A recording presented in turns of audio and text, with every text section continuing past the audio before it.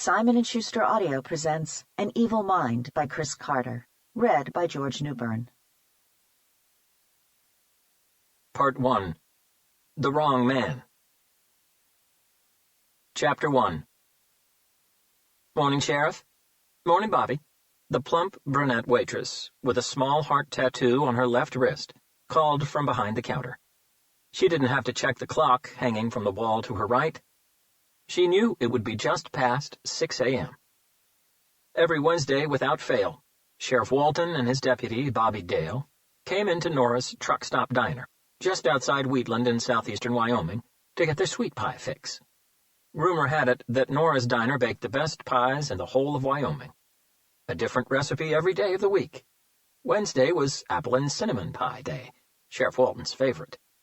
He was well aware that the first batch of pies always came out of the oven at 6 a.m. sharp, and you just couldn't beat the taste of a freshly baked pie.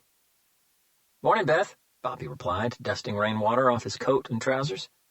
"I'll tell you, the floodgates from hell have opened up out there," he added, shaking his leg as if he'd peed himself. Summer downpours in southeastern Wyoming were a common occurrence, but this morning's storm was the heaviest they'd seen all season. "Morning, Beth," Sheriff Walton followed, taking off his hat, drying his face and forehead with a handkerchief, and quickly looking around the diner. At that time in the morning, and with such torrential rain outside, the place was a lot less busy than usual.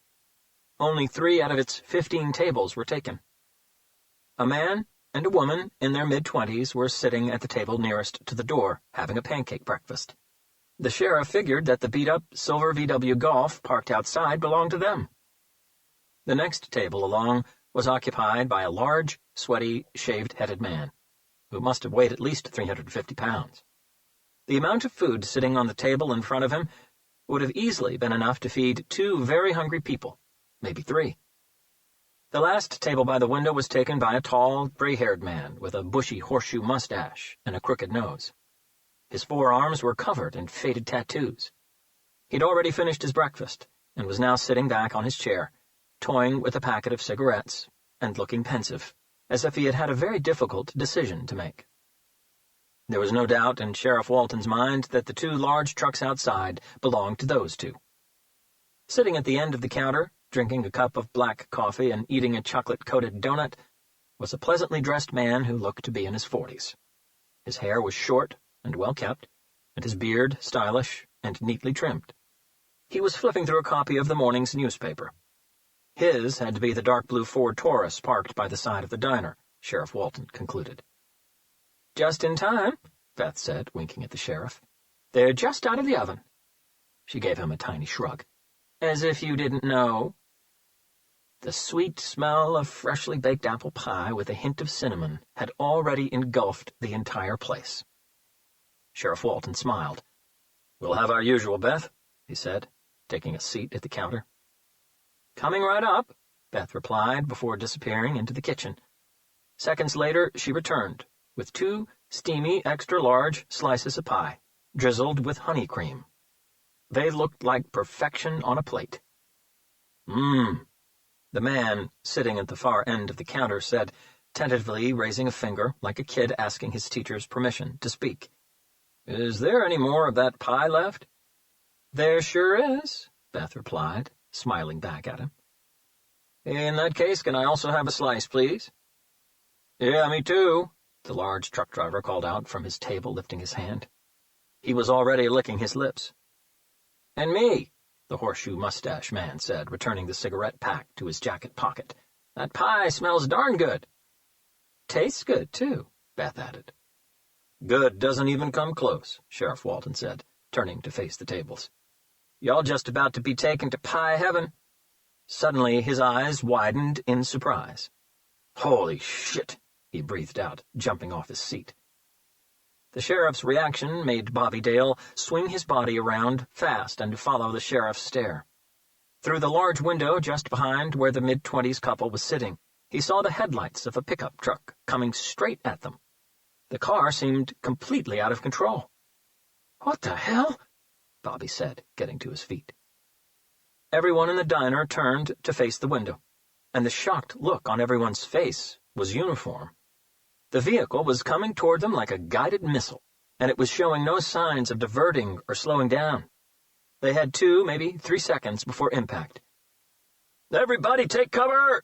Sheriff Walton yelled, but he didn't have to.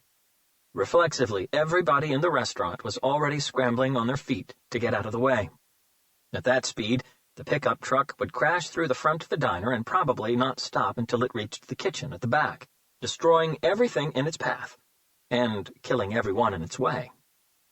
A chaotic mess of desperate screams and movement took over the restaurant floor. They all knew they just didn't have enough time to get out of the way. Crunch! Boom! The deafening, crashing noise sounded like an explosion, making the ground shake under everyone's feet. Sheriff Walton was the first to look up. It took him a few seconds to realize that somehow the car hadn't crashed through the front of the building. Frowning was followed by confusion. "Is everyone all right?" the sheriff finally called out, frantically looking around. Mumbled confirmation was returned from all corners of the room. The sheriff and his deputy immediately got to their feet and rushed outside. Everyone else followed just a heartbeat later. The rain had gotten heavier in the past few minutes, now coming down in thick sheets, severely reducing visibility. Out of sheer luck, the pickup truck had hit a deep pothole on the ground just a few yards from the front of the diner, and had drastically veered left, missing the restaurant by just a couple of feet. As it detoured, it had clipped the back of the dark blue Ford Taurus, parked outside, before smashing headfirst into a side building that housed 2 bathrooms and a storage room, completely destroying it. Thankfully, there was no one inside either of the bathrooms or the storage room.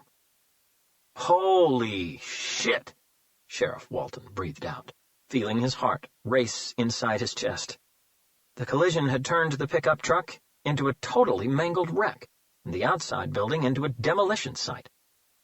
Skipping over the debris, the sheriff was the first to get to the truck.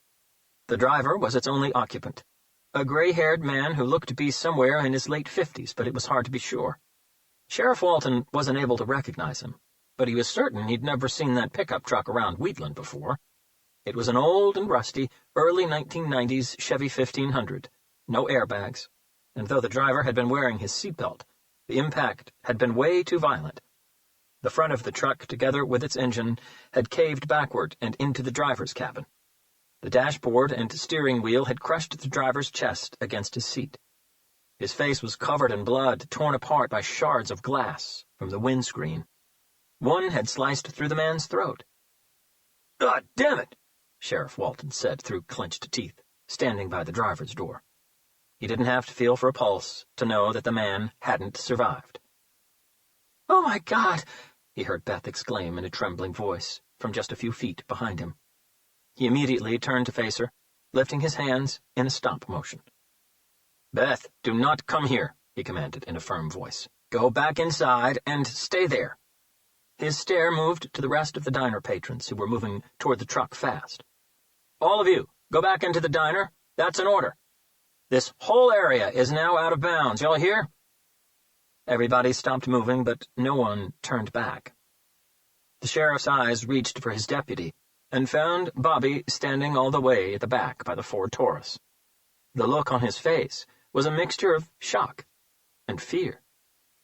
"Bobby," Sheriff Walton called. "Call for an ambulance and the fire brigade, now." Bobby didn't move. "Bobby, snap out of it, goddammit! Did you hear what I said? I need you to get on the radio and call for an ambulance and get the fire brigade right now." Bobby stood still. It looked like he was about to be sick. Only then did the sheriff realize that Bobby wasn't even looking at him, or at the mangled pickup truck. His eyes were locked onto the Ford Taurus. Before crashing into the bathroom building, the truck had clipped the left side of the Taurus's rear end, hard enough to release its trunk door. All of a sudden, Bobby broke out of his trance and reached for his gun. "No one move!" he yelled out. His shaky aim kept jumping from person to person. "Sheriff," he called in an unsteady voice, "you better come have a look at this." Chapter 2. 5 days later. Huntington Park, Los Angeles, California. The petite, dark-haired checkout girl rang the last item through and looked up at the young man standing at her register. "That'll be $34.62, please," she said, matter-of-factly. The man finished packing his groceries into plastic bags before handing her his credit card. He couldn't have been any older than 21. The checkout girl swiped the card through the machine, waited a few seconds, bit her bottom lip, and, with doubtful eyes, looked up at the man. "I'm sorry, sir, this card's been declined," she said, offering the card back. The man stared back at her as if she'd spoken to him in a different language. "What?" His eyes moved to the card, paused, and then returned to the checkout girl. "There's got to be some sort of mistake. I'm sure I still have some credit left on that card. Could you try it again, please?" The checkout girl gave him a tiny shrug and swiped the card through one more time. A tense couple of seconds went by. "I'm sorry, sir. It's been declined again," she said, handing the card back to him. "Would you like to try another one?" Embarrassed, he took the card from her and faintly shook his head. "I don't have another one," he said shyly. "Food coupons?" she asked. Another sad shake of the head. The girl waited as the man started searching through his pockets for whatever money he could find. He managed to come up with a few dollar bills and a bunch of quarters and dimes. After quickly adding up all his change, he paused and looked back at the checkout girl apologetically. "I'm sorry, I'm about $26 short. I'll have to leave a few things behind." Most of his shopping consisted of baby stuff. Diapers, a couple of pots of baby food, a can of powdered milk, a bag of baby wipes, and a small tube of diaper rash ointment. The rest was just everyday essentials: bread, milk, eggs, some vegetables, a few pieces of fruit, and a can of soup. All of it from the budget range. The man didn't touch any of the baby stuff, but returned everything else. "Could you see how much that comes to now, please?" he asked the girl. "It's okay," the man standing behind him in the checkout line said. He was tall and athletically built, with sharp, chiseled, attractive features and kind eyes. He handed the checkout girl two $20 bills. She looked up at him and frowned. "I'll get this," he said, nodding at her before addressing the young man. "You can put your groceries back in the bags. It's my treat." The young man stared back at him, confused and unable to find any words. "It's okay," the tall man said again, giving him a reassuring smile. "Don't worry about it." Still stunned, the young man's gaze moved to the checkout girl and then back to the tall man. "Thank you so much, sir," he finally said, extending his hand, his voice catching in his throat, his eyes becoming just a little glassy. The man shook his hand and gave him a reassuring head nod. "That was the kindest thing I've ever seen happen in here," the checkout girl said once the young man had collected his groceries and left. Tears had also welled up in her eyes. The tall man simply smiled back at her. "I'm serious," she reiterated. "I've been working at the checkout in this supermarket for almost 3 years. I've seen plenty of people come up short when it comes to paying. Plenty of people having to return items, but I've never seen anybody do what you just did." "Everybody needs a little help every now and then," the man replied. "There's no shame in that. Today I helped him, maybe someday he'll help someone else." The girl smiled as her eyes filled with tears again.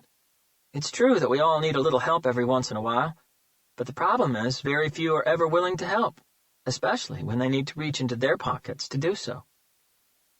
The man silently agreed with her. "I've seen you in here before," the checkout girl said, ringing through the few items the man had with him. It came to $9.49. "I live in the neighborhood," he said, handing her a $10 bill. She paused for a moment and locked eyes with him. "I'm Linda," she said, nodding at her name tag and extending her hand. "Robert," the man replied, shaking it. "Pleasure to meet you." "Listen," she said, returning his change.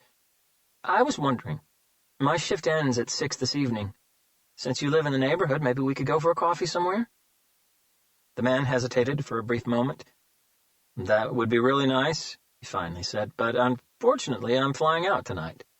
My first vacation in—" He paused and narrowed his eyes at nothing for an instant. "I don't even remember when I last had a vacation." "I know the feeling," she said, sounding a little disappointed. The man collected his groceries and looked back at the checkout girl.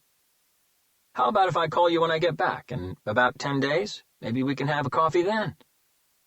She looked up at him, and her lips stretched into a thin smile. "I'd like that," she replied, quickly jotting down her number.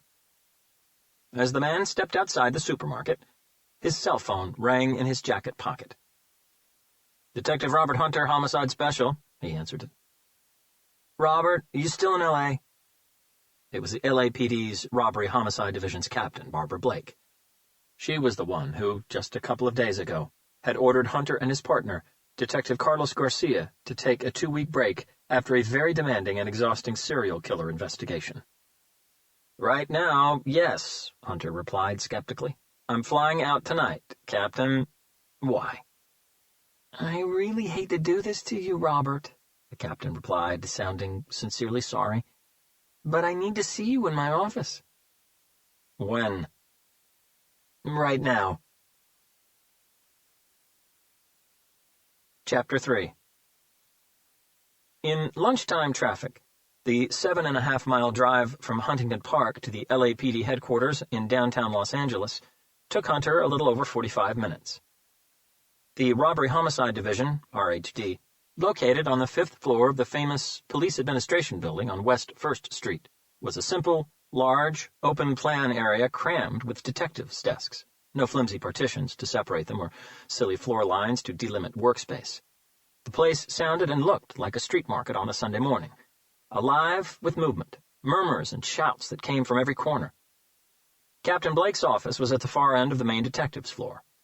The door was shut, not that unusual due to the noise, but so were the blinds on the oversized internal window that faced the floor, and that was undoubtedly a bad sign.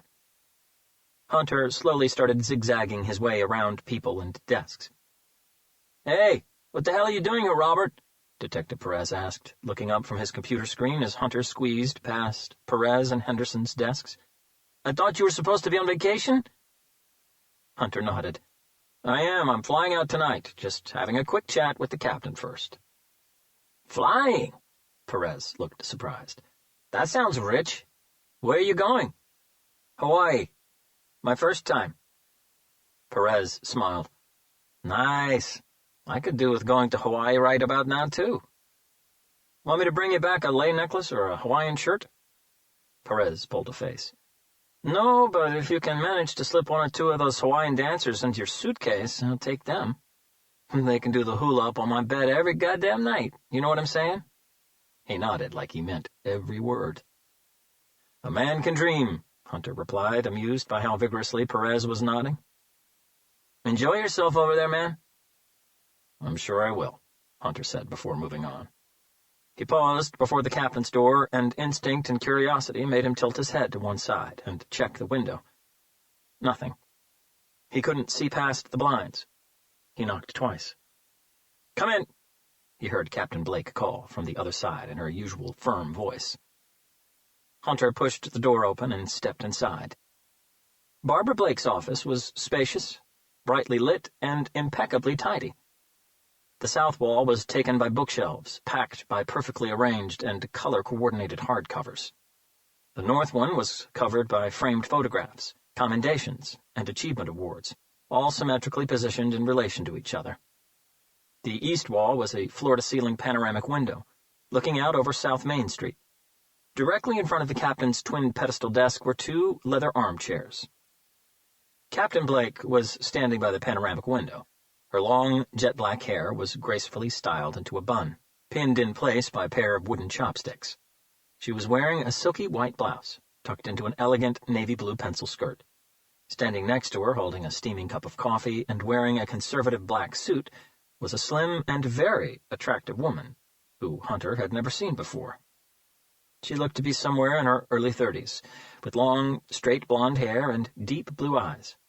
She looked like someone who would normally be entirely at ease in whatever situation she found herself in, but there was something a little apprehensive about the way she held her head.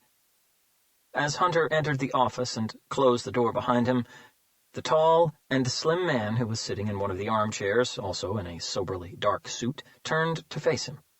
He was in his mid-50s, but the heavy bags under his eyes and his fleshy, saggy cheeks, which also gave him a somewhat hound-like look, made him look at least 10 years older. The thin flock of gray hair he still had left on his head was neatly combed back over his ears. Taken by surprise, Hunter paused, narrowing his eyes. "Hello, Robert," the man said, standing up. His naturally hoarse voice, made worse by years of smoking, sounded surprisingly strong for a man who looked like he hadn't slept in days. Hunter's gaze stayed on him for a couple of seconds before moving to the blonde woman and finally to Captain Blake. "Sorry about this, Robert," she said with a slight tilt of the head, before allowing her stare to go rock hard as it honed in on the man facing Hunter. "They simply turned up unannounced about an hour ago. Not even a goddamn courtesy call," she explained. "I apologize again," the man said in a calm but authoritative tone. He was definitely someone who was used to giving orders and having them followed. "You look well," he addressed Hunter. "But then again, you always do, Robert." "So do you, Adrian," Hunter replied unconvincingly, stepping toward the man and shaking his hand. Adrian Kennedy was the head of the FBI's National Center for the Analysis of Violent Crime, NCAVC, and its Behavioral Analysis Unit, a specialist FBI department that provided support to national and international law enforcement agencies involved in the investigation of unusual or serial violent crimes. Hunter was well aware that unless it was absolutely mandatory, Adrian Kennedy never traveled anywhere. He now coordinated most of NCAVC operations from his large office in Washington, D.C., but he was no career bureaucrat. Kennedy had begun his life with the FBI at a young age, and quickly demonstrated that he had tremendous aptitude for leadership. He also had a natural ability to motivate people. That didn't go unnoticed, and very early in his career he was assigned to the prestigious U.S. President Protection Detail. 2 years later, after foiling an attempt on the president's life by throwing himself in front of the bullet that was destined to kill the most powerful man on Earth, he received a high commendation award and a thank-you letter from the president himself. A few years after that, the National Center for the Analysis of Violent Crime was officially established in June 1984. They needed a director, someone who was a natural leader. Adrian Kennedy was the name at the top of the list. "This is Special Agent Courtney Taylor," Kennedy said, nodding at the blonde woman. She moved closer and shook Hunter's hand. "Very nice to meet you, Detective Hunter. I've heard a lot about you." Taylor's voice sounded incredibly seductive, combining a sort of soft, girlish tone with a level of self-assurance that was almost disarming. Despite her delicate hands, her handshake was firm and meaningful, like that of a businesswoman who had just closed a major deal. "It's a pleasure to meet you, too," Hunter replied politely. "And I hope that some of what you've heard wasn't so bad." She gave him a shy but truthful smile. "None of it was bad." Hunter turned and faced Kennedy again. "I'm glad we managed to catch you before you'd left for your break, Robert," Kennedy said. Nothing from Hunter. "Going anywhere nice?" Hunter held Kennedy's stare. "This has got to be bad," he finally said, "because I know you're not the sort to sugar-talk anyone. I also know you couldn't care less about where I'm going on my break. So, how about we drop the bullshit? What's this about, Adrian?" Kennedy took a moment, as if he had to carefully consider his answer before finally replying. "You, Robert. This is about you." Chapter 4. Hunter's attention wandered over to Captain Blake for a brief moment. As their eyes met, she shrugged apologetically. "They didn't tell me much, Robert, but the little I know sounds like something you would want to hear." She went back to her desk. "It's better if they explain." Hunter looked at Kennedy and waited. "Why don't you have a seat, Robert?" Kennedy said, offering one of the armchairs. Hunter didn't move. "I'm fine standing, thank you." "Coffee?" Kennedy asked, indicating Captain Blake's espresso machine in the corner. Hunter's gaze hardened. "All right. Fine." Kennedy lifted both hands in a surrender gesture while at the same time giving Special Agent Taylor an almost imperceptible nod. "We'll get on with it." He returned to his seat. Taylor put down her cup of coffee and stepped forward, pausing just beside Kennedy's chair. "Okay," she began. 5 days ago, at around 6 in the morning, while driving south down U.S. Route 87, a Mr. John Garner suffered a heart attack just outside a small town called Wheatland in southeastern Wyoming. Needless to say, he lost control of his pickup truck. It was raining heavily that morning, and Mr. Garner was the sole occupant of the truck, Kennedy added before signaling Taylor to carry on. "Maybe you already know this," Taylor continued, "but Route 87 runs all the way from Montana to southern Texas. And like most U.S. highways, unless the stretch in question is going through what's considered a minimum populated area or a high accident risk one, there are no guardrails, walls, high curbstones, raised center island divisions, nothing that would keep a vehicle from leaving the highway and venturing off in a multitude of directions. The stretch that we're talking about here doesn't fall under the minimum populated area, or high accident risk category," Kennedy commented. "By pure luck," Taylor moved on, "or lack of it, depending what point of view you take, Mr. Garner suffered the heart attack just as he was driving past a small truck-stop diner called Nora's Diner. With him unconscious at the wheel, his truck veered off the road and drove across a patch of low grass, heading straight for the diner. According to witnesses, Mr. Garner's truck was in a direct line of collision with the front of the restaurant. At that time in the morning, and because of the torrential rain that was falling, there were only 10 people inside the diner, 7 customers plus 3 employees. The local sheriff and one of his deputies were 2 of the customers." She paused to clear her throat. "Something must have happened right at the last second, because Mr. Garner's truck drastically changed course and missed the restaurant by just a few feet.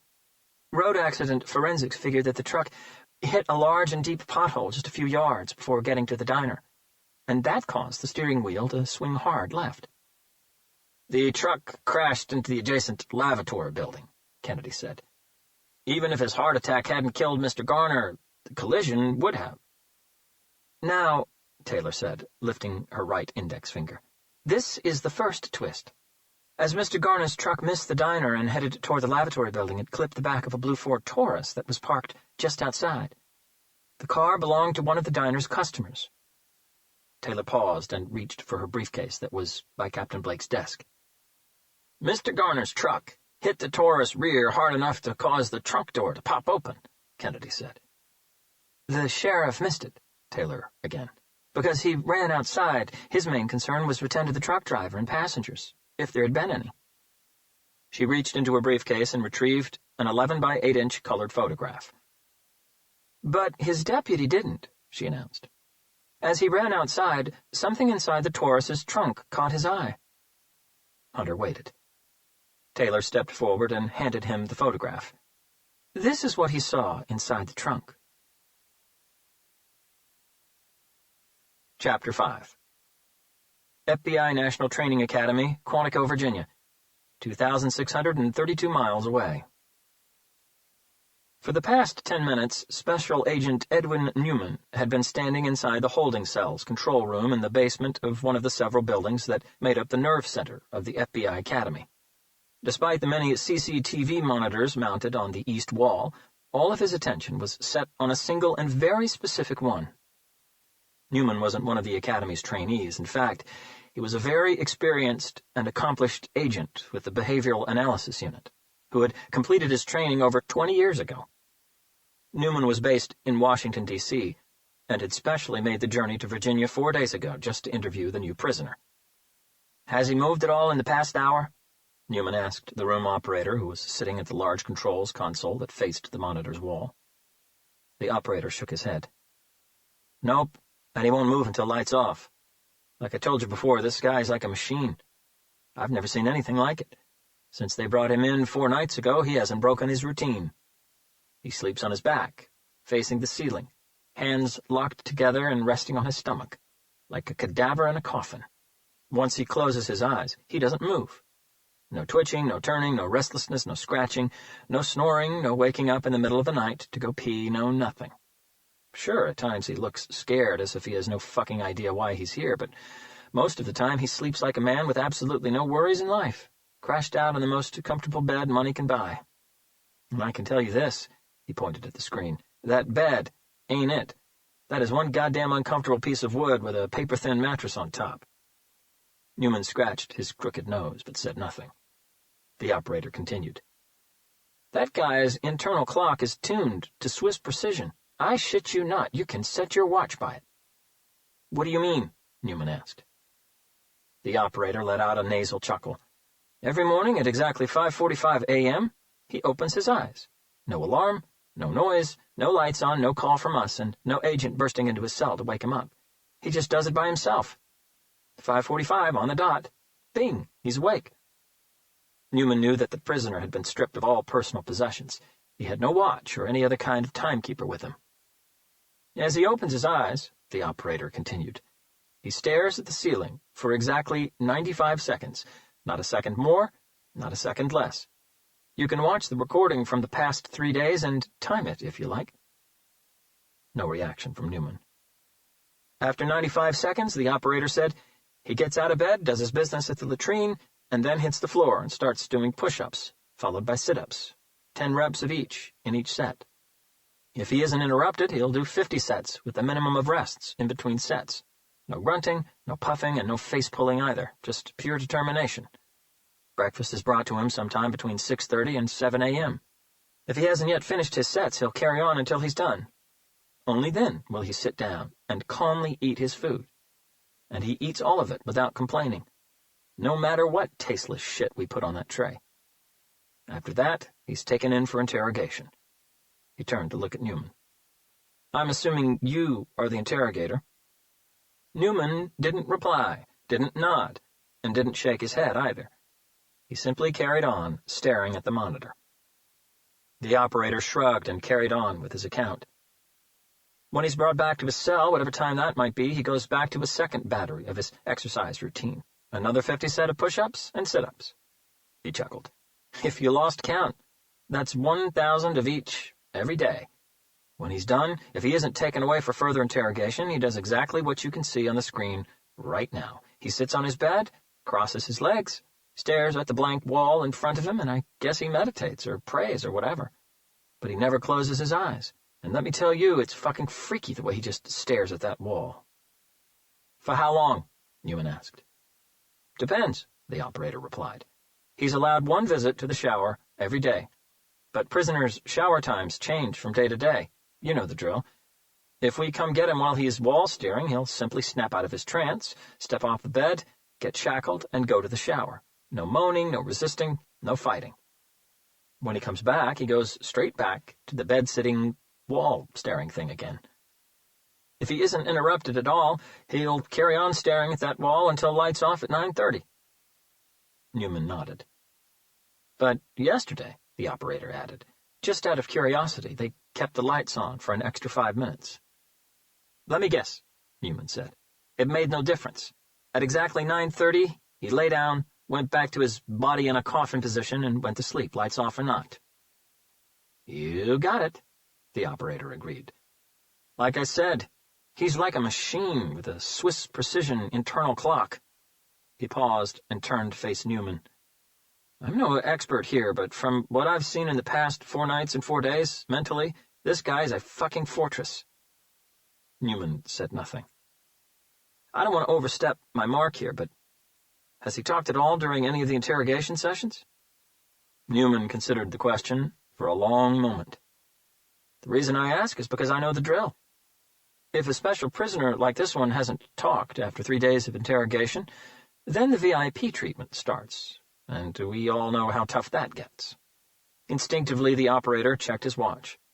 "Well, it's been 3 days, and if the VIP treatment was about to start, I would have gotten word of it by now. So I'm guessing he talked?" Newman observed the screen for a few more seconds before nodding once. "He spoke for the first time last night." He finally looked away from the wall monitor and stared back at the room operator. "He said 7 words. Chapter 6. As Hunter studied the photograph Special Agent Courtney Taylor had handed him, he felt his heartbeat pick up speed inside his chest, and a rush of adrenaline surge through his body. Several silent seconds went by before he allowed his stare to finally leave the picture and wander over to Captain Blake. "Have you seen this?" he asked. She nodded. Hunter's eyes returned to the photograph. "Clearly," Kennedy said, standing up again, "Mr. Garner's pickup truck clipped the back of the Ford Taurus hard enough not only to release the trunk door, but also to knock that ice container over." The photograph showed a family-size, picnic-style ice container that had been tipped on its side inside the Taurus's trunk. Large cubes of ice had spilled out of it, rolling off in all directions. Most of the ice cubes were crimson with what could only have been blood. But that was only secondary. Hunter's full attention was on something else, the two severed heads that undoubtedly were being preserved inside the container until it was disturbed by the accident. Both heads were female. One blonde, longish hair, one brunette, short, pixie-styled hair. Both heads had been severed from their bodies at the base of the neck. From what Hunter could tell, the cut looked clean. Experienced. The blonde woman's head was lying on its left cheek, her long hair covering most of her face. The brunette woman's head, on the other hand, had rolled away from the container and, with the help of several ice cubes, had wedged itself in such a way that the back of her head was flat against the trunk's floor, her features clearly exposed. And that was what made Hunter pause for breath. Her facial wounds were more shocking than the decapitation itself. 3 small, locked metal padlocks crudely and savagely pierced the flesh on both of her lips at uneven intervals, keeping her mouth shut but not completely sealed. Her delicate lips, crusty with blood, still looked swollen, which indicated that the padlocks had ripped through her flesh while she was still alive. Her eyes had been removed. Her eye sockets were empty, just 2 black holes caked with dried blood, which had also run down her cheeks, creating a crazy dark red lightning bolt effect. She didn't have the skin of an old woman, but guessing her age from the picture alone was practically impossible. "That photograph was taken by Sheriff Walton just minutes after the accident," Kennedy offered, walking over and pausing next to Hunter. "As Agent Taylor mentioned earlier, he was having breakfast in the diner that morning. Nothing was touched. He acted fast because he knew the rain would start destroying evidence pretty quickly." Taylor reached inside her briefcase and retrieved a new photograph, handing it to Hunter. "This one was taken by the forensics team," she explained. "They had to travel all the way from Cheyenne, which is only about an hour away, but when you add delay time, assembling the team together and getting on the road, they only got there about 4 hours after the accident had happened." In this new photograph, both heads had been placed side by side, facing up, still inside the Taurus's trunk. The blonde woman's face showed exactly the same wounds as the brunette's. Again, guessing the second woman's age was nearly impossible. "Were there eyes inside the container?" Hunter asked, his attention never leaving the picture. "No," Taylor replied. "There was nothing else inside the ice container." She looked at Kennedy and then back at Hunter.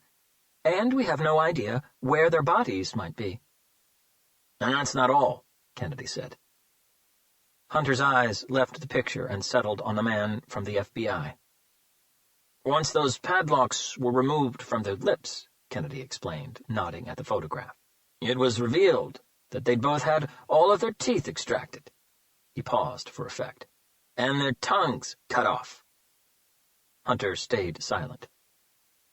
"Since we have no bodies," Taylor said, taking over again, "and consequently no fingerprints, one could argue that the perpetrator removed their teeth and possibly their eyes to avoid identification. But the sheer brutality of the wounds inflicted on both victims." She paused and lifted her right index finger to emphasize her point.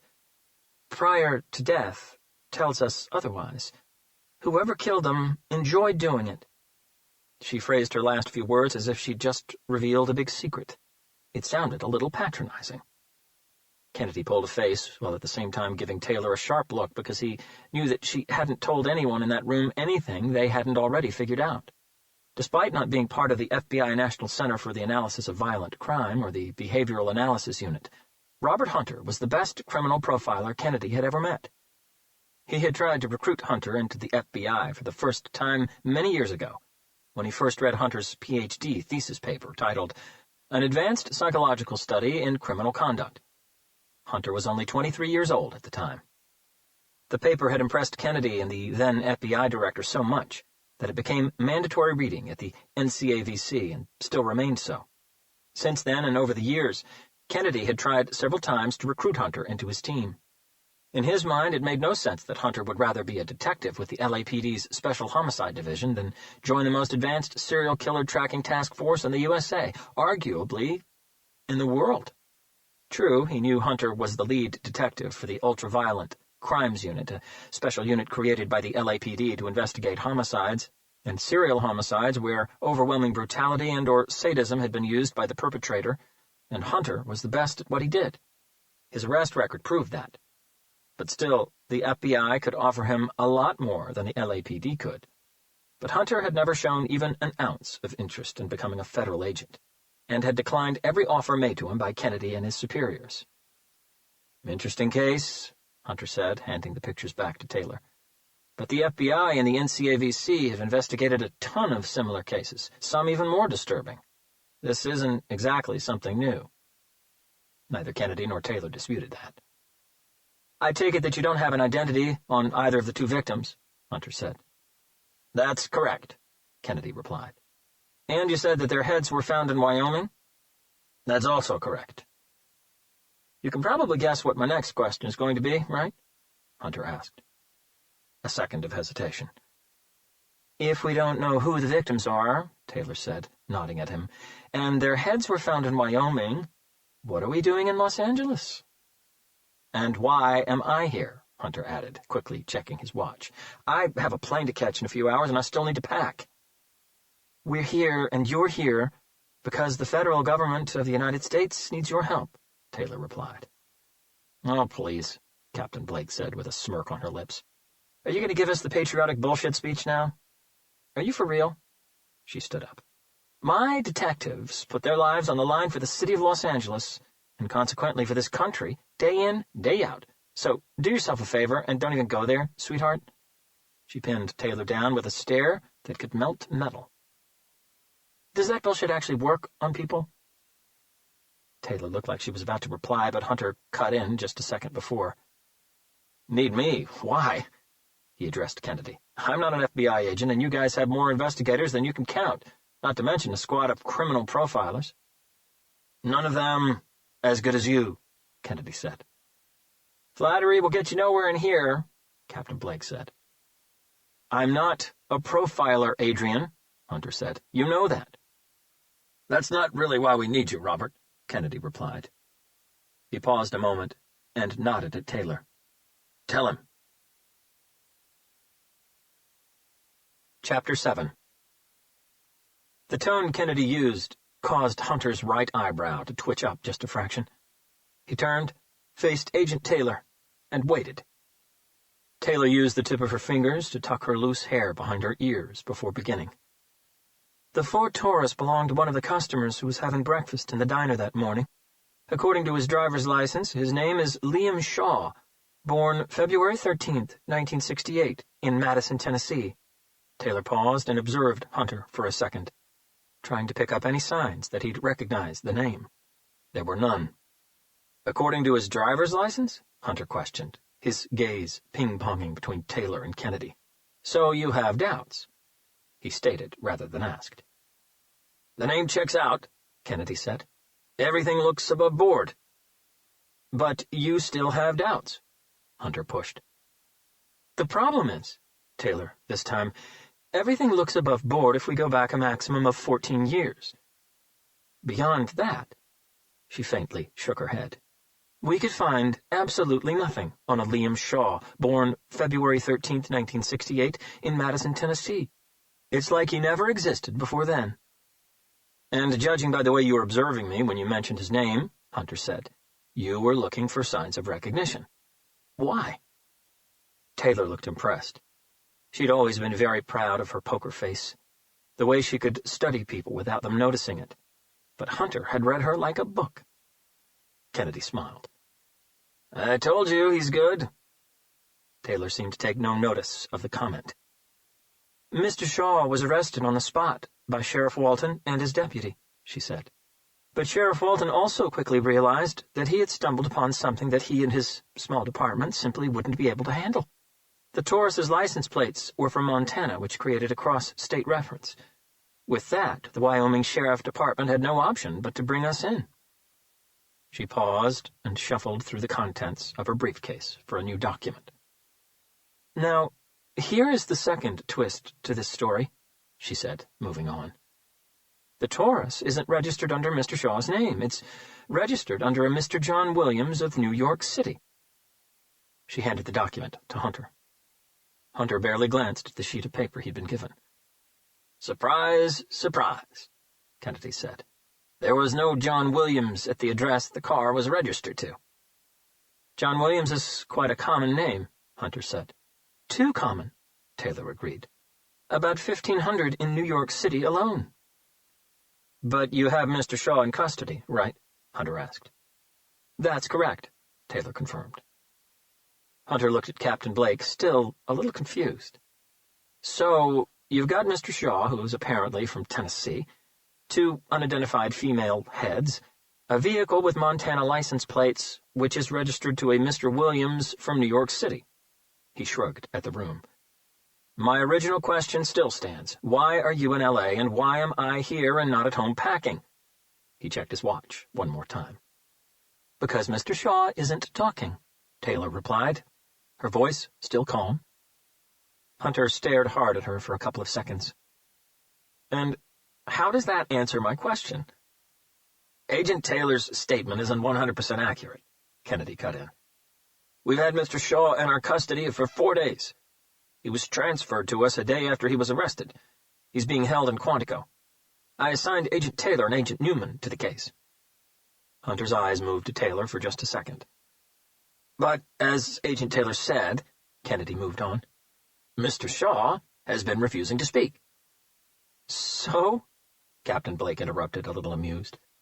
"Since when has that stopped the FBI from still extracting information from anyone?" Kennedy was unfazed by the spiked remark. "During last night's interrogation session," he continued, "Mr. Shaw finally spoke for the first time." He paused and walked over to the large window on the east wall. "He said only 7 words." Hunter waited. "He said, 'I will only speak to Robert Hunter.'" Chapter 8. Hunter didn't move. He didn't even flinch. His facial expression remained unchanged. If Kennedy's words had affected him in any way, he showed no signs of it. "I'm sure I'm not the only Robert Hunter in America," he finally said. "I'm sure you aren't," Kennedy agreed. "But we're also sure that Mr. Shaw was talking about you, not someone else." "How come you're so sure?" "Because of his tone of voice," Kennedy replied, "and his posture, his confidence, his attitude. Everything about him, really. We've analyzed the footage countless times. You know what we do, Robert. You know that I have people who are trained to read the faintest of telltale signs, to recognize the slightest change of voice intonation, to identify body language signals. This guy was confident. No hesitation, no trepidation, nothing. He was certain that we would know who he was referring to." "You can watch the recording if you like," Taylor offered. "I've got a copy right here." She gestured toward her briefcase. Hunter remained silent. "That's why we thought that maybe you might recognize the name," Kennedy said. "But then again, we had our suspicions that Liam Shaw was just a bogus name anyway." "Have you tried Tennessee, where this Mr. Liam Shaw is supposedly from?" Captain Blake asked. "There might be a Robert Hunter somewhere over there." "No, we haven't," Taylor replied. "No need. As Director Kennedy said, Mr. Shaw was too confident. He knew that it would take us no time to find out exactly whom he was referring to." Kennedy took over. "As soon as I heard the name, I knew that he could only be talking about one person. You, Robert." "Do you have that footage?" Hunter asked. "I do," Taylor replied. "I also have a photograph of Mr. Shaw." She retrieved one last picture from her briefcase and handed it to Hunter. Hunter stared at the photograph for a very long, silent moment. Again, neither his facial expression nor his body language gave anything away, until he took a deep breath and his eyes moved up to meet Kennedy's. "You have got to be shitting me. Chapter 9. The man who called himself Liam Shaw sat on the bed inside the small cell located deep underground, sub-level 5 of a nondescript building inside the FBI Academy complex in Quantico, Virginia. His legs were crossed under his body, his hands loosely clasped together, resting on his lap. His eyes were open, but there was no movement in them, just a dead, half-scared, half-uncertain look, staring straight ahead at the blank wall in front of him. In fact, there was no movement from him at all. No slight headshake, no twitching of the thumbs or fingers, no tiny adjustment of the legs under him, no shifting or rocking of the body. Nothing. Except for the unavoidable physical motor reaction of blinking. He'd been in that position for the past hour, simply staring at that wall, as though if he stared at it for long enough he'd be magically transported somewhere else. His legs should have cramped by now. His feet should have been tingly with thousands of pins and needles.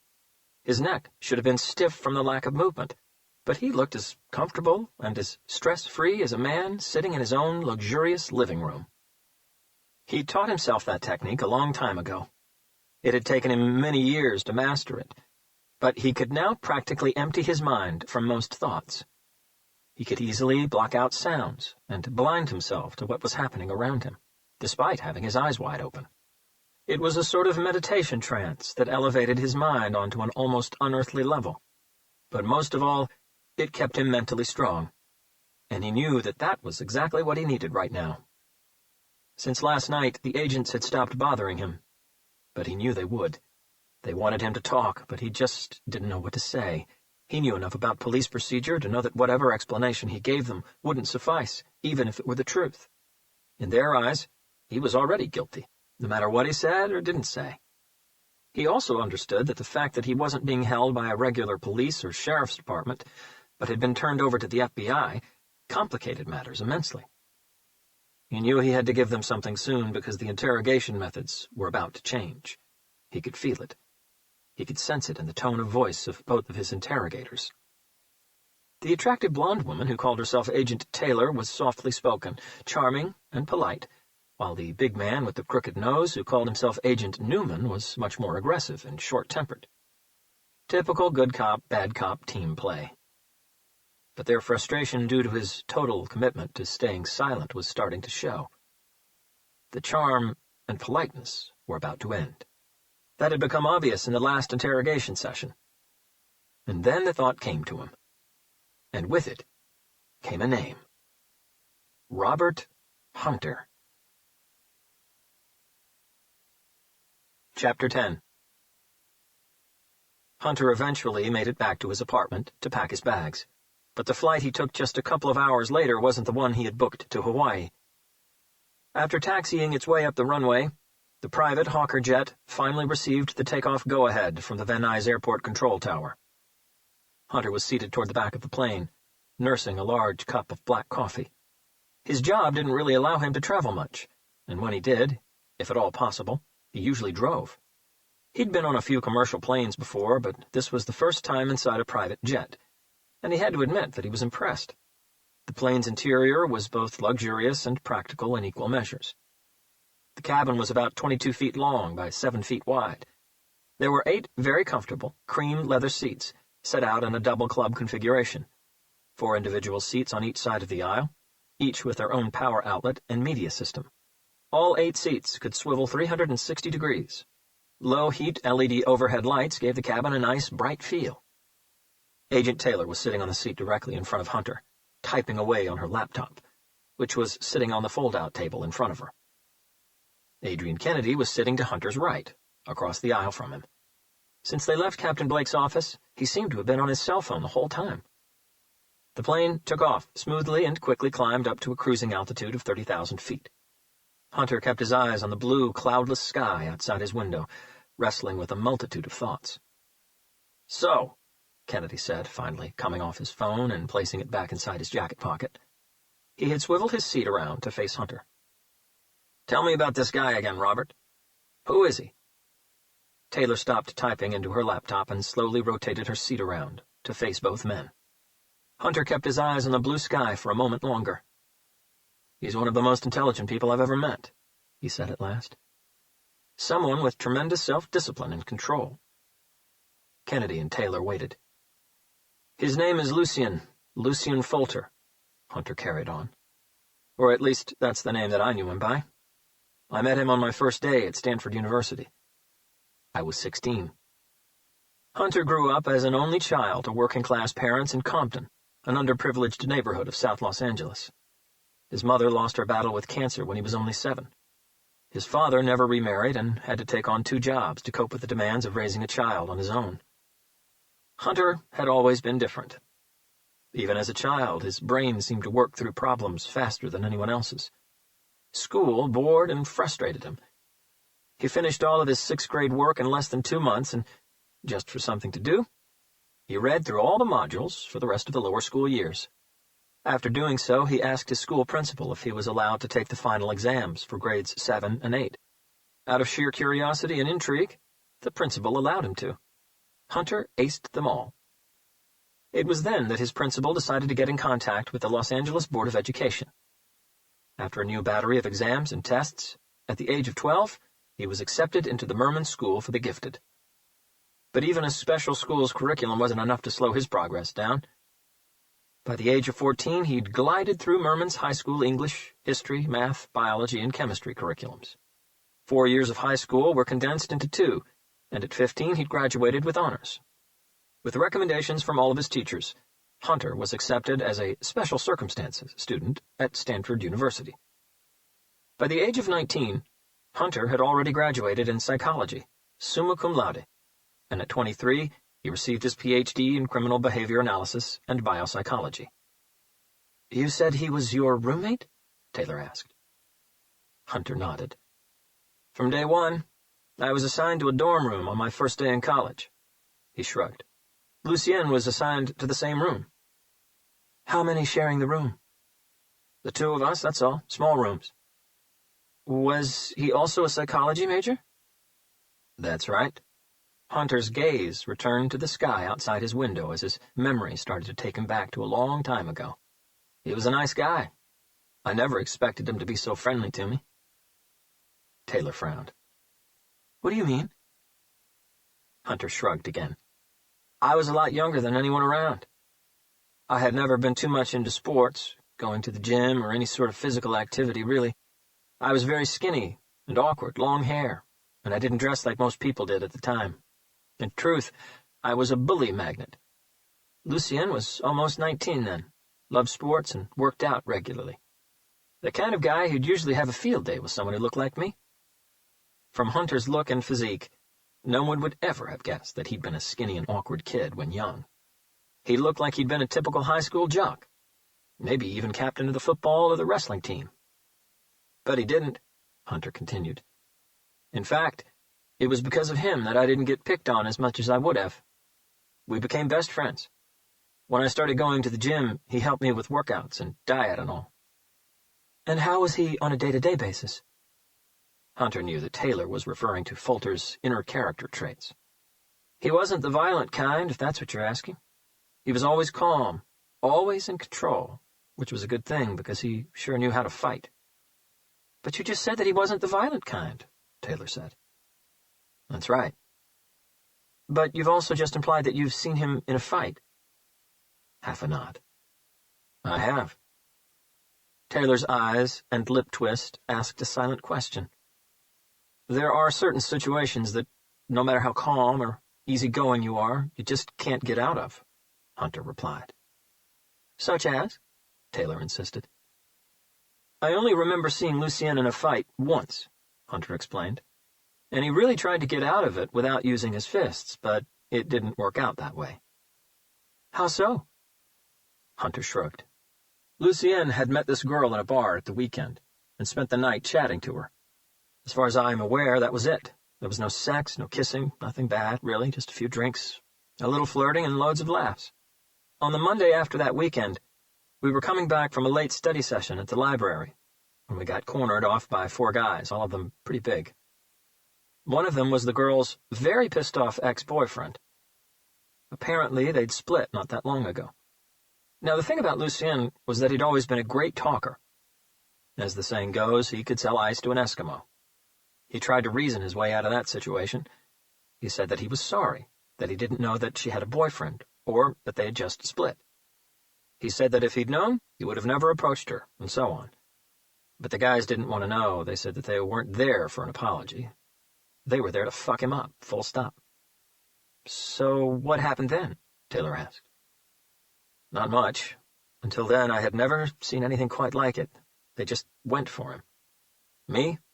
As skinny as I wasn't about to sit and watch my best friend get beat up by 4 Neanderthals, but I barely got a chance to move. The whole thing was over in 10, 15 seconds, tops. I couldn't really tell you what had happened in detail, but Lucien moved fast. Too fast, actually. In absolutely no time, all 4 of them were on the floor. 2 had a broken nose, 1 had about 3 or 4 broken fingers, and the 4th one had his genitals kicked to the back of his throat. After we got out of there, I asked him where he'd learned to do that. And what did he say? He gave me a bullshit answer. He said he watched a lot of martial arts movies. One thing I had learned about Lucien was that there was no point in trying to push him for an answer when he didn't want to give you one, so I just left it at that. You said that he's a great talker, Taylor said with a slight lilt in her voice. Well, he hasn't made that much conversation in the past few days. When did you last see him? Kennedy asked. The day I got my PhD diploma, Hunter explained. In college, I graduated a year before him. Taylor knew from Hunter's resume that he had sped through his college years as well, condensing 4 years into 3. But I stayed in Stanford, Hunter said. I was offered a second scholarship to carry on studying for a PhD, so I took it. Lucien and I continued to share the dorm room for 1 more year until he graduated. After that, he left Stanford. Did you keep in touch? We did, but not for very long, Hunter confirmed. He took a few months off after he graduated, went traveling for a little while, and then decided that he wanted to go back to university. He also wanted to get a PhD. Did he go back to Stanford? No, he went to Yale. Connecticut? Taylor was surprised. That's all the way on the East Coast. Why so far away when you have Stanford, Berkeley, Caltech, and UCLA right there in California? 4 of the best universities in the whole of the country. Yale is also a great university, Hunter countered. I know that. But you know what I mean. Connecticut is a hell of a hike from California. I'm guessing that after living there for so many years, he probably had lots of friends and some sort of life back in L.A. Why the sudden change? Is that where his family is from, Connecticut? Hunter paused for a second, trying to remember. I don't know where his family is from, he said. He never talked about them. Taylor's gaze slowly moved to Kennedy and then back to Hunter. Don't you think that's a little odd? She asked. You 2 spent years together sharing a dorm room. As you put it, you became best friends. He never said anything about his family at all? Hunter shrugged matter-of-factly. Nope. And I don't think that's odd at all. I never talked about my family to him or anyone else for that matter. Some people are more private than others. So, you last saw him when you received your PhD diploma, Kennedy said. Hunter nodded. He flew over for the graduation ceremony, stayed for a day, and flew back the next morning. I never heard from him again since. He just flew back to Connecticut and disappeared? Taylor spoke again. I thought you were best friends. Maybe I was the one who disappeared, Hunter said. Taylor hesitated for an instant. Why? Did he try to get in contact with you? Not that I am aware of, Hunter replied. But I didn't try to keep in touch with him either. He paused and looked away. After my graduation, I didn't keep in touch with anyone. Chapter 11.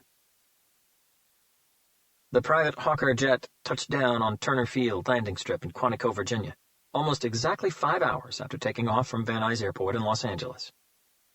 After Hunter's conversation with Kennedy and Taylor about what he could remember of his old best friend, they all sat in silence for the rest of the long flight.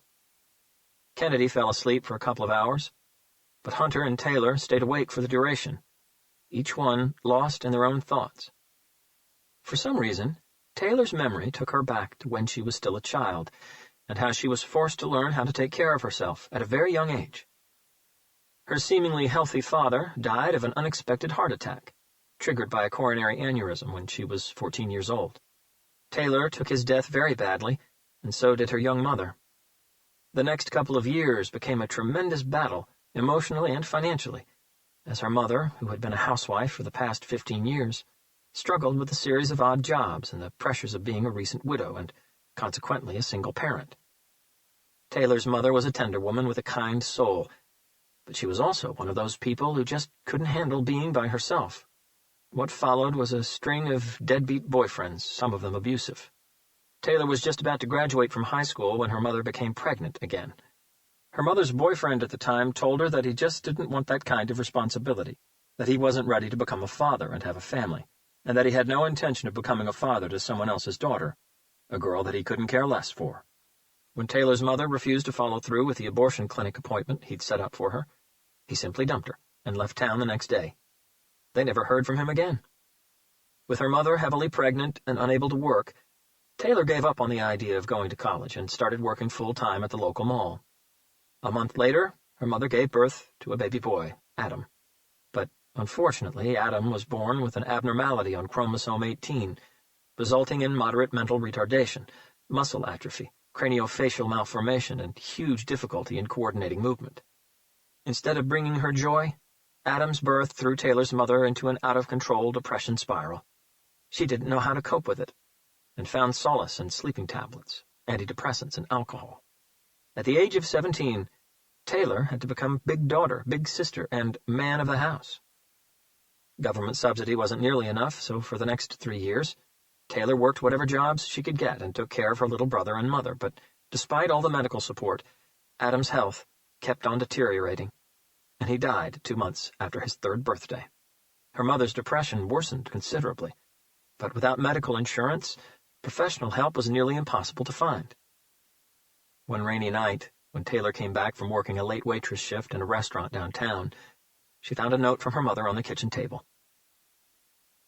"Sorry for not being a good mother to you or Adam, honey.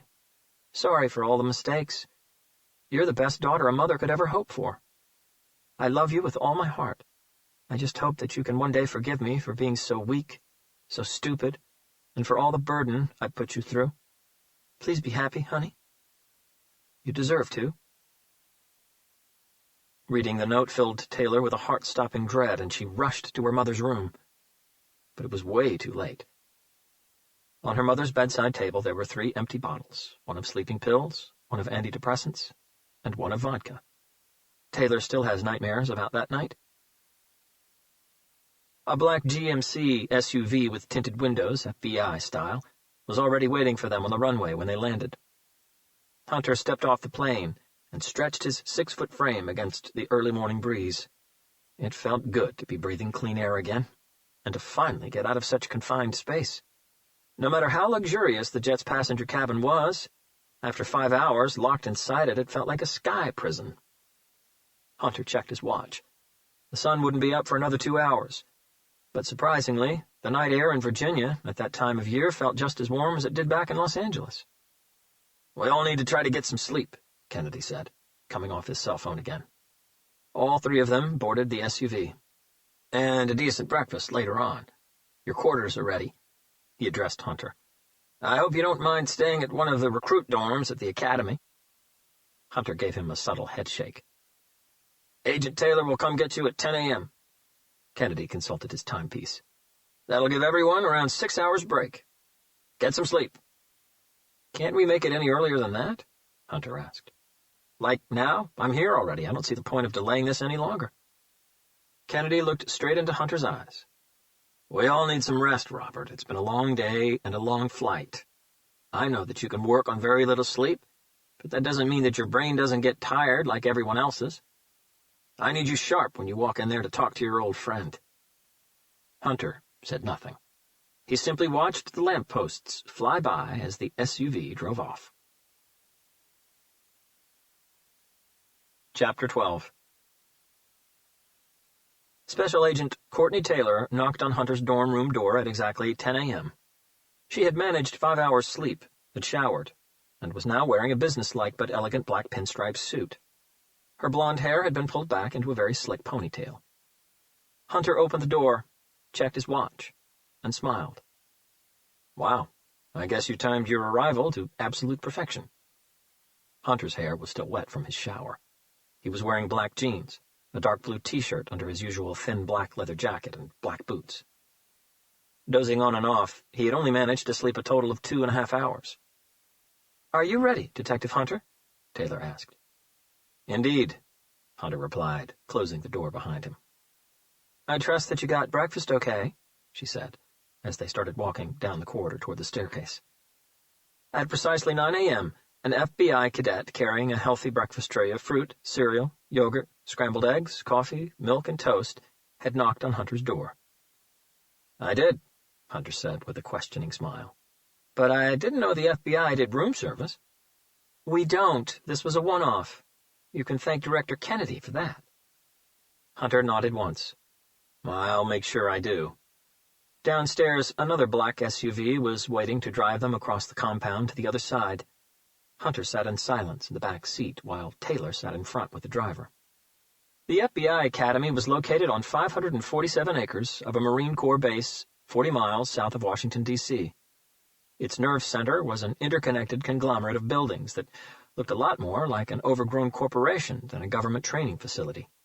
Recruits in dark blue sweatsuits, with the Bureau's insignia emblazoned on their chests and FBI in large golden letters across their backs, were just about everywhere. Marines with high-powered rifles stood at every intersection and at the entrance to every building. The sound of helicopter blades cutting the air seemed to be constant. There was no way of escaping the palpable sense of mission and secrecy that soaked the entire place. After a drive that seemed to have lasted forever, the SUV finally reached the other side of the complex and stopped at the heavily guarded gates of what could only be described as a compound within a compound, completely detached from the main network of buildings. After clearing security, the SUV moved inside and parked in front of a 3-story brick building, fronted by dark-tinted, bulletproof glass windows. Hunter and Taylor exited the car, and she escorted him past the armed Marines at the entrance and into the building. Inside, they went through 2 sets of security doors, down a long hallway, through 2 more sets of security doors, and into an elevator, which descended 3 floors down to the Behavioral Science Unit, or BSU. The elevator opened onto a long, shiny, and well-lit hardwood corridor with several portraits in gilded frames lining the walls. A big man with a round face and a crooked nose stepped in front of the open elevator doors. "Detective Robert Hunter," he said in a harsh voice that came across as a little unfriendly. "I'm Agent Edwin Newman. Welcome to the FBI BSU." Hunter stepped out of the lift and shook Newman's hand. Newman was in his early 50s, with combed-back peppery hair and bright green eyes. He was wearing a black suit with a pristine white shirt and a silky red tie. He smiled, flashing, gleaming white teeth. "I thought that we could have a quick chat in the conference room before we take you to see—" Newman paused and looked at Taylor. "Your old friend, as I understand?" Hunter simply nodded and followed Newman and Taylor to the opposite end of the hallway. The conference room was large and air-conditioned to a very pleasant temperature. The center of the room was taken by a long polished mahogany table. A very large monitor showing a detailed map of the United States glowed at the far wall. Newman took a seat at the head of the table and nodded for Hunter to take the seat next to him. "I know you've been made completely aware of the delicate situation we have here," Newman began once Hunter took his seat. Hunter agreed with a head gesture. Newman flipped open the folder on the table in front of him. "According to what you told Director Kennedy and Agent Taylor, the real name of the man we have in our custody is Lucien Folter, and not Liam Shaw, as it was stated in his driver's license." "That's the name I knew him by," Hunter confirmed. Newman nodded his understanding. "So you think that Lucien Folter could also be a made-up name?" "That's not what I said," Hunter replied calmly. Newman waited. "I see no reason why he would use a false name back in college," Hunter said, trying to clear things up. "You also have to remember that we're talking about Stanford University here, and someone who was just 19 at the time." Newman gave Hunter a very subtle frown, not quite following the detective's line of thought. Hunter read it and explained. "That means that this 19-year-old kid would have had to have expertly falsified several records to be accepted into a very prestigious university, in an era when personal computers did not exist." He shook his head. "Not an easy task. Not easy, Newman agreed, but it was doable. Hunter said nothing. The only reason I ask is because of the hidden meaning in his name, Newman said. Hidden meaning? Hunter looked at the agent curiously. Newman nodded. Did you know that the word Folter means torture in German? Hunter agreed with a head gesture. Yes, Lucien told me. Newman carried on, staring at him. Hunter didn't look too impressed. Is that what you mean by hidden meaning? He glanced at Taylor, then back at Newman. Did you also know that the name Lucien comes from the French language, and it means light, illumination? It's also a village in Poland and the name of a Christian saint. Most names have a history behind them, Special Agent Newman. My family name means he who hunts. Nevertheless, my father was never a hunter in any shape or form. A great number of American family names will, by coincidence, mean something in a different language. That doesn't actually constitute a hidden meaning. Newman said nothing back. Hunter took a moment, and then allowed his gaze to move to the folder on the table. Newman got the hint and began reading. Okay. Lucien Folter, born October 25, 1966, in Monte Vista, Colorado. His parents, Charles Folter and Marianne Folter, are both deceased. He graduated from Monte Vista High School in 1985 with very good grades, no youth record whatsoever. Never got into any trouble with the police. After graduating from high school, he was quickly accepted into Stanford University. Newman paused and looked up at Hunter. I guess you know everything that happened during the next few years. Hunter remained silent. After obtaining his psychology degree from Stanford, Newman continued, Lucien Folter applied to Yale University in Connecticut for a Ph.D. in criminal psychology. He was accepted, did 3 years of his degree, and then simply disappeared. He never completed his Ph.D. Hunter kept his eyes on Newman. He didn't know that his old friend hadn't completed his doctorate. And when I say disappeared, Newman said, I mean disappeared. There's nothing else out there on a Lucien Folter after his 3rd year at Yale. No job records, no passport, no credit cards, no listed address, no bills, no anything. It's like Lucien Folter ceased to exist. Newman closed the folder. That's all we have on him. Maybe that was when he decided to take up a new identity, Taylor offered. She was sitting across the table from Hunter. Maybe that was when he got tired of being Lucien Folter and became someone else. Maybe Liam Shaw, or maybe even someone completely different that we don't know about.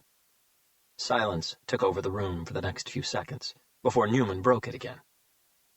The truth is that whoever this guy really is, he's a living, breathing, walking mystery. Somebody who might have lied to everyone throughout his whole life. Hunter chewed on that thought for a moment. I wanted you to understand this before you go talk to him, Newman added, because I know that things can get a little emotional when we're dealing with people from our past. I'm not trying to tell you what to do. I've read your file, and I've read your thesis on an advanced psychological study in criminal conduct. Everybody in BSU has. It's mandatory reading, and so I know that you know what you're doing better than most. But you're still human, and as such you have emotions. No matter how clued up a person is, emotions can and will cloud best judgments and opinions. Keep that in mind when you walk in there. Hunter stayed quiet. Newman then proceeded to explain to Hunter how unconventional and mysterious Lucien Folter had appeared to be since he had arrived in Quantico. The extreme silence, the up-to-the-second biological internal timekeeping, the long exercise sessions, the wall staring, the extraordinary mental strength, everything. From what he knew of his old friend, Hunter wasn't too surprised Lucien could be that mentally focused.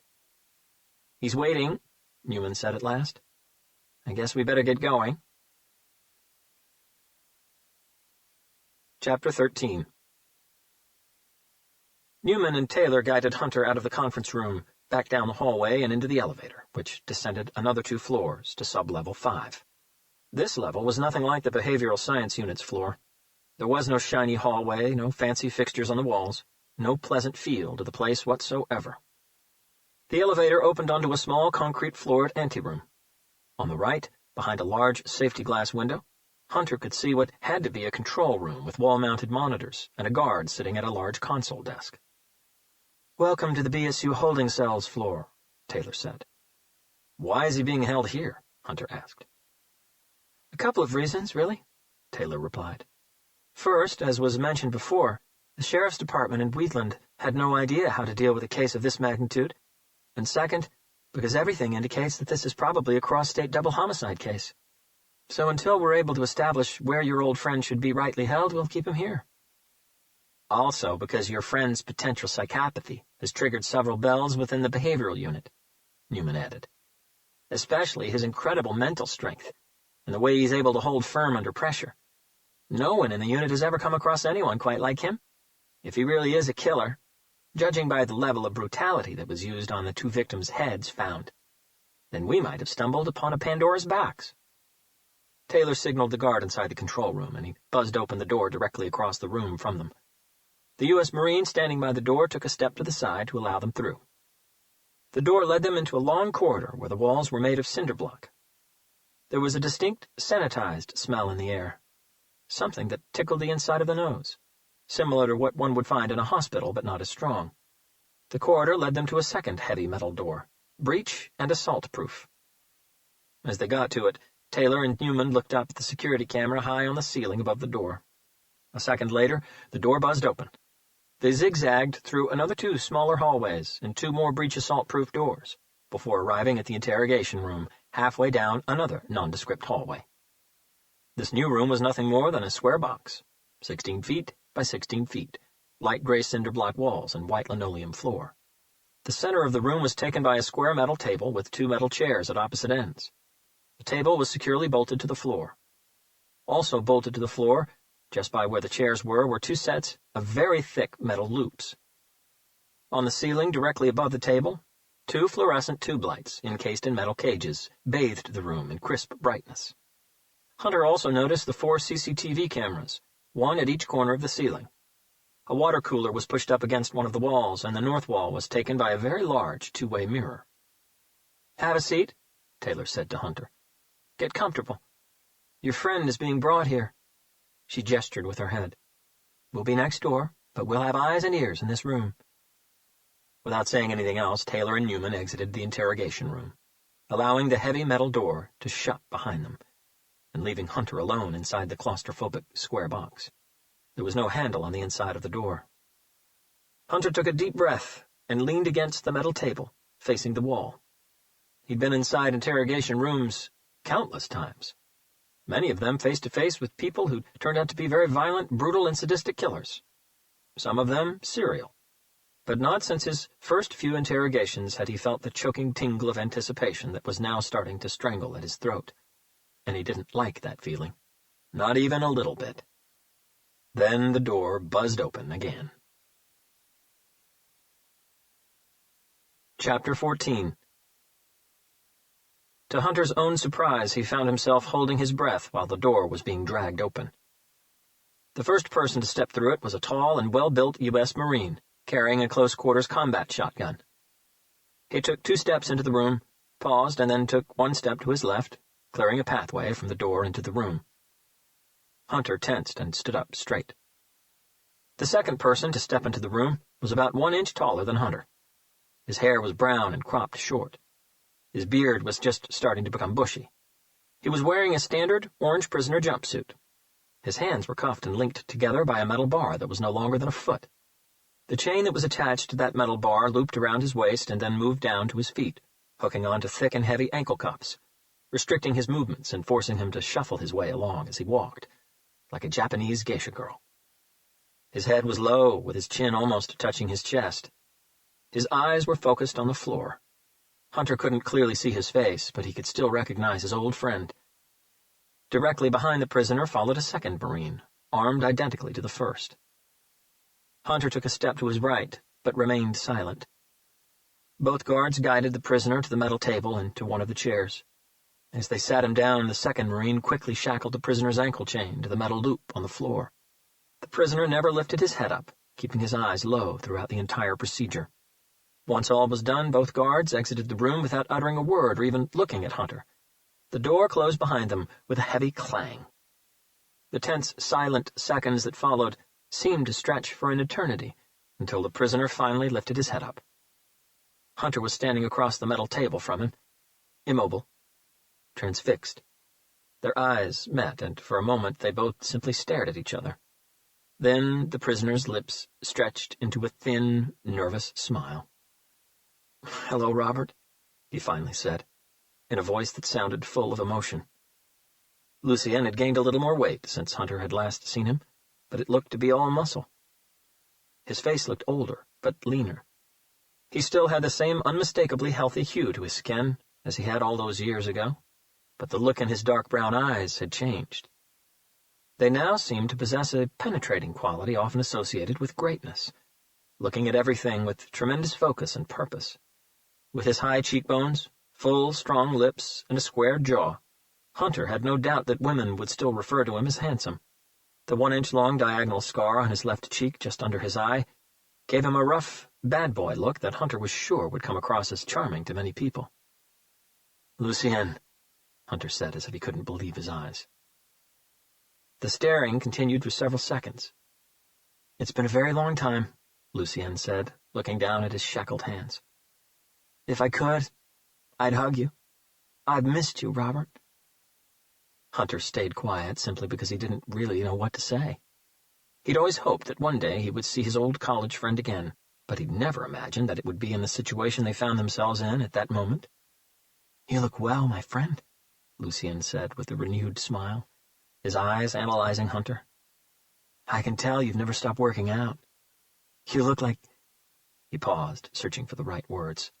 "A lean boxer ready for his championship fight. And you barely look like you've aged. Looks like life has been good to you." Hunter finally shook his head, just a subtle movement as if awaking from a trance. "Lucien, what the hell is going on?" His voice was calm and composed, but his eyes were still showing surprise. Lucien took a deep breath, and Hunter saw his body tense uncomfortably. "I'm not sure, Robert," he said. His voice was a little weaker. "You're not sure?" Lucien's eyes returned to his cuffed hands, and he shuffled himself on his seat, looking for a more comfortable position, a clear sign that he was struggling with his own thoughts. "Tell me," he said, avoiding eye contact, "have you ever heard from Susan?"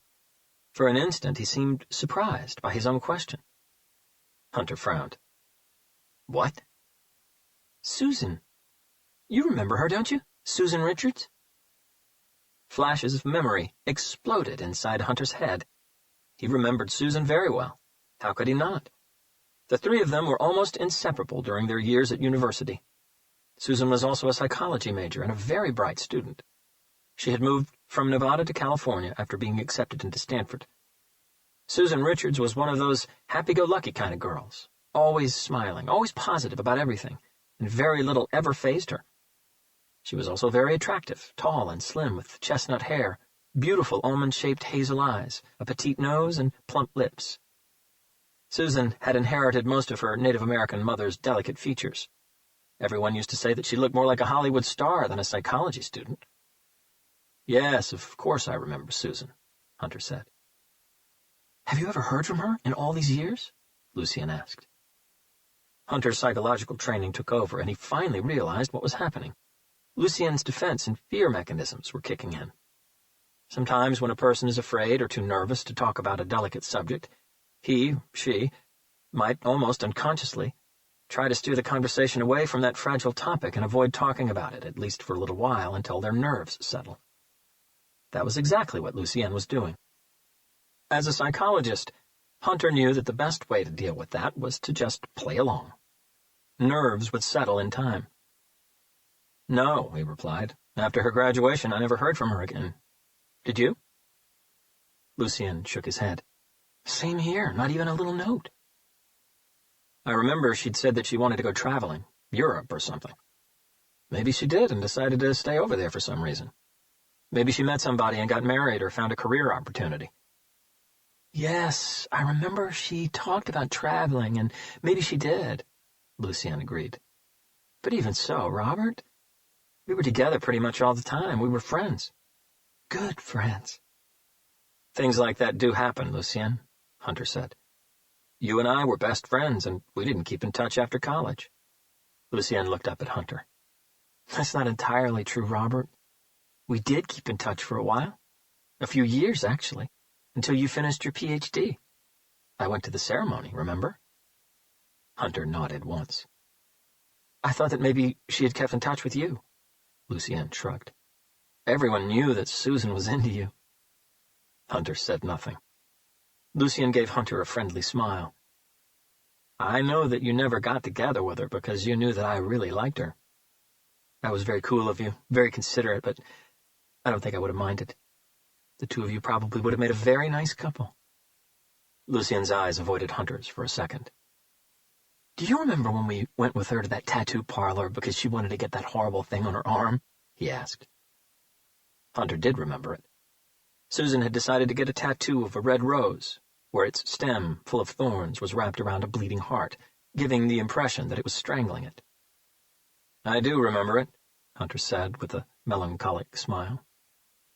What the hell was that, a rose strangling a heart? I liked that tattoo, Hunter said. It was different, and I'm sure it meant something to her. I thought it looked very good on her arm. The tattoo artist did a great job. Lucienne pulled a face. I don't really like tattoos, never did. He paused, and his eyes moved to a random spot on the cinder block wall. I miss her. She could always make us laugh, even in the worst of situations. Yes, I miss her too, Hunter said. Silence took over the room for several seconds. Hunter filled a paper cup with water from the cooler and placed it on the table in front of Lucienne. Thank you, he said, taking a quick sip. Hunter poured himself one as well. They've got the wrong man, Robert, Lucienne finally said. Hunter paused and looked back at his old friend. It sounded like Lucienne's nerves were finally starting to settle, and he was now ready to talk. Hunter questioned with his eyes. I didn't do it, Lucienne said, his voice full of emotion again. I didn't do what they're saying I did. You have to believe me, Robert. I'm not a monster. I didn't do those things. Hunter stayed quiet. But I know who did. Chapter 15. Behind the large two-way mirror inside the observation room next door, Special Agents Taylor and Newman were attentively watching every movement made and listening to every word spoken by Lucienne Folter. Dr. Patrick Lambert, a forensic psychiatrist with the FBI Behavioral Science Unit, was also present. On a table by the east wall, 2 CCTV monitors were showing highly detailed images of Lucienne taken from different angles. Dr. Lambert was patiently examining every facial movement and scrutinizing every different voice inflection the prisoner produced. But that wasn't all. Both monitors were also hooked up to a computer equipped with state-of-the-art facial analysis software, which was capable of reading and evaluating the most minuscule of facial or eye movements. Movements that could not be controlled by the interviewee, triggered subconsciously as his state of mind altered from calm to nervous, to anxious, to irritated, to angry, or to any other state. Inside that observation room, they were all sure that if Lucienne Folter lied about anything at all, they would know. Neither Dr. Lambert nor Special Agents Taylor and Newman needed the facial analysis program to pick up all the anxiety and nervousness in Lucienne's tone of voice, eye movement, and facial expressions. That was something they were already expecting. After all, he was talking for the first time since he'd been arrested for a very brutal double homicide. Add to that the fact that he was now face-to-face with an old friend he hadn't seen since his college days, and Lucienne was bound to be nervous and anxious. It was a common psychological human reaction, as was the initial avoidance of the subject. Talking about something common to him and his old friend was an easy and secure way to calm his nerves, to steady his uneasiness. They all waited, knowing that Detective Hunter would soon start slowly steering Lucienne toward talking. But Hunter didn't even need to. Lucienne went back to the subject of his own accord. But his last few words caught everyone by surprise. They've got the wrong man, Robert.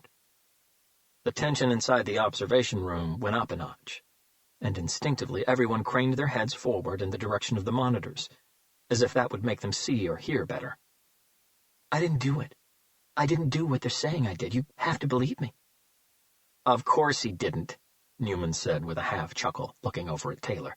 They never do. Our prison system is full of innocent people, isn't that right? Taylor said nothing. She was still carefully watching the screens, and so was Dr. Lambert. But I know who did. Those last 5 words were something no one was expecting, because in truth, those words equated to an admission of complicity. Even if Lucien Folter hadn't been the one who'd murdered and decapitated both of those women, by admitting that he knew who'd done it, not alerting the police and being picked up, transporting the women's heads cross-state, made him an accessory to murder with at least a couple of aggravating circumstances. And in Wyoming, where he was arrested and the death penalty was still enforced, the district attorney's office would no doubt push for it. Chapter 16. Despite his surprise, Hunter did his best to appear calm and relaxed. He was certain that Lucien's last 5 words had been enough to bring the tension inside the observation room next door up a few degrees.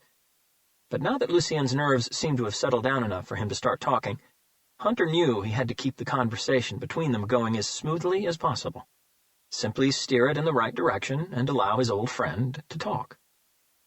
Hunter pulled a chair and sat across the table from Lucien. "You know who did it?" he asked, his tone as tranquil as someone asking for the time. Interrogators usually hold a standing, more authoritative position, while the person being interrogated is kept in an inferior, sitting-down one. The theory behind it is that it works as an intimidation technique. The person asking the questions is at a higher level, talking down at the person who is answering them. It plays on and appeals to a childhood memory that most people will probably have of a parent reprimanding them when they've been bad. But the last thing Hunter wanted right now was for Lucien to feel any more intimidated than he already was. Having a seat directly in front of him did away with the authoritative position, bringing Hunter level with Lucien. Psychologically, Hunter's move would hopefully have an unthreatening effect, keeping the tension in the room down to a minimum. "Well," Lucien said, leaning forward and placing his elbows on the table, "I don't really know exactly who did it, but it's a logical conclusion. It has to be either the person who I was supposed to be delivering the car to, or the person who delivered the car to me. If they didn't directly do it, they'll know who did.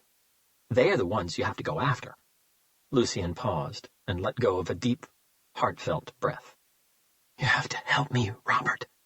I'm not the one the FBI wants. I didn't do this. I'm just a delivery boy." For the first time, Hunter noticed a slight, emotional trepidation in Lucien's voice. He knew the car wasn't registered in Lucien's name. The FBI had told him that. But this was the first he'd heard of Lucien delivering the car to someone else. "You were taking the blue Ford Taurus to someone?" Hunter asked. Lucien's eyes averted Hunter's once again. When he finally spoke, his tone was back to being calm and controlled, but it carried a hint of anger this time. "The reality is, life doesn't treat everyone equally, my friend. I'm sure you know that." Hunter was uncertain of what Lucien was really talking about, so he waited. Lucien's gaze quickly moved to the cameras on the ceiling and then to the large two-way mirror just behind Hunter. He knew he was being recorded. He knew that nothing he said would be private to only Hunter and himself, and for the briefest of moments, he looked embarrassed. Hunter picked up on his friend's sudden discomfiture, followed his stare. But there was nothing he could do about others listening in. This was the FBI's show, not his. He gave Lucien a moment. "After I left Stanford, I made a few mistakes," Lucien said. Paused, rethought his words. "Actually, I made quite a few mistakes. Some of them very bad." He finally looked back at Hunter. "I guess I should start from the beginning." Chapter 17. For some reason, Lucien's words had an atmospheric chilling effect, as if all of a sudden someone had switched on an air conditioner unit inside the interrogation room. Hunter felt the awkward chill trickle down his neck and travel down his spine, but held steady. Lucien had another sip of his water, and as he did so, the look in his eyes became melancholic. "I met a woman during my second year at Yale," he began. "Her name was Karen. She was British, from a place called Gravesend in southeast England. Have you heard of it?" Hunter nodded. "I hadn't," Lucien said. "I had to look it up. Anyway, Karen was—" he considered what to really say. "Different from what most people would expect a Yale PhD student to be like, or look like? Different? Hunter asked. In every respect, she was a free spirit, if you believe people can be such things. You remember the kind of girls I used to go for, right? Hunter nodded again, but said nothing, allowing his old friend to carry on uninterrupted. Karen was nothing like any of them. A timid smile parted his lips. When we met, she was 42. I was 25. Hunter had started taking mental notes. She was 5'1", a whole 12 inches shorter than me. And curvy. Hunter remembered that Lucien used to be attracted only to tall, slim women, 5'10" or over, with a lithe dancer's body. She also had quite a few tattoos, Lucien continued. A lip piercing, a nose piercing, her left ear was stretched to a full centimeter, and she had this Betty Page-style fringe. This time it was hard for Hunter not to show surprise. I thought you didn't like tattoos. I don't, and I don't much care for facial piercings either. But there was just something about Karen, something I can't really explain. Something that grabbed hold of me and didn't let go. Another sip of his water. We started dating just a few months after we met. It's funny how life is always full of surprises, isn't it? Karen looked nothing like any of the girls I used to go for. She didn't act like them either. But nevertheless, she was the one I fell head over heels for. Lucien paused and looked away.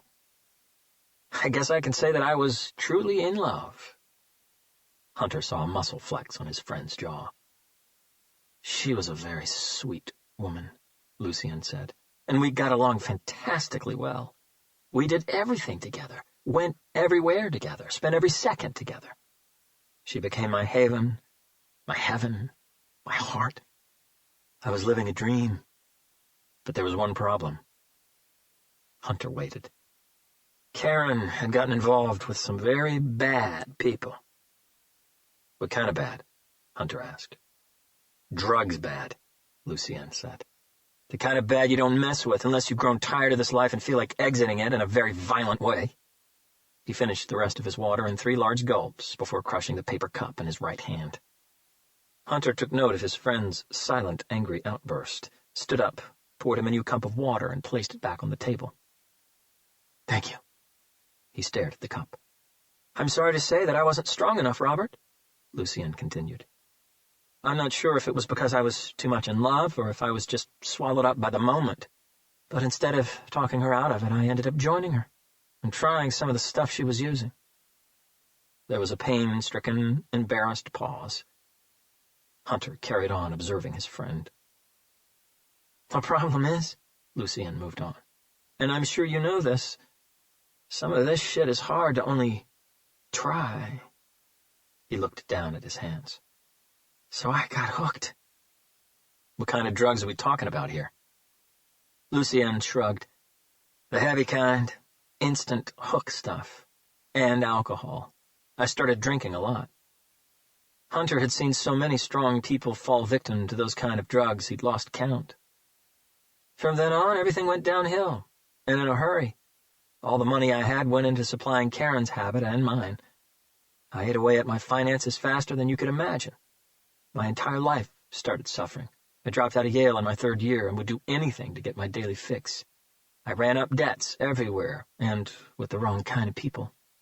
The people Karen had introduced me to, the really bad kind. You didn't have anyone you could turn to for help? Hunter asked. I'm not talking about financial help. Someone who can help you kick the habit, bring you back. Lucien's gaze met Hunter's, and he chuckled derisively. You know me, Robert. I've never had that many close friends. The few I had broken contact with. Hunter read the hint. You could have still looked me up, Lucien. You knew where I was. We were best friends. I would have helped you. Hunter paused, and his stare went hard as he realized his mistake. Shit. You were already hooked when you flew down for my PhD graduation, weren't you? That's why you only stayed in L.A. less than 24 hours. But I was so consumed by the moment that I didn't even notice. That was you asking for my help. Lucien looked away. Hunter felt a stab of guilt cut through his flesh. You should have said something. I would have helped you. You know I would have. I'm sorry I didn't notice it. Maybe I should have. Maybe that's just another one of my bad mistakes. But I'm not going to cry about things long gone, Robert. Things that can't be changed. Everything that happened to me was my own doing, my own fault, nobody else's.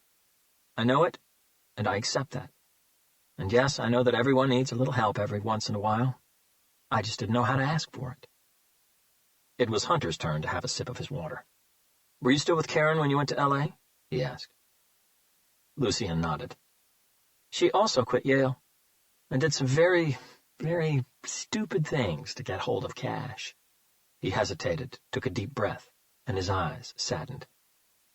We stayed together for 3 years, all the way until she overdosed. A long pause. She died in my arms. Lucien looked away as his toughness began showing cracks. Tears came into his eyes, but he held steady. Silence took over the room for a long moment. I'm so sorry, Hunter finally said. Lucien nodded and rubbed his face with his shackled hand. What happened then? Hunter asked. Then I really went to hell, and I did it a step at a time. I lost my way, big time. I hit depression hard and at full speed. Instead of learning from what happened to Karen and kicking the habit, I got deeper into it. Lucien stole a peek at the two-way mirror once again. I should have been dead by now, and in many ways I really wish I were. The fight back was very long, very slow, and very painful. It took me many years to manage to get my addiction under control, a few more to finally kick it. All the while, I just got myself into more and more debt and involved with the worst kind of characters society has to offer. Blood tests run by the FBI had shown that Lucien Folter was clean. Hunter knew that. So, when did you finally kick it? He asked. Several years ago, Lucien said, being deliberately vague. By then, I had lost all hope of a career in psychology or in anything decent, really. I went through a series of odd jobs, most of them awful, some of them not quite legit. In the end, I hated what I had become. Even though I was clean, I just wasn't the person I once was anymore. I wasn't Lucien Folter. I'd become someone completely different. A lost soul. Someone I didn't recognize. Someone no one recognized. Someone I really didn't like. Hunter could guess what was coming next. So you decided to change identities, he said. Lucien looked straight at Hunter and nodded. That's right, he agreed. You know, being a junkie, living life as scum for as long as I did, puts you in contact with some very colorful folks. People who are able to get you anything you want. For a price, obviously. Getting hold of a new identity was as easy as buying a newspaper. Hunter knew Lucien wasn't lying because he understood the reality of the world they lived in. All one needs to obtain whatever documents one likes in a different name is to know the right people. Or wrong people, depending which way you look at it. And these people aren't even that hard to find. Once I became Liam Shaw, Lucien said, I then concentrated on getting healthy again. It took me quite a while to manage to put weight back on, to regain focus. With all the drugs, I had the body of an anorexic. My stomach had shrunk. My mouth was full of ulcers. My health had deteriorated to a hair away from death. I had to keep on forcing myself to eat. He paused and looked at his arms and torso. I look okay on the outside now, but my insides are royally fucked up, Robert. I've caused a lot of damage to my body. Much of it irreversible. Most of my internal organs are so damaged, I'm not even sure how they're still working. Despite his words, Hunter picked up no self-pity in Lucien's tone of voice or in the look in his eyes. He had simply accepted what he had done to himself. He had acknowledged his mistakes, and he seemed okay with paying the price. Tell me about this car delivery thing, Hunter said. Chapter 18. Lucien's eyebrows bobbed up and down once as he looked back at his old friend. The problem with getting involved with the kind of people I got involved with is that they get their claws very deep into you right at the beginning, and once they do that, they never really let go. They own you for life. I'm sure you understand that these people can be very persuasive when they want to be. Hunter said nothing. It started about 1.5 years ago, Lucien moved on. The way it happens is I get a call on my cell phone telling me where to pick up the car from. They give me a delivery address and a time frame, no names. When I get there, there's always someone waiting to collect the car. I hand the car over, he gives me enough money for a ticket back, maybe a little extra, and that's all. Until the next phone call.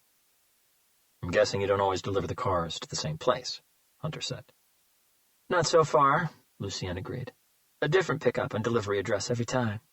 He paused and looked at Hunter. But I've always delivered to the same person. That came as a surprise.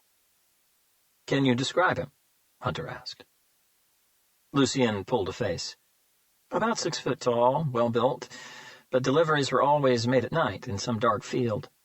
The person receiving the car was always wearing a long coat with its collar up, a baseball cap, and dark glasses. He shrugged. That's as good a description as I can give. So how do you know if it was the same person? Same voice, same posture, same mannerisms. Lucien sat back on his chair. It wasn't hard to tell, Robert. I'm telling you, it was the same person every time. Hunter saw no reason to doubt Lucien. How about the person who delivered the car to you? He asked. As I've said, the instructions came over the phone. Car was left in a car park. Keys, car park ticket, and delivery address were left inside an envelope in a safe place for me to collect. No human contact.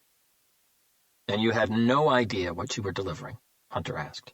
I mean, you didn't know what was in the trunk? Lucien shook his head. It was always part of the instructions. Don't ever look in the trunk. Hunter pondered over that for a second or two, but Lucien anticipated his next question and offered an answer before Hunter could even ask it. Yes, I was curious about it, yes. I thought about taking a quick peek many times. But like I said, these are the kind of people you simply don't fuck with. If I'd opened that trunk, I'm sure they would have had a way of knowing it. Curious or not, that was one stupid mistake that I wasn't prepared to make. Hunter had a quick sip of his water. You said that this all started about 1.5 years ago? Lucien nodded. How many deliveries were there? This was supposed to be my 5th car delivery. Hunter held steady, but alarm bells started ringing everywhere inside his head. 5 deliveries.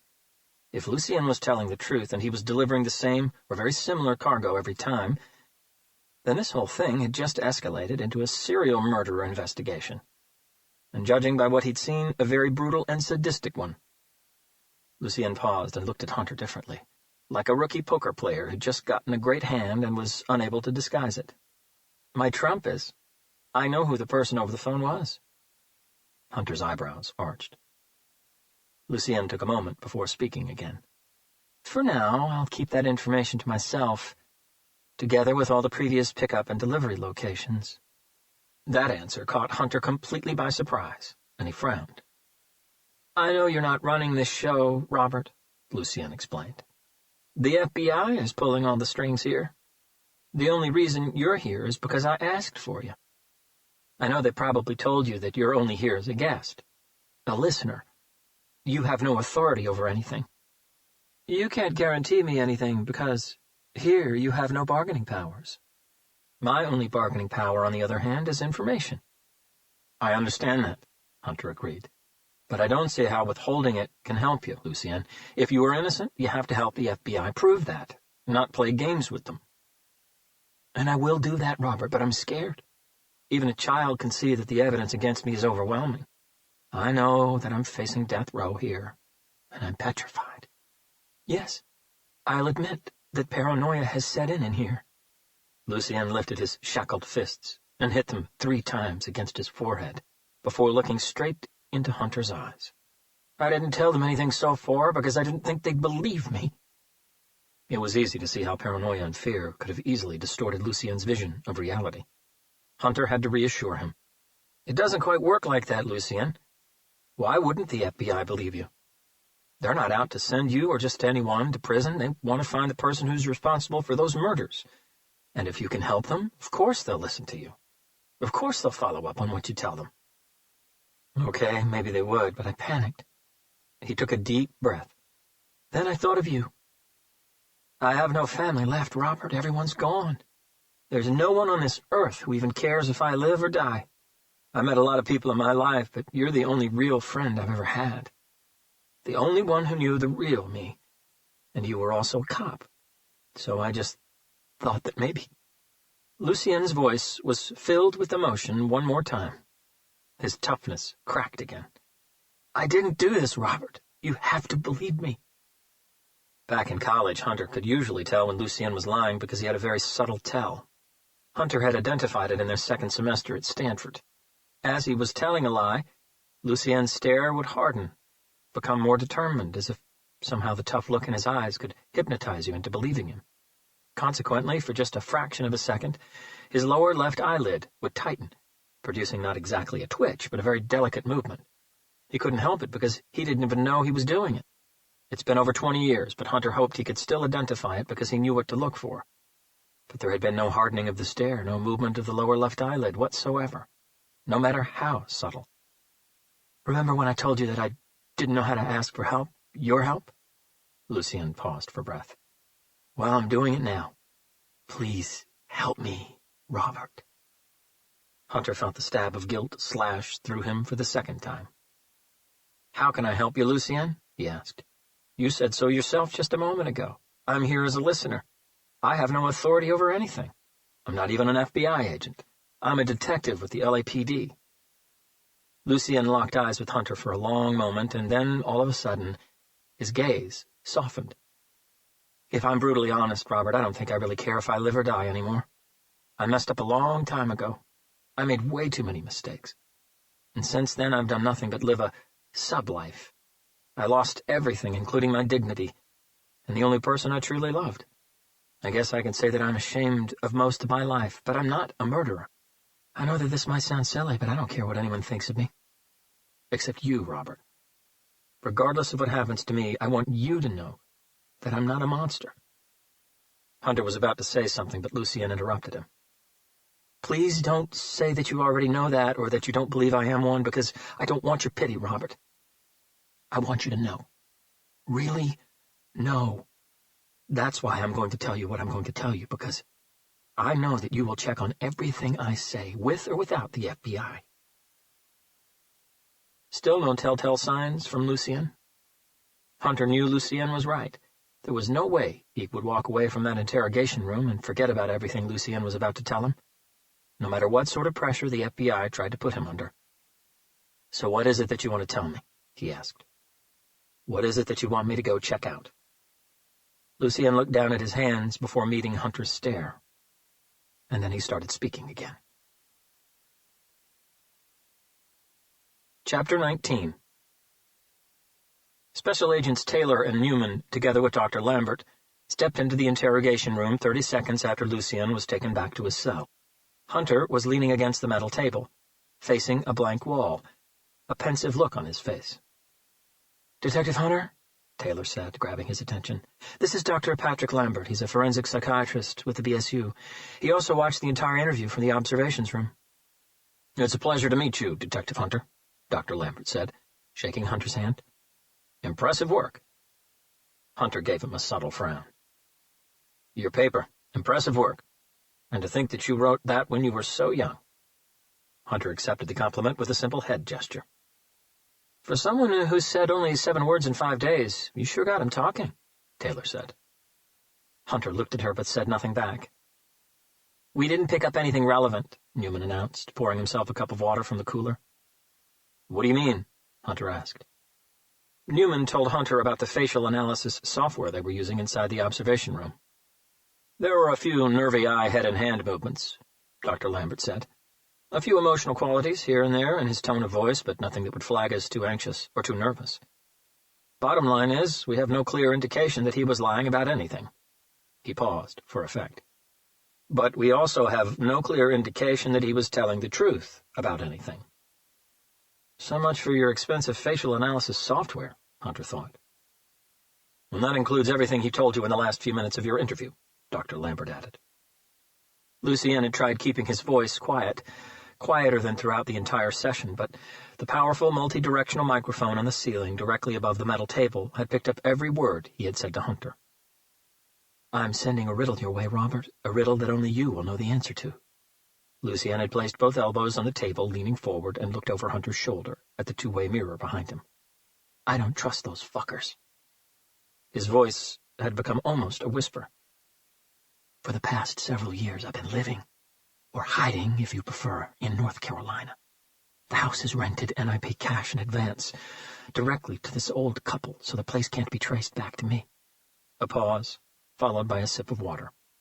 In our dorm room back in Stanford, I used to have several posters on the wall by my bed.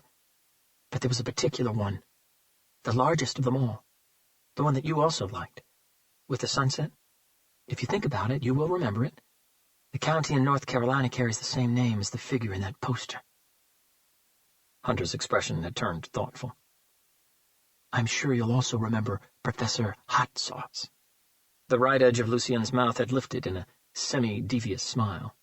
Susan's Dare, Halloween night? He'd waited just a second before seeing recognition dance across Hunter's face. By sheer coincidence, the city I've been living in shares his name. Hunter had said nothing. After I got the first phone call asking me to make the first car delivery, something inside my head told me that this would probably end very badly. So, out of precaution, I started keeping a diary, so to speak. Actually, it was more like a notebook, and I noted down everything I could: date, time, and duration of calls, conversation details, pickup times and locations, car type and license plate numbers, stops I did on the way, the name of the person at the other end of the line, everything. I keep the notebook in the house, down in the basement. Hunter had caught a new glint in his old friend's eyes. Something that wasn't there before. The house is right at the end of the wood's edge. The keys are in my jacket pocket, which I believe was seized by the FBI. You have my authorization to use it and get into the house, Robert. You'll find a lot in there. Things that can help you clear this mess up. That was all Lucien had said. So, Newman said to Hunter, do you know the answers to all that crap he threw at you at the end? Hunter said nothing, but Newman seemed to read his demeanor as a positive answer. Great. So if you give us the name of the county and the town in North Carolina where his house is at, your job here is all done. He finished drinking his water. I understand that you were on your way to Hawaii for a long overdue vacation. For no reason at all, Newman checked his watch. You've only missed a day. You could be there by tomorrow morning. Hunter's gaze lingered on Newman for a few seconds, before moving to Taylor and then back to Newman. That's exactly why Lucien made the location of his house into a riddle that only I could figure out, he said, standing up straight and adjusting the collar on his leather jacket. Because the only way any of you are getting there is if I take you there. Chapter 20. Neither Newman nor Taylor had the authority to make that sort of decision. All they knew was that the man in their custody had refused to talk, saying he would only speak to Detective Robert Hunter of the LAPD. Hunter had been brought in, but as far as everyone was concerned, he was there simply as a listener. His job was to get Lucien Folter to talk. He wasn't supposed to be involved in the investigation, and he certainly wasn't part of the team. This was not a joint venture between the LAPD and the FBI. I thought that you couldn't wait to go on vacation, Robert, Adrian Kennedy said, staring straight into the web camera. Hunter, Taylor, and Newman had gone back up to the BSU floor, and were now sitting inside an ample office, facing a very large flat-screen monitor mounted onto the west wall. The dot-sized green light at the top of the monitor indicated that the inbuilt camera was on. Despite being less than an hour away, Director Adrian Kennedy's overbooked schedule prevented him from making the trip back to Quantico. He was speaking to everyone via a video link from his office in Washington, D.C. Well, that plan got screwed up yesterday when you showed up in L.A., Adrian, Hunter said, matter-of-factly. I'm sure we can fix it, Robert, Kennedy replied. If you just give Agents Taylor and Newman the information they need to proceed, I can arrange to have a jet fly you over to Hawaii tonight. Hunter looked impressed. Wow, is the FBI budget that loose that you can actually justify getting a jet just to take me all the way to Hawaii from Virginia? Damn. And at the LAPD, we don't even get a big enough budget to supply us with enough bulletproof vests. Robert, I'm serious. We need this information. So am I, Adrian. Hunter's voice went grave all of a sudden, and his stare hardened. I didn't ask for this. You came to me, remember? You threw me into this mix. Now I'm part of it, whether you like it or not. If you think I'm just going to hand over the information and walk away like an obedient little boy, then you don't know me at all. Nobody really knows you, Robert, Kennedy hit back, his voice still calm. You've always been this cryptic enigma for as long as I've known you, but you're now playing a very risky game. You do understand that what you're doing is withholding information that's pertinent to a federal homicide investigation. I can have your ass for that." Hunter looked unfazed. "If that's how you want to play it," he replied evenly. "I've never explicitly told anyone that I understood what Lucien's little riddle meant. I can't be withholding information if I have none, Adrian, because I don't think I remember seeing any posters in my old dorm room, and Professor Hot Sauce is no professor I can recall." Hunter paused, and from the corner of his eye saw frustration start to color Agent Newman's face. "You're not the only one who knows how to play hardball, Adrian, and I'm not one of your puppets." Kennedy didn't look angered or offended. In fact, he wasn't really expecting Hunter to react in any other way, not after watching the footage recorded from the interrogation room. Hunter was being asked for help. On one side by the FBI, on the other by his old best friend. "Sorry to interrupt, Director Kennedy," Newman said, leaning forward on his seat. "But we still have the subject in our custody. If Detective Hunter is refusing to cooperate, sorry, but fuck him. Let him go back to L.A. He looked at Hunter. "No offense, pal." He got absolutely zero reaction from Hunter. "We can still extract the information directly out of the subject," Newman continued. "Just give me a few more sessions with him." "Of course we can," Kennedy said. "Because that has worked brilliantly so far, hasn't it, Special Agent Newman?" Newman was about to say something else, but Kennedy lifted a finger, indicating that he'd heard enough. The look in his eyes was a clear indication that he was running through a few possibilities in his head. "Okay, Robert," Kennedy said after several silent seconds. "I'll play nice if you play nice. You and Agent Taylor go check out this property in North Carolina. Agent Newman, I need you back in Washington. Today. I've got something else I want you on." Newman looked like he'd been slapped across the face. His mouth half opened to say something, but Kennedy cut him short again. "Today, Agent Newman. Is that understood?" Newman took a deep breath. "Yes, sir." Kennedy addressed Hunter again. "Robert, no more games. You do know what this Lucien character was talking about in his riddle, right? You know the answers to those questions?" Hunter nodded once. "Okay." Kennedy consulted his watch. "We're lucky. North Carolina is close enough that we can move fast. Agent Taylor, get everything organized. I want you and Robert there by tonight at the latest. Let's go seize this diary or notebook or whatever it is, and let's start figuring this whole mess out. Call me with any news as soon as you get it, no matter the time. Is that understood?" "Yes, sir," Taylor replied as she peeked at Hunter. Kennedy cut the connection. Chapter 21. "Okay," Agent Taylor said, using a wireless keyboard to type a new command into a desktop computer. Taylor and Hunter had gone back to the same conference room they were in earlier, the one with the large monitor showing a detailed map of the United States on the far wall. As she hit the Enter key, the map changed to a county-detailed version of the entire state of North Carolina. "So, what was this poster that Lucien Folter had on his wall?" Taylor asked. "The one you liked, the one with the sunset."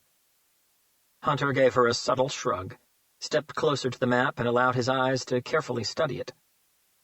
"It was a poster of the mountains," he said. "The sun was just about to set over them. The sky had taken this striking reddish-purple color, and that was what I really liked about that poster, the sky color. And there was also a campfire." "A campfire?" "That's right," Hunter agreed. "Was that it?" Taylor asked. "No, there was a lone figure sitting by the fire watching the sunset." "What figure?" Hunter's eyes had stopped searching the map. "An old man." Taylor frowned. "An old man," she said, joining Hunter by the map. "So what are we looking for here? Old Man County? Granddad County? Or did this old man have a name? Lucien Folter said that the county carried the same name as the figure in that poster." "No name," Hunter clarified. "But that old man was a Native American. More precisely, he pointed to a county on the far left-hand side of the map. The county of Cherokee. The state of North Carolina is divided into 3 regions: Eastern, Piedmont, and Western. Cherokee County is the westernmost county in the Western region. It borders both Georgia and Tennessee." "A Cherokee Indian," Taylor said with a different rhythm to her voice. "I'll be damned." Hunter paused and looked at her. The expression on his face asked the question. Taylor tilted her head to one side. My ex-husband was half Cherokee. We just got through a tough divorce. Strange coincidence, that's all. Hunter nodded. Taylor's attention returned to the map as she considered the county's position in relation to their location. Damn, she said, returning to the computer. That will be a hell of a long drive. At least 8 hours there and 8 hours back, Hunter agreed. Taylor typed a new command in, and on the map, a route was immediately traced between the FBI Academy in Quantico and the eastern border of Cherokee County. On the left-hand side, a detailed, step-by-step breakdown of the entire itinerary was displayed. According to it, and with 0 stops, the 535-mile journey would take them approximately 8 hours and 25 minutes. Hunter checked his watch. 12:52 p.m. He sure as hell wasn't in the mood for a 17-hour drive there and back. Can we fly there? He asked. Taylor pulled a face. I don't have the kind of clearance necessary to authorize a plane, she said. But Adrian does, Hunter added. Taylor nodded. Director Kennedy can authorize anything he likes. So, let's get him to authorize one, Hunter said. Just minutes ago, he was ready to authorize a jet to take me on vacation to Hawaii, and I'm not even with the FBI. Taylor had no argument against that. Okay, I'll call him. So where are we going? Hunter looked at her. The second part of the riddle, she clarified. The name of the city? Who was this Professor Hot Sauce? Susan's dare? Halloween night? Hunter wasn't ready to show all his cards yet, at least not while they were still at the FBI Academy. He checked his watch. One step at a time, Agent Taylor. Let's get going first. I'll tell you when we're airborne. Taylor studied him for an instant. What difference does it make? My point exactly. If it makes no difference, then I can either tell you now or later. I'll do it later. We need to get going. Taylor lifted both hands, giving up. Fine, we'll play it your way. I'll call Director Kennedy. Chapter 22. Taylor's telephone conversation with Director Adrian Kennedy lasted less than 3 minutes. He didn't need much convincing. Lucien Folter had been arrested 6 days ago. The FBI had 2 decapitated and mutilated female heads in their hands, no bodies, no identities. The questions were piling up like dirty dishes, and so far they had nothing. Kennedy wanted answers, and he wanted them pronto, whatever it took. Within 90 minutes, everything was arranged, and a Phenom 100 light jet was waiting for Hunter and Taylor at the Turner Field landing strip. This plane was about half the size of the one they took from Los Angeles to Quantico, but just as luxurious inside. The cabin lights dimmed momentarily, and the plane took off, swiftly. Hunter sat nursing a large cup of strong black coffee while his brain tried to carefully revisit every word that was said that morning inside the interrogation room. Taylor was sitting in the black leather swivel chair directly in front of Hunter. Her laptop computer was resting on her lap. Its screen displayed a detailed map of Cherokee County with all its cities and towns. Okay, we're airborne. So, where exactly are we heading? Who's Professor Hot Sauce? Hunter smiled as he remembered it. Lucien, Susan, and I went to a Halloween party in an Irish bar in Los Altos. There we bumped into our neuropsychology professor. Nice guy, great professor, and he loved to drink. That night we'd all had a few, but then, out of the blue, he decided to challenge us to a shot-drinking competition. Lucien and I declined. But, to our surprise, Susan took him up on the offer. Why were you surprised? Susan wasn't that good a drinker, Hunter said with a slight shake of the head. 4, 5 shots, and Susan was gone. What we didn't know was that she had a trick up her sleeve. Interest bathed Taylor's face. What trick? Susan's grandparents were Latvian, and because of that she knew a few Latvian words, including the word for water, udens. The deal was, each one took turns downing a shot of their favorite drink. Susan knew the barman, who was actually Latvian. The professor was drinking tequila, and Susan kept on ordering a shot of udens from the barman. 14 shots later, the professor threw in the towel. His forfeit penalty was to drink an entire 2-ounce bottle of hot sauce, which he did. He didn't turn up for class for the next 3 days. From that day on, the 3 of us only referred to him as Professor Hot Sauce. Hunter quickly studied the map on Taylor's screen. It took him just a second to find what he was looking for. "So, who was your neuropsychology professor?" Taylor asked. Hunter pointed at the screen. His name was Stewart Murphy. The city of Murphy was the largest city in Cherokee County, situated at the confluence of the Hiwassee and Valley Rivers. "Doesn't look like there's an airport in Murphy," Taylor said, analyzing the map before typing in a new command. A second later, she had an answer. "Okay, the closest airport to Murphy is Western Carolina Regional Airport, about 13.5 miles away." "That will do," Hunter said. "You can tell the pilot that that's where we're heading." Taylor used the intercom phone on the wall to her right to give the pilot his instructions. "We should be there in about an hour and 10 minutes, give or take a few," she told Hunter. "Much better than 8.5 of driving," he commented. "Do you mind if I ask you something, Detective Hunter?" Taylor said after they'd been airborne for a few minutes. Hunter peeled his eyes from the blue sky outside his window and looked at her. "I do if you're going to carry on calling me Detective Hunter. Please, call me Robert." Taylor seemed to hesitate for a moment. "Okay, Robert, as long as you call me Courtney." "Deal. So what would you like to ask me, Courtney?" "You felt guilty, didn't you?" She waited a couple of seconds and decided to clarify. "When Lucien told you about his drug problem and how he got involved with it all." Hunter stayed quiet. "While everyone in the observation room had all their attention focused on Lucien, I was observing you. You felt guilty. You felt like it had been your fault." "Not like it had been my fault," Hunter finally said. "But I know I could have helped him. I should have noticed he was hooked when he came to see me in L.A. for the last time. I don't even know how I missed that." Taylor bit her bottom lip and looked away, clearly debating if she should say what she was thinking. She decided that there was no point in being coy.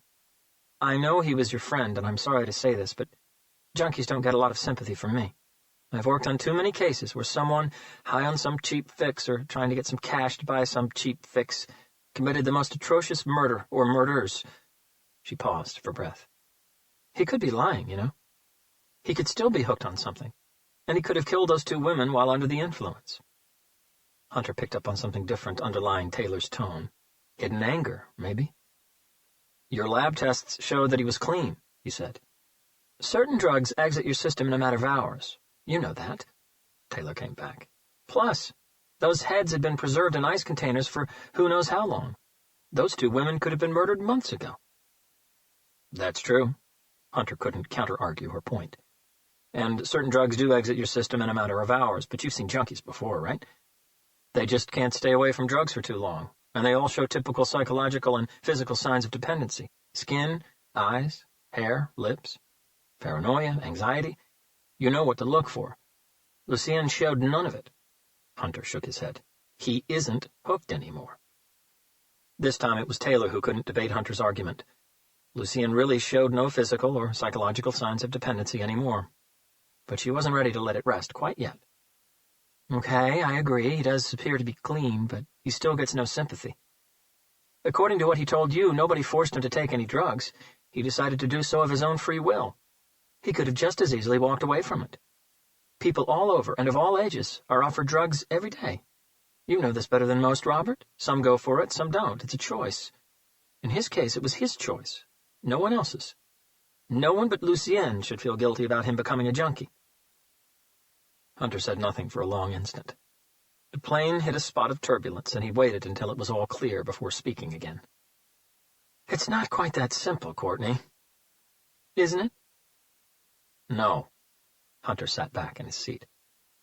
"I was offered drugs many times," Taylor said. "In school, in college, on the streets, around the neighborhood, at parties, on vacation. Everywhere, really, and I still managed to stay away from them." "And that's great, but I bet that you also know people who weren't as strong as you, right? People who didn't manage to stay away from them, people who got hooked." Something seemed to change inside Taylor's eyes. "I do, yes." Hunter could tell that she was struggling to keep her voice calm. "But I don't feel guilty because of it." For some reason, it sounded like a lie. "We're all different, Courtney, and that's why we all react differently to any given event," Hunter said.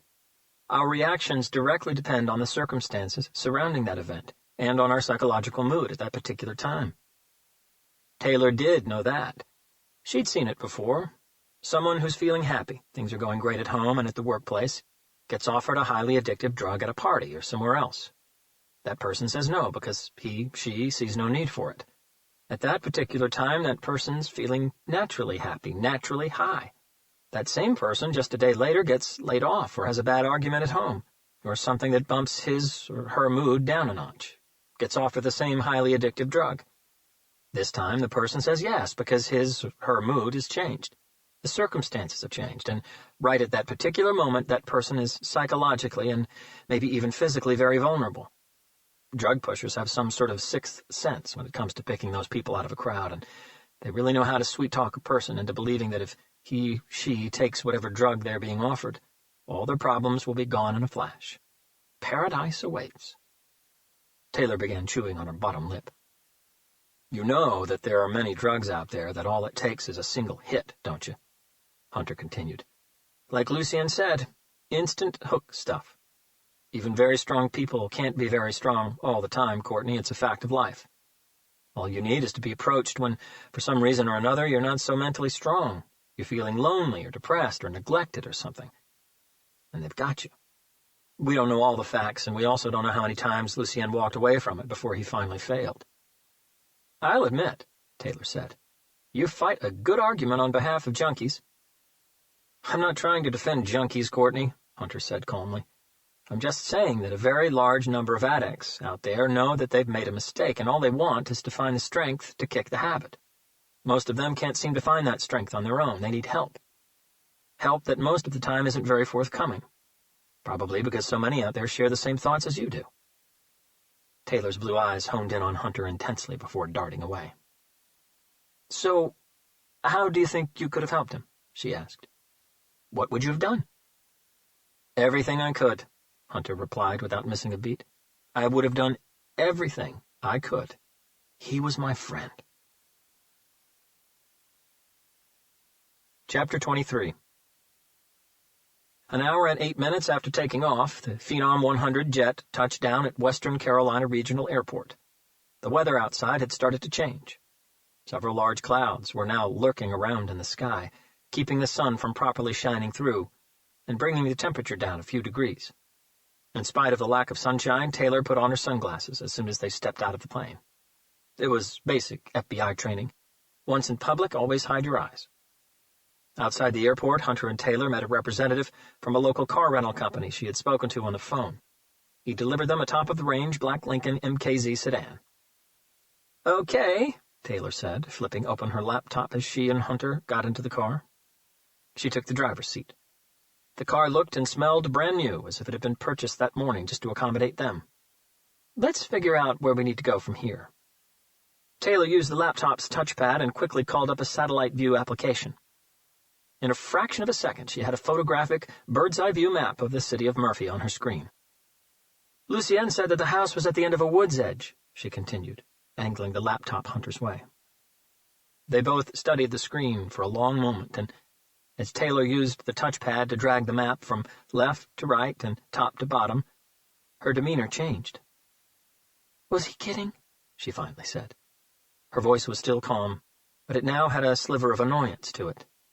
She lifted her sunglasses and placed them on her head before pinning Hunter down with a concerned stare. This place is surrounded by woodland. It's everywhere, inside and outside the city. Just look at this. Her gaze returned to her screen as she used the touchpad again to zoom out on the map. She wasn't joking. The city of Murphy looked like it had been built slap bang in the middle of a large, hilly forest. There seemed to be more woodland around than buildings. What are we supposed to do? Find a house at the edge of every woodland we come across and go see if any of his keys fit? Hunter said nothing. He was still staring at the screen, trying to figure it all out. He was fucking with us, wasn't he? Taylor chuckled those words. Even if this house does exist, which I now doubt, it could take us a couple of days to find it, maybe more. He sent us on a wild goose chase, Robert. He's playing games. She took a moment to think about it. I'm sure he's been here before, maybe even lived here for a while. He knows Murphy is surrounded by woodland. That's why he sent us here with that crazy riddle. We could spend days here and never come across this fantasy house. Hunter spent a few more seconds analyzing the map before shaking his head. No, this is wrong. This isn't what he meant. Taylor's eyebrows arched. What do you mean? That's exactly what he said. The house is at the end of a wood's edge. Unless you've got this riddle wrong and we came to the wrong place. I didn't, Hunter assured her. We came to the right place. Okay then, so Lucien is playing games. Just look at that map, Robert. She nodded at her laptop. The house is at the end of a wood's edge, she repeated. Those were his words. I've got the recording here with me if you want to listen to it again. I don't have to, Hunter replied, turning the laptop to face him. Because that's not exactly what he said. I'm sorry? He said that the house was at the end of the wood's edge, not a wood's edge. And there's a big difference. Can you get us a searchable map of Murphy? Locations, street names, things like that? Yeah, sure. A few keystrokes later, and the bird's-eye view map on the screen was substituted by an up-to-date satellite street map of the city of Murphy. Here we go, she said, passing the laptop over to Hunter, who quickly typed something into the search feature. The map panned out, rotated left, and then zoomed in on a narrow dirt road located between two woodland hills on the south side of the city. The road's name was Wood's Edge. Even Hunter was a little surprised. He was expecting that perhaps one of the woodlands, or maybe even a park, carried the name Wood's Edge, but not a road. Oh, ye of little faith, he said. I'll be damned, Taylor breathed out.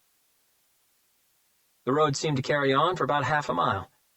There was nothing on either side of it except woodland, until the very end, where a single house stood. The house at the end of the wood's edge. Chapter 24. Taylor took the wheel, and the drive from the airport to the south side of Murphy took her just under 25 minutes. The entire journey was punctuated by hills, fields, and woodlands.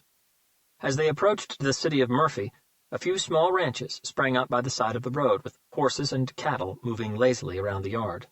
The typical smell of farm manure coated the air, but neither Hunter nor Taylor complained.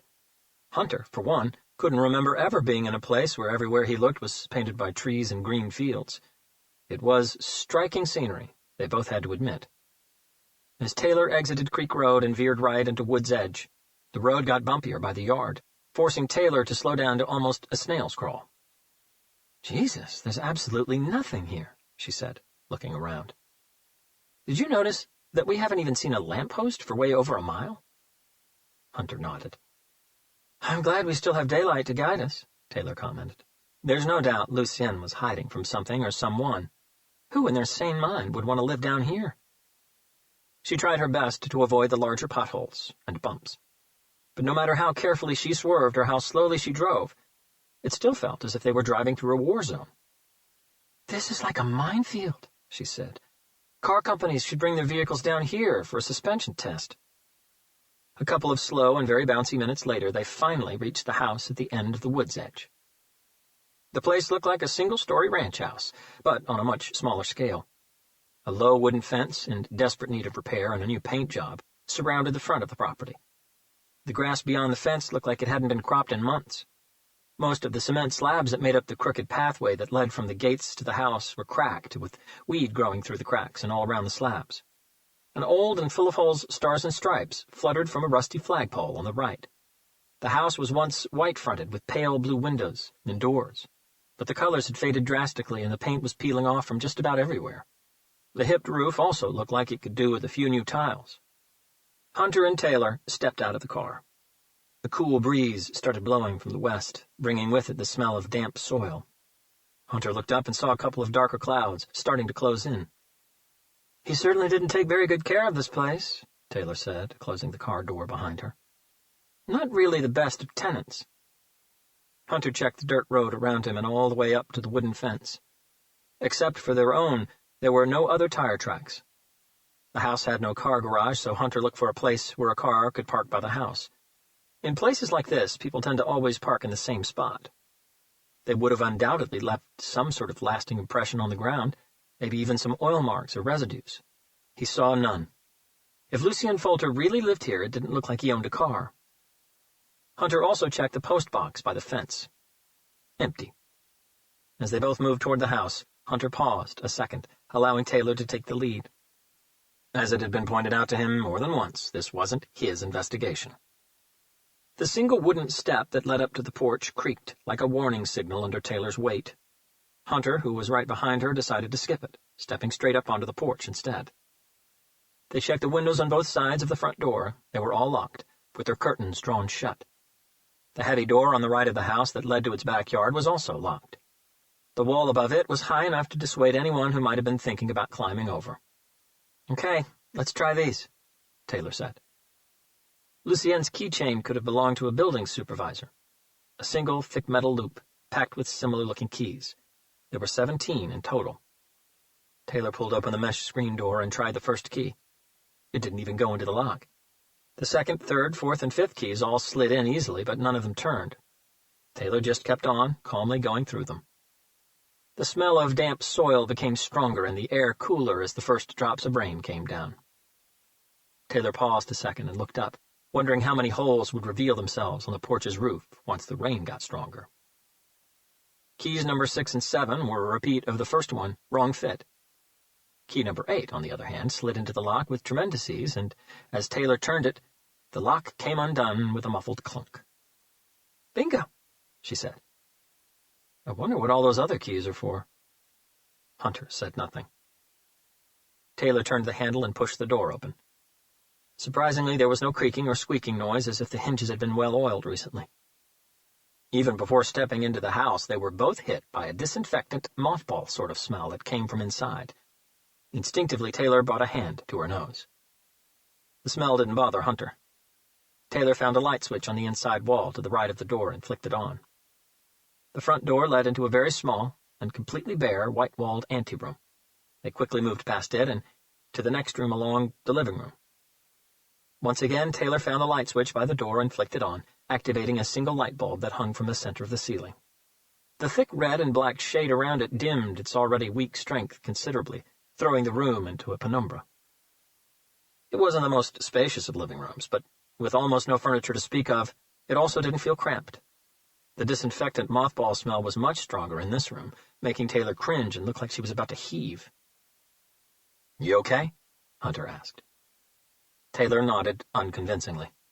"I hate the smell of mothballs. Messes my stomach up." Hunter gave her a few seconds and allowed his eyes to slowly scan the room. There was nothing to indicate that the house was home to anyone. No pictures, no paintings on the walls, no decorative items anywhere, no personal touches, nothing. It was like Lucienne was hiding even from himself. The open door on the west wall led into a dark kitchen. Across from where they'd entered the living room, a corridor led deeper into the house. "Do you want to check the kitchen?" Hunter asked, with a hand gesture. "Not particularly," Taylor said. "I just want to find this diary and go get some fresh air." Hunter nodded his agreement. They crossed the living room and entered the corridor on the other side. The light here was just as weak as the one in the living room. "I guess he liked moody lighting," Taylor commented. There were 4 doors down the hallway, 2 on the left, 1 on the right, and 1 down the far end. The 2 on the left and the 1 at the far end were wide open. Even with the lights off, Hunter and Taylor could tell that they led into 2 bedrooms and a bathroom. The thick and heavy door on the right side of the corridor, on the other hand, was securely locked with a large padlock. "This has got to be the door to the basement," Taylor said. Hunter agreed, checking the padlock, which surprised him. It was a military-grade padlock, made by Sargent and Greenleaf, supposedly resistant to every form of attack, including liquid nitrogen. Lucienne certainly didn't want anyone going down into that basement uninvited. "And we're back to the key roulette," Taylor said, retrieving Lucienne's keychain once again. As she started going through the keys, Hunter quickly checked the first room on the left, the bathroom. It was small, tiled all in white, with a heavy, musty, and wet smell. There was nothing interesting in there. Click. Hunter heard the metal noise coming from the corridor and stepped out of the bathroom. "Got it," Taylor said, letting the padlock drop to the floor. "Took me 12 tries this time." She twisted the door handle and pushed the door open. There was a light cord hanging from the ceiling on the inside of the door. Taylor clicked it on. A yellowish fluorescent tube flickered on and off a couple of times before finally engaging, revealing a narrow cement staircase that bent right at the bottom. "Do you want to go first?" Taylor asked, taking a step back. Hunter shrugged. "Sure." They both took the steps down slowly and carefully. At the bottom, another 2 yellowish fluorescent light bulbs lit a space about the same size as the living room upstairs, with a crude cement floor and tired white walls. Furniture-wise, it could also be compared to the sparsely decorated living room upstairs. A tall wooden bookcase, overflowing with books, hugged the north wall. A large rug, together with a flowery sofa, centered the room. Directly in front of it, there was a beechwood module with an old tube TV on it. To the left of the module was a chest of drawers and a small beer fridge. A few framed drawings adorned the walls. Everything was covered in a thin layer of dust. "The diary must be there," Taylor said, nodding at the bookcase. Hunter was still looking around the room, taking everything in. Taylor stepped forward toward the bookcase. She paused before it and let her eyes quickly browse through all the titles. Several of them looked to be on psychology, a few on engineering, a few on cooking, a few on mechanics, several paperback thrillers, and a few on self-motivation and how to overcome adversity. In one corner, a small collection of books looked a little different from all the others. The main difference was they had no title. They weren't printed books. They were hardcover notebooks, the kind easily found in any stationery store. "It looks like we've got more than one diary here," Taylor announced, reaching for the first book. She got no reply from Hunter. Without looking at him, she flipped the book open, and as she started flicking through it, she frowned. There was nothing written on any of the pages. They were all covered by hand drawings and sketches. "Robert, come have a look at this." Still no reply from Hunter. "Robert, can you hear me?" Taylor finally turned to face him. Hunter was standing in the middle of the room, immobile, staring at the wall straight in front of him. The look on his face had changed to something Taylor couldn't quite recognize. "Robert, what's going on?" Silence. She followed his stare toward one of the framed drawings. "Wait a second," she said, squinting at it and moving a little closer. It took her several seconds to understand what she was looking at, and as she did, her whole body was suddenly covered in gooseflesh. "Oh my God," she whispered. "Is that human skin?" Hunter finally nodded slowly. Taylor breathed out, took a step back and looked around the room again. "Jesus Christ!" Her throat went completely dry, and she felt as if she was being choked by a pair of invisible hands. There were 5 different frames adorning the walls. Hunter still hadn't moved. His stare was still locked onto the frame directly in front of him.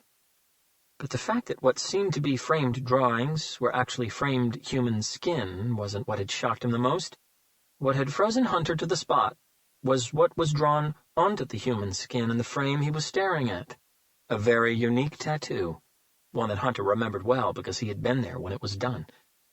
And so was Lucienne. A tattoo of a red rose, where its thorny stem wrapped itself around a bleeding heart, giving the impression that it was strangling it. Susan's tattoo.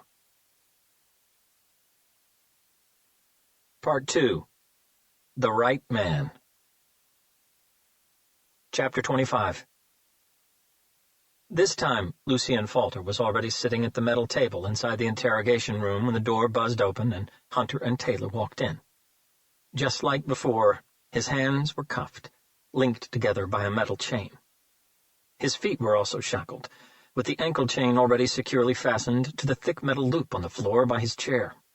Standing right behind him were 2 armed U.S. Marines. They both nodded at Hunter and Taylor before exiting the room without saying a word. Lucienne was leaning forward on his chair. His hands were resting on the table with his fingers interlaced together. He was very slowly and calmly tapping his thumbs against each other in a steady rhythm, as if he was doing it to the beat of some song that only he could hear. His head and his eyes were low. His stare was fixed on his hands. Taylor deliberately allowed the door to slam shut behind her, but the loud bang didn't seem to reach Lucienne's ears. He didn't flinch, didn't look up, didn't stop with the thumbs tapping. It was like he was in a world of his own. Hunter stepped forward and stopped across the table from him, his arms loose and relaxed by the side of his body. He didn't take a seat. He didn't say a thing. He simply waited. Taylor stood by the door, anger burning inside her eyes. On their trip back to Quantico, she had promised herself that she wouldn't let that anger show, that she would be pragmatic, professional, detached. But seeing Lucienne again, sitting in that room, seemingly unperturbed, made her blood boil inside her veins. "You sick son of a bitch," she finally blurted out. "How many have you actually killed?" Lucienne just kept staring at his thumbs, following the beat that no one else could hear. "Did you skin them all?" Taylor carried on. No reply. "Did you make one of those sick trophies out of every victim?" Still no reply, but this time Lucienne stopped with the thumbs tapping, slowly lifted his head, and locked eyes with Hunter. Neither of them said anything for a very long moment. They simply studied each other like two complete strangers who were about to go into battle. The first thing Hunter noticed was that Lucienne's demeanor had totally changed from their previous interview. The emotional Lucienne, the one who seemed scared that a huge injustice was being done to him, the one who needed help, that Lucienne was all but gone. The new Lucienne, sitting before Hunter now, looked stronger, more confident, fearless. Even his face looked tougher, like a fighter who wouldn't walk away from any sort of confrontation, someone who was ready for come what may. There was also something very different about the look in his dark brown eyes, something very cold and disconnected, void of any emotion. It was an empty look that Hunter had seen several times before, but never in Lucienne's eyes. It was a psychopathic look. Lucienne breathed out. "By the look on your face, Robert, I'm sure you've recognized the tattoo on one of the frames on my wall." Hunter realized now that that had been the real reason why Lucienne had mentioned Susan and her tattoo earlier. Not because he was trying to steer the conversation away from a fragile topic until his nerves settled, but because he wanted to make absolutely sure Hunter would remember it before sending him to the house. Hunter wasn't exactly sure of what to say, so he remained silent. "That piece is by far my favorite," Lucienne continued. "Do you know why, Robert?" No reply from Hunter. Lucienne gave him a pleased smile, as if the memories filled his heart with joy. "Susan was my first." "You sick son of a bitch," Taylor said again, stepping forward as if she was about to launch onto Lucienne, but sense seemed to take over right at the last second, and she paused by the metal table. Lucienne's icy gaze slowly moved to her. "Please stop repeating yourself, Agent Taylor. You've already called me a sick son of a bitch." His voice was flat. No emotion, no warmth. "Maybe I am one, but swearing doesn't really suit you." He ran his tongue over his lips to wet them. "Name-calling is for the weak, for people who lack the intellect to argue intelligently. Do you think you lack the intellect, Agent Taylor? Because if you do, you have no business being an FBI agent." Taylor took a deep breath to steady herself. Though her eyes still burned with anger, she knew Lucienne was just trying to push her. "I understand that right now you're still a little in shock from your discovery back in the house," Lucienne continued. "So your emotions are running a little high." He shrugged, unconcerned. "Understandable, but I bet that little outburst of yours isn't really what's expected from a senior FBI agent, is it? I bet it surprised even you, because I bet you promised yourself that you wouldn't lose it. You promised yourself that you would remain calm and professional, didn't you, Agent Taylor?" Lucienne gave her no time to reply, but being able to control one's emotions is a very tricky thing. Even with the best of intentions, your emotions can still easily boil up inside you. It takes a lot of training to be able to properly control them. Another shrug. "But I'm sure you'll get there someday." Taylor strained to hold her tongue. It was obvious to her that Lucienne was counting on another emotional reaction, but she didn't comply. "How many were there, Lucienne?" Hunter asked in a steady voice, finally breaking his silence. "You said Susan was your first. How many victims were there?" Lucienne sat back and smiled, a smile that looked rehearsed. "That's a very good question, Robert." He looked deep in thought for a long instant. "I'm not really sure. I lost count after a while." Taylor felt her skin starting to goosebump again. "But I have it all written down," Lucienne said as he began nodding. "Yes, there really is a diary, Robert. Actually, there's more than one, where I documented everything. places I've been, people I've taken, methods I've used. "And where are they?" Taylor asked. Lucien chuckled and moved his hands, making the chain rattle against the metal table. "Patience, Agent Taylor, patience. Haven't you ever heard the saying, 'Good things will come to those who wait'?" Though Lucien's words were intended for Taylor, all of his attention was on Hunter. "I know that right now you have 1,000 questions tumbling over each other inside that brain of yours, Robert. I know that all you want is to understand the whys and the hows.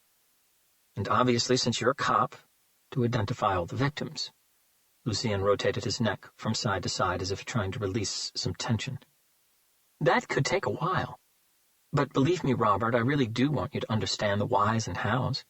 That's the real reason why I called you here." Lucien looked past Hunter at the two-way mirror behind him. He wasn't speaking to Hunter or Taylor anymore. He knew that after what they had uncovered in North Carolina, a more senior FBI figure would be on the other side of that glass. Someone with the authority to call all the shots. "I know that you also want to know the whys and hows," he said in a chilling tone, staring at his own reflection. "After all, this is the famous FBI Behavioral Science Unit. You live to study the minds of people like me.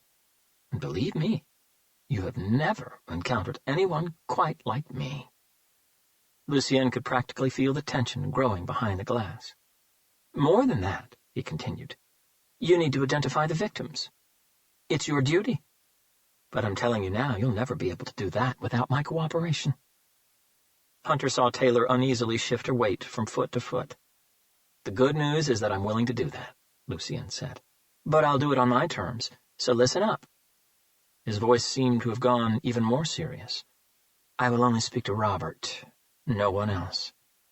I know he isn't with the FBI, but I also know that that can be easily remedied." He paused and looked around the room. "The interviews will not be conducted in this room anymore. I don't feel comfortable here, and—" He lifted his hands and moved them about, allowing the chain between his wrists to rattle against the metal table once again. "I really don't like being shackled. It puts me in a very bad state of mind, and that's not good, for me or for you. I also like to move around when I talk. It helps me think. So, from now on, Robert can come down to my cell. We can talk there."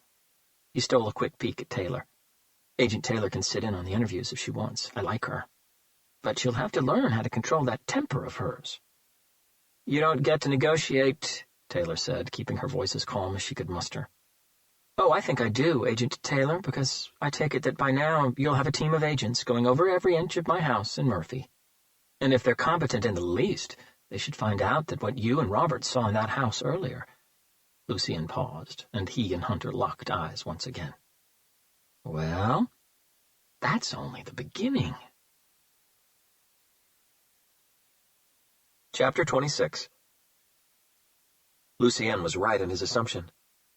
A specialized FBI team had already been deployed to scrutinize every inch of his house back in Murphy. Special Agent Stefano Lopez was the agent in charge of the very experienced, 8-strong search team. That particular crew had been put together 8 years ago by Director Adrian Kennedy himself, who had little trust in forensic specialists. A few years back, most forensic work around the country had started to be outsourced to private companies. Their overpaid forensic agents, if one could call them that, no doubt fueled by the increasing number of forensic investigation TV shows that had hit the airwaves in the past decade, truly believed they were stars and acted accordingly. Kennedy's team had been highly trained in the collection and analysis of forensic evidence, and all 8 of them had a degree in either chemistry or biology, or both. 3 of the agents, including Lopez, the team leader, had also been pre-med students before joining the FBI. They were all qualified, and had brought with them enough lab equipment and gadgets to perform a variety of on-the-spot basic tests. To expedite the search, Agent Lopez had compartmentalized the house and split the crew into 4 teams of 2. Team A, Agents Suarez and Farley, was in charge of going through everything in the living room and kitchen. Team B, Agents Reyna and Goldstein, was searching both bedrooms down the corridor and the small bathroom. Team C, Agents Lopez and Fuller, was downstairs in the basement. Team D, Agents Villegas and Carver, was outside searching the property grounds. Team C had already photographed the entire basement in its original state, and was now in the process of sifting through everything as it was collected, tagged and placed inside plastic evidence bags for further analysis. The first items to be taken down were the framed human skin pieces. As Agents Lopez and Fuller carefully unhooked the first frame from the east wall, they both realized that the frames had been simply but cleverly homemade. First, the human skin piece had been either soaked or sprayed with a preserving substance like formaldehyde or formalin, which is a solution of gas formaldehyde in water. Then, the piece had been stretched out and placed flat against a sheet of plexiglass that was about 2 millimeters thick, equivalent to 2 regular microscope slides stacked together. A second sheet of plexiglass, of identical thickness, was then placed over the human skin piece, sandwiching it between both plexiglass sheets. To keep skin deterioration down to a minimum, the plexiglass human skin sandwich was finally airtight locked, using a special sealant, before being framed just like any regular painting or picture. "This is 100% fucked up," Lopez said after dusting the last of the frames for fingerprints. There were none. Lopez was tall and slim, with short curly hair, piercing dark brown eyes, and a hooked nose that had earned him the nickname Hawk. "No shit, Hawk," Agent Fuller said as he started tagging and bagging the frames. "You know, we've seen enough killers' trophies over the years, among them quite a few body parts, but this is pushing the boundaries." He made a head gesture toward the frames. "This guy didn't just cut a finger or an ear off his victims, he skinned them, at least partially, maybe even while they were still alive. And to me, that puts him in a new category I haven't seen before." "And what category is that?" "Psychopath freak show. Level, Grandmaster. One with a lot of skill and patience, too." Hawk agreed with a nod. "Yeah, that is messed up. But what really gets me is this room." He looked around him. Fuller's gaze circled the room, following Hawk's. "What do you mean?" "How many serial killers' trophy rooms would you say that we've seen over the years?" Fuller pulled a face and shrugged. "I don't know, Hawk. More than enough, for sure." "Since this unit was put together, 39, Hawk confirmed. "But we've all seen hundreds of photographs of other trophy rooms. And you know, they all look similar. Small, smelly, grimy, dark. You know what I'm talking about. It's usually just a cupboard-sized space or a shed somewhere where the perpetrators keep whatever parts they chopped off their victims. Somewhere they can go to jerk off or fantasize, or whatever it is they do when they're reliving the time they spent with their victims. You've seen them. They all look like some sort of sick shrine out of a Hollywood horror movie." Hawk paused, turned both of his gloved hands upward, and looked around the room again. "But look at this place. It looks like an average family's sitting room, just a little dusty." He ran 2 fingers over the top of the chest of drawers, showing the result to Fuller just to emphasize his argument. "Okay, and your point is?" "My point is that I don't think this guy came down here to be reminded of his murders, or of the time he spent with his victims. I think this guy came down here to watch TV, drink beer, and read, just like regular folk. The difference is that he did all that surrounded by the framed skin of his victims." Hawk had walked the entire house before assigning the agents to their teams. He knew that the only TV set in the house was the old tube one down in the basement. He also knew that the small fridge in the corner had nothing but a few bottles of beer inside. Something in Hawk's voice concerned Fuller. "So what are you really saying, Hawk?" Hawk paused by the bookcase and scanned through some of the titles. "What I'm saying is that I don't think those were trophies." He pointed to the evidence bags on the floor now holding the 5 frames. "Those were just simple decorating items. If this guy really has a trophy room somewhere, this isn't it." He paused and breathed in a worried breath. "I'm saying, brace yourself, Fuller, because if this guy has a trophy room, we haven't found it yet." Chapter 27. Upstairs in the house, Team B, Agents Miguel Reyna and Eric Goldstein, had just finished their swipe of the small bathroom and the first bedroom. They'd managed to collect several fingerprints from both rooms, but even without a more in-depth analysis, Goldstein, who was the team's expert when it came to fingerprints, could tell that their patterns seemed identical, which hinted that they'd all come from the same person. The size of all the thumbprints found also indicated that the prints had probably come from a male subject. The shower's plug hole had given them several hair strands, all of them short and dark brown in color. The high-intensity UV light test they'd conducted in the first bedroom and in the bathroom had revealed no traces of semen or blood anywhere, not even in the bathroom's wash basin, from what could have been an old shaving cut. Several spots, some small, some large, did light up on the floor all around the toilet seat and on the seat itself, but that was to be expected. Urine is extremely fluorescent when illuminated with ultraviolet light. Just to be sure, they also ran a UV light test on the walls. It's not uncommon for perpetrators to try to cover blood-stained walls by giving them a new coat of paint. Though that would make them completely invisible to the naked eye, paint-covered bloodstains will still quite clearly reveal themselves under high-intensity UV light scrutiny. A few scattered speckles did light up on the corridor walls. Reyna and Goldstein collected samples of them all, but none of them were hidden behind the top coat of paint. Both agents had their doubts that the samples they had collected in the hallway would turn out to be blood. They approached the last room at the end of the corridor, the master bedroom, and paused by the door, allowing their eyes to take everything in before proceeding.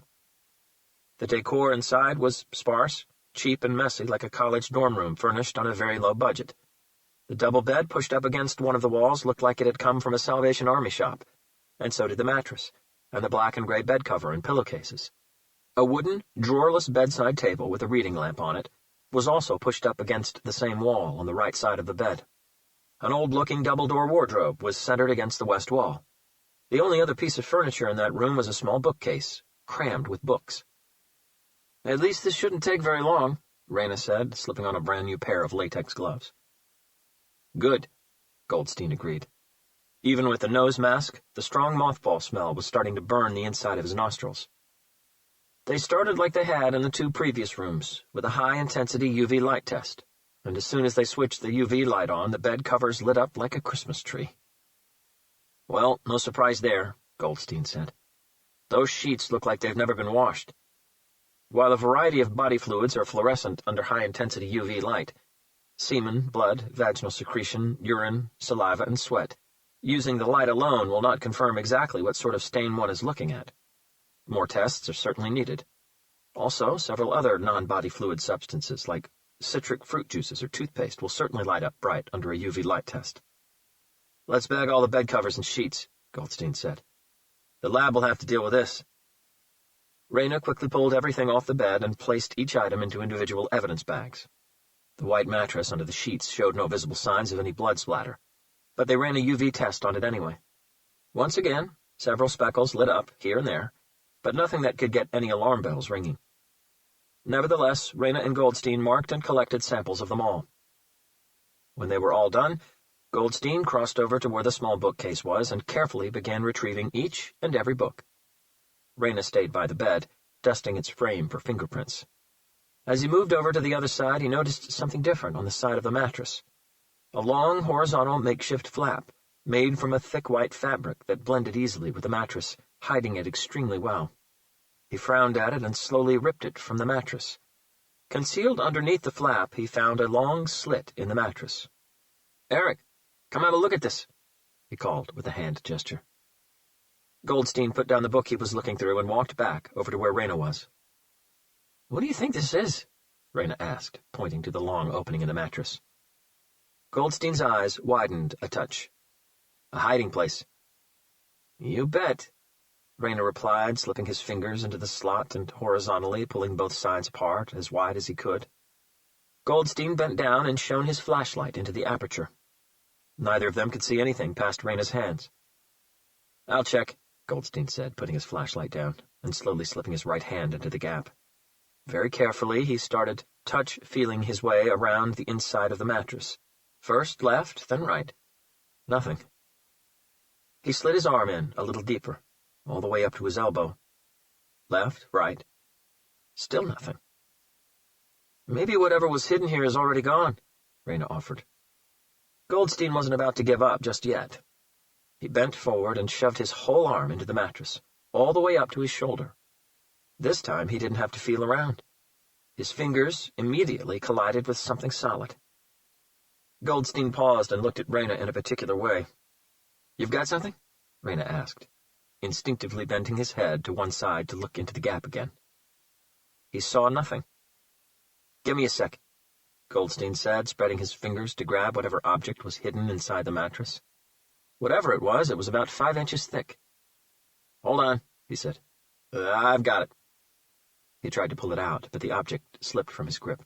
Hold on, he said again, now sliding his other arm into the mattress. With his arms shoulder-length apart, he grabbed hold of the object with both hands. It feels like some sort of box, he announced, and slowly started dragging it out. Raina waited. Okay, here we go, Goldstein said as he got the object to the opening. Raina moved his hands out of the way and felt an odd excitement run up and down his spine. Goldstein dragged the whole object out of the mattress and placed it on the floor between them. It was a box. A wooden box of about 29 inches long by 21 wide. Gun box, Raina said, but without much conviction. Goldstein's thick eyebrows arched up inquisitively. The box was actually large enough to hold a submachine gun like an MP5 or an Uzi, or even 2 or 3 handguns. Only one way to find out, Goldstein said. Surprisingly, the box had no locks, just 2 old-style flip latches. Goldstein undid them both and flipped the lid open. There were no guns inside, but still its contents made both agents pause, their eyes opening wide. The box had a division down the center of it, splitting it into 2 separate compartments. After several seconds of complete silence and absolute stillness, Goldstein finally used a pen to cautiously rifle through the contents inside both compartments. "Holy shit," he whispered before looking over at Raina. "You better go get Hawk." Chapter 28. At 1:30 a.m., Hunter and Agent Taylor were called into a special NCAVC meeting, which was held inside a soundproof conference room on the 3rd floor of the BSU building. 4 men and 3 women sat around a long, polished red oak table. A large, white projection screen had been lowered from the ceiling toward the far wall. As soon as Hunter was ushered into the room, he could sense the heavy, worried atmosphere, which was further emphasized by the tense look on everyone's faces. Director Adrian Kennedy was sitting at the head of the table. "Please, come in and have a seat," he said, without standing up, indicating the 2 empty seats by his side, one to his right, one to his left. Hunter took the seat to Kennedy's right. "Okay, let's start with introductions," Kennedy continued. "I know everyone here is familiar with Detective Robert Hunter's paper," he said to the group, "but I believe this is the first time most of you have met the man behind that work." He glanced at Hunter, then in turn nodded at each person around the table. "Jennifer Holden oversees our profiler computer system. Dion Douglas and Leo Hurst are with our Criminal Investigative Analysis Program, CAP. Victoria Davenport is with the FBI's Violent Crime Apprehension Program, VICAP. Dr. Patrick Lambert, who you met earlier, is our Chief of Forensic Psychiatry, and Dr. Adriana Montoya is one of our Chief Pathologists." They all nodded a silent hello at Hunter, who returned each and every one a nod of his own. "To my left is FBI Special Agent Courtney Taylor," Kennedy said. "She'll be heading this investigation." More silent nods. "I already took the liberty of contacting your captain with the LAPD once again, Robert," he said to Hunter. "We now need you in this case, and I know you want in, but we've got to do this by the book. A request has already been expedited and sanctioned by both sides." He drew quotations in the air with his fingers. "You're now officially on loan to the FBI." He placed an FBI ID card with Hunter's name and photograph on the table in front of him. "So, until we've got this all figured out, you are Special Agent Robert Hunter." Hunter seemed to cringe at the title. He left the ID card where it was. "Okay," Kennedy said to the whole room. "Sorry to have dragged you all out here for such a late, unscheduled meeting, but there's no doubt that today's turn of events constitutes a major game-changer." He sat back on his seat, locked his fingers together, and rested his hands on his lap before addressing Hunter and Taylor directly. "Dr. Lambert and I were in the observation room earlier today, during your second interview with Lucienne Folter." Hunter didn't look surprised. He knew that Taylor had called Kennedy from the house in Murphy right after their discovery. She had also used her smartphone to email him pictures of the framed human skin pieces and a short video of Lucienne's basement room. Hunter had expected that Kennedy would have postponed whatever he had on for the rest of the day and made the trip back from Washington, D.C. to Quantico, ASAP. "Everyone in this room has also watched the recorded footage of both interviews at length," Kennedy added before nodding at Dr. Lambert, who took over. "The transformation Mr. Folter went through in the space of just a few hours from interview 1 to interview 2 was nothing less than astounding." He looked a little embarrassed. I must admit that after the first interview, after the drug addiction story he told you, some part of me had started to believe him. I felt sorry for him." Victoria Davenport, with VICAP, nodded her agreement before Dr. Lambert carried on. "I had really started to entertain the possibility that Mr. Falter had in fact been just another victim of an elaborate plan by a very sadistic killer or killers. That he'd been just a pawn, a delivery boy, and something much bigger." The doctor ran a hand through the little hair he had left on his head, just a handful of white strands that never seemed to want to stay in place. "In all my years as a forensic psychiatrist, I've seen very few people who were able to lie so convincingly, and most of those had suffered from dissociative identity disorder." He looked straight at Hunter. "And you know that's not the case we have here." Hunter said nothing, but he knew Dr. Lambert was right. Lucien had showed absolutely no indications of split personality. He never claimed to be, or hinted at being, two or more different people. With someone suffering from dissociative identity disorder, once an identity takes over, it's like a whole new person, with his or her own feelings, emotions, history, and memories. Feelings, emotions, history, and memories that aren't shared between identities.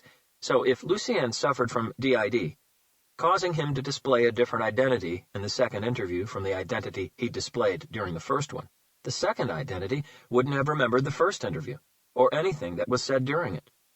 The crimes committed by one of his identities also would not be remembered, and possibly not even known by any other identity his brain had developed.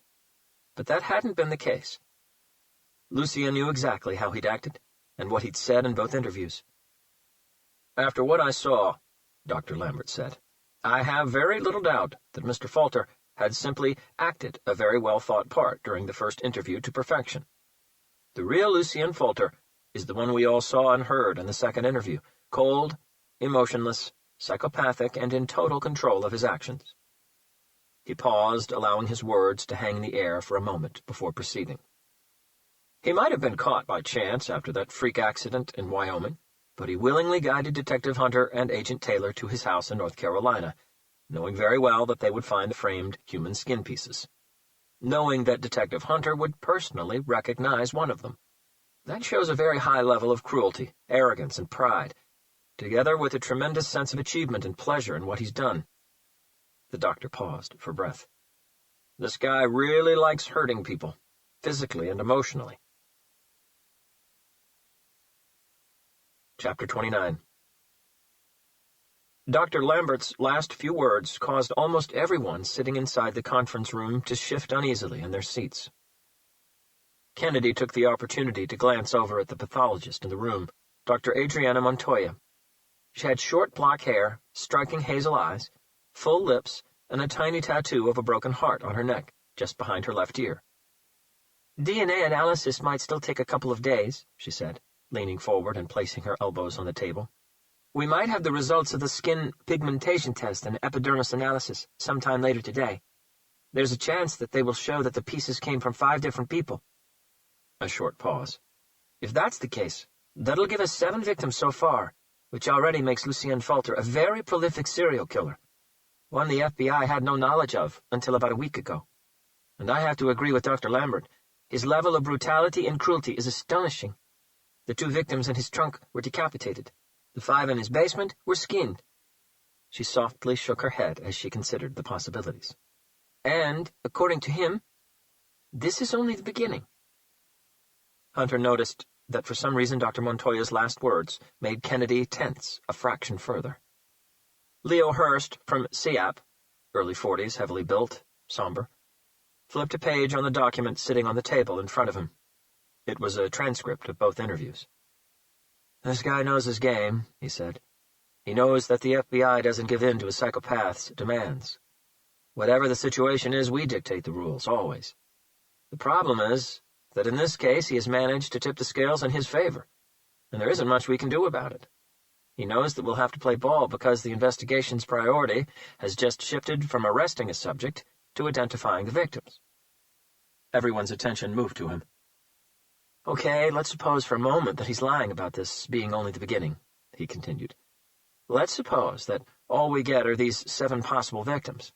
Yes, there's a likelihood that we could positively identify all 7 of them without his help, depending on DNA analysis, and if they had all been added to the National Missing Persons database. He scratched the skin between his two very thin eyebrows. But even if we managed to identify them all without his help, then we're faced with problem number 2.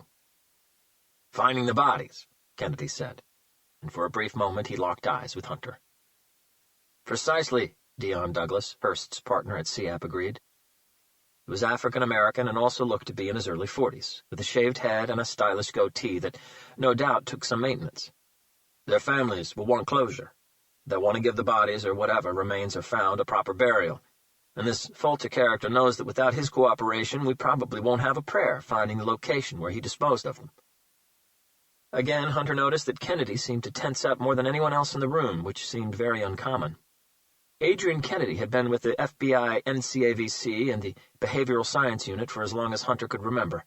He wasn't easily rattled by any sort of crime or perpetrator, no matter how brutal or unusual. Hunter sensed that there was something else, something that Kennedy wasn't telling them. At least, not yet.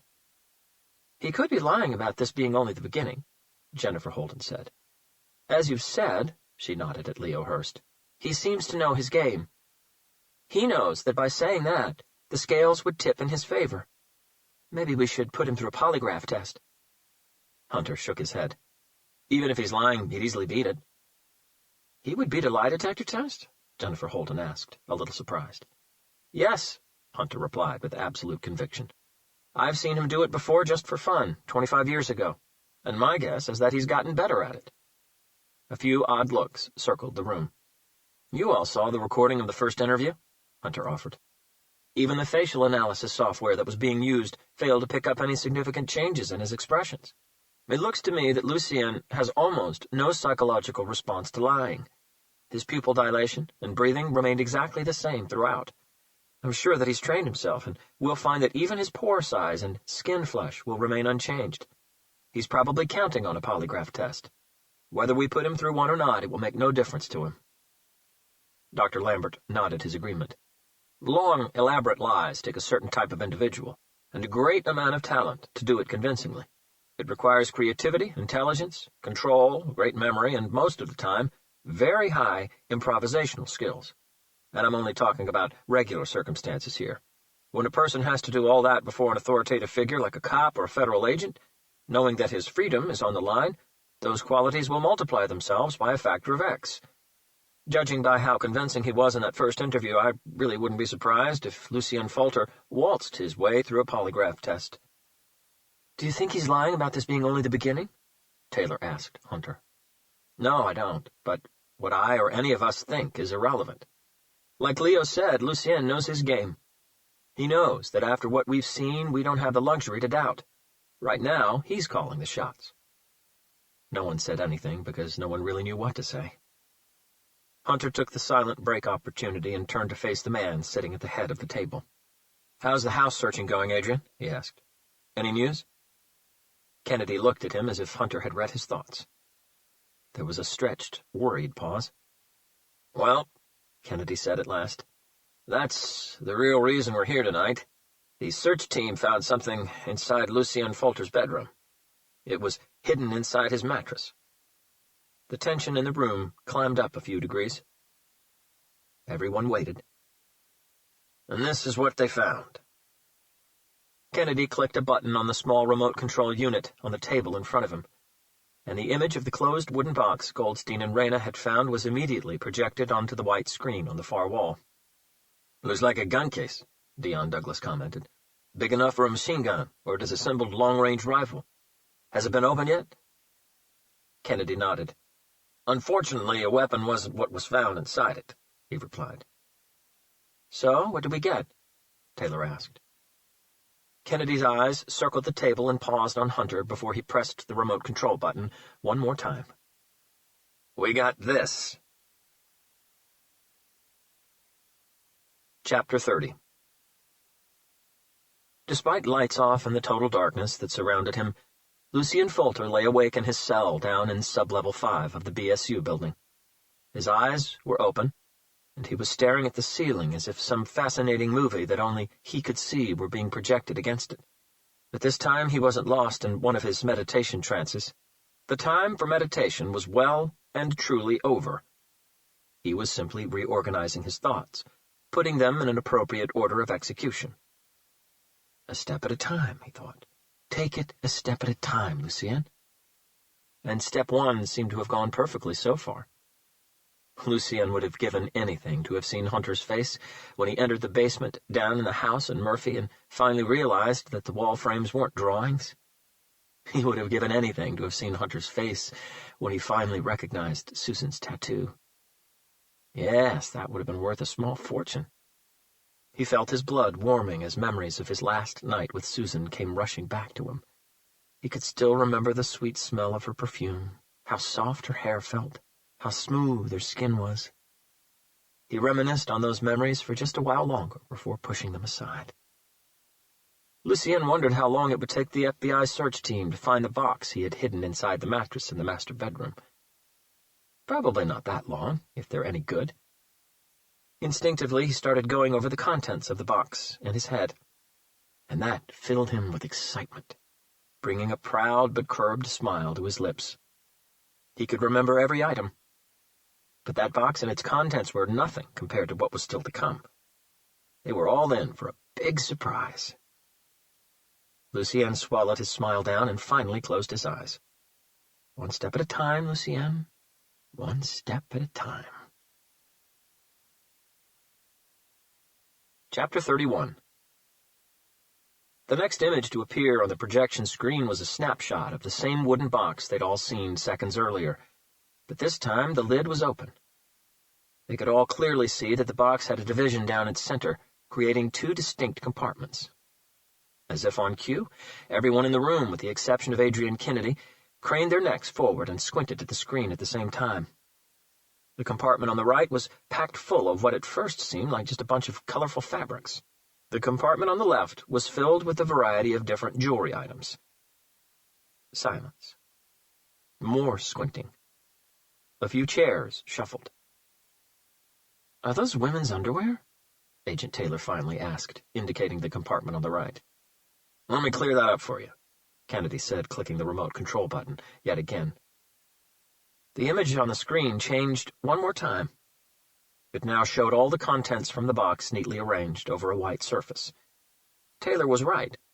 The fabrics that were in the right compartment were all women's underwear, panties to be more precise, in a multitude of colors, sizes, and styles, but now that they were all unbundled and plainly displayed in rows, an unseen detail became clear to everyone.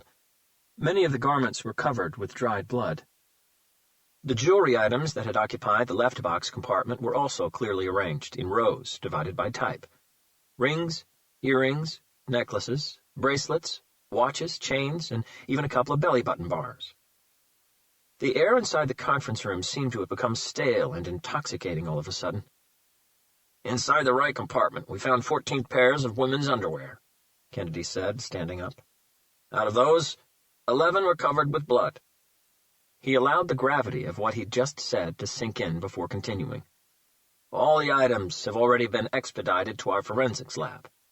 The garments vary in size from extra small or size 0 to large, size 34, which would indicate that they belong to different people." "They would have," Hunter said, more as an instinctive comment to himself than to the room, but Kennedy heard it. "Sorry, what was that, Robert?" Hunter paused for an instant.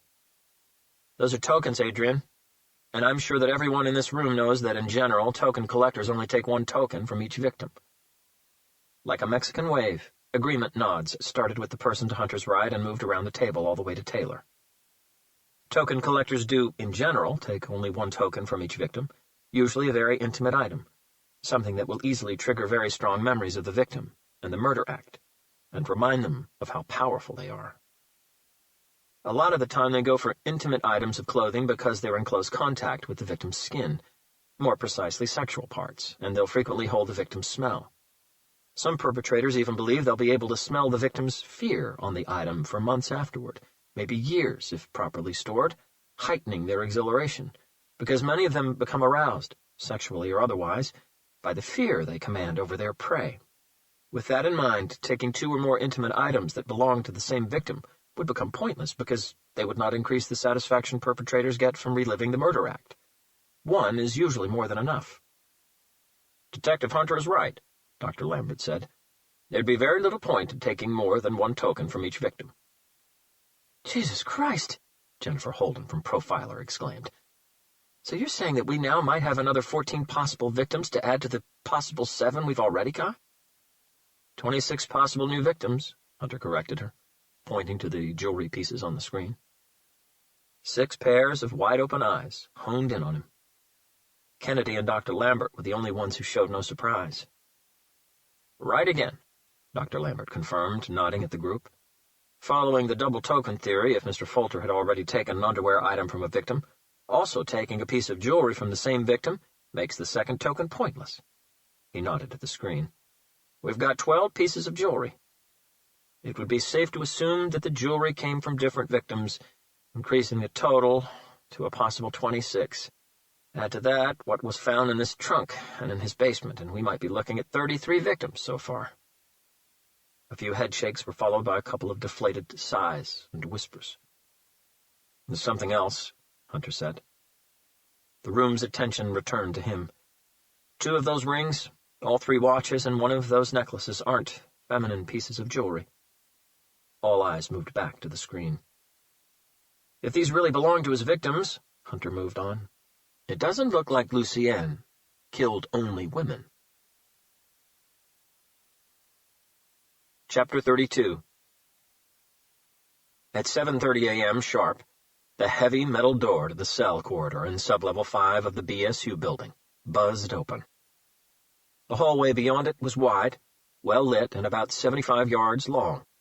The cinder block wall on the right was painted a dull shade of gray.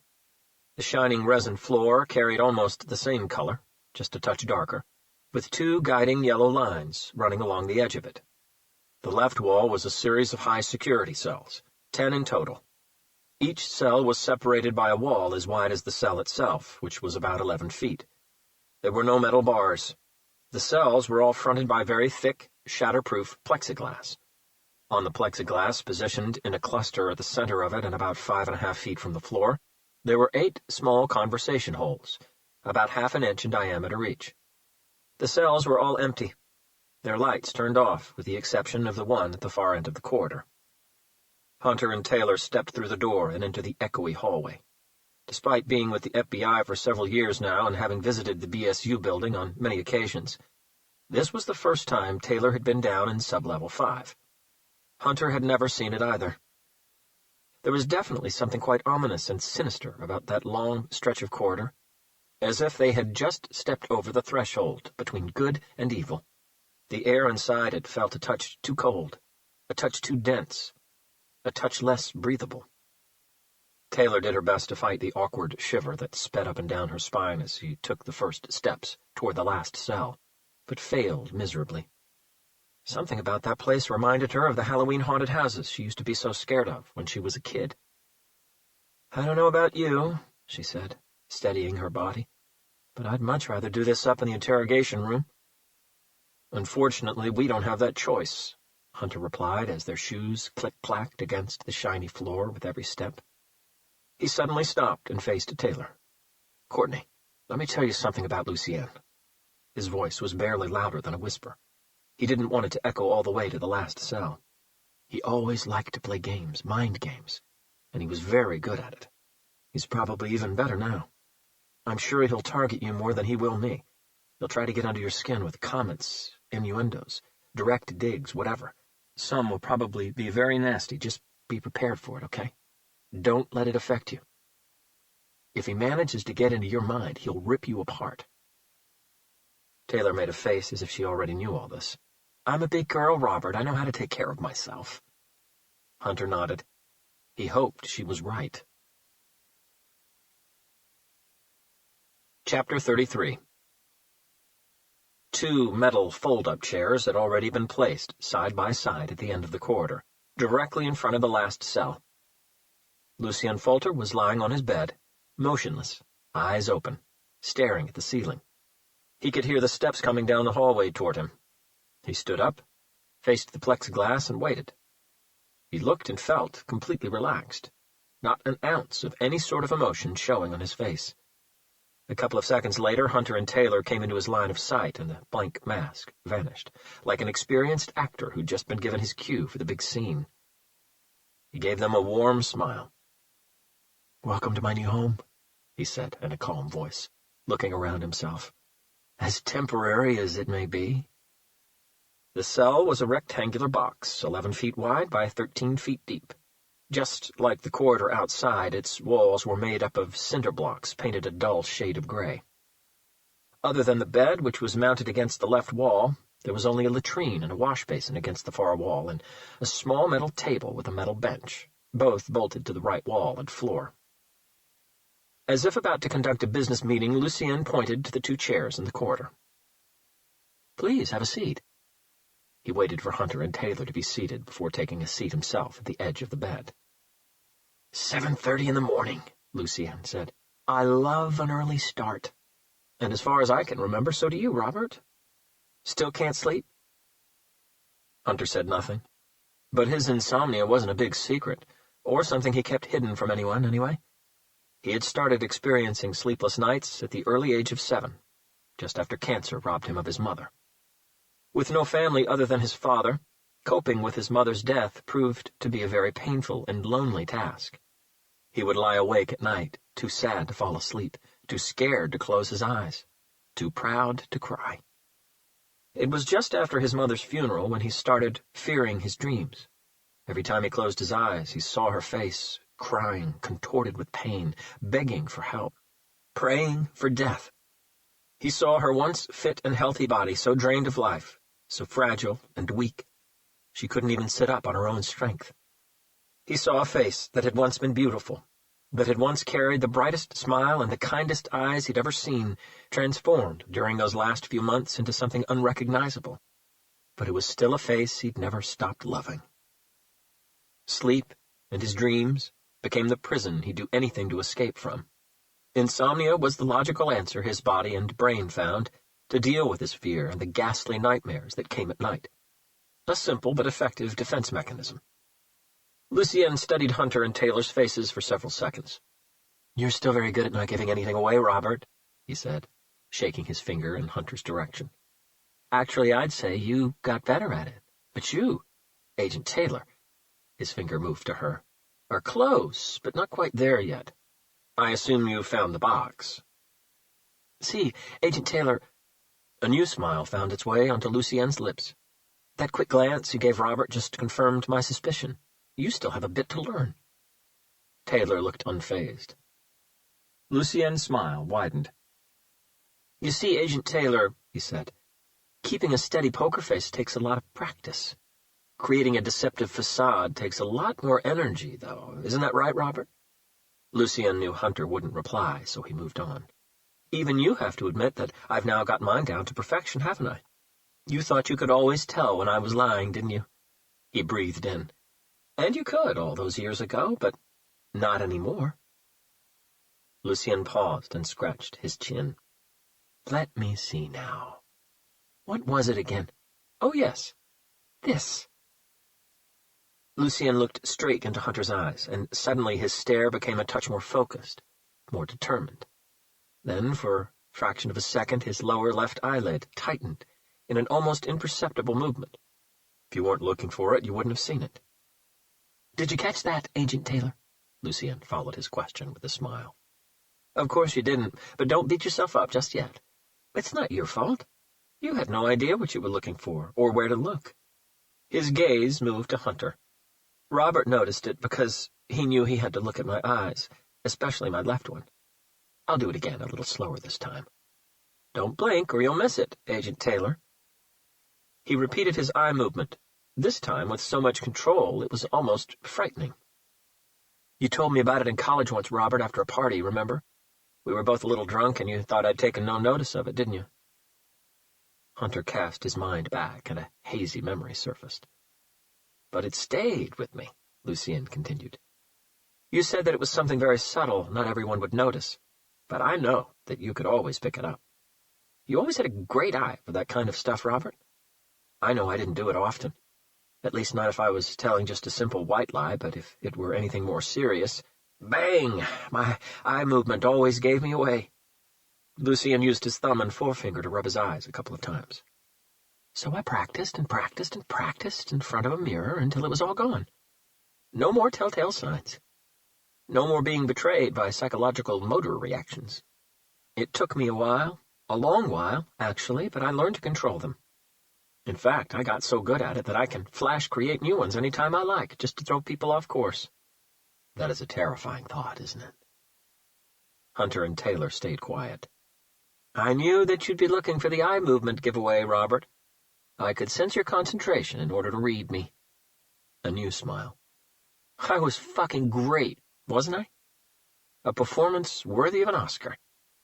Without losing a beat, Lucien changed the subject and moved on. I'd offer you a drink, he said, but all I've got is tap water, and I only have 1 cup. Again, he studied his 2 interviewers for an awkward moment. Coffee would be nice, but I don't have any. His stare lingered on Taylor. She got the hint, looked up at the CCTV camera on the ceiling high above the cell, and gave it a single nod. Black with 2 sugars, if you please, Lucien said, looking up at the same camera before addressing Hunter and Taylor again. Okay, let me tell you how this is going to work. I'll allow you to ask me a few questions. I'll answer them truthfully, and I mean that, I won't lie.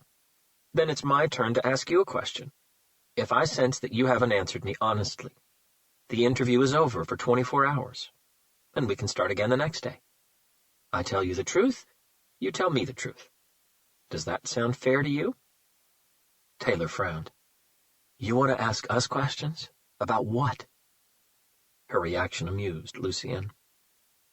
Information is power, Agent Taylor. I like feeling powerful. Don't you?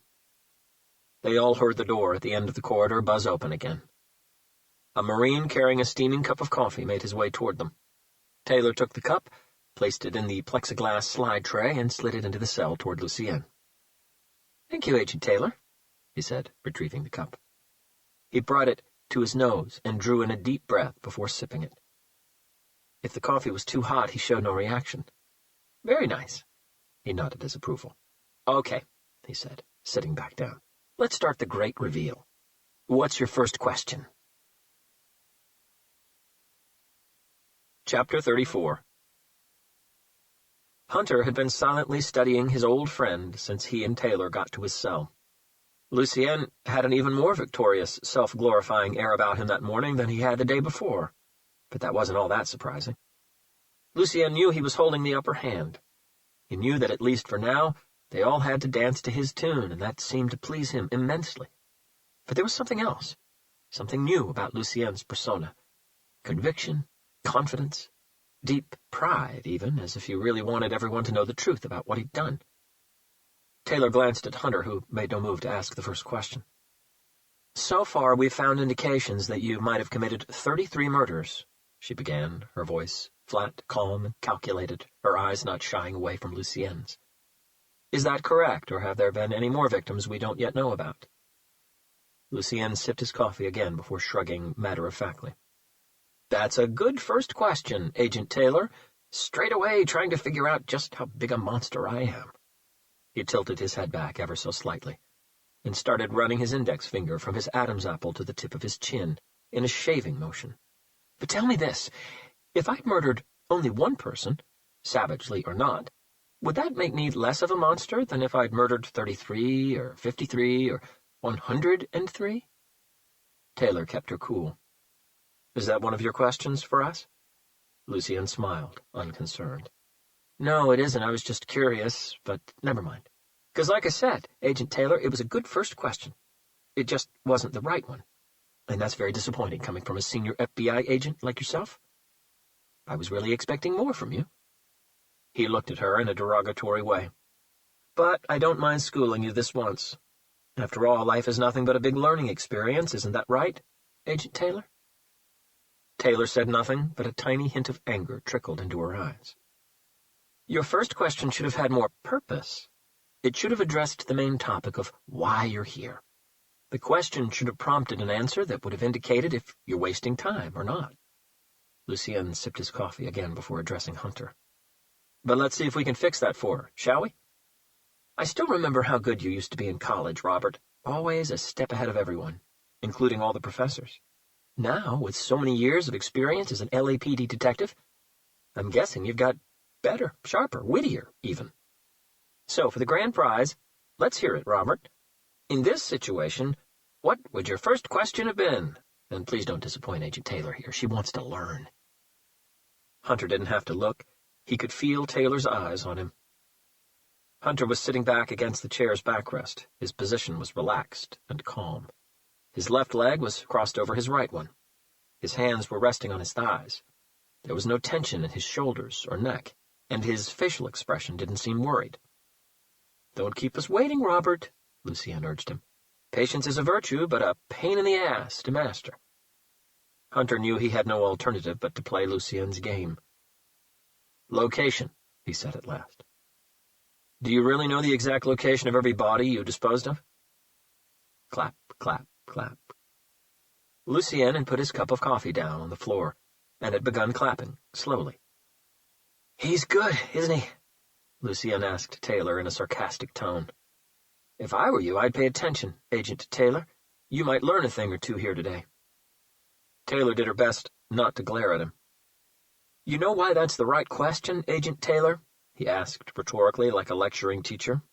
"Because if I answer no to it, this whole thing is over. You can pack me up and send me off to the electric chair. I'm no use to you or the FBI anymore." Without taking his eyes off Taylor, he picked up his coffee cup from the floor. "You're not here to get a confession from me, Agent Taylor. That part is done and dusted. I am a killer. I murdered all those people. Brutally." There was a chilling pride in Lucienne's last few words. "The only reason I'm still here is because you desperately need something from me." He glanced at Hunter. "The location of all the bodies. Not really because you need proof of what I've done, but because families need closure. They need to give their loved ones a proper burial. Isn't that right, Agent Taylor?" Again, Taylor didn't reply. "If I answer no to Robert's question, there's no point in having any more interviews. There's no point in asking any more questions. There's no point in keeping me here because I can't give you what you need." A ghost of a smile graced Lucienne's lips. This was certainly amusing him. "Tell me, Agent Taylor, does it make you mad that an outsider can do your job better than you?" "Don't let it get to you," the voice inside Hunter's head said to Taylor. "Don't get upset. Don't let him under your skin." From the corner of his eye, he could see Taylor struggling with her anger. And if he could see it, so could Lucienne. Taylor didn't take the bait. She did struggle with her anger, but she kept it under wraps. Lucienne chuckled proudly, and his attention returned to Hunter. "The answer to your question, Robert, is yes. I can tell you the location of all the bodies that can be found." He calmly sipped his coffee. "As you might understand, some can never be found. It's a physical impossibility." "Oh," he said casually, "and I also know all of their identities by heart." Once again, Lucienne tried to read Hunter's expression. Once again, he failed, but he detected a hint of doubt in Taylor's eyes. "I'm willing to sit through a polygraph test if you think I'm deceiving you, Agent Taylor." "He'll easily beat it," Hunter's words from the early morning meeting came back to her. "He's probably counting on a polygraph test." "That won't be necessary," she finally said. Lucienne laughed animatedly. "I see. Did Robert tell you that we both beat the polygraph when we were in college, just for fun?" Taylor didn't confirm it, but she didn't know that Hunter had beaten it as well. "He was much better than I was, though," Lucienne said. "It took me months to master the technique, but he got it down in just a few weeks." He looked at Hunter. "Robert always had tremendous self-discipline and concentration control." Something different coated Lucienne's last few words. Taylor thought it was jealousy, but she was wrong. Lucienne lifted a hand in a wait gesture. "But why should you believe a word I'm saying? I haven't done much other than lie to you up to now." There was a lengthy pause. "As I have suggested, you could try a lie detector test." Lucienne threw his head back and laughed, a full, fat laugh.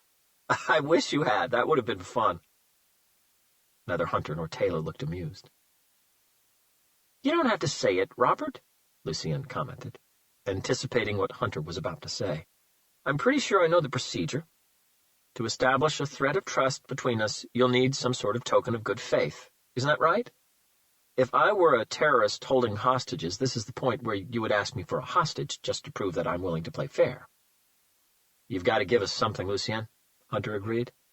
He hadn't shifted from his relaxed sitting position yet. Like you've said, you've given us nothing but lies so far. Lucien nodded and finished his coffee. I understand that, Robert. He closed his eyes and drew in a deep, tranquil breath as if he were just sitting in a flowery garden outside somewhere, appreciating the delicate perfume that traveled the air. Megan Lowe, Lucien said without opening his eyes. 28 years old. Born December 16th in Lewistown, Montana. He slowly ran the tip of his tongue across his upper lip, as if his mouth had started to salivate at the memory. Kate Barker, 26 years old. Born 11th of May in Seattle, Washington. Megan was abducted on July 2nd, Kate on July 4th. Both were independent street-working girls working in Seattle, Washington. Megan was the brunette whose head was found inside the trunk of the car I was driving. Kate was the blonde one. Lucien finally opened his eyes and looked at Hunter. The remains of their bodies are still in Seattle. Would you like to write down the address? Chapter 35. Director Adrian Kennedy, who was watching and listening to the interview from the holding cell's control room, immediately got the bureaucratic machine running to obtain a federal search warrant.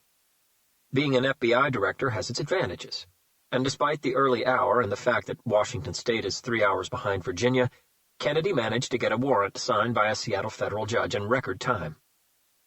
Even though Lucien had told Hunter and Taylor that the key to the location where the two victims' remains were stored was on the same keychain they had used for the house in Murphy, Kennedy wasn't willing to wait. He wasn't about to send Hunter, Taylor, or any other agent all the way from Quantico to Seattle just to check if Lucien was lying again or not. With a federal search warrant secured, Kennedy placed a call to the FBI field office on 1110 3rd Avenue in Seattle, Washington. At 8:30 a.m. Pacific Time, a team of 2 agents was dispatched to the address Lucien had given Hunter and Taylor, a commercial storage unit. "So where are we going, Ed?"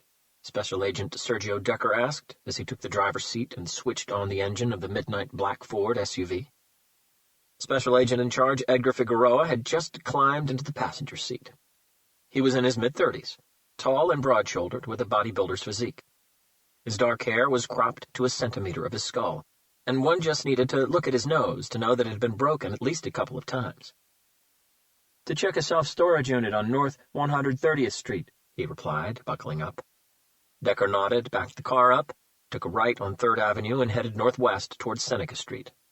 "What case is this?" he asked. "Not ours," Figueroa replied. "I think a call came in from high above in Washington, D.C. or Quantico. We're just going to verify the veracity of the address." "Narcs?" Decker questioned. Figueroa shrugged and shook his head at the same time. "Not sure, but I don't think so. DEA isn't involved as far as I know. I wasn't told much, but I think this is supposed to be victims' remains." Decker's eyebrows arched. "Stashed in a commercial storage unit?" "That's the address we have," Figueroa confirmed. Decker took another right and merged onto the I-5 North, heading toward Vancouver, British Columbia. Traffic was slow, as expected at that time in the morning, but not excessively so. "Do they have somebody in custody?" Decker asked. "As far as I understand, yes. And again, I think they're holding him either in D.C. or Quantico." Another shrug from Figueroa. "Like I said, I wasn't told very much, but I did get the impression that this is something big." "Do we have a warrant, or are we just going to talk our way through this, using our FBI charm?" Decker joked. "We do have a warrant," Figueroa said, consulting his watch. "A court-martial is meeting us at the address." The trip from the FBI office on 3rd Avenue to the independent self-storage building, located on the north side of the city, took them about 25 minutes. Just like most self-storage buildings, from the outside this one also looked like a regular warehouse. It was painted all in white, with the self-storage trade name in huge green letters across the front of the building.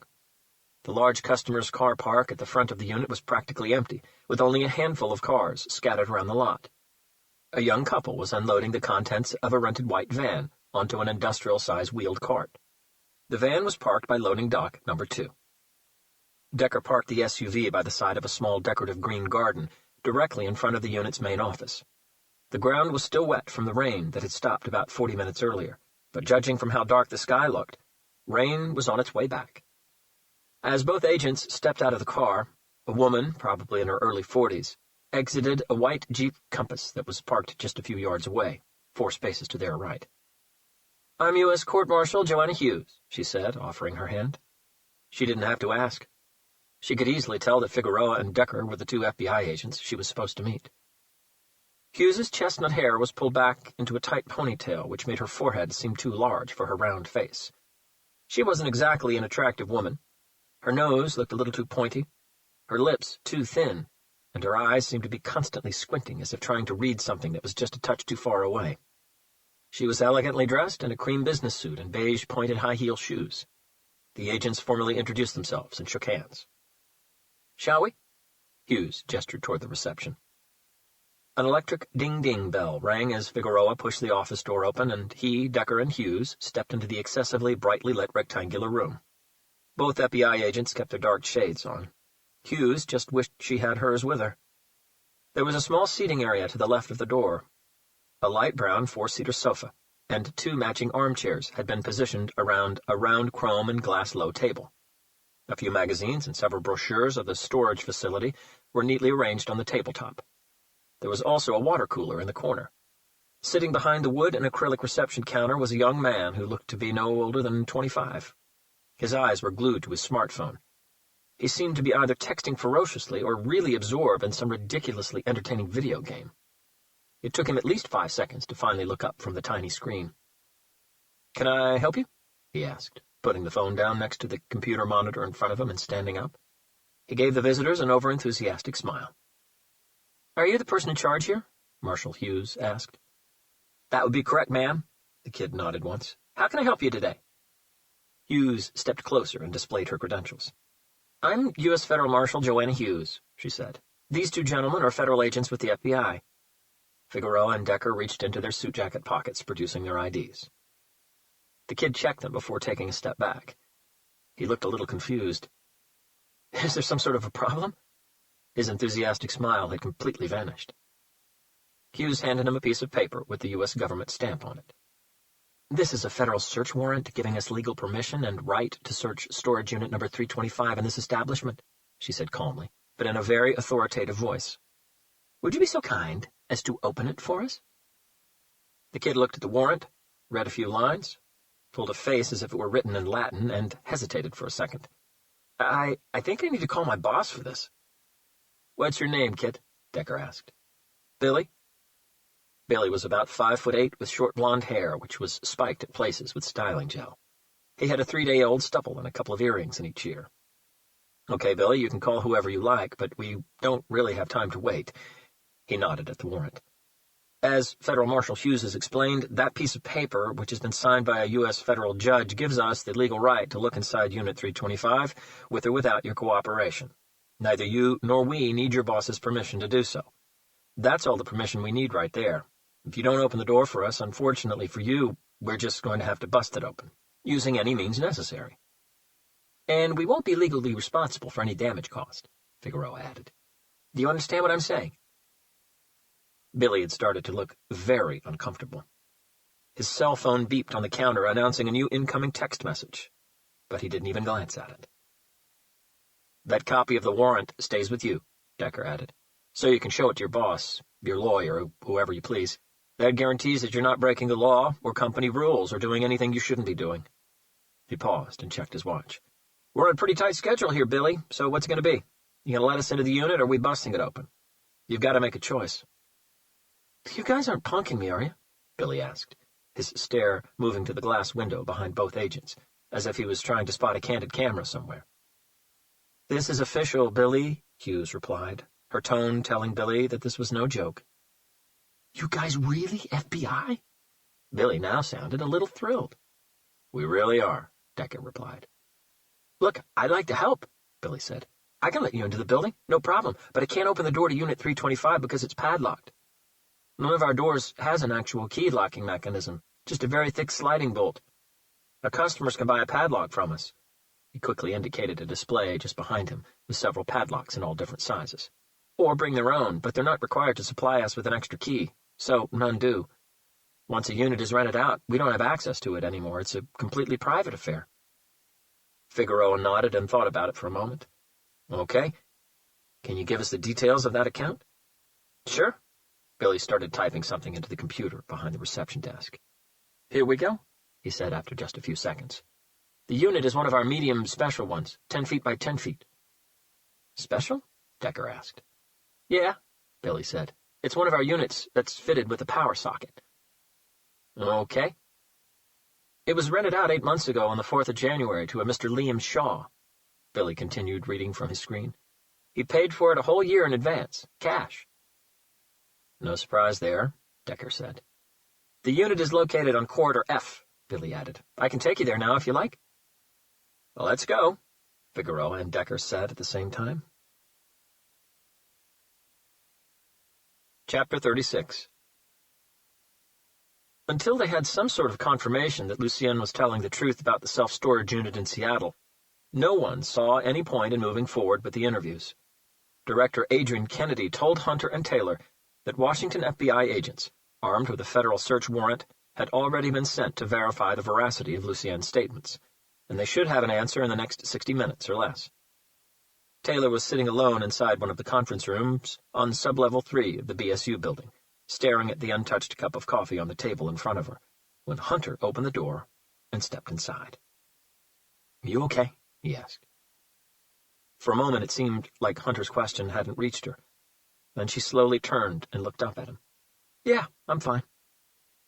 An awkward few silent seconds followed. "You did well down there," Hunter said in a non-patronizing or condescending tone. "Oh, yeah," Taylor replied with a sarcastic nod. "Except for starting out with the wrong first question, you mean?" "No," Hunter told her, taking a seat across the table from her. "That's where you're wrong, you see. No matter what first question you came up with, Courtney, Lucien would have thrown it back at you and tried to discredit you, tried to make you feel inferior, tried to shake your confidence and make you believe you're not good enough, because he wants to get under your skin, and he knows he's good at it. In college, he used to bully professors that way." Taylor kept her eyes on Hunter. "He wants to get under my skin, too, but he knows me a little better than he does you, or at least he did. So, right now, he'll want to test the water with you to see how you respond. And he's going to keep on pushing harder and harder. You know that, don't you?" "Let him push," Taylor replied firmly. "Just remember that to Lucien, this is like a game, Courtney. His game. Because he knows he has the upper hand. Right now, there's only one thing we can do." Taylor looked back at Hunter. "We play the game," she said. Hunter shook his head. "Not the game. We play his game. We give him what he wants, make him believe he's winning." Adrian Kennedy pushed the conference room door open and peeked inside. "Ah, here you are." He was carrying a blue dossier with him. "Anything from Seattle yet?" Hunter asked. "Not yet," Kennedy responded. "We're still waiting. But it doesn't look like Lucien was lying about the identities of the women found in his trunk." He flipped open the dossier. "Megan Lowe, 28 years old, born December 16 in Lewistown, Montana. She left Lewistown when she was 16, 6 months after her mother allowed her then-boyfriend to move into their house." Kennedy instinctively nodded at Hunter. "She first moved to Los Angeles, where she spent the next 6 years. All indicates that she was indeed a street-working girl. After L.A., Megan moved to Seattle. Line of work seemed to have stayed the same." He turned a page on the report he was reading. "Kate Barker, 26 years old, born May 11 in Seattle, Washington. She left home when she was 17 and moved in with a boyfriend, who, at the time, was an aspiring musician. Not confirmed, but it seems like the boyfriend was the one who first got Kate to prostitute herself." "Money for drugs?" Taylor asked. Kennedy shrugged. "Probably. The abduction dates Lucien gave us, July 2nd for Megan and July 4th for Kate, will be hard to confirm, as neither of them were ever reported missing." That wasn't surprising. Prostitutes account for the third largest number of unsolved murders in the USA, just behind gang and drug-related killings. Every day, thousands of street-working girls in America are raped, beaten up, robbed, or abducted. They aren't targeted because of how attractive they look, or because they carry cash with them. They are targeted because they are easily accessible and extremely vulnerable, but most of all because they are anonymous. The vast majority of street-working girls live alone or share with other working girls. They don't normally have a partner for obvious reasons. Many of them are runaways with little or no links to their families anymore. They live lonely lives with very few friends. Statistically, only 2 in every 10 street workers that go missing are ever reported to missing persons. Kennedy handed a copy of the report to Hunter and one to Taylor. The reports each carried a mugshot of their subjects. Both women, Megan Lowe and Kate Barker, had been arrested a couple of times for prostitution. Despite the mugshots, it was impossible for anyone to match the photographs to the two heads found inside Lucienne's trunk. Such was the brutality of the wounds inflicted on them. "If Lucien wasn't lying about their identities," Kennedy said as he was leaving the room, "chances are he isn't lying about Seattle either." Chapter 37. The inside of the storage facility was just as brightly lit as the reception office, with extra-wide corridors and rounded corners for ease of movement with wheeled carts and pallet trucks. The resin floor had been painted in light green. The storage unit doors were all white with their respective numbers painted in black at the center of it, and again on the wall to the right of the door. It took Billy about 2 minutes to guide them through all the turns and hallways until they reached Corridor F. Unit 325 was the third door on the left. "Here we are," Billy said, indicating the unit. Just as he'd explained earlier, centered on the right-hand edge of the rolling door was a metal bolt locked in place by a thick, brass-colored padlock. Figueroa and Decker moved forward to have a better look at it. Unlike the military-grade padlock that Lucien had used to secure the door to the basement in the house in Murphy, this one was a Master Pro series, shrouded padlock, not as impenetrable, but still formidable. "This is a pretty heavy-duty padlock," Figueroa said, looking at Decker and then at Billy. "Do you think you can breach it with that bolt cutter?" Billy had already assumed that he'd have to breach the padlock to the unit, and had brought with him a red and yellow 42-inch bolt cutter. "No problem," Billy said, stepping forward. "We had to cut through a similar one a few weeks ago. I'm pretty sure this one will be no different." "So, go right ahead and do your thing, Billy," Figueroa said, stepping out of the way. Billy moved closer, opened the jaws of the cutter as wide as it would go, and carefully positioned them around one of the shrouded ends of the padlock's shackle. He put most of his weight behind the cutter and gave it a firm squeeze. Clank. The cutter slid off the padlock as if nothing had happened. But they all saw something bounce onto the floor and slide away a couple of yards down the corridor. Billy had managed to cut off part of the protective shroud. Now the shackle was exposed on one side.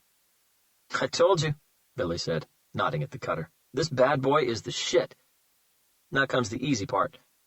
He placed the cutter jaws around the exposed shackle and gave it one more firm squeeze. Click. This time the cutter didn't slide off the padlock. Its jaws simply cut through the shackle as if slicing through wet clay. Everyone looked impressed. "I need to cut it again," Billy explained.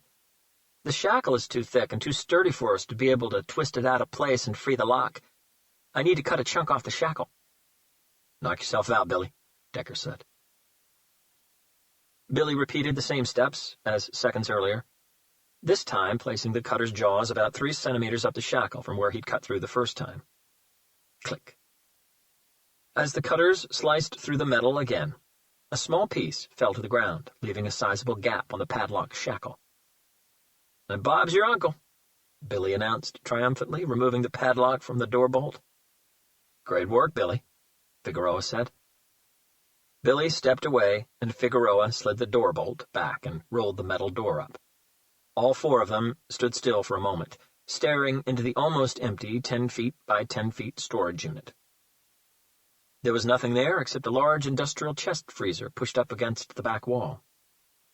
"Thanks, Billy," Decker said, slipping on a pair of latex gloves. Figueroa did the same. "You can go back now. We'll call you if we need anything else." Billy looked disappointed. "Can't I stay and have a look?" "Not this time, Billy." They all waited until Billy had rounded the corner before entering the storage unit.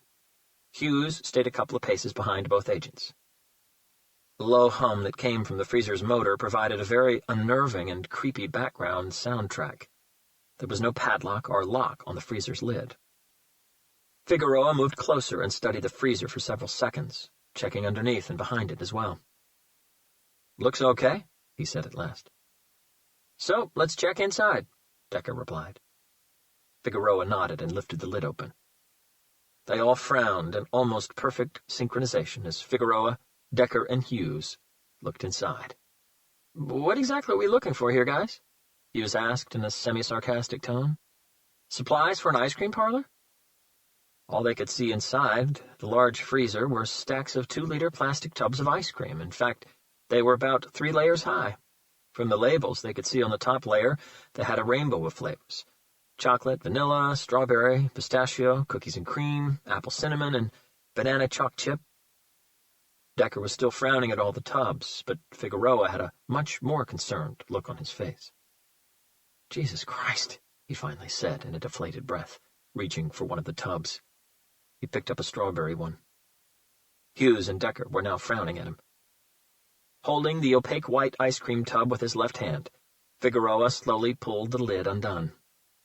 Hughes' eyes went wide as she saw what was inside it. A second later, she vomited. Chapter 38. Hunter and Taylor were called into Director Adrian Kennedy's office 55 minutes after Kennedy had left them with the report on Megan Lowe and Kate Barker. The office, which was located on the 3rd floor of the BSU building, was spacious and nicely decorated, without being too imposing. There was an old-fashioned mahogany desk, 2 dark brown Chesterfield leather armchairs, a furry rug that looked comfortable enough to sleep on, and a huge bookcase with at least 100 leather-bound volumes. The walls were mostly adorned with framed diplomas, awards, and photographs of Kennedy posing next to political and government notables. Kennedy was sitting behind his desk, his reading glasses high up on his nose, staring at his 27-inch computer screen. "Come in," he called in response to the door knock. Taylor pushed the door open and stepped inside. Hunter was just a couple of paces behind her. "Don't sit down," Kennedy said, motioning them to come closer and nodding at his screen. "We got word from Seattle. Come have a look at this." Hunter and Taylor moved past the armchairs and positioned themselves behind Kennedy's desk. Hunter was to his left, Taylor to his right. The screen showed only Kennedy's desktop. He had minimized the application he was looking at. "About 40 minutes ago," Kennedy began, "2 of our agents and a U.S. federal marshal breached the padlock on the storage unit's door in Seattle. This is what they found inside." Kennedy clicked his mouse and brought back the application he had minimized seconds earlier. It was a regular image viewing program. "I received these photographs about 5 minutes ago," he explained. The first picture on the screen was taken from just outside Storage Unit 325's open door. It was a standard wide-angle crime scene photograph depicting the whole room. It gave everyone a good idea of the size of the unit. It also indicated how unsuspicious the place looked. Pushed up against the back wall, they could all see the large chest freezer. Kennedy clicked the mouse again. The second picture showed the freezer by itself with its lid closed. Again, nothing suspicious there either. Another click. The third photograph was taken from an up-down view angle, showing what the agents saw as they lifted the freezer's lid. For a moment, Taylor frowned at all the ice cream tubs. "From now on, it gets sick," Kennedy said, clicking his mouse again. The image on the screen was substituted by a close-up snapshot of an agent holding one of the ice cream tubs in his left hand. Its lid had been pulled open. Taylor hesitated for a split second while squinting, trying hard to understand what exactly she was looking at, and then she finally saw it. "Oh, Christ," she whispered, bringing a hand to her mouth. Hunter's stare stayed on the screen. Frozen inside the ice cream tub were 2 pairs of human eyeballs and a pair of human tongues. It was easy to see why Taylor had struggled to understand the image at first. Due to dehydration and lack of blood, everything had shrunk in size. The eyeballs were on the left of the picture, stuck together like a bunch of grapes. The tongues sat to their right, also stuck together, one on top of the other, creating an odd X shape. Kennedy gave Hunter and Taylor a few more seconds to study the picture before clicking his mouse again. The next image showed a second ice cream tub. Inside it was a frozen human hand, severed at the wrist. No fingers, they had all been cut off. Another click. A second frozen hand inside an ice cream tub. One more click. A different severed and frozen body part. Kennedy stopped clicking. "It carries on," he said. "There were 68 ice cream tubs inside that freezer, every single one of them holding a frozen body part. Some of them held internal organs, too, or parts of it. Heart, liver, stomach. You get the picture, right?"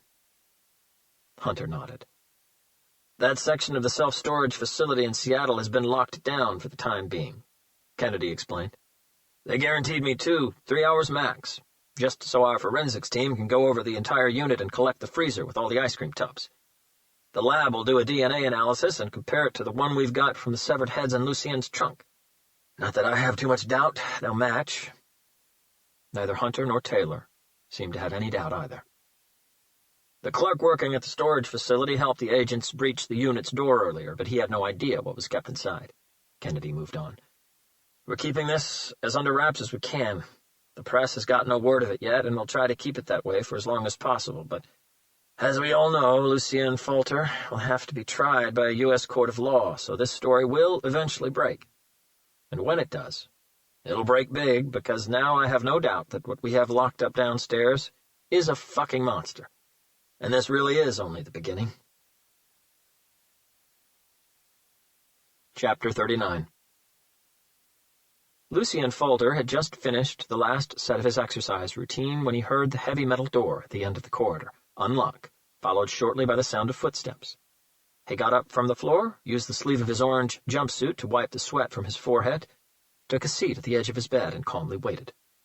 When Hunter and Taylor appeared before him and took the seats in front of his cell, Lucien had a proud smirk on his lips. "I'm guessing you had confirmation from Seattle," he said, his eyes slowly moving from Hunter to Taylor. Both of their faces carried nothing more than a blank expression. "Too bad you didn't go there to see it for yourself. I think that I can safely say that my dismembering and chopping skills have become very polished over the years."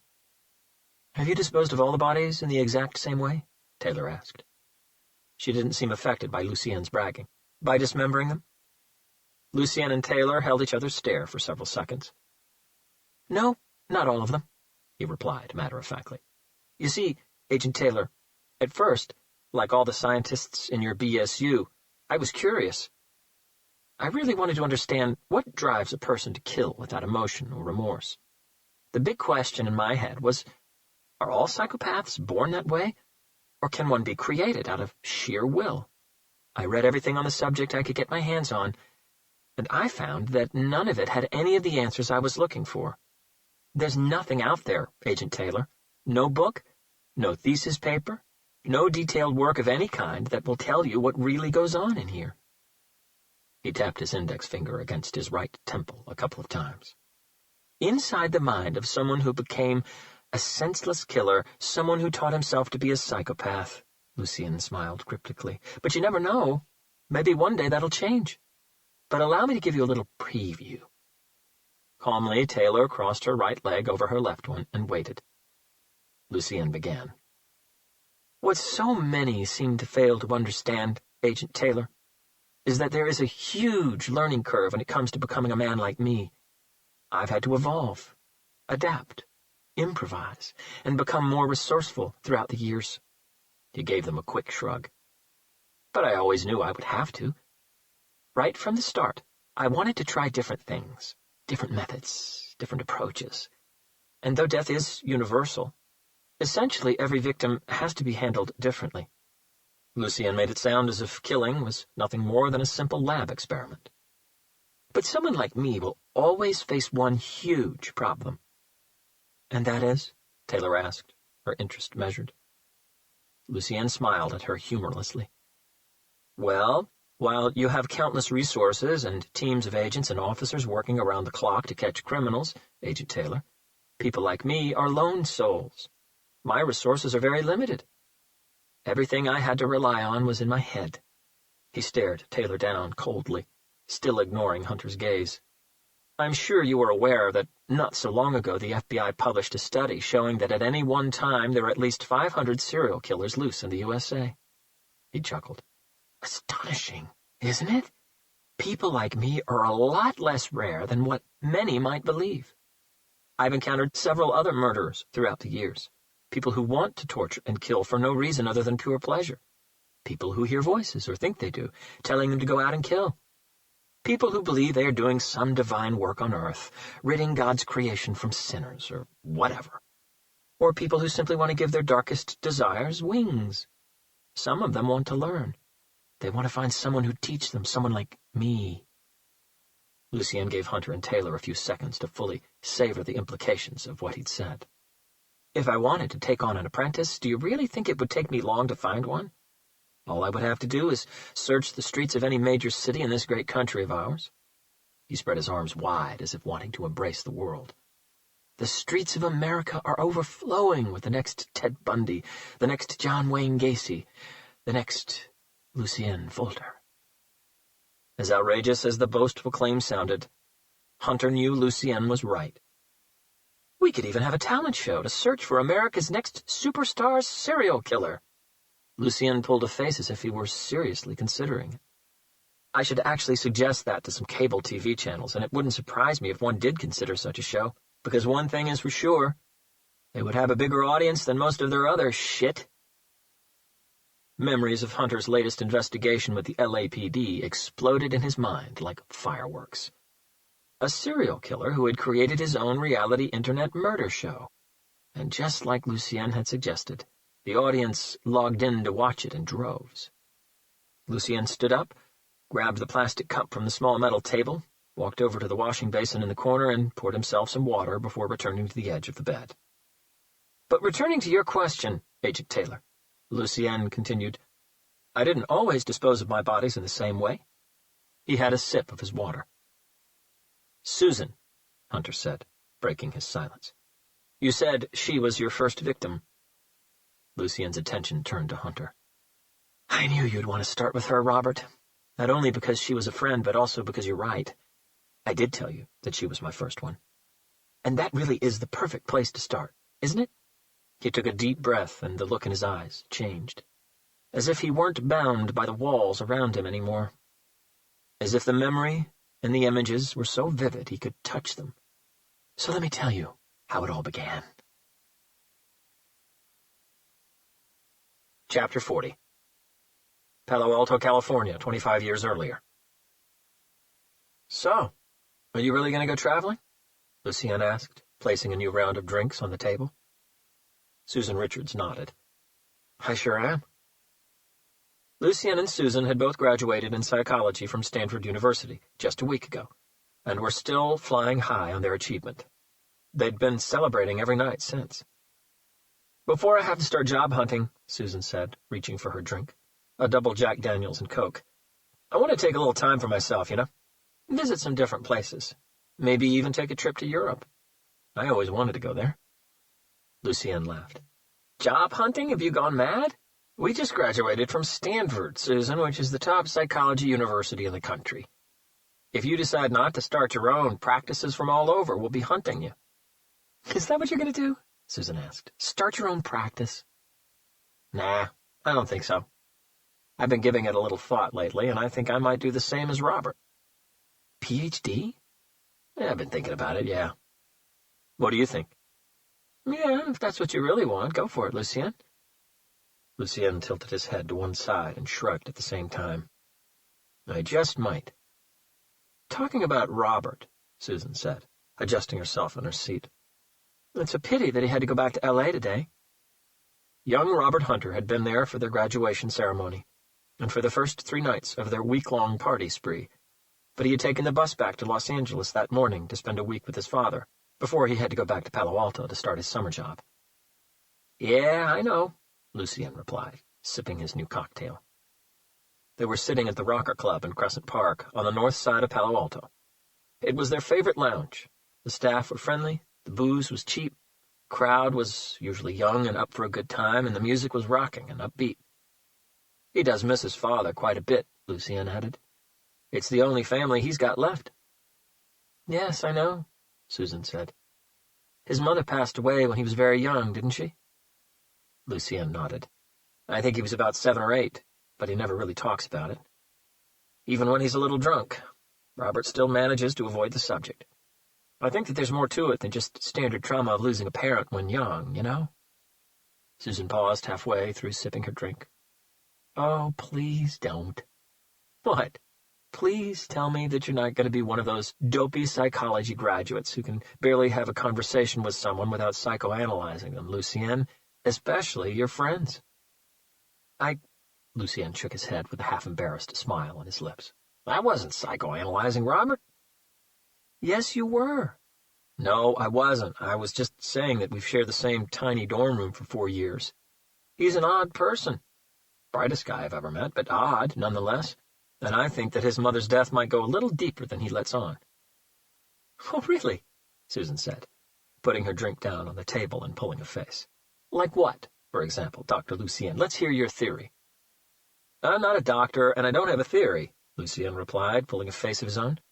I was just saying. He waved his hand in a dismissive gesture. Look, never mind. I'm not even sure why we're talking about this. We're here to party and celebrate. He reached for his drink. So, let's party and celebrate. Susan raised her glass. Yeah, I'll drink to that. Guns N' Roses' Sweet Child of Mine started playing through the speakers. Lucien finished his cocktail in 2 big gulps. Come on, let's go dance, he said, getting to his feet. But, Susan pointed at her drink. Drink it down, girl, rock and roll style, Lucien replied, urging her with a series of hand movements. Come on, come on, come on. Susan gulped her drink down, took Lucien's hand, and allowed him to drag her to the dance floor. A couple of hours and several drinks later, they were both ready to leave. Susan looked to be really drunk, while Lucien looked in much better shape. I think we should leave your car here and take a cab, Susan said. Her words were starting to skid into each other. You can pick it up tomorrow sometime. Nah, Lucien came back. I'm still good. I can drive. No, you can't. You drink just as much as me, and I am wasted.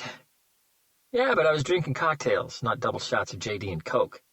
You know the cocktails here are mainly juice with a splash of booze. I could drink them all night and still be okay to drive home. Susan paused and regarded Lucien for a long instant. He did look quite steady on his feet, and he was right. The cocktails at the Rocker Bar weren't very strong. Are you sure you're okay to drive? Positive. Susan shrugged. Okay, then, but you're driving slowly. You hear? I'm going to keep my eye on you. She made a V with her index finger and middle fingers, pointed at her eyes, and then slowly moved her hand in the direction of Lucien's. 10-4, ma'am, Lucien said, giving her a military salute. Lucien had parked down the road, just around the corner. At that time in the morning, the street looked deserted. Buckle up, he said, taking the driver's seat. It's the law, he smiled. Says the man who had a trunkload of cocktails before taking the wheel, Susan joked, struggling with the seatbelt. Lucien waited, giving her the look. I'm trying, all right, she said, a little flustered. I can't find the goddamn hole. Here, let me help you. Lucien leaned over, grabbed her seatbelt buckle, and quickly slid it into its lock. Then, with no warning, he moved a little closer and kissed her, full on the lips. Susan pulled back, surprised. Lucien, what are you doing? It looked like she had gone sober all of a sudden. What do you think I was doing? A very awkward few seconds flew by. Lucien, I'm very sorry if I've given you the wrong impression tonight or any other night. You're a fantastic person, a really good friend, and I get along with you. Great, but you don't have those kind of feelings for me. Lucien finished Susan's sentence for her. Is that what you were about to say? Susan just stared at him. What if instead of me being the one sitting here, it were Robert? Susan was taken aback by the question. I bet you wouldn't pull back like you did. I bet you'd be all over him like a $2 whore. Your clothes would probably be gone, and you'd be sitting on his lap, undoing his belt with the utmost urgency. Lucien, what the hell is going on? It's like I don't even know you right now. Lucien's eyes went stone cold, as if all the life and emotion had been sucked out of them. And what makes you think you knew me at all? The arctic tone of Lucien's words made Susan shiver. She was still struggling to understand what was happening when Lucien exploded into action, violently launching his body forward and using his left hand to pin Susan's head against the passenger window. Lucien hadn't fastened his seatbelt, which gave him a lot more freedom of movement. Susan tried to scream, but Lucien rapidly slid his hand over her mouth, muffling whatever sounds came out of it. With his right hand, he opened the small compartment that sat between the 2 front seats and reached inside. Susan grabbed at Lucien's left hand and tried to push it away, tried to free her mouth, her head, but even if she'd been sober, he'd still be way too strong for her. It's okay, Susan, he whispered in her ear. It'll all be over soon. With incredible speed, Lucien's right hand shot toward Susan's face. She felt something prick the side of her neck, and in that instant their eyes met. Hers full of fear, his full of evil. Chapter 41. Lucien recounted the events that took place that night with the same enthusiasm as someone recollecting what he'd had for breakfast. All the while his eyes were locked on Hunter. Hunter tried his best to remain impassive, but hearing Lucien's account of how he had subdued Susan had started to slowly tighten a knot in his throat. He shifted his weight in his chair, but never once broke eye contact with Lucien. Lucien paused, had another sip of his water, and said nothing else. Everyone waited. Silence. "So you drugged her," Taylor said. Lucien gave her an unenthusiastic smile. "I injected her with propofol." Taylor glanced at Hunter. "It's a fast-acting general anesthetic," Lucien clarified. "It's incredible what you can get your hands on when you manage to get access to the medical school building at Stanford." "So what happened next?" Taylor asked. "Where did you take her? What did you do?" No, Lucien said with a slight shake of the head. "It's my turn to ask a question. That was the agreement, was it not? So far, this question game has been very one-sided." "Fair enough," Taylor agreed. "Tell us what happened next, and then ask your question." "No deal. It's my turn now. Time to finally feed my curiosity." Lucien massaged the back of his neck for a moment before looking back at Hunter. "Tell me about when you were a kid, Robert. Tell me about your mother." Hunter's jaw tightened. Taylor looked a little confused. "Quid pro quo," Lucien said. "You as cops or profilers or federal agents or whatever are always looking to try to understand what makes people like me tick, isn't that right? You're always trying to figure out how the mind of a ruthless killer works. How can a human being have such disregard for another human life? How can someone become a monster like me?" Lucien delivered every word in a steady, mono-sounding rhythm. "Well, on the other hand, a monster like me would also like to know what makes people like you tick. The heroes of society, the best of the best. The ones who'd risk their lives for people they don't even know." He paused for effect. "You want to understand me. I want to understand you. It's as simple as that. And as Freud would tell you, Agent Taylor, if you want to delve deep into someone's psyche, if you want to understand the person they became, the best place to start is with their childhood and their relationship with their mother and father. Isn't that right, Robert?" Hunter said nothing. Lucien slowly cracked every knuckle on both of his hands. The creepy, bone-creaking sound reverberated against the walls in his cell. "So, Robert, please indulge me in a 25-year-old curiosity of mine, will you?" "I don't think so, Lucien," Hunter said, his voice as serene as a priest's in a confessional. "Oh, but I do, Robert," Lucien replied in the same peaceful tone. "I really do, because if you want to know any more about what happened to Susan, including where you could find her remains, you will indulge me." The knot in Hunter's throat got a little tighter. "Tell me what happened, Robert. How did your mother die?" Silence. "And please don't lie to me, Robert, because I can assure you that I'll know if you do." Chapter 42.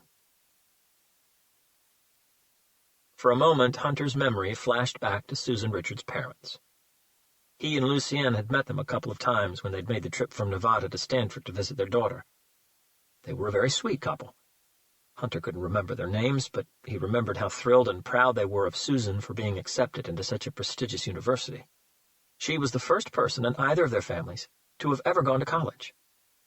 Just like Hunter's parents, Susan's mother and father had come from very poor backgrounds, and neither of them had been able to finish high school, having to drop out before their freshman year and find jobs of their own to help their families. When Susan was born, they promised themselves that they would do whatever it took to offer their daughter a better chance at life than the ones they had. When they started saving for her college fund, Susan was only 3 months old. According to the law in the USA, death in absentia, or presumption of death, occurs when a person has been missing from home and has not been heard from for 7 years or more, though the amount of years may vary slightly from state to state. Despite what the law says, in the absence of remains or any concrete proof, Hunter was sure that if Susan Richards' parents were still alive, they'd still be holding on to a sliver of hope. The least he could do was give them some closure, and the chance to bury their daughter with dignity. "My mother died of cancer when I was 7 years old," Hunter said. He still looked pretty relaxed in his seat. Lucienne smiled triumphantly. "Yes, that much I already know, Robert. What type of cancer?" "Glioblastoma multiforme." "The most aggressive type of primary brain cancer," Lucienne said, his voice emotionless. "That must have been a tough blow. How fast did it develop?" "Fast enough," Hunter said. "Doctors found it too late. Within 3 months of the diagnosis, she passed away." It was Taylor's turn to shift her weight in her chair. "Did she suffer?" Lucienne asked. Hunter's jaw tightened again. Lucienne leaned forward, placed his elbows on his knees, and very subtly started rubbing his hands against each other. "Tell me, Robert." The next 4 words were delivered slowly with a pause between each of them. "Did your mother suffer? Did she scream in pain at night? Did she go from being the strong, smiling, full-of-life person to an unrecognizable sack of skin and bones? Did she beg for death?" Hunter could see that Lucienne had switched his game, at least for the time being. He wasn't interested in getting under Taylor's skin anymore. Today, Hunter was his target. And Lucienne was doing a damn good job. "Yes," Hunter replied. "Yes," Lucienne said. "Yes to what?" "To everything." "So say it." Hunter breathed in. Lucienne waited. "Yes, my mother suffered. Yes, she did scream in pain at night. Yes, she did go from being a strong, smiling, full-of-life person to an unrecognizable sack of skin and bones, and yes, she did beg for death." Taylor stole a peek at Hunter and felt goosebumps creep up all over her body. "What was her name?" Lucienne asked. "Helen." "Was she in a hospital or at home when she died?" "At home," Hunter said. "She didn't want to be in a hospital." "I see," Lucienne nodded. "She wanted to be with her family, with her loved ones. Very noble, though strange and a little sadistic that she'd want her 7-year-old son to witness firsthand all of her suffering, all of her pain, and I'm guessing it must have been something quite excruciating." Through the avalanche of memories, keeping a steady face had become impossible. Hunter looked away and pressed his lips together, taking a moment. When he spoke again, his voice was as steady as he could muster, but there was no hiding the sadness in it. "My mother worked as a cleaner for minimum wage. My father worked nights as a security guard, and to complement the little money he earned during the day, he would take any odd job he could get. The end of each and every month was always a struggle in our house, even when they were both healthy. We had no savings because there was never anything left to save. My father's small health insurance wouldn't cover the costs. We couldn't afford the hospital bills. Back home was the only place she could be." A long, dragged silence. "Wow, that's one sad story, Robert," Lucienne finally said coldly. "I can practically hear the violins. Tell me, were you at home when your mother died?" Hunter shook his head. "No." Lucienne returned to a regular seating position and nodded calmly before standing up. "I told you that if you lied to me, Robert, I'd know, and that was a lie. This interview is over." Taylor's surprised gaze waltzed between Hunter and Lucienne. "Fuck Susan's remains," Lucienne said. "You will never find those. Good luck explaining that to her family." Chapter 43. Lucienne turned and slowly walked over to the wash basin. Taylor tensed on her seat, but the awkward moment lasted just a few seconds before Hunter lifted both of his hands in a surrender gesture. "Okay, Lucienne, I'm sorry." Lucienne ran a hand through his hair but kept his back to Hunter and Taylor. He took his time as if he was considering Hunter's apology. "Well, I guess I can't really blame you, can I, Robert?" he said at last. "You needed to give it a shot to see if I could really tell if you were lying or not. It's only logical. Why would you trust me now? I could never tell with you before, could I? You never really had any telltale signs. You were always the one who could keep a straight face through any situation." He finally turned to face his interrogators again. Well, old friend, I guess you're getting old, or perhaps it's because I've gotten much, much better at reading people. Hunter didn't doubt that for a second. Many serial killers became experts in observing people and reading their body language and hidden signs. It helps them choose the right victim and pick the precise moment to strike. So, Lucien continued, for old time's sake, I'm going to let this one slide, but don't lie to me again, Robert. He sat back down. Maybe you would like to rephrase your answer? A short pause. Yes, I was home when my mother died, Hunter began again. As I'd said, my father worked nights as a security guard, and my mother passed away during the night. So you were alone with your mother? Hunter nodded. Lucien waited, but Hunter offered nothing more. Don't stop now, Robert. Did her screams scare you at night? Yes. But you didn't go hide in your room, did you? No. And why not? Because I was more scared of not being there for her if my mother needed me. And did she? On that last night, did she need you? Hunter held his breath. Did she need you, Robert? Hunter saw something in Lucien's eyes that he hadn't noticed before. Total certainty. As if he already knew all the answers, and if Hunter deviated from the truth even a little bit, Lucien would know. Yes, Hunter finally replied. How did she need you? Lucien asked. And remember, don't lie to me. Pills, Hunter said. What about them? My mother used to take them. They made the pain go away, at least for a little while. But as the cancer grew stronger inside her, the effect of the pills grew weaker. So she needed more, Lucien said. Hunter nodded. A pensive look came over Lucien's face. A moment later, his lips stretched into a wicked smile. But they were prescription painkillers, right? He said. Probably very strong, probably Schedule II, probably opioids, which means that exceeding the dosage was a big no-no. Those pills weren't by her bedside, were they, Robert? They couldn't have been. The risk of accidental overdose would have been too great.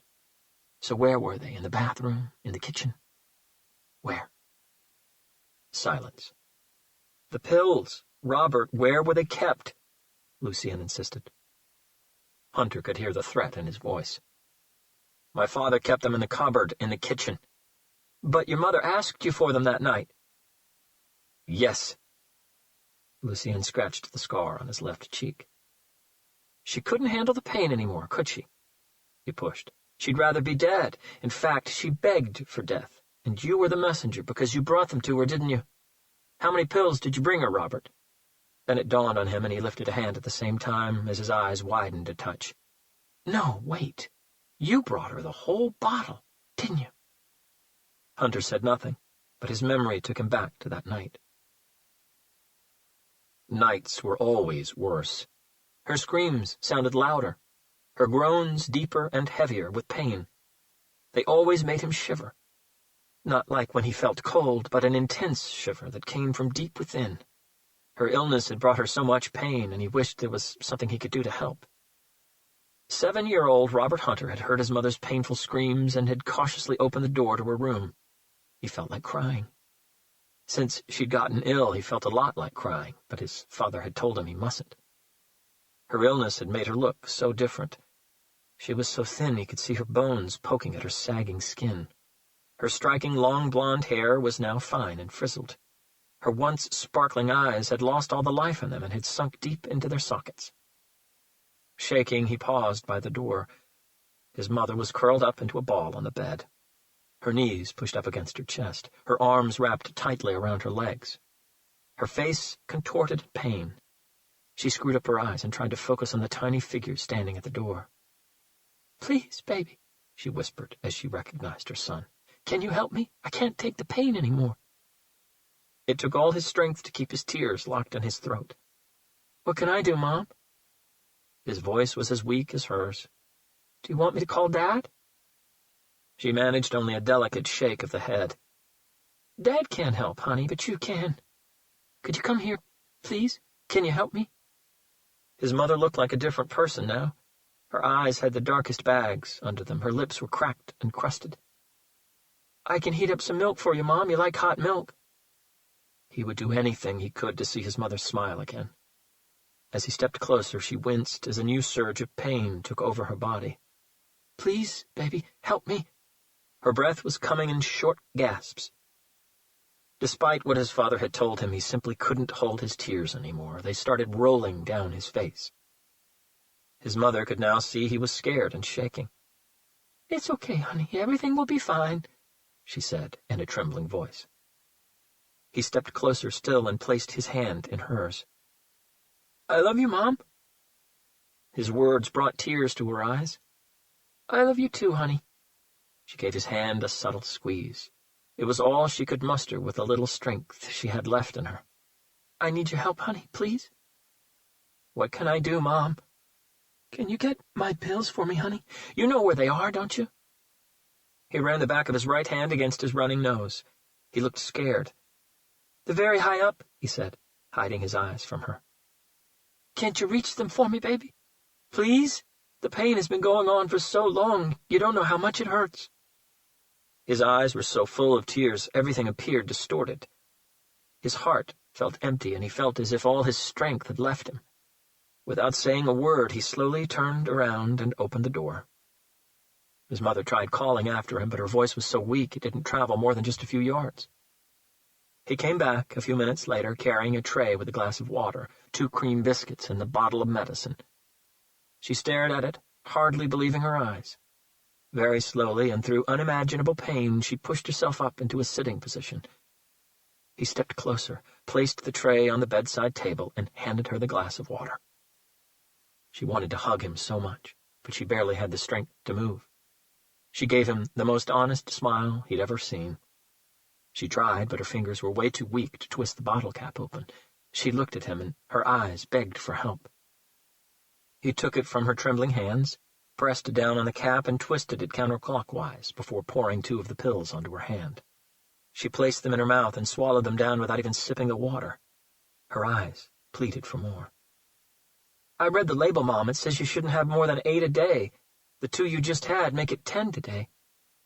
"You're so intelligent, my darling." She smiled again. "You're very special. I love you so much, and I'm so sorry I won't see you grow up." His eyes filled with tears once again as she wrapped her bony fingers around the medicine bottle. He held on to it tightly. "It's okay," she whispered. "It'll all be okay now." Hesitantly, he let go. "Dad will be angry with me." "No, he won't be, baby. I promise you." She placed 2 more pills in her mouth. "I brought you these biscuits." He pointed to the tray. "They're your favorite, Mom. Please, have one. You didn't eat much today." "I will, honey, in a while." She had a few more pills. "When Daddy comes home in the morning, tell him I love him and that I always will. Can you do that for me?" The boy nodded. His eyes locked on the now almost empty medicine bottle. "Why don't you go read one of your books, darling? I know you love reading." "I can read in here, Mom, so you're not alone. I can sit in the corner if you like. I won't make a noise, I promise." She extended her hand and touched his hair. "I'll be okay now, honey. The pain's starting to go away." Her eyelids looked heavy. "I'll guard the room, then. I'll sit just outside the door." She smiled a pain-stricken smile. "Why do you want to guard the room, honey?" "You told me that sometimes God comes and takes ill people to heaven. I don't want him to take you, Mom. I'll sit by the door, and if he comes, I'll tell him to go away. I'll tell him that you're getting better and not to take you." "You'll tell God to go away?" He nodded vigorously. She started crying again. "I'm going to miss you so much, Robert." Taylor looked at Hunter and felt her heart shrivel inside her chest. A cold smile began to crack on Lucien's lips, like ice over a dark frozen lake.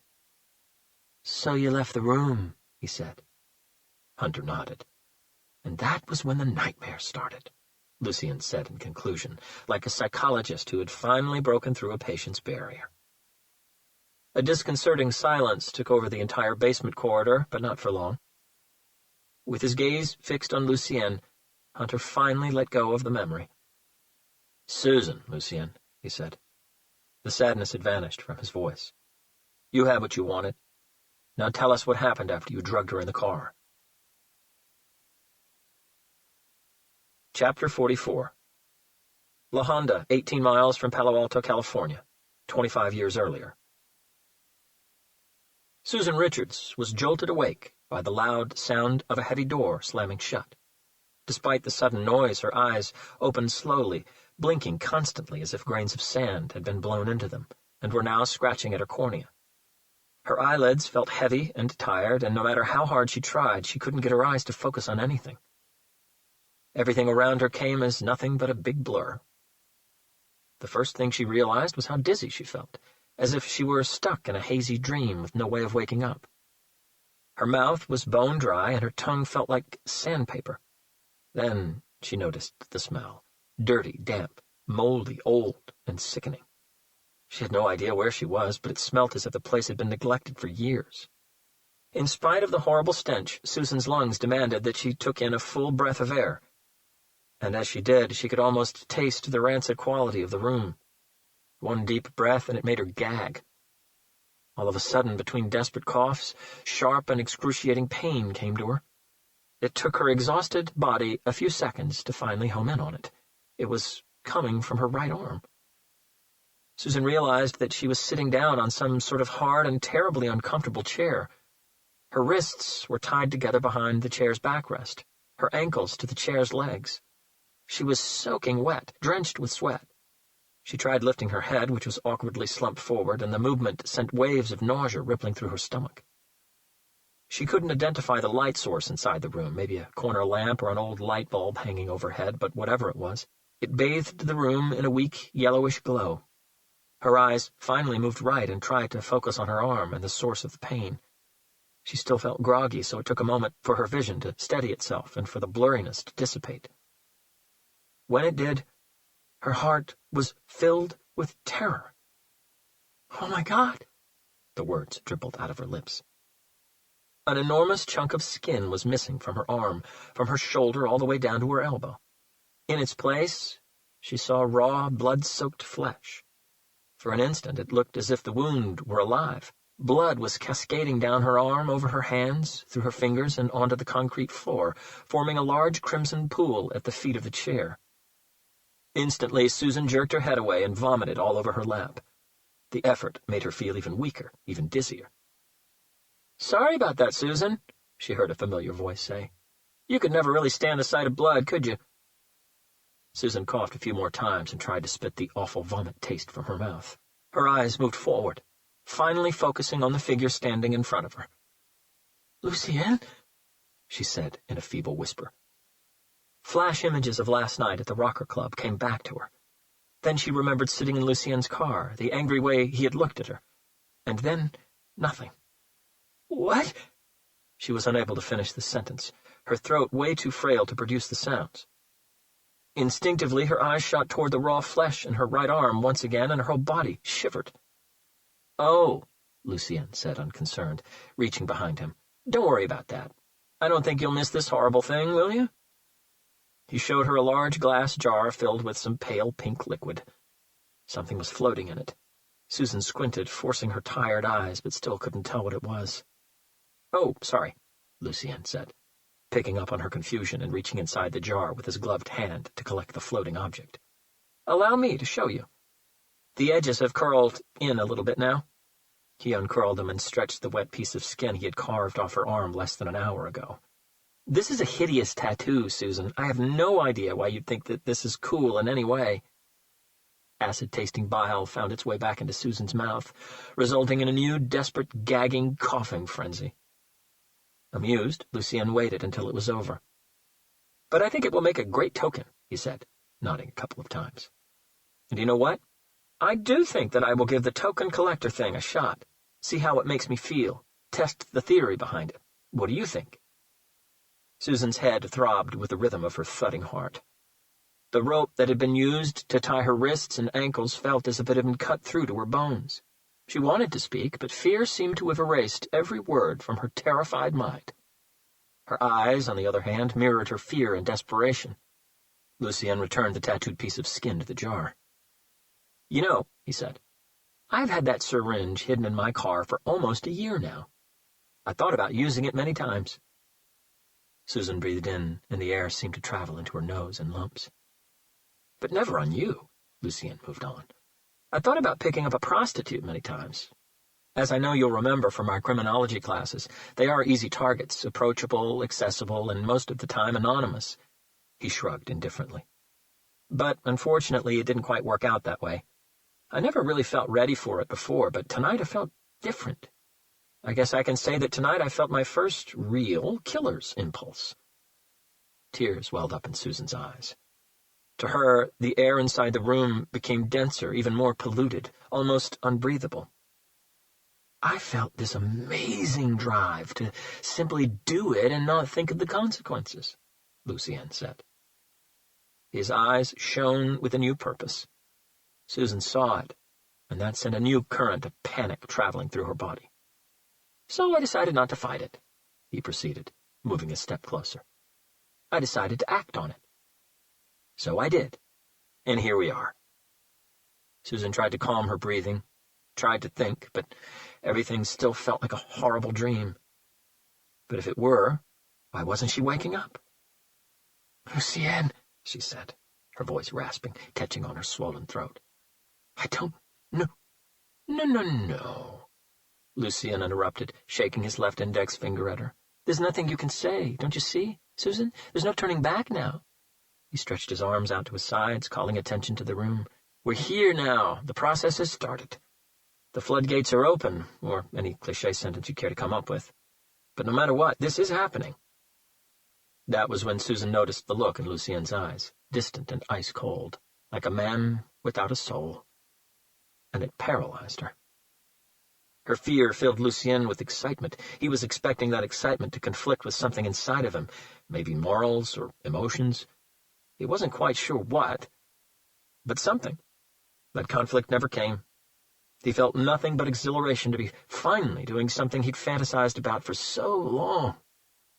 Susan wanted to speak, to scream, but her panic-frozen lips wouldn't move. Instead, her eyes begged him for mercy. Mercy that never came.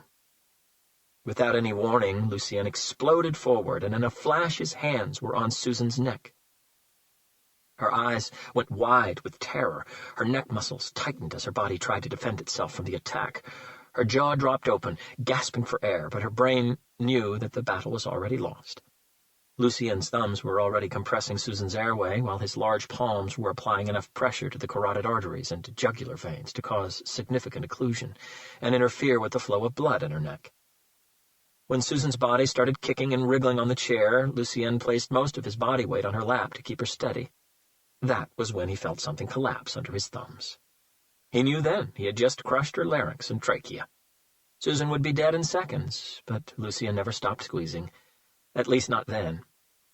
He carried on until he had fractured the hyoid bone in her neck, all the while his mad and frantic-looking eyes locked on to Susan's dying ones. Chapter 45. Hunter sat in silence. Not once did he interrupt Lucien's account of events, which was conveyed coldly and without sentiment, but all throughout it Hunter fought to keep his emotions in check. Taylor had also listened to everything in silence. No interruptions, but she found herself shifting in her chair at least a couple of times. Every tiny, nervy movement she made seemed to please and amuse Lucien more and more. "Before you ask," Lucien said, looking at Hunter, "there was no sexual gratification. I did not touch Susan in that way." He shrugged. "Truth be told, she was never supposed to be my first. She was never supposed to be a victim at all. She was never part of the thousands of fantasies I had before that day. It was just very unfortunate that it happened that way." "Thousands?" Taylor asked. Lucien smiled. "Please don't be so naive, Agent Taylor. Do you think that people like me just suddenly decide to start killing and that's that? We're ready to go out the next day and pick our first victim?" He shook his head sarcastically. "People like me fantasize about hurting others for a long time, Agent Taylor. Some might start fantasizing when kids, some a lot later in life, but we all do, and we do it all the time. Me, I guess I can say that my fascination with death started very early. You see, my father was a great hunter. He used to take me hunting up in the mountains in Colorado, and there was something about waiting stalking and looking straight into the animal's eyes just before pulling the trigger that captivated me. Lucien scratched his chin while regarding Hunter. Then he smiled. "Look at you, Robert. I can practically hear your brain working. The psychologist in you already is starting to make theoretical connections between my early hunting days and the killer I became." He laughed. "Before you ask, I didn't wet the bed when I was a kid, and I never liked setting fire to anything." Lucien was referring to the MacDonald triad, a psychology-based theory that suggests that a set of 3 behavioral individualities, animal cruelty, obsession with fire setting, and persistent bedwetting past the age of 5, if all are present together while young, can be associated with violent tendencies later in life, particularly homicidal behavior. Those studies have shown that statistically no significant links between the triad and violent offenders have been found. If the triad is split, animal cruelty is by far the individuality that had been proven to manifest itself in the early lives of a great number of apprehended serial killers. Hunter was well aware of that. Lucien used his index finger to pick at something that was stuck between his 2 front teeth. "Well, knock yourself out, old buddy. Analyze what you like, but I'm sure I will surprise you." "You already have." The edges of Lucien's lips curved up smugly. "Despite my hunting days," he continued, "it was during my first year in high school that I started having dreams." Interest grew across Taylor's face. "In these dreams, I wasn't hunting. I was hurting people. Sometimes people I knew, sometimes people I had never seen before. Just random creations of my imagination. They were very violent and supposedly scary dreams, but they filled me with excitement. They made me feel good. So good that I didn't want to wake up. I didn't want them to stop. And that was when I started fantasizing during the day while wide awake.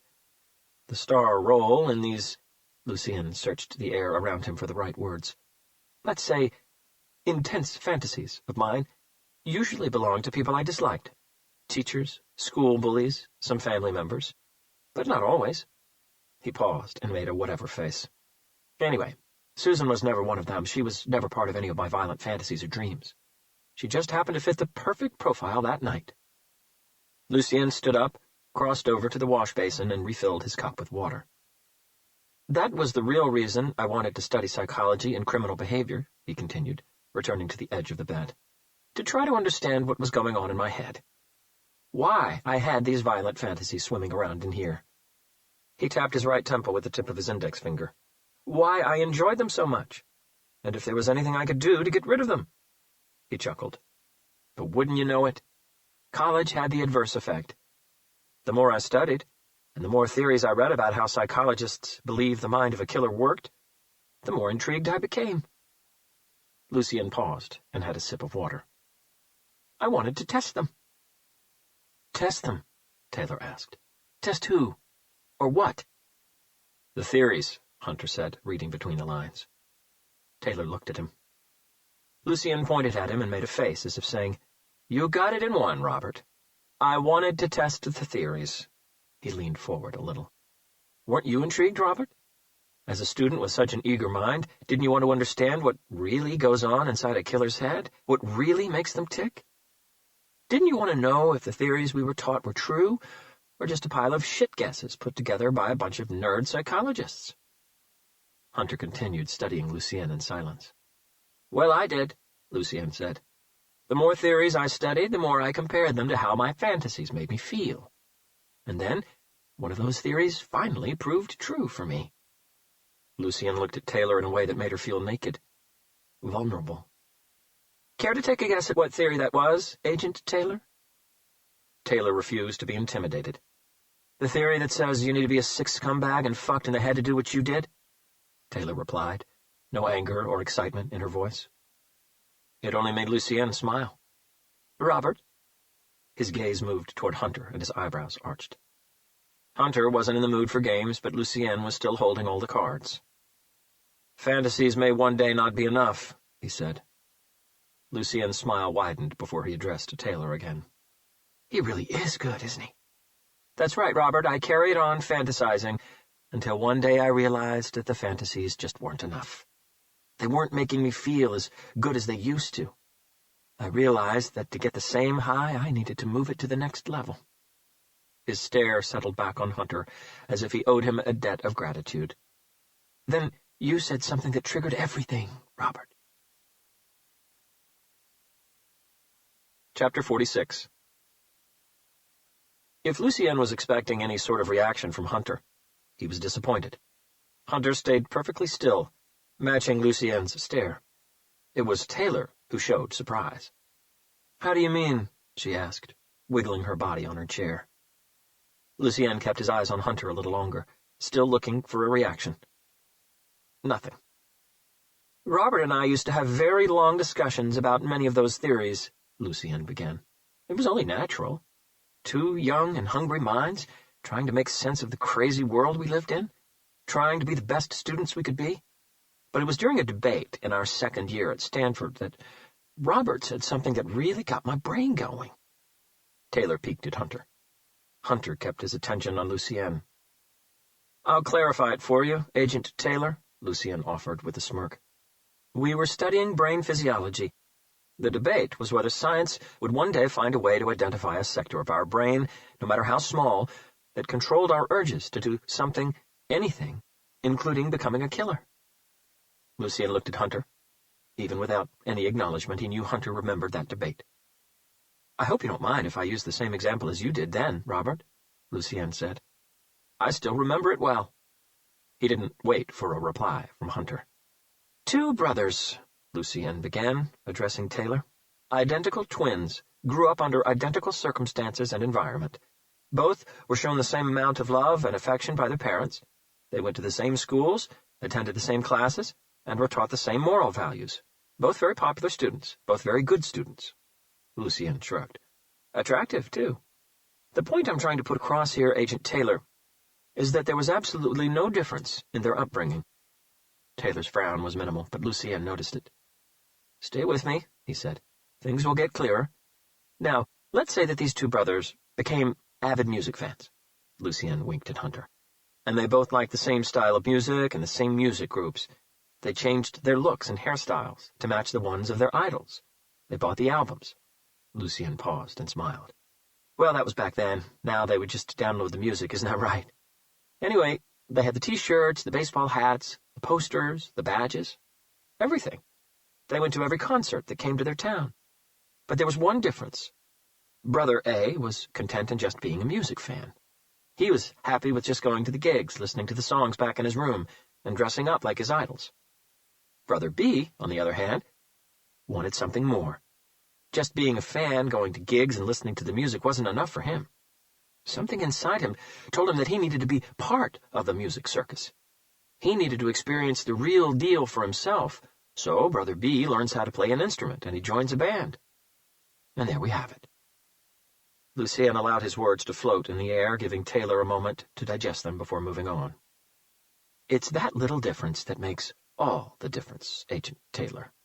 Why does Brother B, after growing up in identical circumstances, want something that little bit more than Brother A? Why is one content with just being a fan and the other isn't?" If Taylor was trying to think of an answer, Lucien didn't wait. "That same theory can be easily transposed across to the desire to murder." This time his smirk was even more confident. "Some people with violent tendencies may be content with just fantasizing, with watching violent films or reading violent books, or looking at violent pictures on the internet, or punching a punch bag or whatnot. But some," he shook his head slowly, "some will feel the need to go that little bit further, to become Brother B. And it's this drive, the drive that makes us want something more than others, that Robert argued he didn't think science will ever be able to pinpoint, at least not physically. Because that drive is what makes us individuals, is what makes us all different from each other." Hunter kept on observing Lucien. He was getting excited with his own discourse, like a preacher in a church. Even more so because he could see that he'd made Taylor wonder. "Are you saying that Robert's debate argument all those years ago is what tipped you into starting killing?" Taylor said with a sarcastic lilt to her voice. "Are you looking for someone else to blame for everything you've done? Well, that's typical." Lucien threw his head back and laughed animatedly. "Not at all, Agent Taylor. I've done what I've done because I wanted to." He pointed a finger at Hunter. "But physiology aside, that argument got me thinking, old friend, because that was when I realized that that was exactly what I needed to do. I needed to stop fantasizing. I needed to stop fighting the urge. I needed to move it to the next level. Brother B. So I started planning. You see, one of the great things about studying criminology, Agent Taylor, is that we learn about some of the most infamous killers that have walked this earth. And believe me, I studied them in depth. I read and subscribed to specialized newspapers and magazines. I studied the writings of numerous prominent forensic psychiatrists. I learned about sex murderers, serial murderers, military murderers, mass murderers, and professional murderers. I studied massacres and murder conspiracies. I learned just about everything I could on the subject, but the one thing I paid particular attention to was perpetrators' mistakes, especially the mistakes that led to their capture. Taylor decided to bite back. Well, it looks like you didn't pay that much attention after all, given your current predicament. She allowed her eyes to circle around his cell. Lucienne didn't seem bothered by Taylor's sharp comment. Oh, I paid more than enough attention, Agent Taylor. Unfortunately, no one can foresee accidents. The only reason I'm sitting here right now is not because I made a mistake, or due to any merit of your own or the organization you work for, but because an unfortunate chain of chance events took place 7 days ago. Events that were out of my control. Admitted, Agent Taylor, the FBI had no idea I existed. You weren't investigating me, any of my aliases, or any of the acts I committed. We would have eventually got to you, Taylor said. But of course you would, Lucienne grinned confidently. Anyway, as I was saying, I started planning, and the first thing on my list was to find an isolated and anonymous place. Somewhere where I wouldn't be disturbed, a place where I could take my time. And you found such a place in La Honda, Hunter said. I sure did, Lucienne confirmed. Just an old, abandoned little house in the middle of the woods. It was close enough to Stanford that it wouldn't take me long to get there, and the best thing about it was that I could use remote back roads to reach it. No one would spot me. Lucienne stood up and stretched his powerful frame. The place is still there, he said. I visited it not that long ago. He didn't sit back down. You know what? I've got a little bit of a headache and I'm getting hungry. So, what do you say we all take a break? He pulled his sleeve up and looked at his wrist as if he had a watch. Let's start again in 2 hours. How does that sound? Not good, Lucienne, Hunter said. Susan's remains. Where are they? Another 2 hours before you find out won't make a difference, Robert. It's not like you have to rush to save her, is it now? Chapter 47. Outside, the sun was shining bright in yet another cloudless sky. It was the kind of warm and joyful day that made most people smile for no apparent reason, but the magic of the day didn't seem to reach as far as the BSU building. Hunter had found an empty meeting room somewhere on the second floor. He was standing by the window, staring out at nothing at all, when Taylor stepped inside and softly closed the door behind her. So, there you are. Without turning, Hunter checked his watch. It had only been 10 minutes since they'd left Lucienne in his cell, but to him it felt like hours. Are you all right? Taylor asked, stepping closer. Yeah, I'm fine, Hunter replied, his voice firm and confident. Taylor hesitated an instant. Listen, I need to get out of here for a while. Hunter turned and looked at her. I need to go outdoors for an hour or so, breathe some fresh air or something before I go back down into that basement. Hunter could easily sympathize with her argument. I know a place not very far from here where on a day like this they'll have tables outside, Taylor added.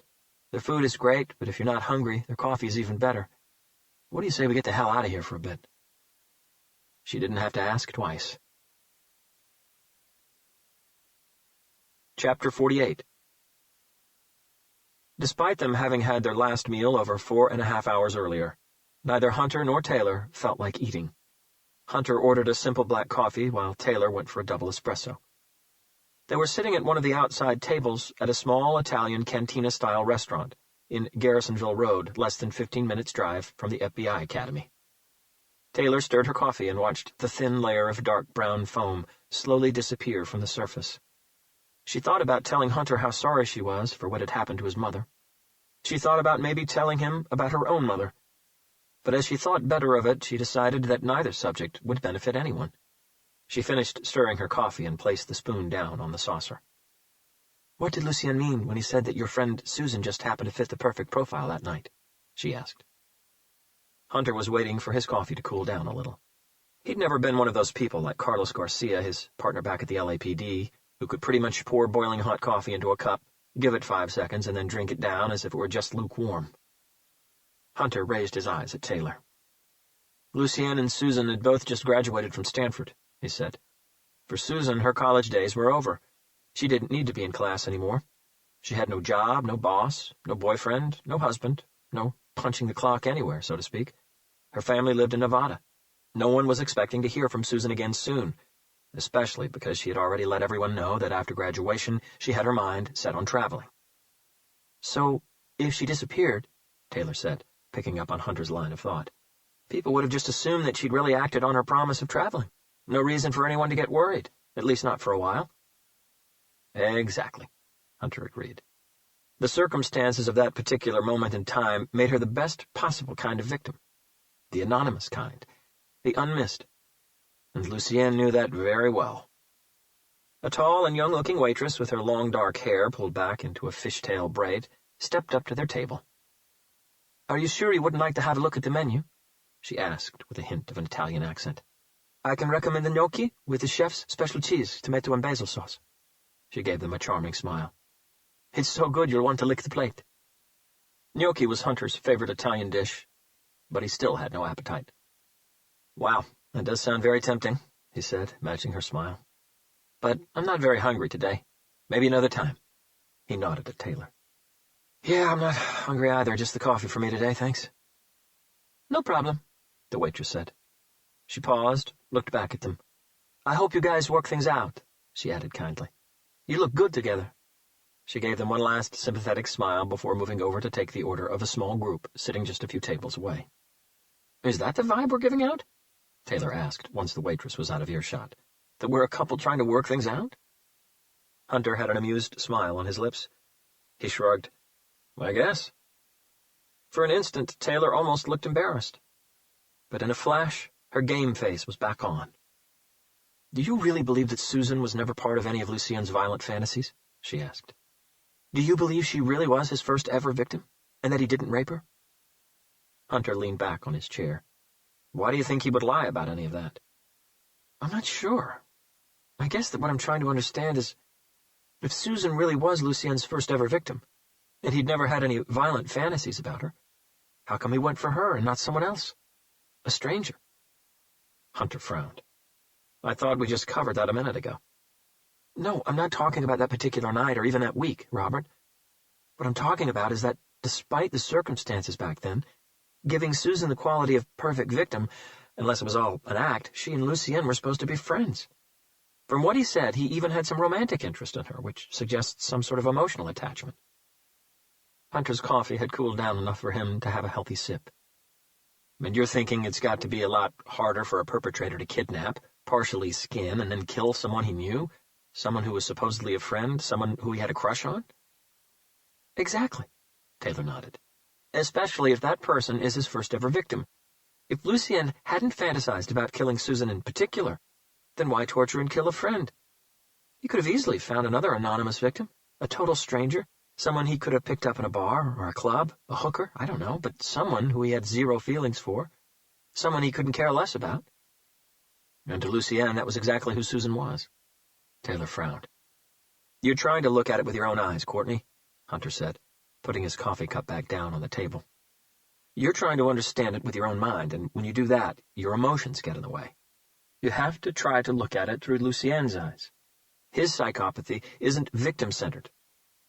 Taylor held Hunter's gaze for a long while. Every agent with the FBI's behavioral science unit is aware that there are two major types of aggressive psychopaths.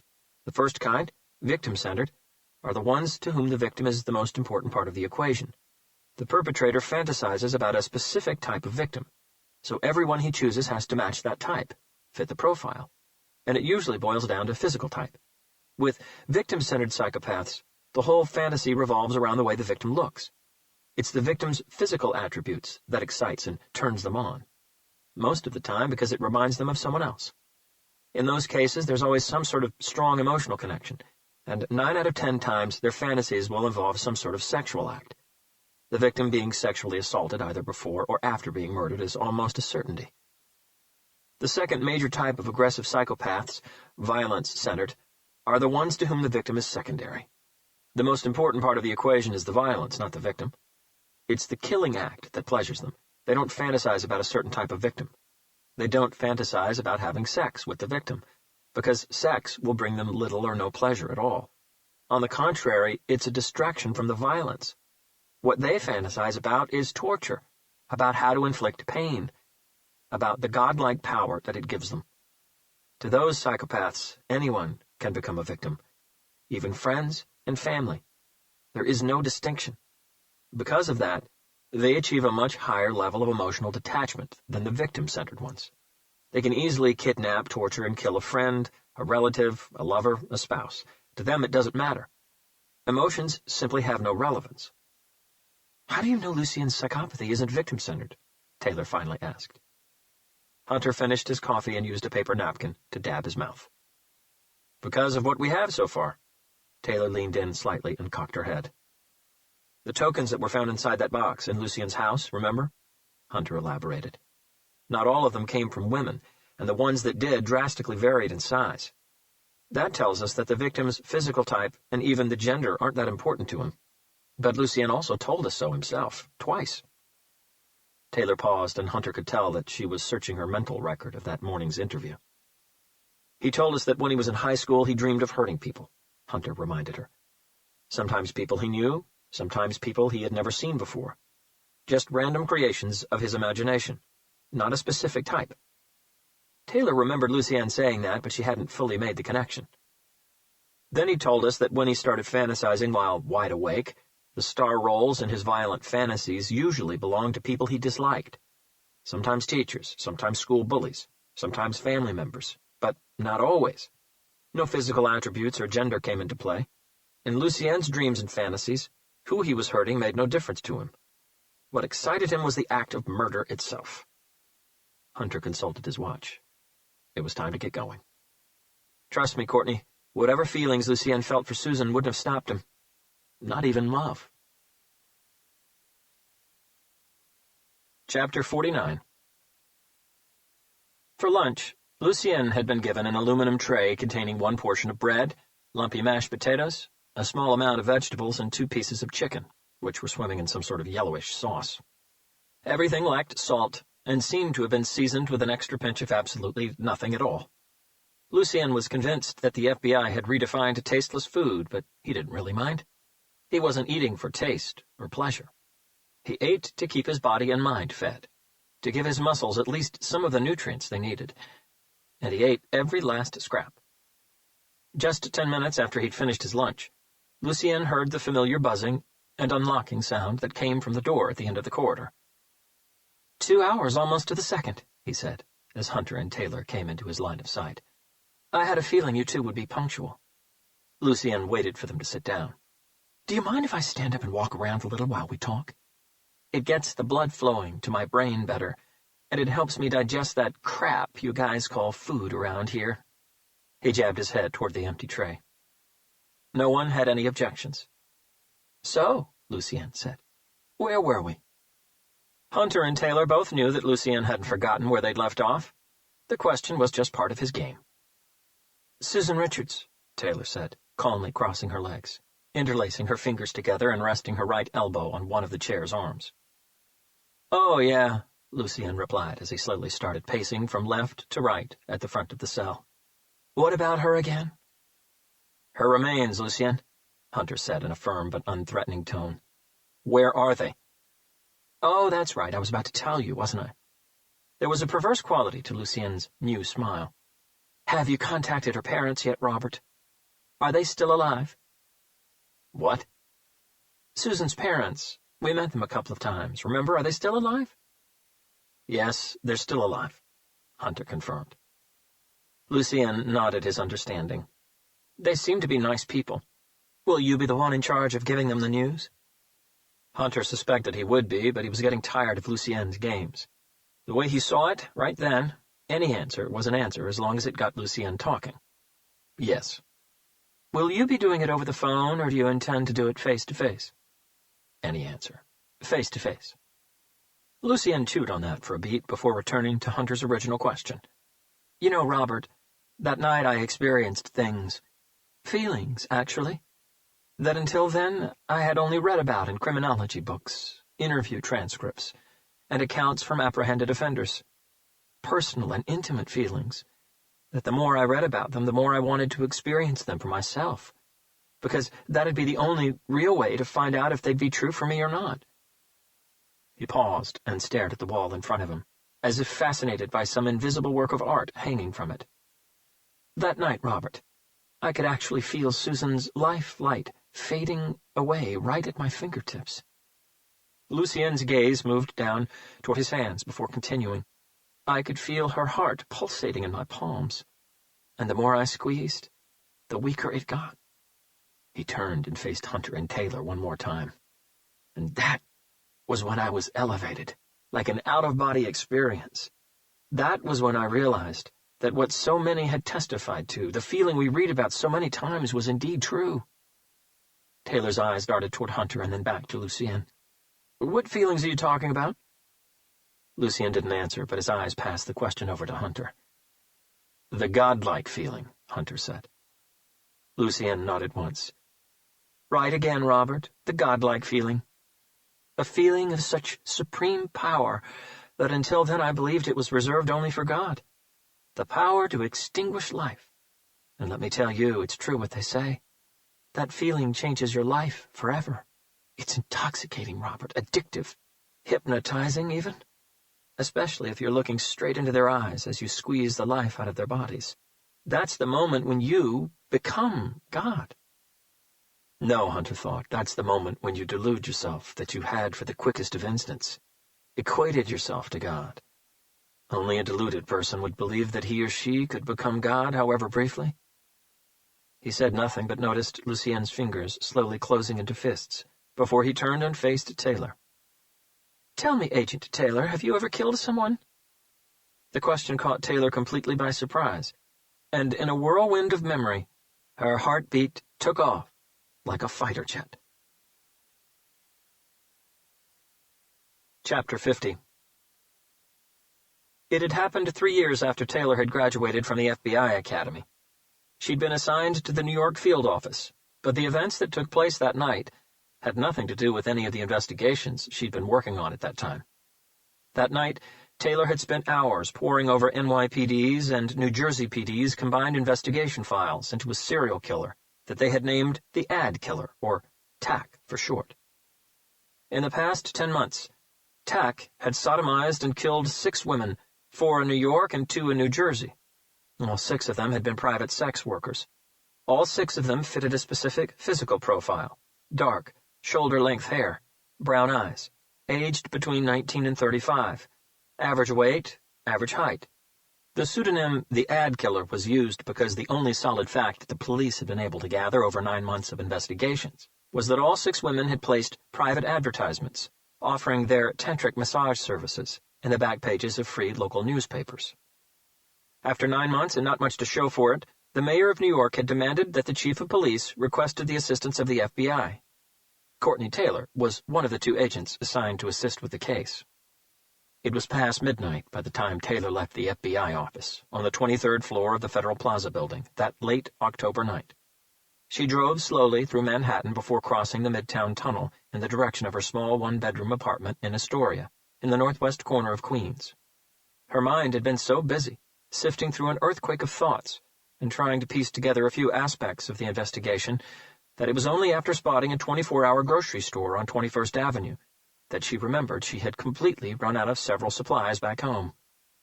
Oh, damn, she breathed out, quickly swinging her car right and taking a parking spot just past the store. As she turned off the engine, her stomach also decided to remind her of how hungry she was by demonstrating its own version of a whale's mating call. At that time in the morning, the store wasn't busy at all. 2, maybe 3 customers browsing the aisles. The young clerk at the counter nodded a robotic good morning at Taylor before returning his attention to whatever paperback he was reading.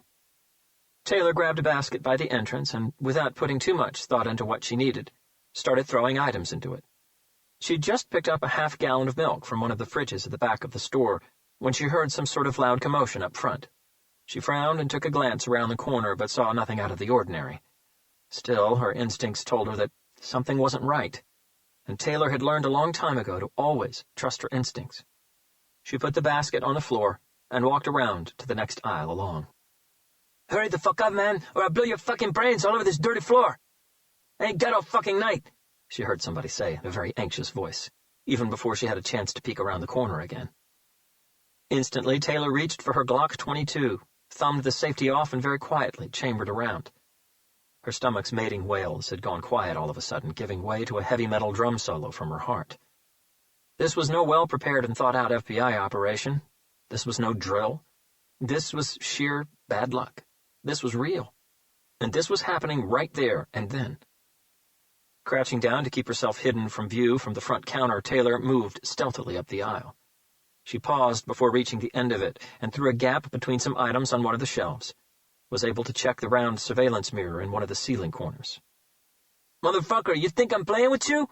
she heard the anxious voice say again. "You think this is a fucking game? You better speed the fuck up or I'll pop a cap in your ugly ass. You dig what I'm saying, Holmes?" The drum solo in Taylor's heart gathered momentum. Through the mirror, she could see a single perpetrator. He looked young. He was tall and skinny, wearing blue jeans, a dark, loose New York Yankees sweatshirt, and had a red and black bandana covering most of his face. He was pointing a Beretta 92 semi-automatic pistol directly at the terrified store clerk's head. Like a frantic chicken, the perpetrator kept on quickly turning his head every few seconds to check the store's entrance and aisles. Even from a distance, Taylor could tell that he was completely wasted, wired up on some kind of drug, and that made everything a lot worse. Despite his incessant checking, the kid with the Beretta was so out of it that he didn't even notice the police car that had parked just outside the shop. Officer Tchaikovsky wasn't responding to a distress call. That small grocery store, stashed away in a dark corner of Queens, had no silent alarm or panic button hidden behind a counter. No, Officer Tchaikovsky simply got hungry and decided to grab a couple of donuts and maybe a few Twinkies to keep him going for the next hour or so. He thought about grabbing a burrito from the Taco Bell on Jackson Avenue, but he was just around the corner from the 24-hour grocery store, and he decided that he fancied something sweet. Tchaikovsky was a young officer who had been with the NYPD for 2.5 years. He'd only started doing solo patrols twice a week in the past 2 months. Tonight, as luck would have it, was a solo patrol night. He stepped out of his Crown Vic and for once closed the driver's door without slamming it shut. No noise.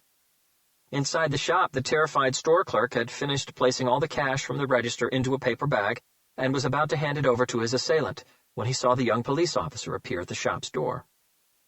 Tchaikovsky saw the kid with the Beretta a second before the kid saw him. No time to call for backup. Hardcore police training kicked in, and in a flash he had unholstered his gun and in a two-hand grip had it aimed at the kid. "Drop it," he called out in a steady voice. The kid had already forgotten everything about the money and the store clerk. His only concern now was the cop with the gun. He swung his body around, and in a split second, he had his Beretta aimed at Tchaikovsky's chest. "Fuck that cop, you drop it," the kid said, holding his gun sideways in a one-hand grip, street gangster style. It was obvious the kid was nervous, but he was no first-timer. In a very agile move, as he pivoted his body to face the police officer, he had taken a step back and strategically positioned himself with his back to the front of the shop. He now had the store clerk slightly to his left, the police officer slightly to his right, and the shop aisles directly in front of him, giving him, out of the three of them, the best overall viewpoint of the entire scene. Hiding in the aisle, Taylor had the kid's inverse viewpoint. "I said drop it," Tchaikovsky repeated, easing himself one step to his right. "Put your weapon on the ground, take a step forward, and kneel down with your hands behind your head." Still crouching down, Taylor had silently moved up the aisle and was now almost at the front of the shop. No one had noticed her yet. From her hidden position, she got a better look at the entire scene, especially the perpetrator. The kid's eyes were wild, with a mixture of adrenaline, anxiety, and drugs. His posture was rigid, but fearless, as if he'd been in that position before, as if he had everything under total control. Tchaikovsky, on the other hand, seemed edgier. "Fuck you, cop," the kid said, using his left hand to pull the red and black bandana down from his nose and mouth, allowing it to hang loosely around his neck and revealing his face. Taylor instantly knew that that was a bad sign. She instantly knew it was time to act before the whole situation got out of control. Too late. Like a film on the big screen, as Taylor started getting up from her crouching position, the entire scene switched into slow motion, The kid hadn't yet noticed her, and no one will ever know if he sensed her presence before she revealed herself. But he gave Officer Tukoski no chance, no warning. He squeezed the trigger on his Beretta 92 3 times in quick succession. The first bullet hit Tukoski on his right shoulder, rupturing tendons, shattering bone, and blowing up a red mist of blood. The second and third hit him square on the chest, directly over his heart, destroying the organ's left and right atria, and the pulmonary artery and veins. Tukoski was dead before he hit the ground. Despite the mess and the blood, the kid didn't panic. He quickly swung on the balls of his feet to face the store clerk again, grabbed the bag with the cash, and raised his gun. The way he saw it, since he'd already killed a cop, why leave a living witness? Taylor had read that resolve in the kid's crazed eyes and movement. She could foresee what was coming, and before he could turn the nightmare into a reality, Taylor was up on her feet. She had stepped away from her aisle cover and into clear view, her Glock 22 firmly aimed at the kid with the Beretta. Through the corner of his eye, the kid caught a glimpse of movement coming from his right. Instinctively, he began spinning his body around, his finger already starting to apply pressure to the trigger. Taylor had no time to shout out a command or a warning, but she also knew that it would make no difference. The kid wouldn't have responded. He would have shot her with the same determination with which he had shot the police officer. Taylor squeezed her trigger only once. The .40 caliber Smith & Wesson bullet was intended to just wound, to hit the kid on the upper arm or shoulder, to force him to drop his weapon. But the shot had been hurried, and the kid was in mid-movement. The bullet hit him higher than intended, and a few inches to the right. The kid fell back. A chunk of his throat splattered onto the wall behind him. It took him 3.5 minutes to bleed out. It took the ambulance 10 minutes to get to the store. He was only 18 years old. Chapter 51. Doing her best to keep her face and movements as steady as she could manage, Taylor blinked away the memory. "Excuse me?" She angled her head in a way that suggested she hadn't heard Lucienne's question properly. "I'm sure you've been involved in hundreds of FBI investigations, Agent Taylor," Lucienne said. "What I want to know is, have you, in any of them, had to pull out your gun and kill someone, even if in self-defense?" Taylor wasn't prepared to go through any of what had happened that night all those years ago with Lucienne, but she knew that if she answered truthfully, he would pick at that wound until it bled again. Trying to concentrate on her breathing, her eyes, and everything else that could give her away, she gave him her answer. "No." Lucienne was observing Taylor, but this time her poker face worked. If anything had betrayed her answer, he didn't seem to notice it. "Robert?" Lucienne moved the question over, his head skewed sideways. "Don't lie to me now." Once again, Hunter had the feeling that somehow Lucienne already knew the answer. "Yes," he said. "Unfortunately, I've killed people in the line of duty." "How many?" Hunter didn't have to think about it. "I've shot and killed 6 people." Lucienne savored those words for an instant. "And you weren't overcome by a feeling of tremendous power? You didn't get the godlike feeling, not even once?" "No, I didn't." Hunter didn't hesitate. "If I could have avoided it, I would have." For several seconds they exchanged a fierce stare, as if their eyes were fighting their own private tug-of-war. "Susan's remains, Lucienne," Hunter finally said. "Where are they?" "Very well," Lucienne agreed, breaking eye contact. He breathed in deeply. "Like I said before, Robert, the place I used in La Honda is still there. Once the magic of the moment had worn off that night, once I stopped shaking from the adrenaline rush, I knew I had to dispose of the body in a way that no one would find it. But I had already given that a lot of thought. That was just another reason why I chose that place. It was surrounded by wild woods." A careless shrug. "I didn't know it would happen that night, though," he added. "It wasn't my intention when I left the dorm to go meet Susan. As I said, it just turned out that way." He started pacing his cell again, his hands behind his back. "So I dug for the rest of the night, all the way until morning. Ended up with a 4, maybe 5-foot-deep grave. I had already bought bags and bags of coffee powder and a few bottles of mountain lion urine." Both Hunter and Taylor knew that coffee powder is a very strong animal scent distractor. It confuses them and usually makes them lose a scent trail, if they were onto one. Mountain lion urine can be easily bought in several shops around America, and it's used for its predator scent quality. Its smell scares away a multitude of other animals, like foxes, wolves, and coyotes. It's a simple law of nature.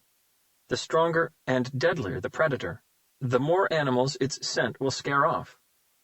"I buried her body in the woods behind the house," Lucienne said, "under layers of dirt, coffee powder, and mountain lion urine. covered it all with some leaves and sticks, and I can tell you it's never been disturbed by man or animal." "So where is this house?" Hunter asked. Lucien spent the next 2 minutes giving Hunter and Taylor specific instructions of how to get to it from Sears Ranch Road. Lucien paused directly in front of Hunter. "Will you tell them everything? Will you tell them the truth?"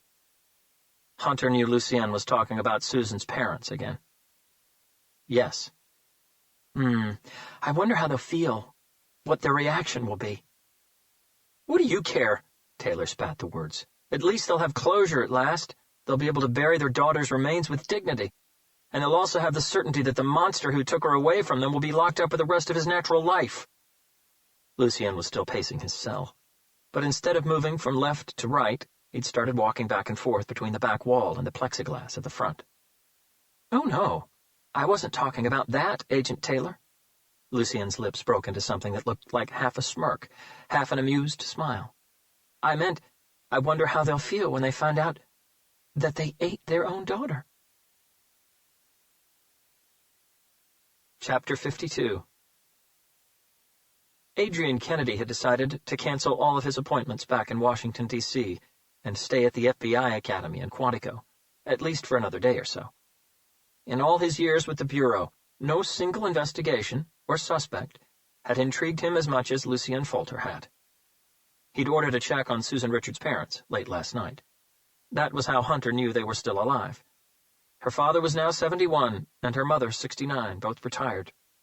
Kennedy had also told Hunter that they were still living in the same old house in Boulder City, Nevada, and they were still calling the police departments in Palo Alto and Santa Clara County at least once a month asking for any news. Kennedy and Dr. Lambert had been following all the interviews through the monitors in the holding cell's control room. Every once in a while, one of them would make a brief comment on something that was said, but mostly they watched in silence. As soon as Kennedy heard Lucien's instruction of how to get to Susan Richards' grave behind the house in La Honda, he reached for the phone on the desk in front of him. "Get me the special agent in charge of our field office in San Francisco. ASAP." Within seconds, Kennedy was speaking to Special Agent Bradley Simmons, a softly spoken man who had been with the FBI for 20 years, 9 of those with the San Francisco office. He still had a strong Southern Texas accent. Kennedy had paid intense attention to Lucien's instructions. He didn't even need to listen back to the recording or check his notes. He could easily recount, word for word. "Get in touch with the La Honda Police Department and County Sheriff's Office, only if you need to, you understand?" Kennedy said, once Agent Simmons had taken everything down. "This is exclusively an FBI operation. From what we understand, the location is located by woods. No neighbors, no one around. That was the main reason why it was chosen. So if there's no need for you to let anyone else know, don't let anyone else know. Get onto it now, and get back to me the second you find anything." Kennedy put the phone down and returned his attention to the monitors and the interview just in time to hear Lucien's last comment. His body tensed, and he looked at Dr. Lambert. "Did he just say that they ate their own daughter?" Dr. Lambert was sitting before one of the monitors with a disbelieving look on his face. He wanted to play back the recording just to be sure, but he knew he didn't need to. He knew he'd heard right. Without diverting his attention from the monitor, he nodded slowly. At that precise moment, there was a knock on the door to the control room. The person didn't wait for a reply, pushing the door open. "Director Kennedy," the man said, stepping into the room. Chris Welch was in his early 40s with short blonde hair that was brushed back off his forehead. He was carrying what looked to be a notebook of some sort. "Sorry to disturb you, sir." Welch was with the FBI's Behavioral Analysis Unit. "You asked me to notify you immediately if we came across anything that seemed relevant in any of these books." He nodded at the notebook he was holding. It was a regular 8 by 10.5-inch notebook with a marble brown and black hardcover. All the books and notebooks that were retrieved from Lucien's house in Murphy had been handed in to the FBI's BAU.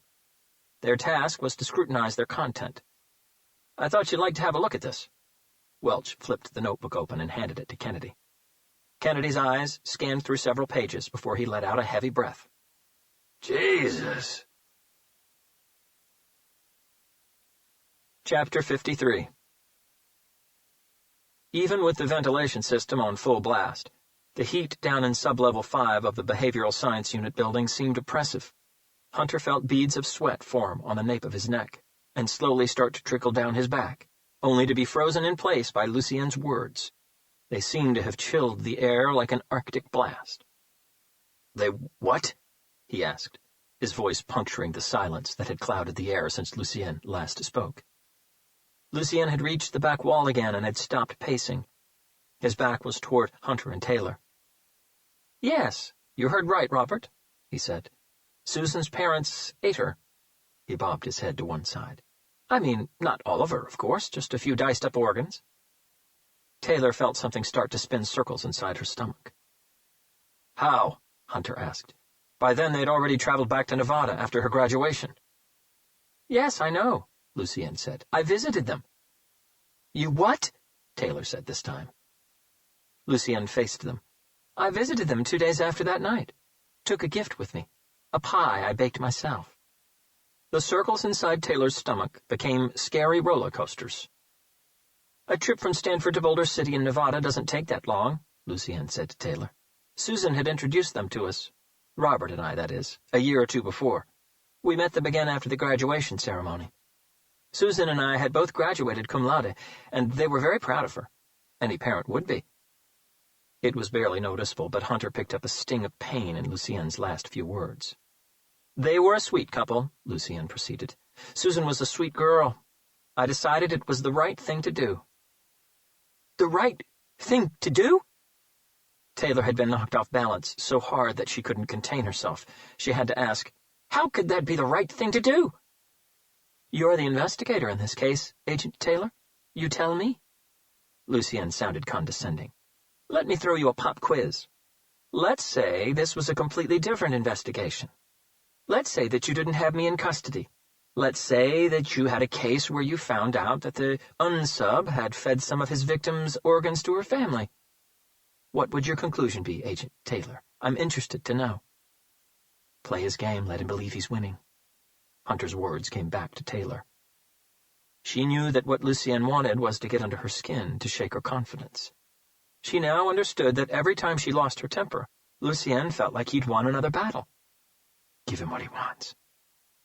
"Because you're a deranged psychopath," she said. "Because to you it sounded like something fun to do? Because it fed your God delusion?" Lucien crossed his arms over his chest and looked at Taylor, intrigued. A challenging smile threatened to stretch his lips. "That's a very interesting conclusion, Agent Taylor," he replied, sarcasm dripping off his words. "Spoken like a true professional. You know, I always found that there's nothing as entertaining as seeing people feed off their emotions. The problem with it is that it takes away objectivity. It clouds judgment. It opens the door to a world of mistakes. I learned that a long time ago." As if he didn't have a care in the world, Lucien pulled his sleeve up and again looked at his wrist, as if he had a watch. "Anyway, I'm quite bored of all these questions. And I guess you two have got a lot of work to do now, don't you? You know, bones to dig up, explanations to make, stories to tell." Leisurely, Lucien lay down on the bed and interlaced his fingers behind his head. "Give Susan's parents my best for me, will you, Robert? Oh, and by the way, if you're wondering, yes, I did sit down and have dinner with them that night." Chapter 54.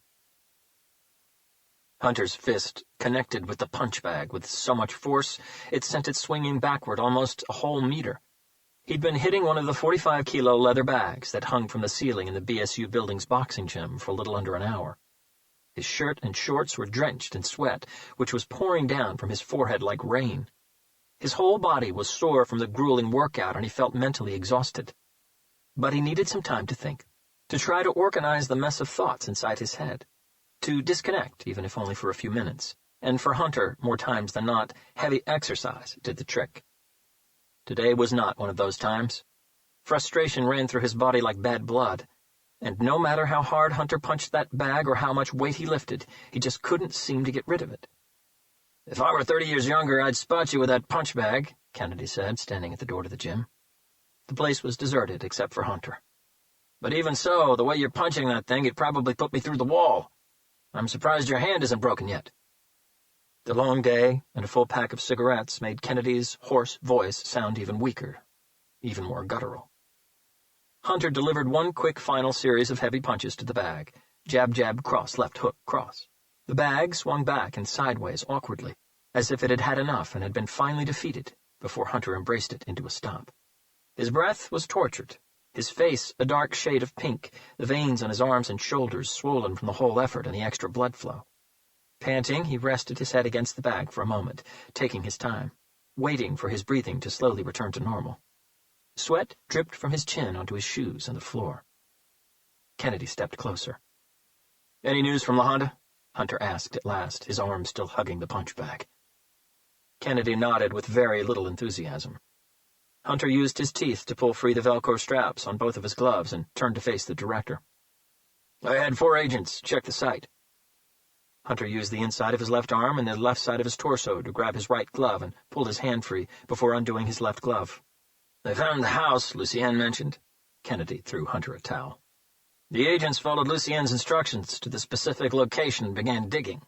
They dug for an hour." He handed Hunter an A4 size envelope. "This is what they found." Hunter quickly dried his face and hands before reaching inside the envelope and retrieving a couple of printed-out photographs. As his eyes devoured the images, his heartbeat picked up speed once again.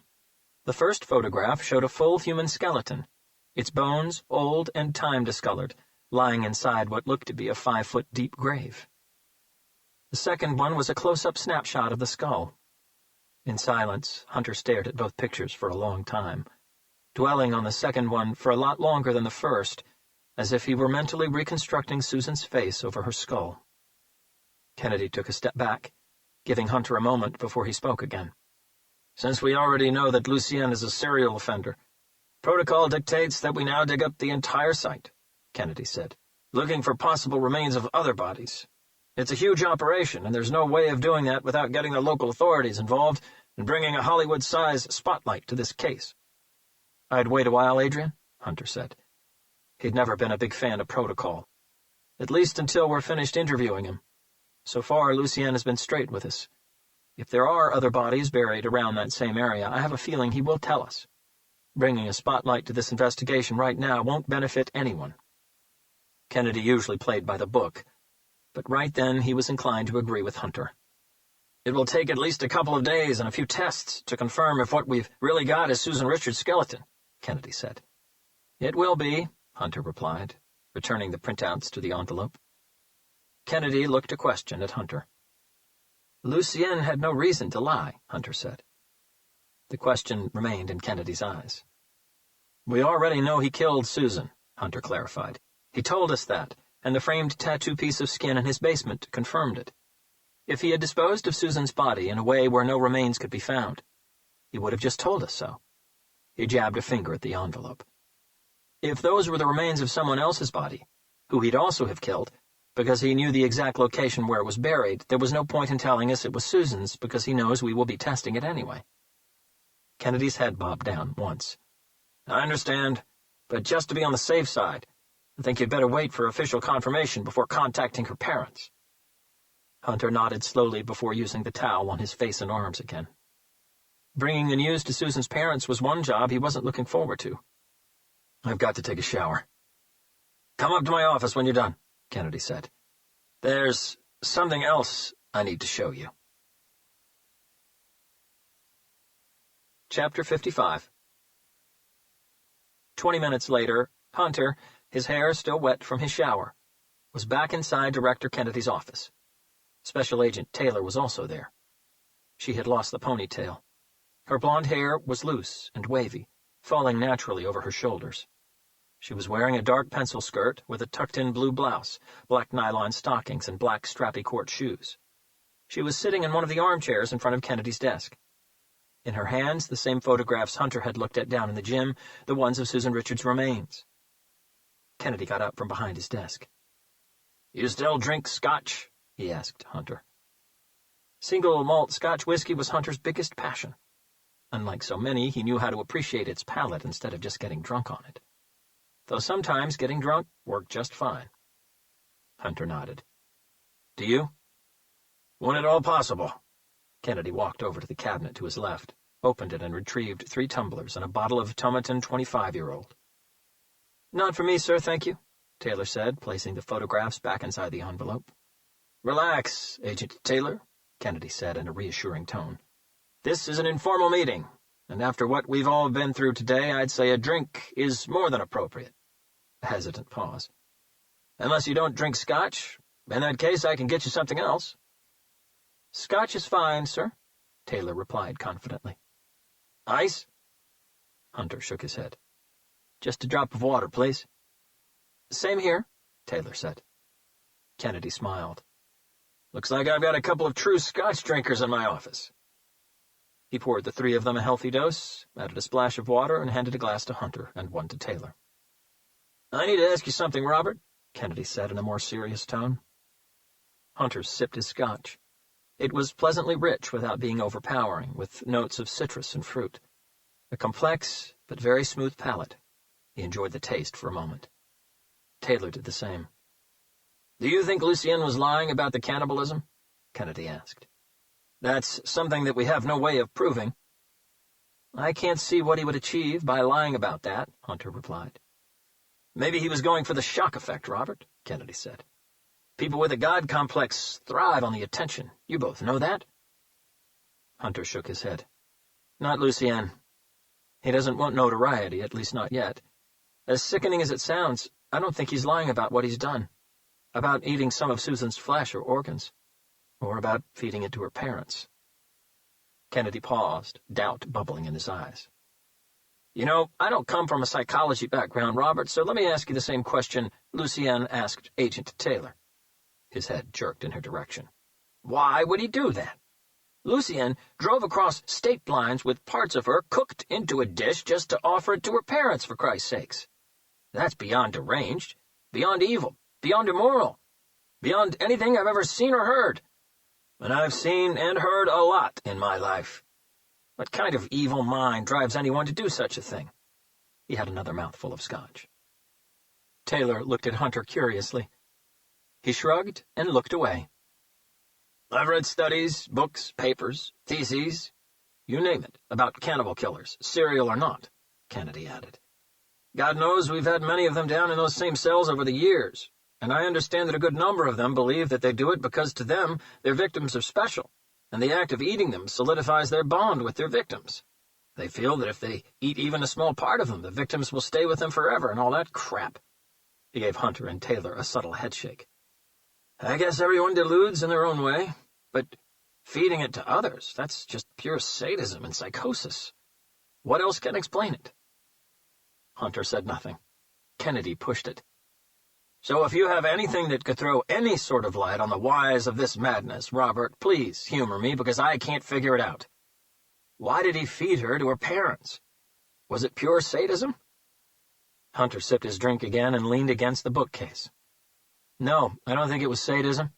I think he did it because he felt guilty." Chapter 56. Kennedy's doubtful look bounced between Hunter and Taylor. The FBI agent didn't look at all surprised. "Could you please elaborate, Robert?" he said in his whispering voice, "because to me, feeding someone to her own parents doesn't quite sound like the actions of a person stricken by guilt." Hunter looked around him as if searching for an answer that might have been floating around in the air. "We could theorize as much as we like here, Adrian, but the only one who really knows what was going on inside his head is Lucien himself." "I understand that," Kennedy agreed. "But I still would like to know your thoughts on why you think guilt had anything to do with it." "If Lucien is being truthful about Susan being his first ever victim," Hunter said, "and right now we have no reason to doubt that, then, as you know, guilt and remorse are the first two common psychological emotions that usually torment a first-time killer. Kennedy and Taylor both did know that. According to the FBI's Behavioral Science Unit, serial murder is defined as a series of 3 or more killings, committed on 3 or more separate occasions, with a cooling-off period between murders. These murders must also have common characteristics such as to suggest the reasonable possibility that the crimes had been committed by the same person or persons." That cooling-off period, Kennedy knew, especially between the initial killings of a series, was almost always due to the perpetrator or perpetrators experiencing intense feelings of guilt and or remorse directly after committing the crime. That was easily understandable. Most aggressors who eventually become serial murderers struggle with fantasies, urges, destructive impulses, and even rage attacks for a long time, sometimes years, finding them harder and harder to resist until the urges finally win the battle. The simple fact that they struggle with these impulses for such a long time clearly indicates that they know that killing another human being is wrong. It then becomes a simple psychological human response. Most people usually experience some level of guilt if they do something they know to be wrong: cheat in an exam, steal the paper from the neighbor's door, cheat on a partner, tell a lie, or whatever. That sense of guilt is directly proportional to how wrong they believe their actions were. The worse the actions, the bigger the guilt trip. And bad actions don't come much worse than murder. For that reason, many first-time murderers will be thrown into the depths of dark depression and experience a tremendous feeling of guilt directly after killing someone. With that in mind, it stood to reason that Lucien had also experienced enormous lows and was overwhelmed by incredible feelings of guilt after his first ever murder. Okay, I agree that Lucien must have struggled with different stages of guilt in the aftermath of murdering Susan, Kennedy admitted. But I still can see no reason why, overwhelmed by guilt or not, he would have fed parts of her body to her own parents, Robert. I can see two possible reasons, Hunter said with a hand gesture. The first one you mentioned just a moment ago. Kennedy's eyes squinted a fraction. And what was that? The belief that by consuming the flesh of their victims, the victims will then stay with them forever. They will become part of them, Taylor said in a half-whisper. Or whoever eats them. She allowed Kennedy a few seconds to reanalyze that statement. Kennedy caught on quickly. Jesus, third-party transference. He looked at Hunter for confirmation, but proceeded anyway. So Lucien believed that if her parents consumed some of her flesh, then Susan would stay with them forever? As Lucien said, Taylor commented, she was never meant to be a victim, and he also thought that her parents were nice people. So Robert could be right. He might have done it because he felt guilty at taking their daughter away from them. Kennedy considered that for a long, silent moment. And the second possible reason, he finally asked. The second reason links to the first, Hunter said. Lucien told us that he used to hunt with his father, right? Yes, I remember that, Kennedy said. He also said that his father was a great hunter. Yes, I remember that, too. Okay, many hunters inherit a belief that's been passed down through generations and generations of Native Americans, Hunter explained. Kennedy's eyebrows arched curiously. Native Americans never hunted for fun or sport. They hunted exclusively for food, and they believed that they must eat whatever they killed, always, because to eat their prey was to honor them. They believed that it kept their spirit alive in this world. It showed respect. To let their flesh go to waste, that would be a dishonor. Kennedy didn't know that, but his memory and his eyes instantly flashed back to Susan Richards' file sitting on his desk. Her mother was second-generation Shoshone, a Native American tribe, mostly from the area that became the state of Nevada. Her family name was Tuari, which meant young eagle. Kennedy was well aware that Lucien knew that, too. Taylor looked at Hunter intriguingly. I read a lot, Hunter offered before she was able to ask the question. So you think that, in his mind at least, Lucien was redeeming himself, even if only a little bit, Kennedy stated, rather than asked. He was being compassionate by feeding her flesh to her own parents. He was trying to keep Susan's spirit alive for them, even without their knowledge. Everyone deludes in their own way, Hunter repeated Kennedy's words from a little earlier. But like I said, we can theorize as much as we like here, but the only one who really knows what was going on inside his head is Lucien himself. So, in that case, let me ask you this, Kennedy said. Why do you think he took part? Lucien said that he did sit down to have dinner with them that night. Because Lucien was experimenting. Kennedy pinched the bridge of his nose as if he could feel an oncoming headache. In college, Lucien didn't exactly doubt any of the theories behind these sadistic acts, he said. He knew they were based on true accounts from apprehended offenders, but he was on the verge of almost obsessing with the feelings and emotions described by such offenders. Kennedy remembered something Lucien had said during one of the interviews. He wanted to experience them for himself. Back then, he never said so in so many words, Hunter agreed. But now we know that that was exactly what he wanted, to experiment. And that's what makes Lucien so different from most psychopaths I've ever come up against. Kennedy's eyebrows moved up inquisitively. We know that he killed Susan, his first victim, by strangulation, Hunter elaborated. But if we compare her murder to his latest one, the two victims in his trunk, the M.O., the level of violence, everything has skyrocketed. I'm willing to bet that the violence in every murder he'd committed in between moved up a step at a time. But Lucien escalates not because he's being guided by uncontrollable urges inside of him. He does it consciously, Taylor said, picking up Hunter's thread of thought. He does it because he wants to know how he would feel as he becomes more and more violent. That's a frightening thought, Kennedy said. The level of determination and self-discipline one needs to carry on escalating murder after murder for 25 years is mind-boggling. And you think he did it just so he could experience the feeling? Hunter had paused, his memory digging out something long forgotten. I'll be damned, he finally exclaimed. What? Kennedy asked. I can't believe he's really doing it, Hunter murmured. Doing what? I think Lucien might have been writing an encyclopedia. Chapter 57. Kennedy's shoulders stiffened as he felt an awkward shiver grab hold of his whole body, something that didn't happen very often when it came to BSU investigations. He waited for Hunter to continue. I remember this discussion we had once. Hunter's memory searched the past. I think it was during our second year in college. We were discussing emotional triggers and drives in extreme violent murders. What psychological factors could drive an individual to sadistically and brutally offend and re-offend? Okay, Kennedy said, still intrigued. Back then, all we had were a bunch of theories put together by several psychologists and psychiatrists, and a handful of accounts by apprehended killers.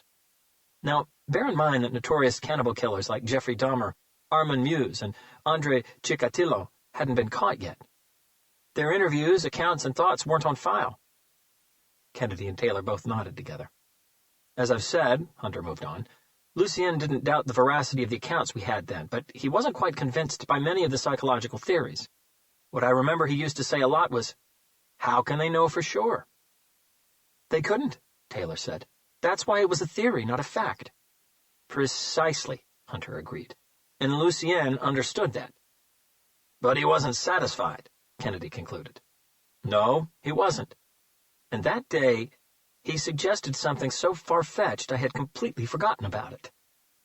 And that was... Hunter took a deep breath while trying to remember the details. The surreal possibility of someone becoming a killer solely to experiment, he finally said. Lucien argued how groundbreaking it would be for criminal behavior psychology if a fully mentally capable individual went on a killing rampage, escalating his or her way through different levels of violence, and experimenting with different methods and fantasies, while at the same time taking comprehensive notes of everything, including feelings and psychological state of mind at the time, and in the aftermath of each murder. Some sort of in-depth psychological study of the mind of a killer, written by the killer himself. Kennedy's body tensed just a little, fighting the same awkward shiver that had run deep inside him just moments ago. He believed that a notebook, or even a series of notebooks, filled with such true accounts would become an encyclopedia of knowledge, a Bible of sorts to criminal behavioral scientists. Kennedy scratched his left cheek. He couldn't help thinking that, as absurd as it sounded, Lucien was right. If such a book, or books, existed, they'd prove invaluable, and probably become one of the most referred to works by criminologists, psychologists, and law enforcement officials and agents all around the world. Such a book, especially if written by someone with a criminal psychology degree, someone who understood the importance of such information and knew exactly what to add, would no doubt become some sort of holy book in the never-ending fight against violent predators. I think that might be what he was doing, Hunter said, his thoughts beginning to turn his stomach. Jumping from murder to murder, escalating the violence with each one, trying different things, different methods, and keeping a diary of how he felt, especially emotionally. In his mind, that would give him the excuse he wanted. Kennedy's forehead creased as he looked at Hunter. Excuse? Lucien is a sociopath, no doubt about that. We know it, and he knows it. The difference is, he's known it for a long time. He told us that, remember? Taylor nodded. He started fantasizing while still in school. That's right, and I think that knowledge hurt him. A regular kid shouldn't be fantasizing about killing people. Maybe it all made him feel like something inside his brain was broken, that he didn't belong. He even told us that the reason why he decided to study criminal behavior psychology was to understand himself. But that backfired, Kennedy said. No, it didn't, Hunter replied. If anything, it pushed his imagination further. It made him come up with what to him sounded like a plausible motive. What better excuse to commit atrocious acts of violence than to fool yourself into believing that you're doing it for a noble cause, Taylor said, following Hunter's line of thought. All in the name of research. That false belief would have eased his internal pain, Hunter added. Lucien could then start feeding his hunger because, in his mind, he wasn't a sociopath anymore. He was a scientist, a researcher. Everyone deludes in their own way, remember? Kennedy broke eye contact. Is there something else? Hunter asked. Something you're not telling us? Kennedy shrugged and pursed his lips in reply. He walked over to his desk, opened the top right-hand drawer, and pulled out a notebook. It was the same notebook Special Agent Chris Welch had handed him in the holding cell's observation room earlier. Hunter immediately recognized the notebook as one of those he and Special Agent Taylor had seen in Lucien's basement. Unfortunately, you might be right, Robert, Kennedy said, because we found this.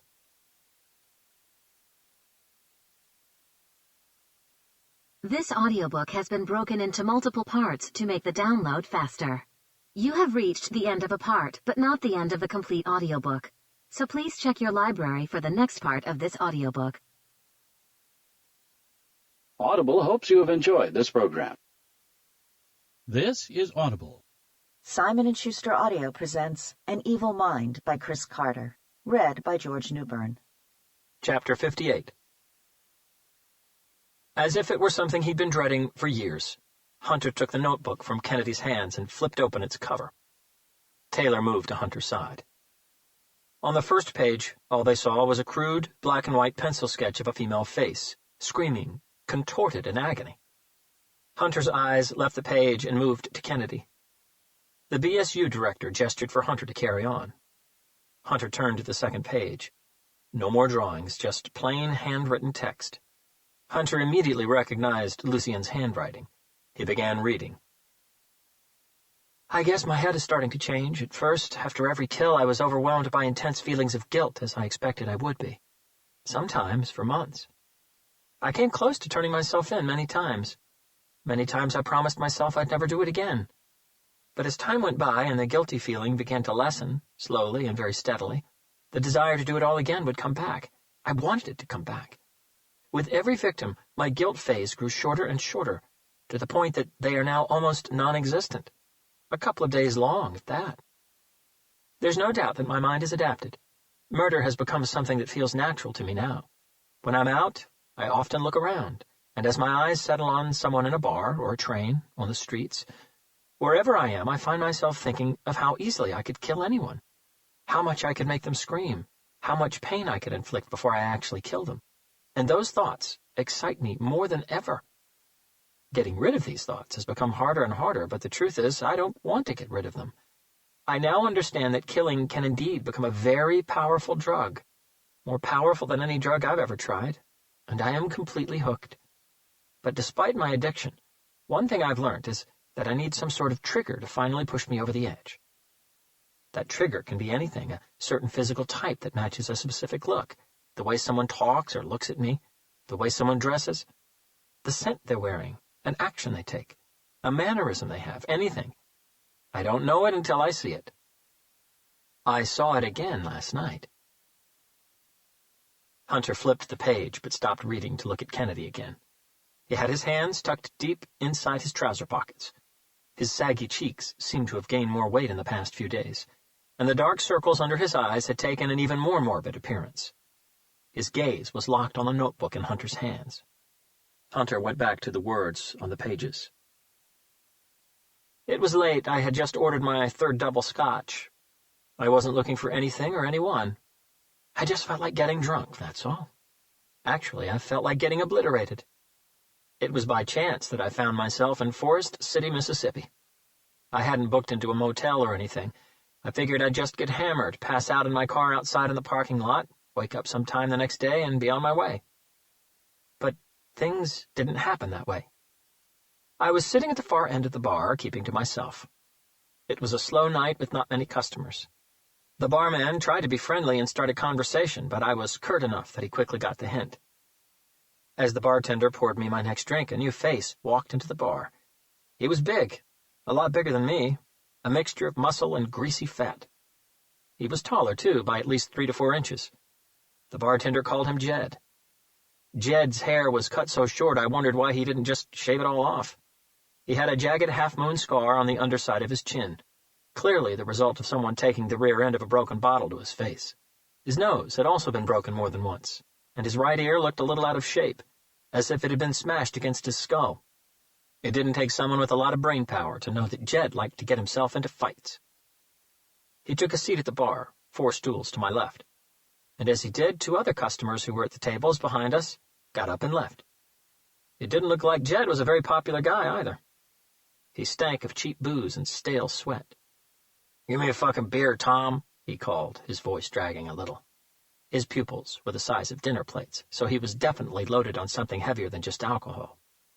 "Come on, Jed." The barman hesitated, keeping his voice even. "It's late, and you've certainly had enough for one night." Jed's bulldog brow creased even further. "Don't fucking tell me I've had enough, Tom." His voice grew louder by a few decibels, and another customer sneaked out the door. "I'll tell you when I've had enough. Now give me a fucking beer before I shove one up your pussy little ass." Tom grabbed a bottle of beer from the fridge, unscrewed its top, and placed it on the bar in front of Jed. Jed took it and swallowed half of it down in 3 large gulps. I didn't realize I was staring until Jed turned to me. "What the fuck are you looking at?" he said, pushing his beer bottle to one side. "Are you some kind of fag?" I didn't answer him and still didn't look away. "I asked you a question, fag." Jed took another swig of his beer. "You like what you see, fag?" He lifted his right arm and flexed his bicep like a bodybuilder before blowing me a kiss. I was hypnotized by that sack of shit that called himself Jed. "Come on, Jed," the bartender tried to intervene, clearly foreseeing what was to come. "Let it go, man. The guy is just trying to have a quiet drink." He looked at me with a face that said, "Dude, please, just go. You don't want this trouble, trust me." I didn't move. I probably wasn't even blinking. "Shut the fuck up, Tom," Jed said, pointing a finger at him but looking at me. "I want to know why this fag likes looking at me so much. You want to fuck a real man tonight? Is that it, fag? Would you like a piece of this?" Jed used both hands to point to his massive gut. My eyes slowly ran the length of his body, and that seemed to piss him off way past his limit. His jaw locked in anger. His face became even redder, and he stood up from his stool threateningly. And that was it. That was the trigger. It wasn't his obnoxious way, or his smell, or the name-calling, or the fact that he was so damn ugly he probably had to sneak up on his mirror. It wasn't even that he didn't allow me to get drunk in peace. It was the fact that he thought he could assert his superiority over me that did it. That pushed me over the edge. Right there and then, I knew Jed would die that night. Chapter 59. Hunter stopped reading and looked at Kennedy. Even though he was looking at the words upside down, Kennedy had been following Hunter's eyes, and he knew exactly where he'd paused. "Read on," he said. "There's a twist." I didn't face up to Jed, not there. I wasn't about to get into a fist fight with him in a public place. That would have been way too reckless. I placed $30 on the bar to cover my drinks, got up and took a couple of steps back. "What's the problem, fag?" Jed said, sounding and moving his hands like a ghetto rapper. "Too scared?" Tom, who had moved from behind the bar, quickly jumped in, putting himself between Jed and myself. "Come on, Jed, there's no problem here. The guy didn't say anything, and he was just leaving, right?" Tom twisted his neck to look at me, his eyes begging me not to engage and leave. I finally snapped out of my staring trance, looked down at the floor, and began walking away. "That's right, fag, get your pussy ass out of here before I fuck you up." I opened the door and stepped outside into the warm and damp night. I didn't go anywhere. I just got into my car, drove it over to the other side of the road, and parked it in a dark spot, next to a rusty dumpster. From there, I had a clear view of the bar's entrance. I waited. Jed walked out the door 46 minutes later and staggered over to a battered Ford pickup truck. It took him almost a minute to manage to slot his keys into the keyhole and open the door. He didn't drive off straight away either, and for a moment I thought that he would fall asleep in the truck, but he didn't. He lit up a spliff and smoked the whole damn thing before he turned on his engine. I followed him as he pulled onto the road. I kept my distance, but I didn't really have to. Jed's senses were mushed. He wouldn't have noticed a pink elephant and a golden tutu following him. Jed's driving was all over the place. and what scared me the most was the possibility of him being stopped by a cop. If that had happened, Jed would have spent the night in a cell for driving under the influence, and I would have probably walked away from the whole situation. Unfortunately for Jed, Forest City in Scott County, Mississippi, seemed deserted of cops that night. Jed lived just outside town in a single-story, dirty, old and faded blue wooden house by the side of the road. There was no garage, and the driveway was nothing but dirt and gravel, flanked by shrubs and overgrown grass. He parked his truck by the rusty metal fence that circled the property, and smoked another spliff before finally wobbling his way into the house. I found a hidden place to park, waited 20 minutes, and very quietly crossed over to the house. The front door was locked, but it didn't take me long to find an open window. I knew there'd be one. With no air conditioning, the night was too hot and stuffy for Jed to have kept all the windows and doors shut. The inside of the house smelled of grease, fried onions, stale cigarettes, and dry rot. The place was filthy and looked an absolute mess, but after meeting Jed, I expected nothing less. I tiptoed my way deeper into the house. Finding the bedroom was easy. All I had to do was follow the snoring sound. And Jed snored like a dinosaur in heat. But I decided that I didn't want to kill him in his bed. That would have been too easy. I felt my blood bubbling inside my veins with excitement as my heart changed rhythm. My adrenal glands caught up to the new beat and began pumping full throttle, while my mouth salivated like a hungry dog in a butcher's shop. I wanted to prolong that feeling for as long as I could. Nothing is more exciting than hiding inside the victim's house and waiting for the right moment. I chose a sharp knife from his kitchen. Thankfully, there was a good selection to choose from. I knew that a fat greaseball like Jed would no doubt get up in the middle of the night and either hit the kitchen for some more food or go to the bathroom to go piss a gallon. With that much booze inside of him, the bathroom was a safer option. I hid behind the shower curtain where he wouldn't see me until it was too late. I covered my shoes with plastic bags that I'd also found in the kitchen, carefully pulled the shower curtain back, climbed into his soiled bathtub, leaned back against the tiled wall, and waited. I can stay still for hours if I have to. The waiting made my whole body tingle as if I were soaked in an Alka-Seltzer bath, high on my own power. Jed finally came into the bathroom 94 minutes later, dragging his feet. I took a deep breath to keep myself from going for him too early. I had carved a small slit in the plastic curtain so I could see out. Looking lost, Jed paused once he entered the bathroom. And then the right moment came. Chapter 60. As if hypnotized by the words, Hunter and Taylor's eyes just couldn't tear themselves away from the pages in Lucien's notebook. It was like reading a blockbuster paperback book, with the added difference that every single word was true. Still drunk, high, and half asleep, Jed faced the shower curtain and stretched his huge arms high above his head. His mouth opened into a black hole as he started yawning, and even from behind the curtain I could smell his putrid breath. His eyes were bloodshot from a combination of the weed he'd smoked earlier, alcohol, and the heavy sleep he'd just woken up from. He was wearing nothing but a pair of filthy boxer shorts. It almost made me laugh. For an instant, it looked to me as if his eyes tried to focus on the shower curtain. Maybe he'd noticed the tear I'd created, I'm not sure, but I knew that that was my cue. I was so wired up from adrenaline and excitement that I must have moved twice as fast as normal. Jed's brain and reflexes were so screwed up from the alcohol, the drugs, and the sleep that he would have reacted twice as slow as normal. Put those two factors together, and Jed never saw me coming. With my left hand, I pulled the shower curtain to one side while already throwing my body forward. My right hand and the knife were also moving fast, creating a high arc from right to left. The blade hit Jed exactly where I wanted it to, across his neck and throat. The combination of how sharp the blade was and the strength of the movement would have proved lethal to anyone. The knife cut through the skin and muscle as if they were made of rice paper. From the amount of arterial spray that flew high into the air, hitting first my face, then the curtain and wall behind me, I knew I had sliced through both of Jed's internal jugular veins. I also ruptured his upper airway. His eyes settled on me for a brief moment, but I'm not sure he recognized me or even understood what was happening. I didn't care if he knew or not. My body was already floating on air with the ecstasy of it all. I grabbed the back of Jed's head with my left hand and pulled it back hard, exposing the fatal wound further. I enjoyed watching the blood squirt out of his neck, cascade down his body, and froth in his mouth. A muffled gurgling sound was all his vocal cords could produce. I held him in that position until his crazed eyes went still, until the gurgling sound was gone, until his body became nothing but a dead weight. After Jed fell to the ground, I stayed in the bathroom for another 7 minutes, still high on all the natural chemicals that my brain had thrown at me. I felt no guilt, no remorse. I washed my face and hands, but wasn't very concerned with my clothes. I would just burn them as soon as I left the house. It was time to move on.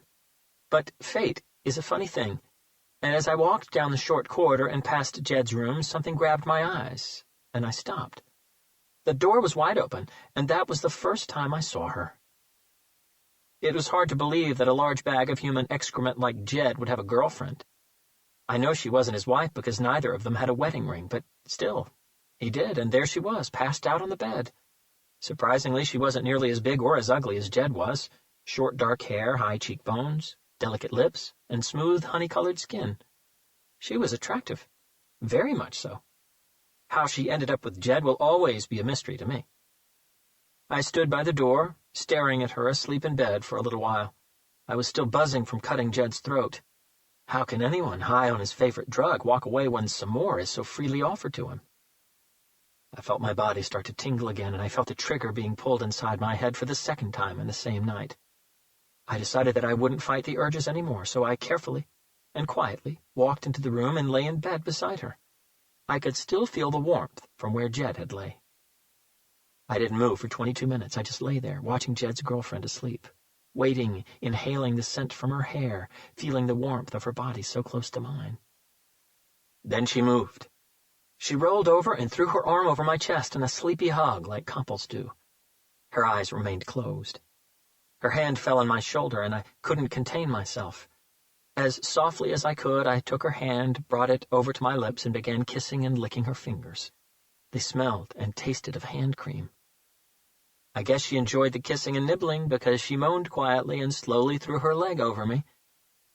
As it settled over my body, subconsciously and understandably, she missed Jed's body volume. That's what she was used to. The nerves in her leg registered it, but it took a few seconds for the signals to be decoded by her drowsy brain. As they did, she frowned even before her eyes blinked open. The light in the room wasn't great. All she had to go by was the full moon, now low in the sky outside the open window on the east wall. My face was half obscured by shadows.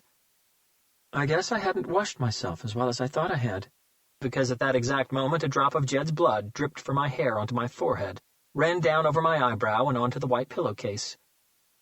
The woman blinked again.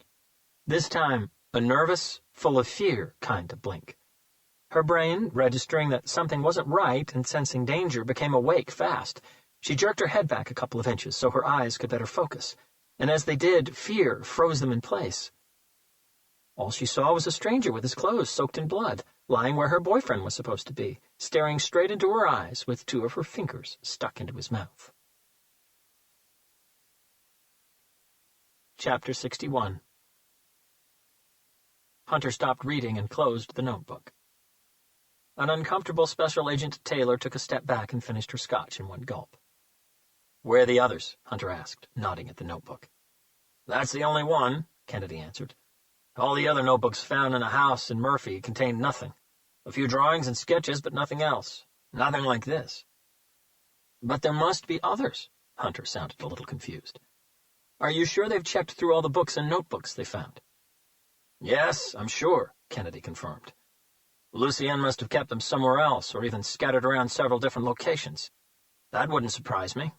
And that's something else you must find out during the course of your interviews." Hunter's stare hardened. Kennedy read it. Tiredness began really showing in his hoarse voice, which was now starting to croak. "Look, Robert, there's no way on earth I approve of what Lucien has done. But if you're right about him writing down everything he's done and experienced into notebooks, then it's already done and it cannot be undone. If these notebooks do indeed exist, then we might as well have them. For one, they'll constitute evidence in a serial murder case that I have no doubt will go down in history. Two, the psychological and behavioral knowledge, the understanding that we'll gain from those notes and texts may prove to be a game-changer in our fight against extreme violent repeat offenders. As a law enforcement officer and as a psychologist, you know that full well, Robert." Hunter had no argument to come back with. "Nothing inside the storage facility in Seattle?" Taylor asked. "Nothing but the chest freezer and the severed body parts," Kennedy confirmed. Everyone appeared to have gone into thinking mode for a beat. "I checked with the Scott County Sheriff's Department of Mississippi," Kennedy moved on. "Jed Davis and his girlfriend, Melanie Rose, were butchered inside the house they shared just outside Forest City 21 years ago. They were found by her mother, who had dropped by with a homemade apple pie about 2 days after the incident. No one was ever arrested." He paused for effect and to catch his breath. "According to the medical examiner, Melanie Rose's head was hacked off with a kitchen knife. The head was left on the dining table in the living room. That was the first thing her mother saw when she looked in through the window." Kennedy looked at Hunter, the expression on his face as serious as a heart attack. "He killed her just because she was home, Robert. He killed her for pure pleasure." Hunter closed his eyes and pressed his lips against each other. "You read the accounts," Kennedy added. "They were written the day after he butchered them. The narrative and the words are clear and concise, not hysterical or even nervous. We all know that that spells total emotional detachment. As you've said, his accounts are like a study into what goes on inside the mind of a vicious killer. How he thinks, how he feels, what drives him prior, during, and after each attack. Call me selfish, Robert, but I want that knowledge. We need that knowledge. If those books exist, I want them." Hunter walked over to the window and had a look outside. Night and rainy clouds had darkened the sky, but it somehow made him see things clearer, understand something that until now he hadn't, and he cursed himself for not having seen it earlier. "I guess you will have them, Adrian," he said, "because Lucien wants you to have them." Taylor frowned, and Kennedy threw Hunter a skewed look. "What do you mean?" "This was all planned," Hunter said. Taylor and Kennedy's confused looks intensified. "What was all planned, Robert?" Taylor asked. "Being caught?" Hunter turned to face them. "Well, maybe the timing wasn't 100% there. Maybe Lucien would have liked to carry on doing what he's been doing for a while longer. He could never have predicted the accident in Wyoming that led us to him, but I think that he was always counting on being caught one day." Kennedy took just a few seconds to board Hunter's thought ship. "Because what's the point in writing an encyclopedia on killing and behavioral motivation if no one will read it? Or study it, right?" Hunter agreed in silence. Taylor thought about it for a second, but wasn't as convinced. "Yeah, but then why would he want to be caught? He could have arranged for the books to be delivered to the FBI, or he could have sent them in anonymously or something." "It wouldn't have had the same effect," Hunter disagreed. "Robert is right," Kennedy backed him up. "The notebooks on their own wouldn't have had the same weight as if we'd caught the perpetrator. It would have taken us a lot longer to follow it up because there would always be doubts as to whether the books were a hoax or not. Having Lucien in custody, the interviews, him guiding us to the remains of his victims' bodies, it all adds to the whole credibility of the notebooks." Kennedy paused as a new realization finally hit him. He looked at Hunter. "And that's why he asked for you." Hunter breathed out and nodded. "Because you add even more credibility to Lucien's character," Kennedy said. "You went to college together. You shared a dorm. You were the best of friends. You know how intelligent he is, and he knew that you could vouch for that." He walked over to the other side of his desk. "I bet that he's counting on you remembering the conversation you had about the killing encyclopedia idea. He knew you would remember Susan Richards. You were always a major part of his plan, Robert." "So now that his credibility is more than established," Taylor cut in, "why not just ask him for the notebooks? If you're right, and the idea from the beginning was for the Bureau to get those books, he should be forthcoming with the information." "No, he won't be," Hunter said. "Not yet." "And why is that?" "Because he's not done yet."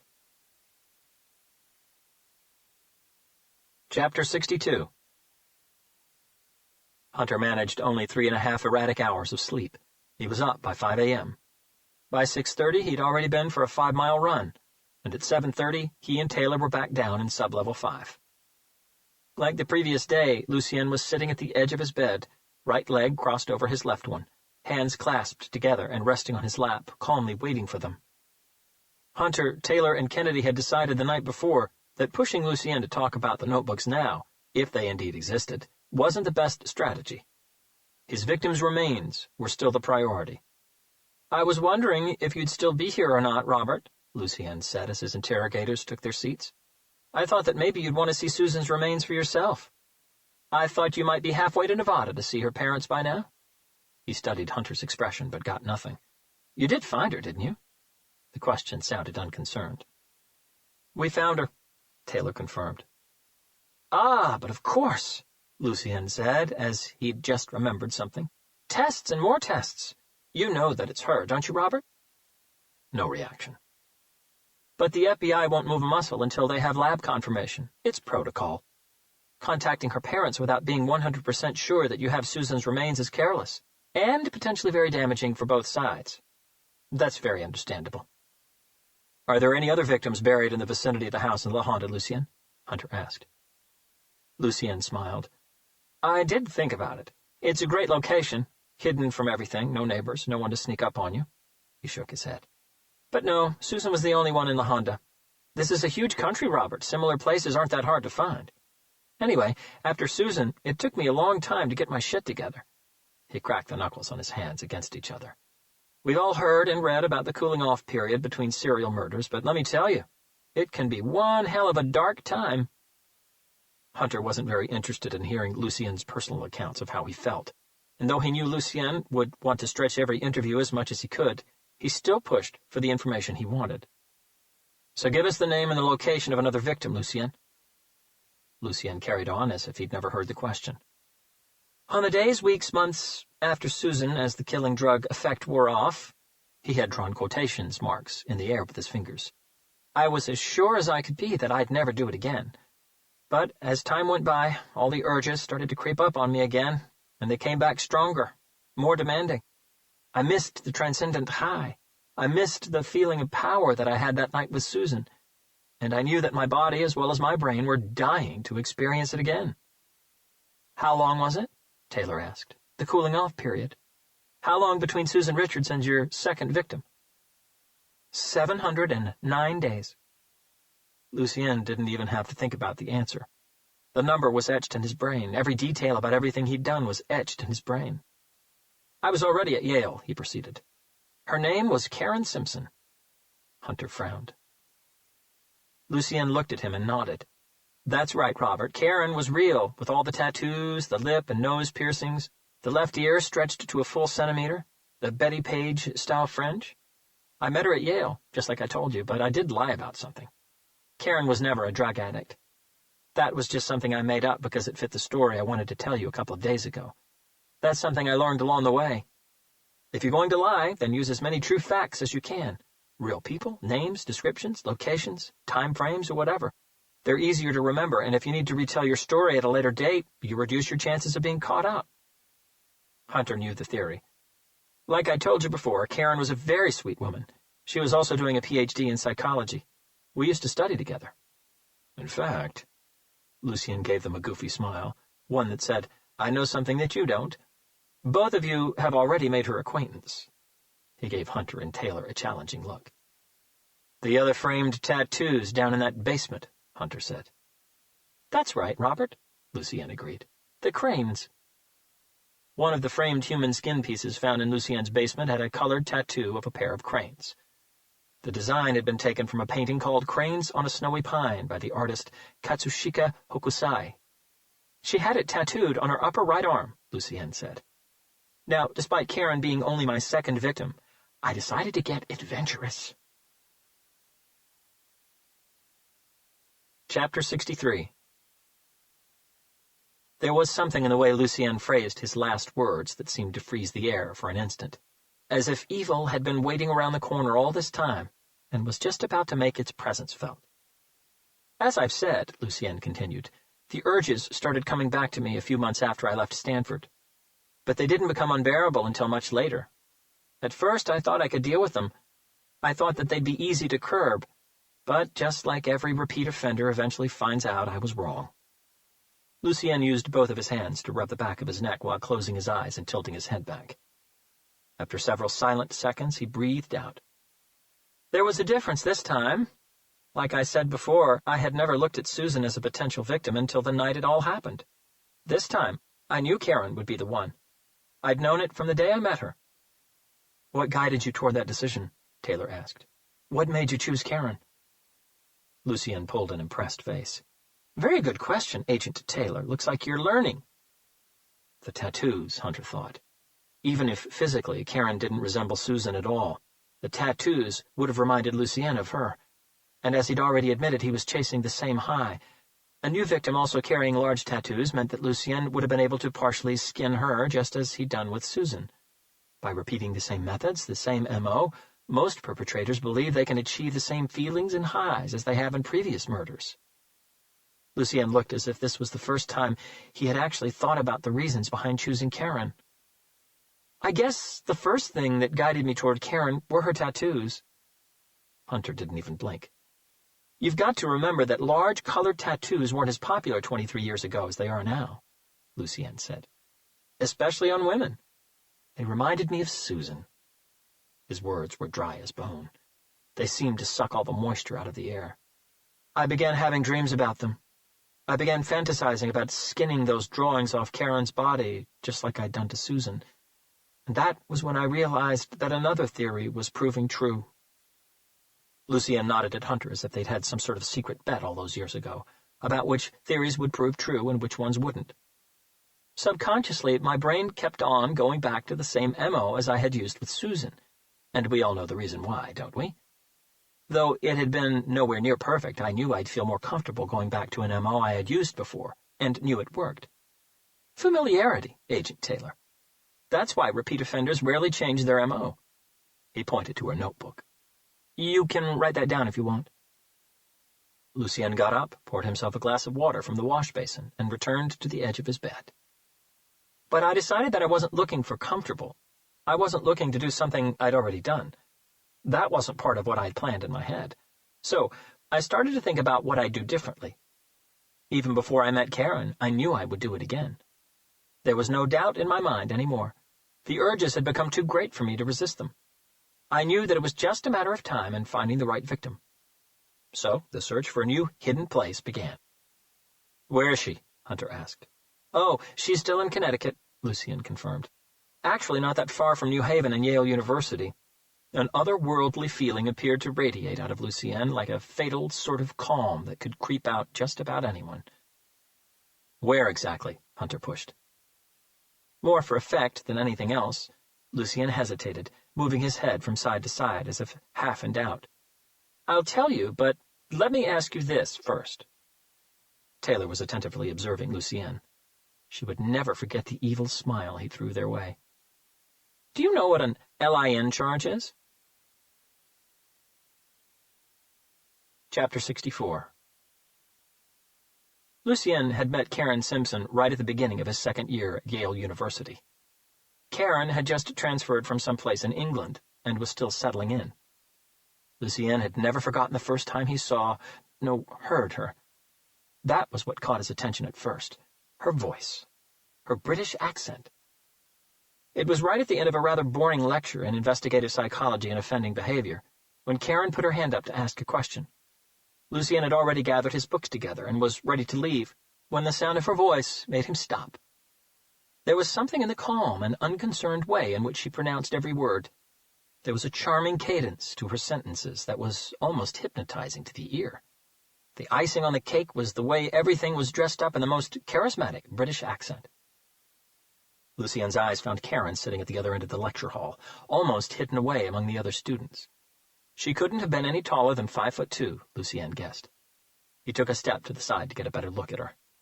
Her makeup looked quite different, heavier, more gothic than most. She was wearing a dark T-shirt with "The Cure" written on it, and a photograph of someone with messy dark hair, heavy black eye makeup, and badly applied red lipstick. But what really grabbed his attention was the large colored tattoo on her right upper arm. As he caught sight of it, it made him hold his breath for a moment or two. All of a sudden, his memory was slapped with the images of Susan and what had happened that night just over 2 years ago. Images of him carefully slicing the skin off her arm. The memories brought with them a tremendous head rush, something he hadn't felt since that night. And for an instant, Lucien felt lightheaded and almost lost his balance. What is that? He thought as he recomposed himself, squinting his eyes at the tattoo. It looked like a couple of large birds, but from where he was standing he couldn't be sure. What he was sure of was that Karen Simpson would never graduate from Yale. Her fate would be much, much different. It didn't take Lucien long at all to befriend Karen. In fact, it happened later that same day. From a distance, he'd followed her around campus for the next couple of hours, until a perfect opportunity presented itself during mid-afternoon. Karen had just stepped out of the psychiatric hospital building, just south of the old campus, when she paused, seemingly looking for something inside her rucksack. She rummaged through it for about 2 minutes before getting up. After letting go of a deep, exasperated breath, she allowed her eyes to circle around her, looking a little lost. "Everything okay?" Lucien asked, recognizing the opportunity and tentatively approaching her. The expression on his face was pleasant, innocent. Karen smiled shyly. "Yes, everything's fine. I just seem to have lost my campus map, which is not the best thing to do on your first week in a campus this big." Yale University is spread over 837 acres of ground with over 11,000 students. "That's very true," Lucien agreed with a sympathetic chuckle. "But you might be in luck. Give me a sec," he said, lifting a finger in a wait gesture before reaching into his own rucksack. "Here we go. I knew it would be here somewhere. Have this one." He handed Karen a new campus map. "Oh!" Her eyes lit up with surprise. "Are you sure?" "Yes, of course. I know my way around quite well. I just never really cleaned out my bag, so that map's been in there for a while." He gave her a what-can-you-do kind of shrug. "Anyway, where do you need to go just now?" "I'm trying to find Grove Street Cemetery." Karen's British pronunciation of cemetery brought a new smile to Lucien's lips. "Wow, that's quite a walk from here." He pointed south. "Why do you want to go to the cemetery, if you don't mind me asking?" "Oh, no, I don't really need the cemetery. That's just my point of reference. I need to go to the Dunham Lab building, but I remember that it's just across the road from the cemetery." Lucien nodded. "Yes, that's right, but hey, I'm heading that way myself. I can walk you there if you like." "Are you sure?" "Yes, of course. I'm going to the Becton Center, which is right opposite the Dunham Lab building." "Oh, that's a piece of good luck," Karen said, hooking her rucksack over her right shoulder. "Well, if it really is no bother, that would be great. Thank you very much." Then, with a thoughtful expression on his face, Lucien looked at Karen a little sideways. "Wait a second." He pointed a finger at her. "You were in the investigative psychology and offending behavior lecture this morning, weren't you?" His performance could have won him a place in drama school. Surprise flourished on Karen's face. "I was indeed. You were there?" "Yeah, sitting right at the back. I'm doing a psychology PhD." Even more surprised now. "So am I. I just transferred from University College in London."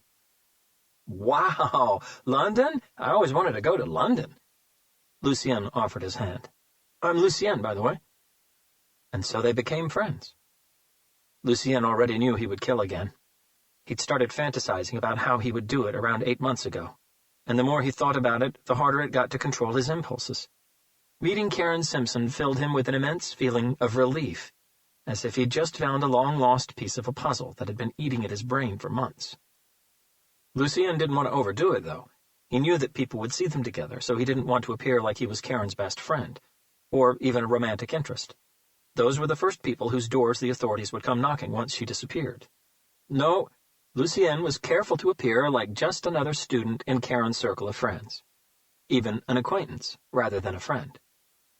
His planning took another 6 months. 4 of them were spent searching for a hidden place where he'd be able to take Karen and take his time undisturbed.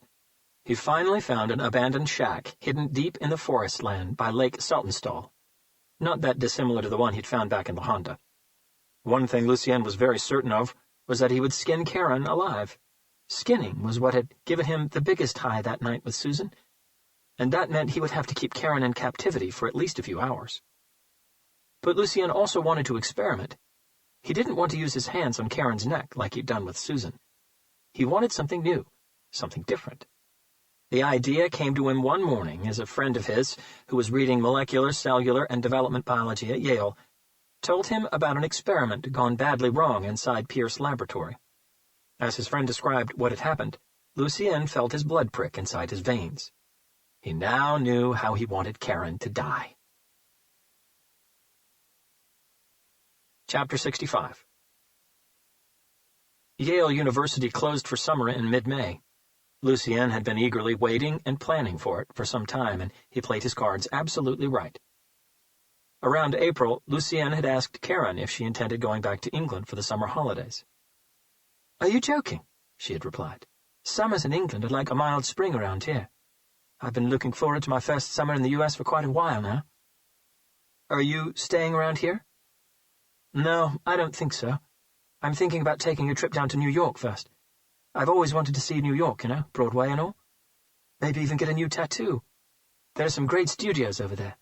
After that, I was thinking I could perhaps travel down to Florida and the coast. Spend a few days at the beach. They don't call it the sunny state for nothing." Karen smiled. "Are you planning on doing all that by yourself?" That was Lucien's key question. Karen shrugged. "I guess." She looked at him inquisitively. "But I could do with a travel mate. What do you say, Lucien? It could be fun. New York, then the beach." Lucien saw the opportunity, but he screwed up his face and gave her a quick excuse, saying that he already had a few things organized, a few summer jobs. He knew that if he'd said yes, Karen would probably tell someone else that they'd be traveling together, a friend, a professor, her parents, whoever. Then if she never came back from their summer trip, but he did, his name would be right at the top of the police's inquiry list. On the other hand, if Karen disappeared when she was supposed to have taken a trip on her own, questions wouldn't start being asked until much later. Many would just assume that she had given up Yale after 1 year and gone back to England. It probably wouldn't be until her parents started worrying from the lack of communication that a few alarm bells would start ringing. They met again just 5 days before summer break, and Karen told Lucien that she was planning on leaving for her New York and Florida vacation in 4 days' time. That gave him 3 to get everything prepared. But Lucien had been meticulously organizing everything for 2 months. He had almost everything he needed in place. The only things missing were a few chemical canisters, and he knew exactly where to get them. Lucien dropped by Karen's efficiency apartment the day before she was due to leave for New York. His plan was simple. He would invite her to take a drive with him to Lake Saltonstall that morning for a picnic, saying that they'd be back before nightfall. If Karen said that she couldn't for any reason, then Lucien would invite her for a quick goodbye drink later that evening, which he was sure she would have said yes to. Anyway, the final purpose was the same: to be alone with Karen either at a remote picnic site or inside his car before she was due to leave. Karen said yes to the picnic. They set off at around 11 a.m. He drove at a steady pace, and the ride to the isolated location he'd chosen by the lake took just under 25 minutes. But this time Lucien didn't subdue his victim inside his car. There was no surprise attack, no needle to the neck. Lucien did actually prepare a picnic with sandwiches, salads, fruit, donuts, chocolates, beer, and champagne. They ate, drank, and laughed like a couple of best friends. It was only when Lucien poured the last of the champagne into Karen's glass that he added enough sedative to throw her into a deep, dreamless sleep for at least an hour. It took less than 5 minutes for the drug to work. When Karen reopened her eyes, there was no more picnic, no more outdoors. She came to very slowly, and the first thing she realized was that her head ached with such ferocity it felt like an animal was inside her skull, clawing at her brain. In the poor light and through the pain, it took her eyes 4 whole minutes to finally regain focus. As they did, she struggled to understand her surroundings. She was sitting inside a dark, stuffy, and soiled room. The walls seemed to be made of plain wood, like a large tool shack in someone's back garden. But something inside her told her that she wasn't in anyone's back garden. She was somewhere else, somewhere no one would find her. A place where no one would hear her if she screamed. And as that realization dawned on her, that was exactly what she tried doing, screaming. And that was when she became aware that her lips weren't really moving. Her jaw wasn't moving either. Panic took hold of her body, and she tried to look around her. Her neck wasn't moving. Oh, Jesus. She tried to move her fingers. Nothing. Her hands. Nothing. Her feet and toes. Nothing. Her legs and arms. Nothing. All she could move were her eyes. They stirred down to her body, and she saw that she was sitting down on some cheap metal chair, unrestrained. Her arms were loose and falling down the sides of the chair. For a second she thought she was dreaming, that she would very soon wake up back in her bed, that she would laugh and wonder why her brain had produced such tormenting images. But then there was movement in the shadows to her right, and the fear she felt growing inside her told her that this was no dream. Her eyes darted in that direction. "Welcome back, sleepyhead," Lucienne said, stepping out of the darkness. It took Karen just a few seconds to notice that everything about him seemed different, starting with what he was wearing. A long, lab-like, plastic see-through coverall. His sneakers were also covered with blue plastic shoe covers. Lucienne smiled at her. Karen tried to speak, but her tongue felt heavy and swollen. Only undecipherable noise came from her throat. "Unfortunately, you won't be able to say much," Lucienne explained. "You see, Karen, I've injected you with a succinylcholine-based drug." Fear exploded inside Karen's eyes. Succinylcholine is a neuromuscular blocking agent. It blocks transmission at the neuromuscular joint, causing paralysis of whichever skeletal muscle was affected. In Karen's case, her entire body. The nervous system, though, stays intact. She would still be able to feel everything. Lucienne checked his watch. "You'll be in this state for a while longer." He stepped closer. "You know, I'm not a big fan of tattoos. I'm not sure if I've told you that before, but I will admit that design you have on your upper right arm is very nice. Japanese, isn't it?" As he said that, he moved his right hand from behind his back, and the metallic blade glistened in the dim light. There was no room for any more fear in Karen's eyes. They just teared up as more unrecognizable sounds escaped her throat. Lucienne stepped closer still. "The main reason why I paralyzed you," he said, "was because I wouldn't want you to wiggle about and mess this up. This is very delicate work." He looked at the blade, a laser-sharp surgical scalpel. "This will hurt a little bit." Tears just rolled down Karen's cheeks. "But the good news for you is that I've done this before." Chapter 66. Karen implored her body to move. She tried to gather together all the strength she had left inside her, all the willpower she could muster. But it simply wasn't enough. Her body just wouldn't respond, no matter how hard she willed it to. She tried screaming, talking, pleading, but her tongue still felt like a huge, hairy moth inside her mouth. Slowly and skillfully, Lucienne used the scalpel to rupture the skin at the top of Karen's shoulder blade. The first blob of blood came out, and he used a piece of gauze to clear it up. He proceeded to gradually slice and very carefully pull the skin off her arm. Karen's head had been paralyzed in a sitting-up, sleeping position, slumped forward and slightly to the right. Her chin was low and almost touching her chest. Lucienne had placed her in that position deliberately. He knew that once the drug had taken effect, Karen wouldn't be able to move her neck, only her eyes. He wanted her to be able to see. And so she did. As Lucienne moved closer, her eyes shot right, and she saw the scalpel pierce her skin and the blood come out of her arm. But she was so scared that the pain effect was delayed. It took several seconds for a sharp and deep, penetrating pain to finally hit her, releasing an animal-like guttural growl that came from deep inside her. The skinning, together with Karen's contagious fear, filled Lucienne with a mind-numbing satisfaction he couldn't explain, much better than any drug he could think of. The entire process didn't take him very long, and at the end of it, Lucienne was floating on air, high on the chemicals his brain had released into his bloodstream. He would have completed the skinning in half of the time, but Karen could only manage a few minutes before she passed out. Lucienne wanted her awake. He wanted her panic, and so he interrupted the skinning process to bring her back to consciousness before starting again. That took time. When he was finally done, he waited for Karen to come to again and lifted the bloody, tattooed piece of skin to show her. Her internal organs weren't paralyzed, and as her eyes caught sight of what used to be part of her upper right arm, her stomach shot half of its contents back up her esophagus, and she vomited all over herself. "Don't worry, Karen," Lucienne said as he began to clean her up. Karen shuddered inside at his touch. "That's the only tattoo I want from you. I will not be taking any of your other ones."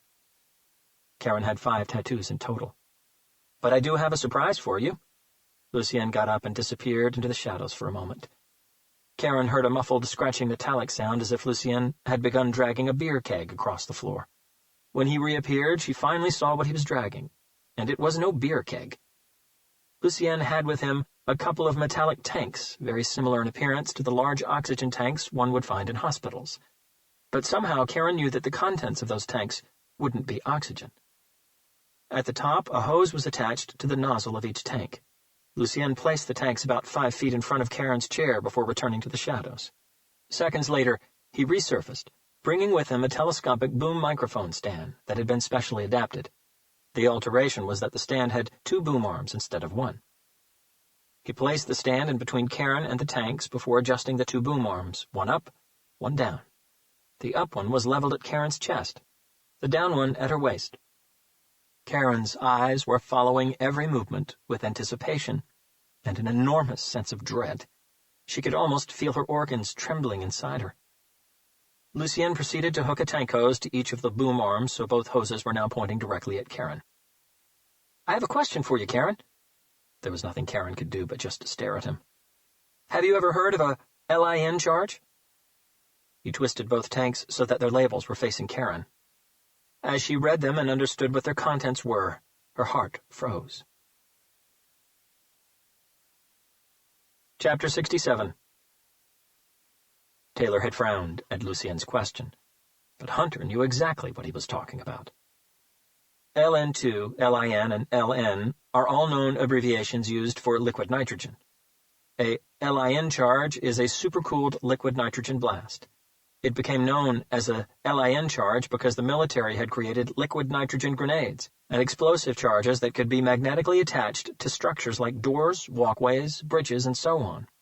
Their main purpose was to hyperfreeze anything, alloys, metal, plastic, wood, making them extremely vulnerable and easy to breach. The real problem comes when an LIN charge hits human skin. Liquid nitrogen grenades differ from all other known types of grenade in one simple way. Their charge doesn't need to break or penetrate the skin of the target in order to kill them. The premise behind their effectiveness is based on the special chemical properties of the most abundant mineral on Earth: water. Water is the only naturally occurring substance on the planet that expands when cooled.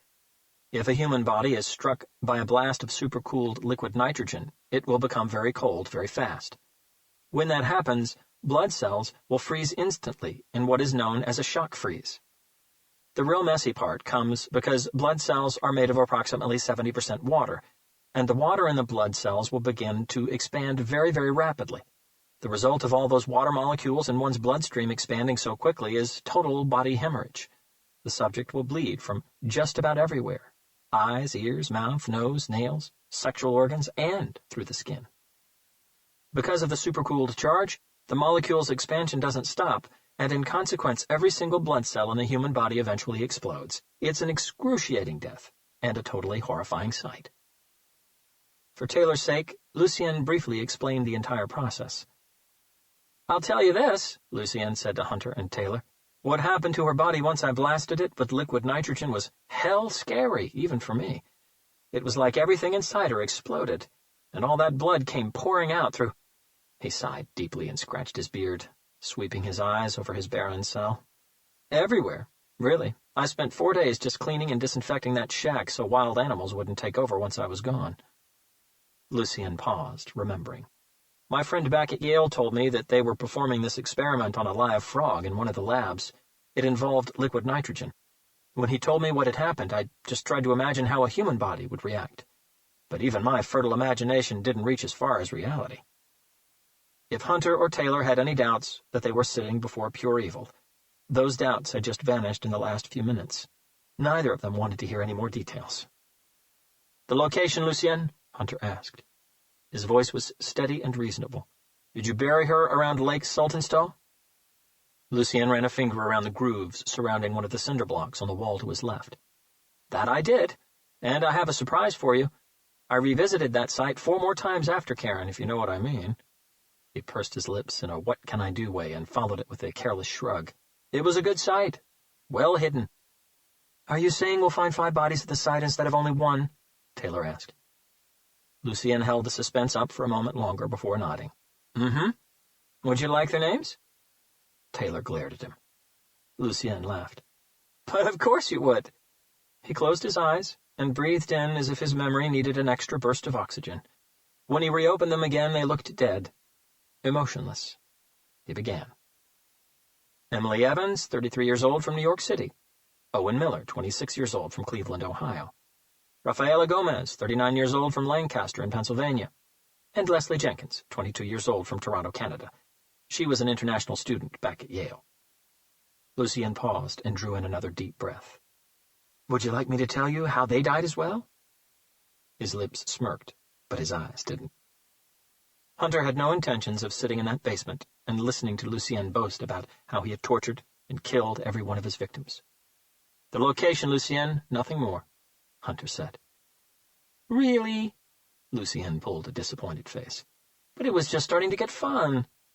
Karen was only my second victim. I got better with each new one, believe me." He winked at Taylor suggestively. "Much better."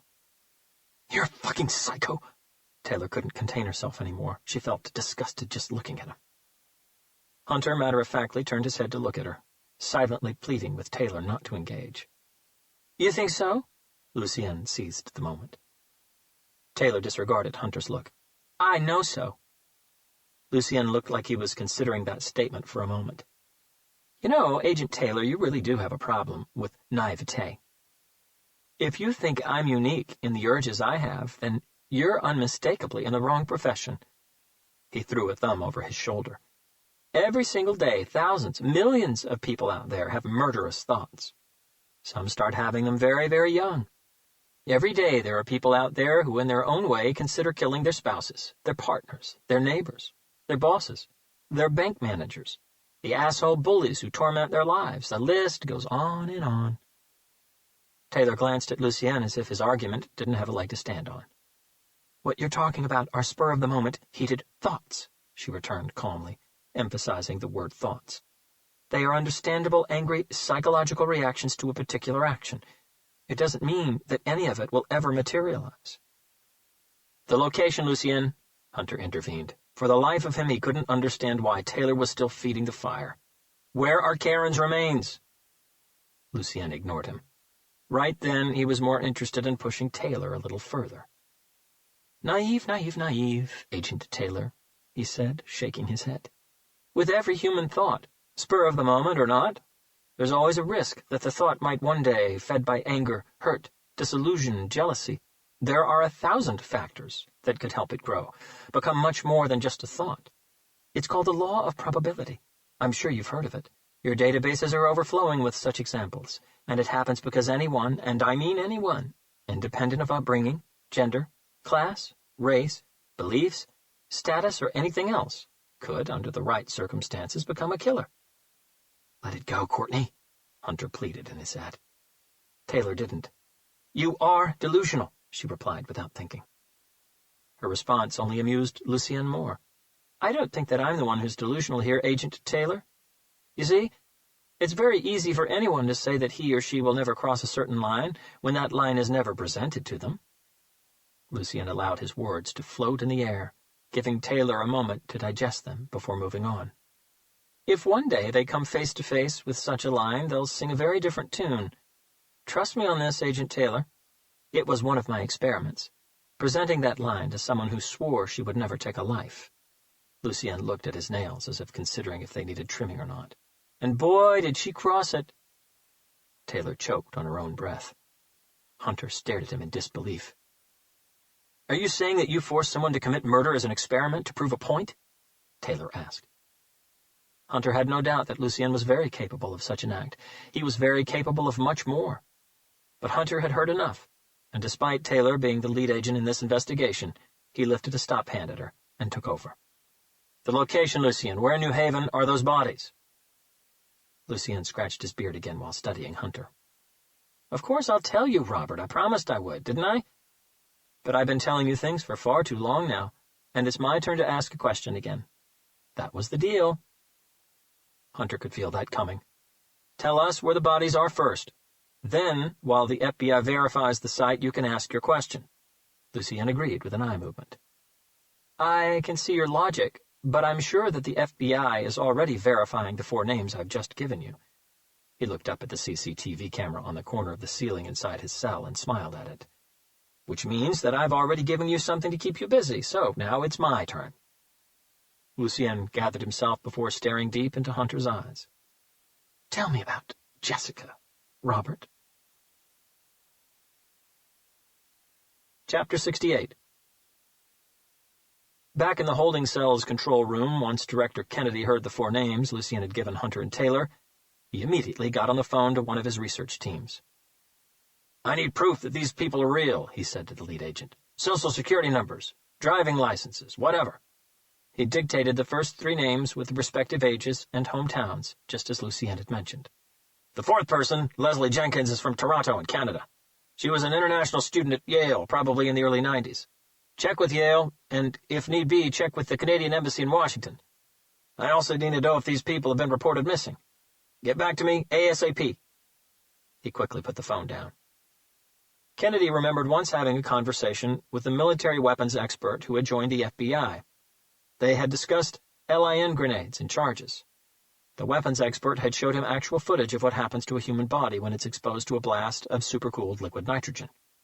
Kennedy had probably seen more dead bodies and attended more violent crime scenes than most people in the entire FBI, but he'd never seen anything quite like that footage.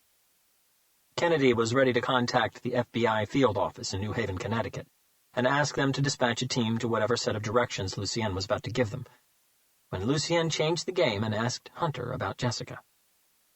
"Who's Jessica?" Dr. Lambert asked, looking at Kennedy. Kennedy gave him a delicate headshake. "I have no idea." Chapter 69. While Lucien's question resonated against the walls, Hunter felt the air being sucked out of his lungs as if somebody had just hit him in the stomach with a baseball bat. He looked at Lucien with narrow eyes, half doubting his ears. Taylor couldn't help but let her gaze wander over toward Hunter. "I'm sorry," Hunter said. No amount of poker face could mask his surprise. "Jessica Peterson," Lucien repeated, clearly enjoying Hunter's reaction. The name traveled through the air, slowly, like smoke. "Tell me about Jessica Peterson, Robert. Who was she?" Hunter couldn't tear his eyes away from Lucien, his brain trying hard to understand what was happening. Police or medical records, he concluded. That's the only possible way. Somehow, Lucien gained access to either police or medical records, or both. Hunter then remembered the feeling he had when Lucien kept on asking him about his mother. Hunter felt as if Lucien already knew all the answers, and he would have, if he'd gotten his hands on police or medical records. The medical examiner's report would have stated that Hunter's mother had died of a painkiller's overdose, and put the time of death sometime in the middle of the night. Finding out that Hunter's father worked nights and therefore wasn't at home wouldn't have been very difficult. The only other person in that household at that time was a 7-year-old Robert Hunter. Lucien would have had no problem putting together most of what had really happened that night. He just needed Hunter to fill in the gaps. "Who was she?" Lucien asked again, coolly. Hunter blinked the blur of confusion away. "Someone I knew years ago," he finally replied in the same tone. "Come on, Robert," Lucien shot back. "I know you can do better than that. And you know you can't lie to me." Their stares battled for a moment. "She's someone I used to date when I was young," Hunter said. "How young?" "Very. I met her just after I finished my Ph.D. Lucien sat back on his bed and stretched his legs in front of him, getting as comfortable as he could. "How long did you date her for?" 2 years. "Were you in love?" Lucien asked, tilting his head slightly to one side. Hunter hesitated. "Lucien, what does this have to do with—" "Just answer the question, Robert." Lucien cut him short. "I can ask whatever I like, relevant or not. That was the deal. And right now I would like you to tell me more about Jessica Peterson. Were you in love with her?" Taylor shifted on her chair. Hunter's nod was subtle. "Yes, I was in love with Jessica." "Did you make plans to marry her?" Silence. Lucien's eyebrows arched, indicating that he was waiting for an answer. "Yes," Hunter said. "We were engaged." For the briefest of moments, Taylor heard Hunter's voice croak. "Ooh, that's interesting," Lucien commented. "So what went wrong? I know that you aren't married or divorced, so what happened? How come you never married the woman you were in love with? Did she leave you for someone else?" Hunter gambled. "Yes, she found someone else, someone better."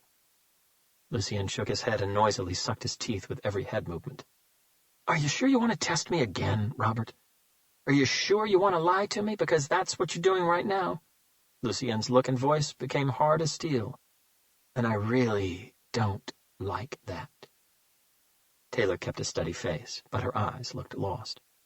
"You know what?" Hunter said, lifting both of his hands up. "I'm not talking about this." "I think you'd better," Lucien countered. "I don't think so," Hunter replied in the same conservative tone a psychologist would use to address a patient. I was brought here because I thought I'd be helping an old friend, someone I thought I knew. When they showed me your picture back in L.A. just a few days ago, I was sure that there had been some sort of bad mistake. I agreed to fly over here because I thought I could help the FBI clear all this up and prove you're not the man they thought you were. I was wrong. I can't help because there's nothing to clear up. You are who you are, and you did what you did. Unfortunately, no one can change that. But you said so yourself. There's no rush to any of this because there's no one we can save. And when I leave, the FBI will carry on interrogating you about the location of all your victims' remains. Hunter peeked at Taylor. A frown had creased her forehead after she heard the word leave. They'll just use different methods, Hunter continued, less conventional ones. I'm sure you know what's coming. It might take a few days longer, but trust me, Lucien, in the end, you will talk. Hunter got up, ready to leave. Lucien looked as calm as he'd ever looked. I would really suggest that you sit back down, old friend, because you've misquoted me. Hunter paused. I didn't say that there was no rush to any of this. I said that there was no rush in finding Susan's remains because you couldn't save her anyway. Something in the way Lucien phrased his words made Hunter's heartbeat stumble, pick itself up, and then stumble again. And I've never said that you couldn't save anyone because I think there's still time. A tense pause as Lucien looked at his wrist, consulting his invisible watch once again. I haven't killed all the victims I've kidnapped, Robert. Lucien accompanied those words with a look so cold and devoid of feelings it could have belonged to a cadaver. One is still alive. Part 3. A Race Against Time. Chapter 70. Hidden Location. 3 days earlier. She coughed and spluttered awake. Or at least she thought she was awake. She couldn't really tell anymore. Her reality was as terrifying as her worst nightmares. Confusion surrounded her 24 hours a day as her brain seemed to be in a constant state of haziness, half numb, half awake. Due to the lack of sunlight, she had lost track of time a while ago. She knew she'd been locked in this stinking hellhole for a long time now. To her, it felt like years, but it could have been just months or even weeks. Time just trickled by, and no one was counting. She could still remember the night she met him in that bar on the east side of town. He was older than her, but charming, attractive, well-educated, very intelligent, funny, and really knew how to compliment a woman. He made her feel special. He made her feel like she could light up the sky. At the end of the night, he put her in a cab and didn't offer, or even suggest, joining her. He was very polite and gentlemanlike. He did ask her for her phone number, though. She had to admit that she was quite excited when he called just a few days later and asked her if she would like to go out for dinner with him. With a huge smile on her face, she accepted. He picked her up that evening around 7 p.m., but they never made it to a restaurant. As soon as she entered his car and buckled up, she felt something sting the side of her neck. He'd acted so fast, she didn't even see his hand move. The next thing she could recall was waking up in his cold and damp room. The room was exactly 12 paces by 12 paces. She'd counted and recounted it many times. The walls were crude and made of brick and mortar, the floor of rough cement. The door, which sat at the center of one of the walls, was made of metal, with a rectangular lockable viewing slot about 5 feet from the floor. Like a prison door. There was a thin and dirty mattress pushed up against the back wall. There was a blanket that smelled of wet dog. No pillow. On one corner there was a plastic bucket she was told to use as a toilet. There were no windows, and the weak yellowish bulb locked inside a metal mesh box at the center of the ceiling was on 24/7. Since she'd been taken into captivity, she'd only seen her kidnapper a handful of times, when he would enter her cell to deliver food and water, a new roll of rough toilet paper, and to swap her toilet bucket for a clean one. So far he hadn't touched or hurt her. He never said much either. She would scream, beg, plead, try to talk, but he barely ever replied to her. On one occasion, his simple physical response scared her so much she wet herself. Out of pure fear, her subconscious mind kept on urging her to ask him what he wanted with her, what he would do to her. So one day she gave in and asked him. He didn't reply with words, he simply looked at her. And in his eyes, she saw something she'd never seen before, unadulterated evil. He would bring her food and water, sometimes daily, but not always.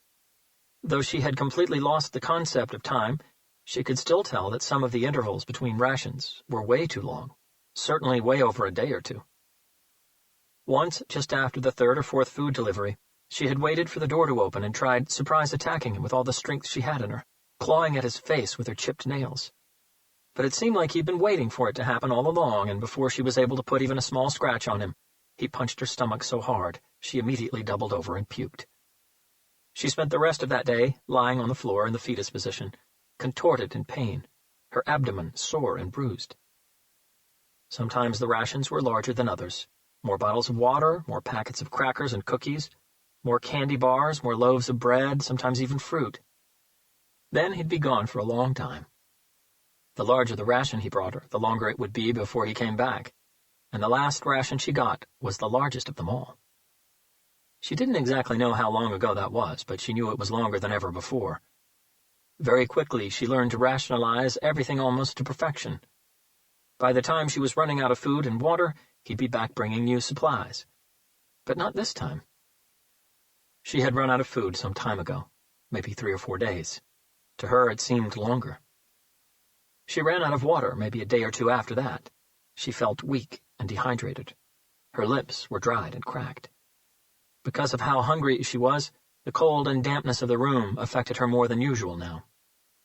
She spent most of her time curled up into a ball against one of the corners of the room, wrapped up in that stinking blanket. But even so, she couldn't stop shivering. For some time, her throat had been feeling like it was on constant fire, but today, more than ever, she desperately needed a drink of water. Her eyelids felt heavy, and it required an effort of will to force them open. Her head ached in a way that every little movement she made felt as if it would be her last, before her brain exploded inside her skull. She brought a hand to her clammy forehead, and it felt as if she was touching hot metal. She was burning up. With amazing effort, she lifted her head and looked at the door. She thought she heard something. Steps, maybe? Someone coming? As crazy as it seemed, a smile came to her lips. The human brain is a very complex organ, and a fragile and shattered mind sometimes clutches at straws. Right there and then, she didn't think of him as the man who would probably rape her repeatedly before killing her. She thought of him as the man's savior who was coming to bring her food and water, who was coming to take away her overflowing toilet bucket that filled the room with stench and sickness. She held on to the wall and slowly propped herself up on her feet. With the hesitant steps of a battle-weary soldier, she gradually made her way to the door and placed her ear against it. "Hello," she called in a voice so weak that it seemed to belong to a scared child. No reply. "Hello, are you out there? Please? Please, can I have some water?" Her voice was now strangled with tears. She was shivering so badly her teeth were shattering against each other. "Please," she began crying. "Please help me, just a few drops of water, please." She heard nothing but absolute silence. She stayed on the floor by the door with her ear pressed hard against it for a long time. A couple of hours, probably. There was no noise. There never was. Her tired brain was so desperate it was starting to trick her. Her fever was so high she was starting to hallucinate. It took some time for her sobs to subside.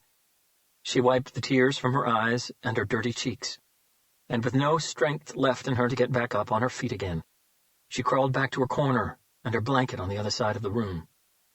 She was losing her mind. She could feel she was losing her mind. As she curled herself back into a ball again, she started whispering to herself, "Don't give up. Stay strong. You'll get through this. Stay strong."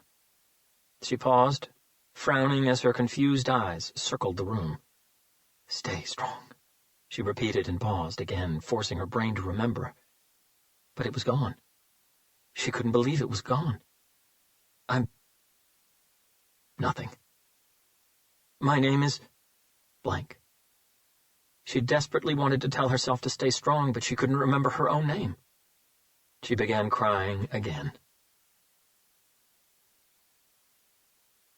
Chapter 71.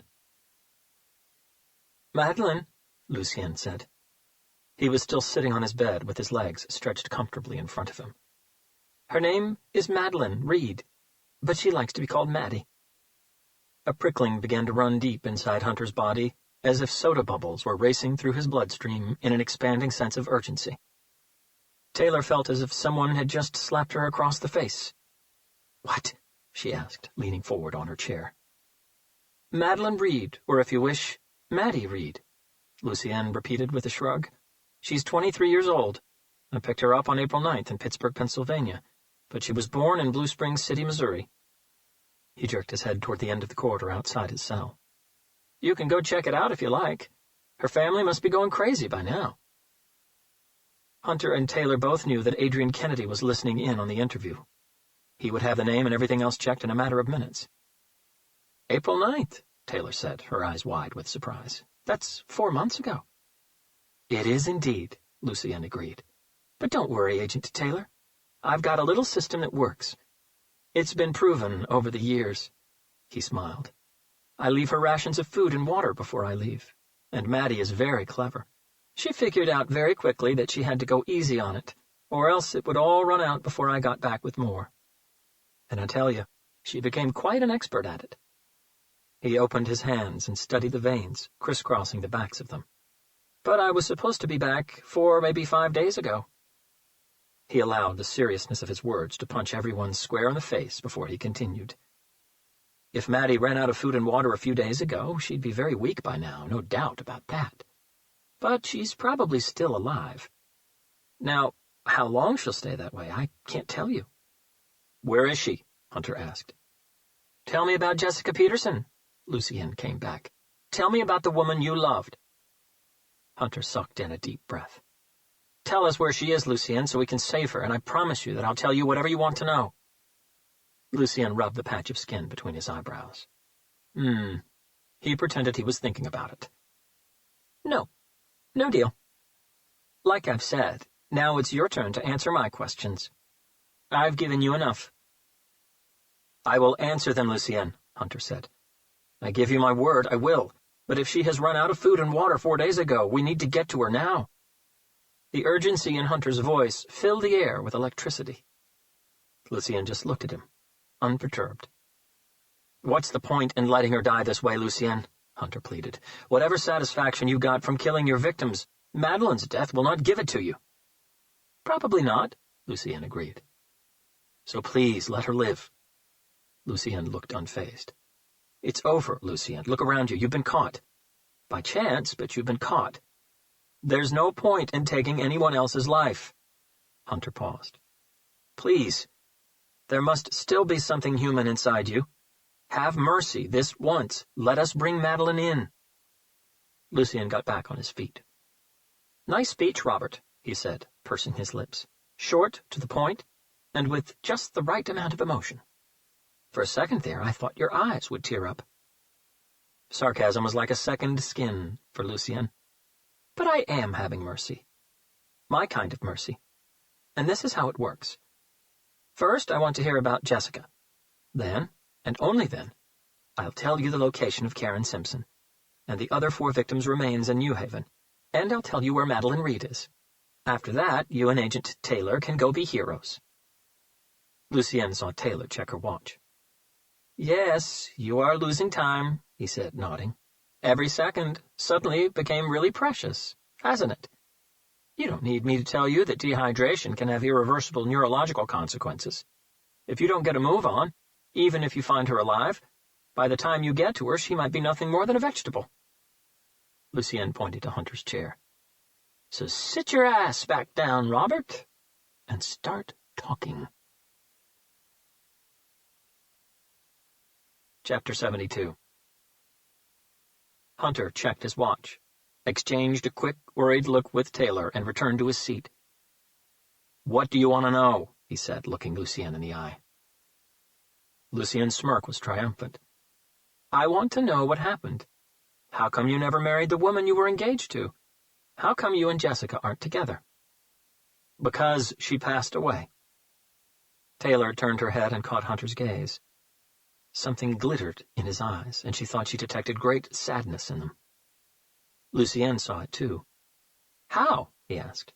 "How did she die?" Hunter knew he couldn't lie. "She was murdered," he replied. Taylor couldn't hide the surprise in her eyes. "Murdered?"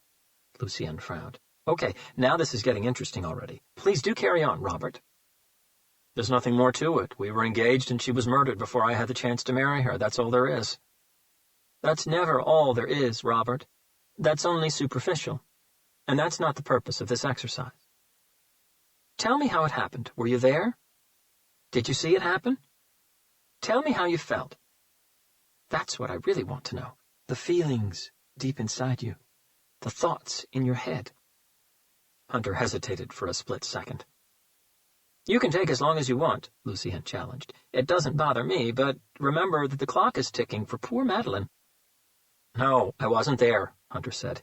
"If I were, it wouldn't have happened." "That's a bold statement, Robert. So where were you?"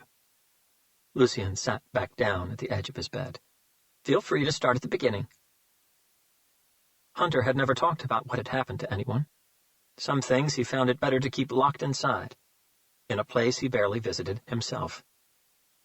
"At that time, I hadn't made detective for the LAPD," he began. "I was just a police officer with the Central Bureau. My partner and I were out doing rounds in the Rampart area that day." "I'm listening," Lucien said once Hunter paused for breath. "Though Jess and I were engaged, we didn't live together," Hunter explained. "We were making arrangements to once I became a detective, which was only a few weeks away, but at that time, we still lived in separate houses. I was supposed to see her that night. We were having dinner together. She'd made reservations in a restaurant somewhere in West Hollywood. But that day, toward the end of the afternoon, my partner and I were dispatched to check on a domestic violence disturbance in Westlake. We got to the address in less than 10 minutes, but it all sounded quiet. Too quiet. The husband must have seen our black and white unit approaching through the window.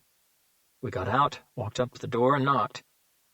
Actually, my partner, Kevin, knocked. I walked out to the side of the house to check the window." "So what happened then?"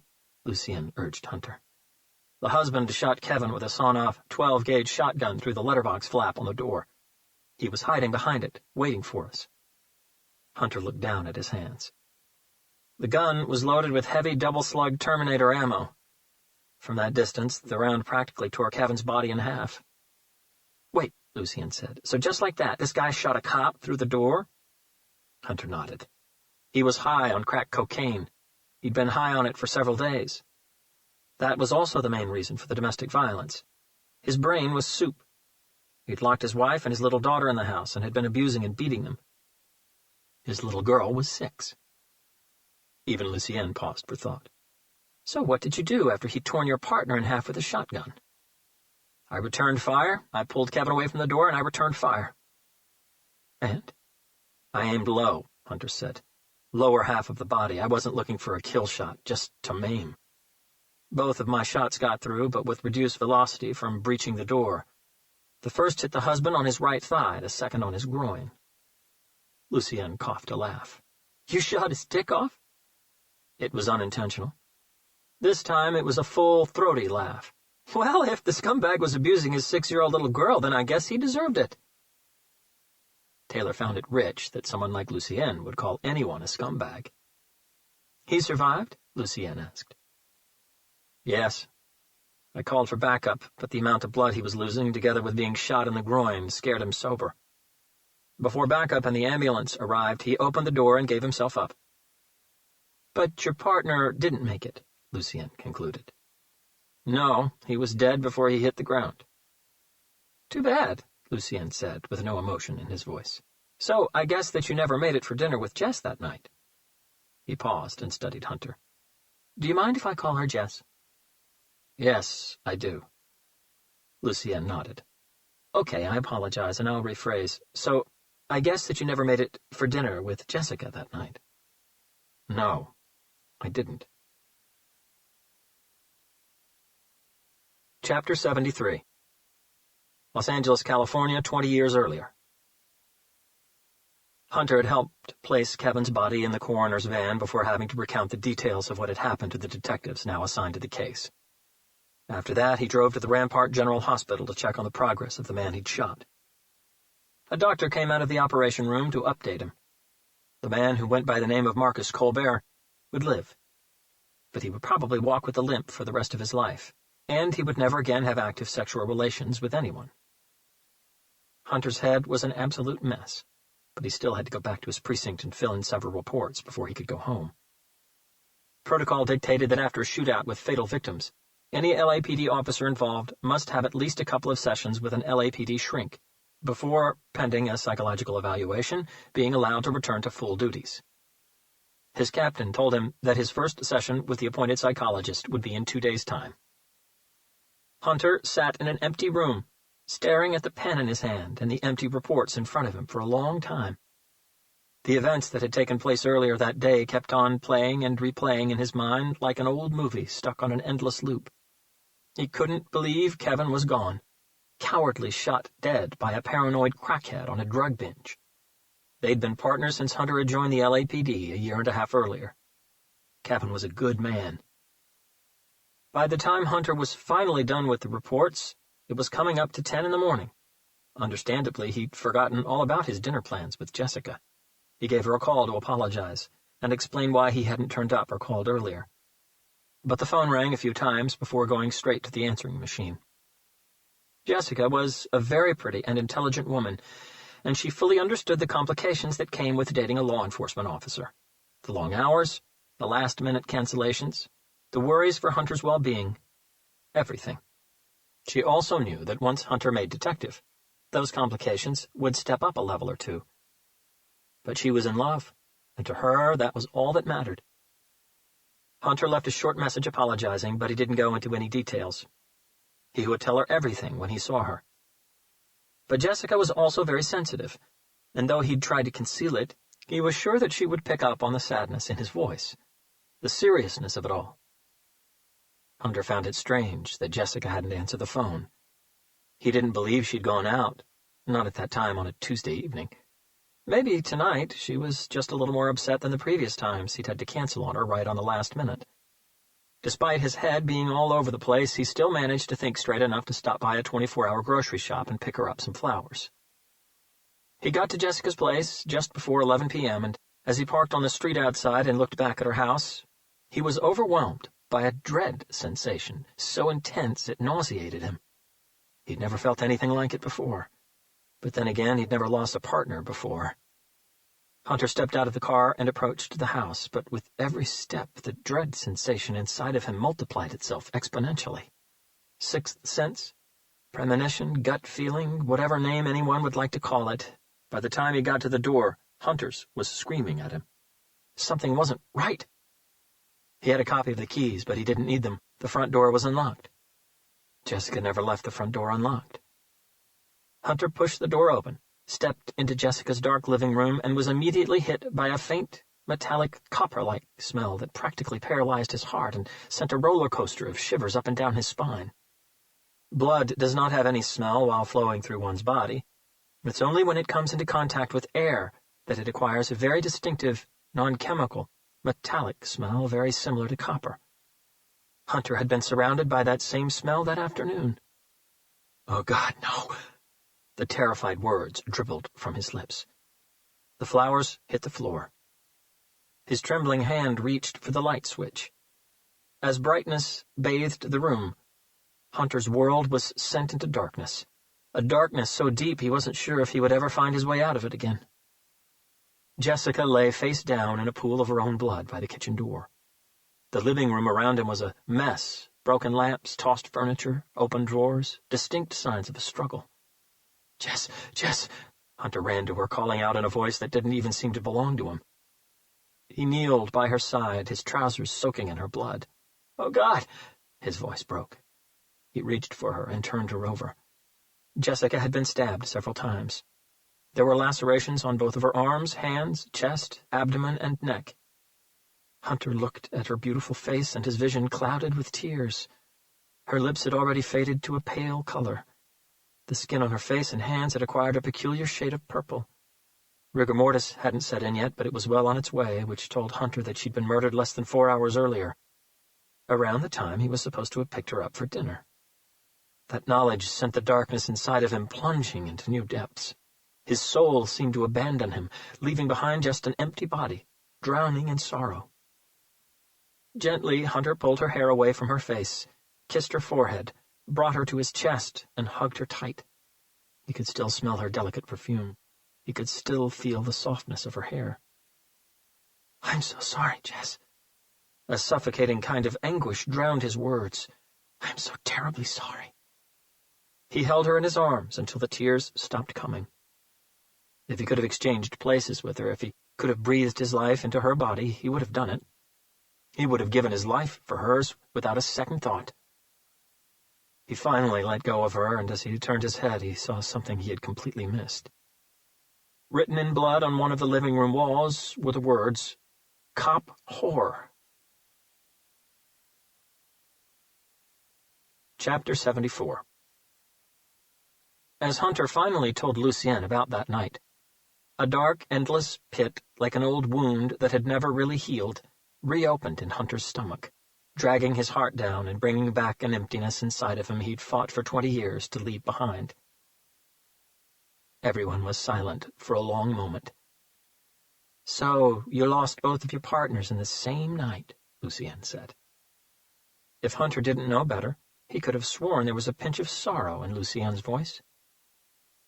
Hunter blinked once, pushing the memory as far away from his mind as he could. "Madeline, Lucienne, where is she?" "Wait a second, old friend, not so fast." "What do you mean, not so fast?" Hunter replied. His eyebrows curved into an angry look.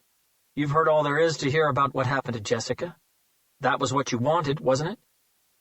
"No, that was just part of it." Lucienne lifted both of his hands in a truce gesture. "But since you told me what happened that night, I'll give you something in return. It's only fair. Are you listening?" It took Lucienne just 2 minutes to give them specific directions of how to get to the site by Lake Saltonstall in New Haven where they'd find Karen Simpson's remains, together with the 4 other victims he'd mentioned earlier. Hunter and Taylor listened to everything very attentively and without interrupting, but they were sure that Adrian Kennedy would be taking notes from the holding cell's control room, and within minutes he'd have an FBI team from the New Haven field office dispatched to the site. "Now," Lucienne said when he was done, "if you want me to give you Madeline, let's go back to Jessica and what happened after she was murdered. Was the perpetrator ever caught?" "Perpetrators," Hunter corrected him. "Forensics found 2 sets of prints in the house, neither of which matched anything in the police archives." Lucienne's expression showed surprise. "Was it a sexual attack?" "No," Hunter replied, and his eyes glistened with relief. "She wasn't sexually assaulted. It was a robbery. They took the few items of jewelry she had, including the engagement ring on her finger, her purse, and all the cash she had in the house." "A robbery?" Lucienne found that strange. So did Taylor. "So why kill her?" Lucienne asked. Hunter paused, looked away, looked back at Lucienne. "Because of me." Lucienne waited, but Hunter didn't offer any more. "What do you mean, because of you? This was a revenge attack? Someone wanting to get back at you?" "No," Hunter said. "Jessica had several photographs of the 2 of us together scattered around the house. In many of them I was in uniform. Those picture frames had all been smashed. Some had the word pig written in blood on them. Some had the words, 'Fuck the police.'" As things became clearer, Lucienne's head moved sideways, slowly. "So, once they found out that she was engaged to an LAPD officer, they decided to kill her just for fun." Hunter said nothing. He didn't even blink. "I'm not trying to teach an old dog new tricks," Lucienne said. "But have you looked at gang members? Gang members have a never-ending hatred for the police hardwired into their brains, especially in a city like Los Angeles. The only other people who hate police officers as much are ex-cons. But if the fingerprints weren't on file, then those are clearly ruled out." Hunter knew that full well. He and the detectives assigned to the case had hammered every single gang contact they had for information. They got nothing. Not even a whisper. "We're wasting time here," Hunter said, irritation starting to come through in his voice. "There's nothing more to say about Jessica or that night. She was murdered. The people who did it have never been caught. Tell us where Madeline is, Lucienne. Let us bring her in." Lucienne still wasn't ready. "So you blamed yourself for her death?" Lucienne didn't ask. "Actually, you did it twice, didn't you? First for being a cop, because you knew that was the reason why they killed her. And second, because you didn't make it to her house for dinner as you were supposed to. Hunter stayed quiet. The human mind is a funny thing, isn't it? Lucien spoke in a practiced therapist's voice, deep, calm, and reasonable. Even though you know full well that neither of the two reasons you've been blaming yourself for years are actually your fault, even though you understand the psychology behind the why you've been blaming yourself, you still can't avert the guilt. Lucien chuckled and got back on his feet. Just because one understands psychology, Robert, doesn't mean one is immune to psychological traumas and pressures. Just because one is a doctor doesn't mean one doesn't get sick. Was that what Lucien was doing? Hunter asked himself in thought. Using Jessica's murder as an example to defend his own sordid actions? Just because Lucien knew that killing people was wrong, just because as a psychologist he probably understood his urges and where they were coming from, it didn't mean that he could control them. And that's the reason why, since then, you've always been a loner, isn't it, Robert? Lucien said. Because you blame yourself for what happened. She was killed because she was close to you. I bet you promised yourself you'd never let that happen again. Hunter wasn't in the mood to be psychoanalyzed. He needed to end this, and he needed to do it now. Any answer would do. Yes, that's the reason. Now tell us where Madeline is. In a moment. You haven't satisfied the psychologist in me yet, Robert. What I really want to know about is what happened inside your head after Jessica was murdered. The earthquake of feelings that I know you went through. You tell me that, and I'll give you Madeline. After 20 years, Hunter had learned how to live with those feelings. What is there to know? He asked evenly. I want to know about the anger inside you, Robert. The rage. I want to know if you were angry enough to kill. Did you go after them? Lucien asked. The perpetrators, Jessica's killers. An investigation was launched, Hunter said.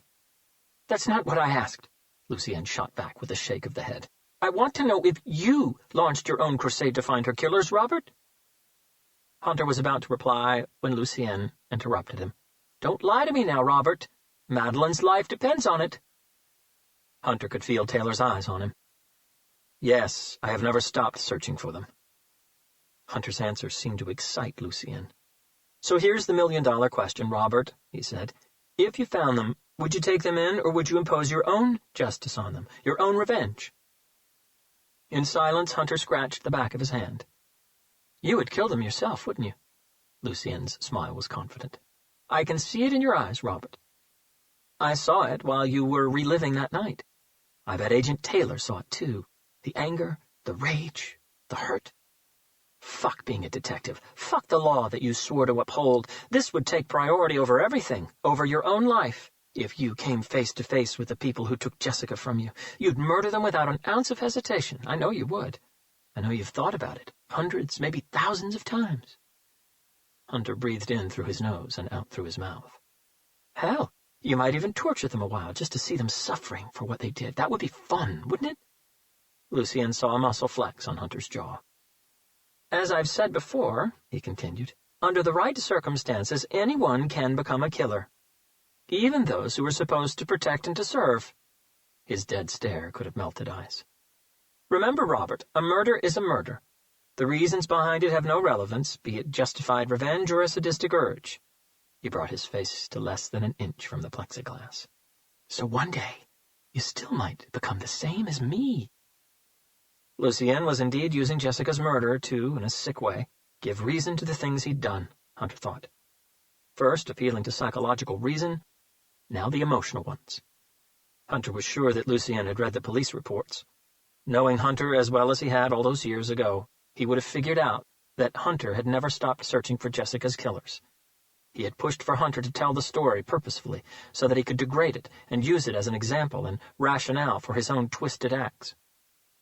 Despite Hunter's anger, he still had only one priority in his mind. He'd figured that in his head, Lucien had achieved what he wanted.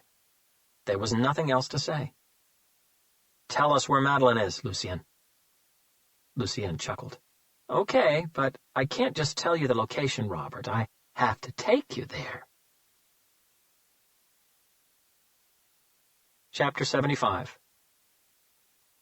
It took Taylor a moment to register what Lucien had said. She scowled at him. Come again? Lucien stepped away from the plexiglass. His expression showed no concern at all. "I can't just give you instructions to where she is, Agent Taylor. That won't work. I have to take you there myself." Hunter didn't seem surprised. In fact, he was expecting it. It was only logical. Because Madeline's life depended on them getting to her fast, it was too risky to rely on simple verbal or written instructions. What if, when they got to the vicinity of where she was supposed to have been held captive, the instructions suddenly became unclear because the surroundings had changed? What if they took a wrong turn? What if there was a mistake in the instructions, deliberate or not? They would have lost valuable time trying to get Lucien to re-explain everything over a phone line or video link. No, Lucien had to go with them. He had to personally guide them there. Taylor's eyes sought Hunter. He gave her a subtle nod. Lucien smiled. "There's one more thing," he said, winking at her. "There will only be the three of us on this trip, no other FBI agents. No one following us either by land or air. You, Robert, and I will go, not a person more, not a person less. That's the deal, no negotiation. You break the deal, or I suspect that we're being followed in any way, I guide you nowhere. Madeline dies alone, forgotten and forsaken. And I'll make sure the press finds out why. I can live with that. Can you?" Taylor knew she was in a no-win situation. Nothing had changed since they'd discovered that Lucien was the only one who could guide them to his victim's remains. He still held all the cards, even more so now that there was supposedly a live victim. He could call the shots any way he saw fit, and at the moment there was nothing either Hunter or Taylor could do about it. "As long as you understand that you'll be hand and ankle cuffed, and we'll be armed. You try anything, and I swear we'll gun you down." "I would have expected nothing less," Lucien replied. "We'll be ready to leave in 15 minutes. She stood up. "Where are we going?" "I'll tell you when we're on our way," Lucien replied. "I need to know if we need a plane or a car." Lucien nodded his agreement. "A plane first, then a car." "I need to know how much fuel we'll need." "Enough to get us to Illinois." As Hunter and Taylor took their first steps back toward the door at the end of the corridor, Lucien halted them. "I guess that day is closer than you think, Robert," he said. Hunter and Taylor both paused and turned around to face Lucien again. "What day is that?" Hunter asked. "The day that you might become the same as me." If Lucien's voice had sounded cold and emotionless before, this time it sounded like it could have come from some ancient devil, completely heartless. "Because for the past 2 days, my friend, you've been sitting before the man you've been seeking for 20 years. Hunter felt his stomach curl into a ball. "I was the one who took Jessica from you." Chapter 76. Hunter didn't move, didn't breathe, didn't blink. It was like his whole body went into lockdown. "What was that?" Taylor was the one who asked the question. Lucien's gaze was cemented on Hunter, but other than the initial frown of confusion at his statement, he got nothing else from the LAPD detective. "You think I'm saying this just to get under your skin, don't you, Robert?" Despite the awkward feeling starting to gain momentum deep inside of him, Hunter still looked calm. "Which you obviously are," Taylor cut in. There was no disguising the irritation in her voice. "You ran out of tricks, and now you're just stalling. You know what? I wouldn't be surprised if there is no Madeline Reed held captive anywhere. I wouldn't be surprised if you just made her up because you ran out of acts for this little performance of yours. I think your chamber is empty. You're panicking, and now you're firing blanks because you know the game is really up." Lucien faced Taylor, a smirk stretching his lips. "Is that really your argument, Agent Taylor? I'm firing blanks because I know the game is up? Was that the best you can come up with?" He coughed a laugh before his stare turned to ice once more. "Wow, I could eat a bowl of alphabet soup and shit a better argument than that." Lucien jerked his chin at the CCTV camera just outside his cell. "Why don't you go ask your people who have been listening in on us? Go ask them if Madeline Reed is real or not. I'm sure they've been busy running a few checks." "Even if there is someone named Madeline Reed from Pittsburgh, Pennsylvania," Taylor shot back, still keeping her composure, "who has been reported as missing sometime after April 9th, it doesn't mean you've got her or that you even know where she is. A list of names can be easily obtained over the internet from every missing persons bureau in the country. You are well prepared. You proved that. I'm sure that even someone as arrogant as you might have entertained the possibility that one day you might be caught. It's reasonable to think that you've had a few tricks already prepared for that eventuality. But even if you were the one who had kidnapped Madeline, you can give us no proof that she's still alive. You could have killed her months ago. And you would know that there's no way we can know for sure. So now you just picked her name out of the many that you've tortured and murdered, and are using her to give you a last chance outside. Taylor took a breath, looked at Hunter, and then back at Lucienne. I wasn't joking when I said that we'll gun you down if you try anything, Taylor continued. If you think this trip will give you a chance at escaping and we're not going to take decisive action because we think you might have information that'll lead us to a live victim, you've got another thing coming. Now, that's a much better argument than the firing blanks one, Agent Taylor, Lucienne said, clapping his hands 3 times. But as you've just pointed out, there's no way you can know for sure. So when you find out that there really is a Madeline Reed who was reported missing in Pittsburgh, Pennsylvania after April 9th, can you really afford to call my bluff? He gave her a couple of seconds to think about it before adding, because if you do, and I'm not bluffing, the amount of shit that will rain on you and on the FBI will last a lifetime. Hunter was barely listening. Lucienne's words were still bouncing around in his head. Because for the past 2 days, my friend, you've been sitting before the man you've been seeking for 20 years. I was the one who took Jessica from you. Every atom in his body wanted to believe that Lucienne was just bluffing. But Hunter had seen something in Lucienne's eyes, a disquieting defiance that he knew usually only came with certainty. I can see your eyes wild, Robert, Lucienne said, taking his attention away from Taylor. You're trying to decide if I'm telling the truth or not. Maybe I can help you with that. He ran his tongue over his top lip. Yellow-fronted house, number 5067 on the corner of Lemon Grove Avenue in North Oxford, in East Hollywood. Hunter felt his throat constrict. That had been Jessica's address. But if Lucienne had read the police reports, that information would have been very easy to obtain. Lucienne read his mind. I know, he conceded. That proves nothing. An address is easy to acquire, but how about this? Out of the photographs you mentioned Jessica had scattered around the house, the largest of them all was in a silver frame on a small table by the dark brown leather sofa in the living room. The picture was of the 2 of you at some sort of LAPD dinner party or award ceremony. You were in a uniform and proudly displaying an award. She was wearing a purple dress with a matching purse.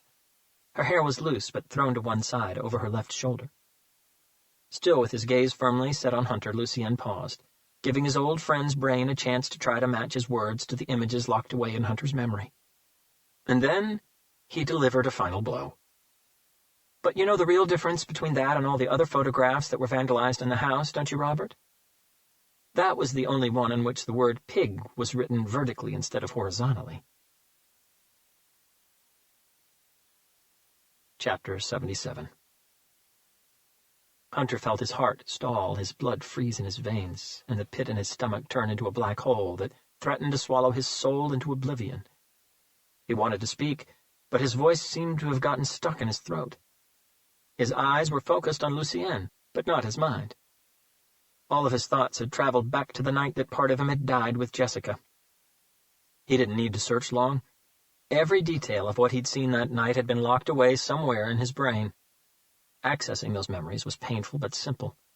He could practically see the photograph Lucienne was talking about right in front of him, the smashed glass, the silver frame, and the word pig written in large blood letters vertically. As Lucienne had said, that had been the only photograph on which a word had been written that way. Trying his best to think logically, Hunter somehow managed to restrain his anger before it boiled out of his body.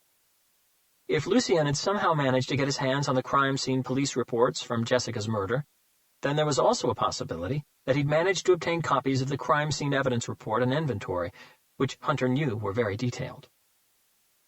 Hunter breathed out. Lucienne picked up on his doubt. Still not convinced, huh? Isn't the brain's defense mechanism intriguing, Robert? To try to avoid the intense psychological pain that it can see coming, it will, sometimes, even subconsciously try everything to find an alternative answer. It will even disregard facts and try to hang on to things it knows not to be true. But I can't blame you, Robert. If I were in your shoes, I wouldn't want to believe it either. But the reality is, it's true. Taylor could feel on her skin how volatile the air had become down in that basement corridor. "You're bluffing again," she tried one more time, her voice angry and a few decibels louder than before. "Robert said that there were 2 perpetrators. Forensics found 2 sets of fingerprints at the scene. Are you going to tell us that you had a partner this once, and—" She stressed before Lucienne could respond. "We now have your fingerprints on file? One of the first things the FBI's computer system does is to check the fingerprint of any apprehended individuals for a match against the records in IAFIS, which are linked to any unsolved crimes. If your fingerprints had matched any of the ones found inside Jessica's home, or at the crime scene of any other unsolved crime, we would have had red alerts screaming at us from all 4 corners days ago. IAFIS is the Integrated Automated Fingerprints Identification System. After collecting a DNA sample, the FBI computer system also does the same check against the National DNA Database." Lucienne waited patiently for Taylor to finish. "As I have brought to your attention before, Agent Taylor, you can be quite naive sometimes. Do you think that staging a crime scene is hard? Do you think that making a murder look like a byproduct of a robbery is difficult? Do you think that acquiring and planting someone else's fingerprints inside Jessica's house would have posed a problem to someone like me?" He laughed. "I can give you the names of the 2 men those fingerprints belong to. Not that you'll be able to verify it anyway, but I can also give you the location where you'll find their remains. I wanted it to look like a robbery by gang members. I wanted the police to look for 2 suspects instead of 1. Why do you think the FBI had no clue I existed, Agent Taylor? Why do you think that after so many murders, your behavioral science unit was never able to link any of them? Why do you think you haven't been searching for a murderer who's been killing people for 25 years? Defeat and anger began to draw lines across Taylor's face. "It's called deception, Agent Taylor. Making the police believe one thing while the truth is something very different. It's an art, and I'm very good at it." Lucienne reverted his attention back to Hunter. "Maybe this will clear all the doubts from your mind once and for all, Robert. You said that all the jewelry Jessica had in the house was taken, but did you tell the detectives exactly what was taken?" Hunter felt an awkward sensation crawling like a rash across his skin. "Of course not," Lucienne said. "I doubt you knew every piece of jewelry she owned, but I can tell you exactly what was taken. She kept everything inside this cute little flowery box on the dresser in her room, next to another picture of the 2 of you. A picture that wasn't touched, wasn't vandalized. The 2 of you at the beach."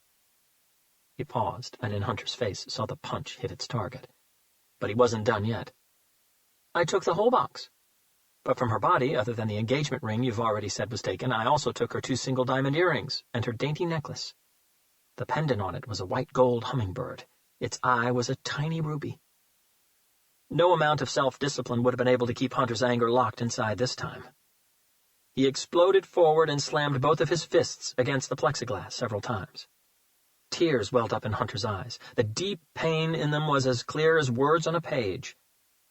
Without even realizing, and through gritted teeth, a single word escaped his lips.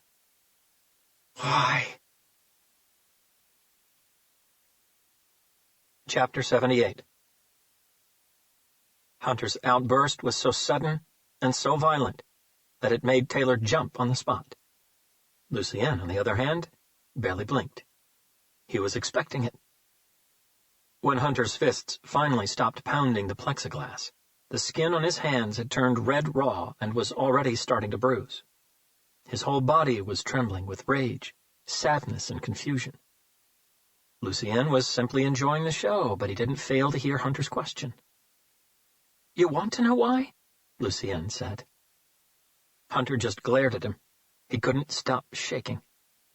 At that particular moment, he was in a place very far away from his sane starting point.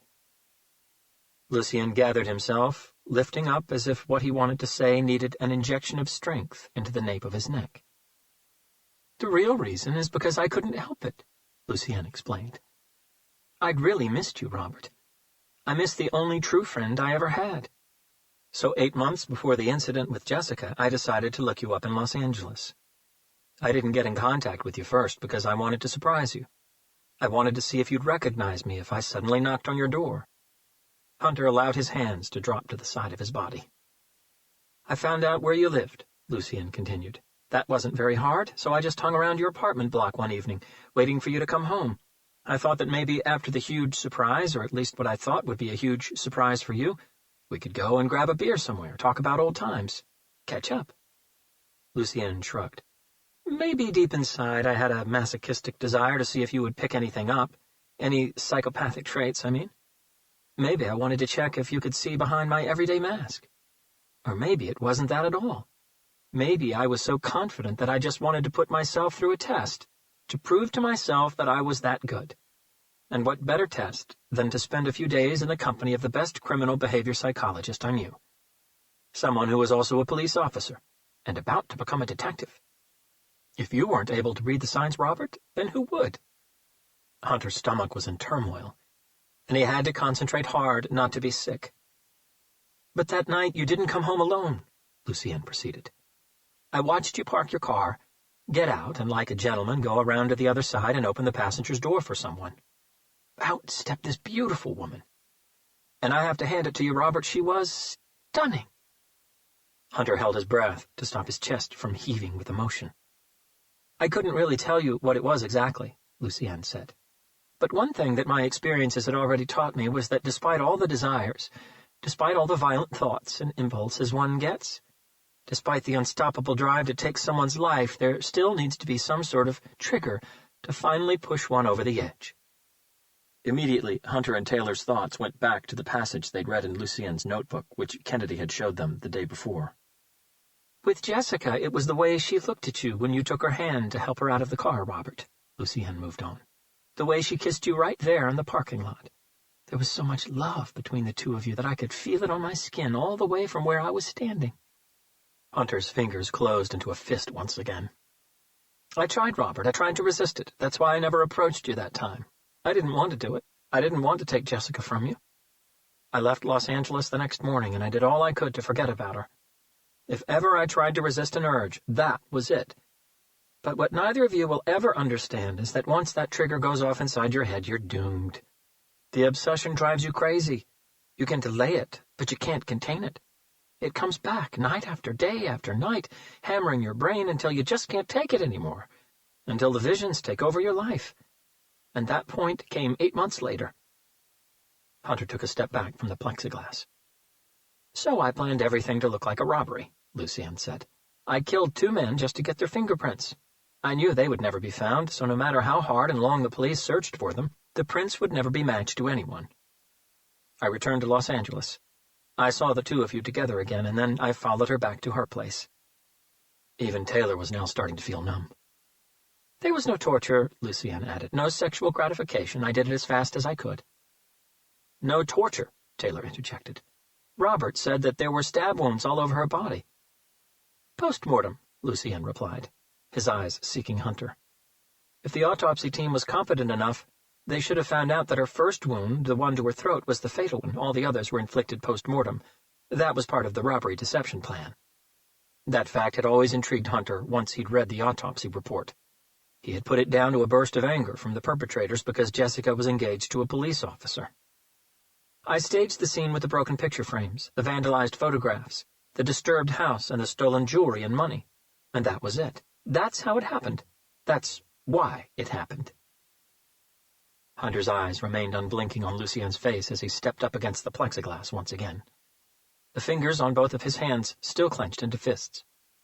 You were right before, Lucienne. His voice was so calm it scared Taylor. Screw being a detective. Screw what I've sworn to uphold. You are a dead man. He turned and walked out of that corridor and basement. Chapter 79. 90 seconds later, Hunter and Taylor were standing inside Director Adrian Kennedy's office. Dr. Lambert was also there. I understand that this whole scenario has changed for you, Robert, Kennedy said as Hunter stood looking out the window. No one could have anticipated that sort of revelation, and I am deeply sorry. I'm not going to lie to you and say that I completely understand how you feel, because I don't. No one does. But I have a pretty good idea. Kennedy's voice sounded fatigued. He walked over to his desk and picked up a printout that was by his computer monitor before retrieving his reading glasses from his breast pocket. But there's one thing that hasn't changed, he said before reading from the printout. Madeline Reed, 23 years old, born in Blue Springs City, Missouri, but at the time was living in Pittsburgh, Pennsylvania. She was last seen by her housemate on April 9th, just before she left her apartment to go out for dinner with someone she'd met a few days earlier in a bar. Madeline never came back that night, which her housemate found strange, because Maddie, that's what everyone called her, didn't make a habit of spending the whole night with anyone on her first date. Hunter kept his focus on the world outside Kennedy's window. 2 days later, she still hadn't turned up, Kennedy added. That was when the housemate, someone called Selena Nunez, went down to the police station and reported her as missing. Despite all efforts from the missing persons investigators, they've got absolutely nothing. No one knows what this mysterious man who took her out for dinner on the evening of April 9 looks like. The barman at the bar Madeline was the night before remembers her. He also remembers seeing her talking with someone who looked to be a little older than her. But he didn't pay enough attention to the man's face to be able to give the police an accurate description. Kennedy adjusted his reading glasses on his nose.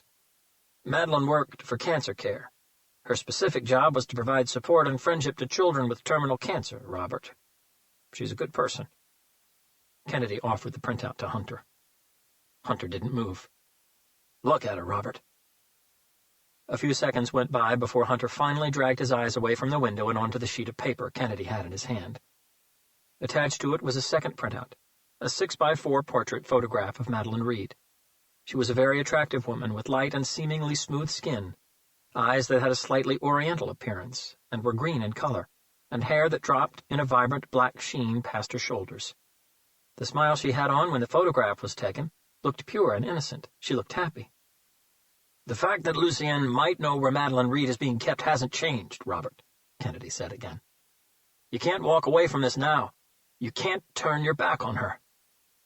Hunter studied the photograph for a while longer before returning the sheet to the director in silence. Kennedy took the opportunity to press on. I know you don't work for me, Robert, so I can't order you to do anything, but I do know you. I know your moral values. I know what you stand for and what you've dedicated your life to. And if you allow your emotions to dictate your actions now, no matter how hurt and angry you feel inside, you won't be able to live with yourself later. You won't be able to face yourself in the mirror. You know that full well. A headache was pinching and pricking behind Hunter's eyes. I've been searching for Jessica's killers for 20 years, Adrian. Hunter's voice was low and full of hurt. Not a day has gone by that I don't regret not being there for her that night. Not a day has gone by since I haven't promised her and myself that I would find them, and when I did, I would make them pay, no matter the consequences to myself. I understand that, Kennedy said. Do you? Hunter questioned. Do you really? Yes, I do. She was pregnant, Hunter said. The air was knocked out of Kennedy's lungs. He looked back at Hunter with confusion on his face. Jessica was pregnant, Hunter repeated it. We had found out that morning through one of those off-the-shelf pregnancy tests, but we both knew it was true. That was the reason for her booking the restaurant that night. We were supposed to be celebrating. We were both... Hunter paused to catch his breath. So happy. Taylor felt a paralyzing chill run through her. She wanted to say something, but she didn't know what or how. Lucien didn't only take the woman that I was supposed to marry from me, Adrian, Hunter said. He took away the family I was supposed to have. Kennedy looked down at the floor in solemn silence, his way of paying his respects and recognizing Hunter's pain. I'm sorry, Robert, Kennedy finally said. I never knew that. No one did, Hunter replied, not even her family. We wanted to wait until Jess had seen the doctor so we had official confirmation. Hunter's gaze returned to the window. I asked the coroner to omit it from the autopsy report. That was not the way I wanted her parents to find out, and I saw no point in adding to their pain. I can only imagine your pain, your anger, and how devastating that must have been for you, Robert, Kennedy said after a long and dark silence. And I am so sorry. And nevertheless, you still want to put me inside an enclosed space with the person who I've been searching for 20 years and swore revenge on without the security of the plexiglass wall between us. He's been caught, Robert, Kennedy said back in a measured voice. Lucien is sitting in an underground, escape-proof prison cell 5 levels below the FBI's behavioral science unit. He is going to pay for everything he's done. He's going to pay for what he did to Jessica and to you. He pointed to the printout. But this girl may die if you don't get in that plane with Lucien. I know you don't want to let that happen. You can send someone else. No, we can't, Robert, Taylor, who was standing by Kennedy's desk, said, turning to face him. You heard what Lucienne said downstairs. You and me and him, not a person less, not a person more. We break that deal, and if Madeline isn't already dead, she will die, alone, probably until the last second, still holding on to some hope that someone will find her. We owe this to her, Robert. Hunter said nothing. Courtney's right, Robert, Kennedy said. If Madeline isn't already dead, we're losing precious time here. We've got to act, now. Please don't let your anger and sorrow take away Madeline's chances of being saved.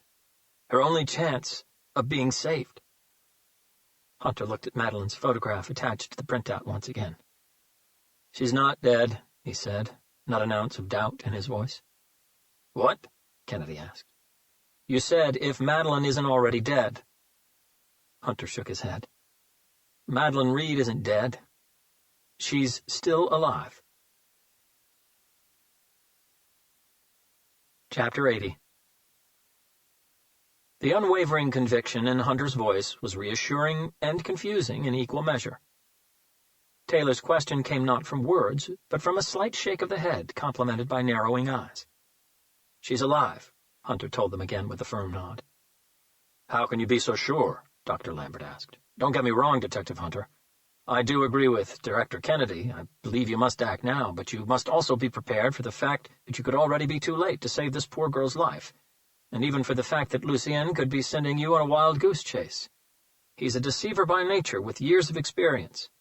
As Agent Taylor said during your last interview, Lucien might be looking at this as his last chance outside, which gives him a better chance at trying something than if he's sitting in a cell 5 levels underground.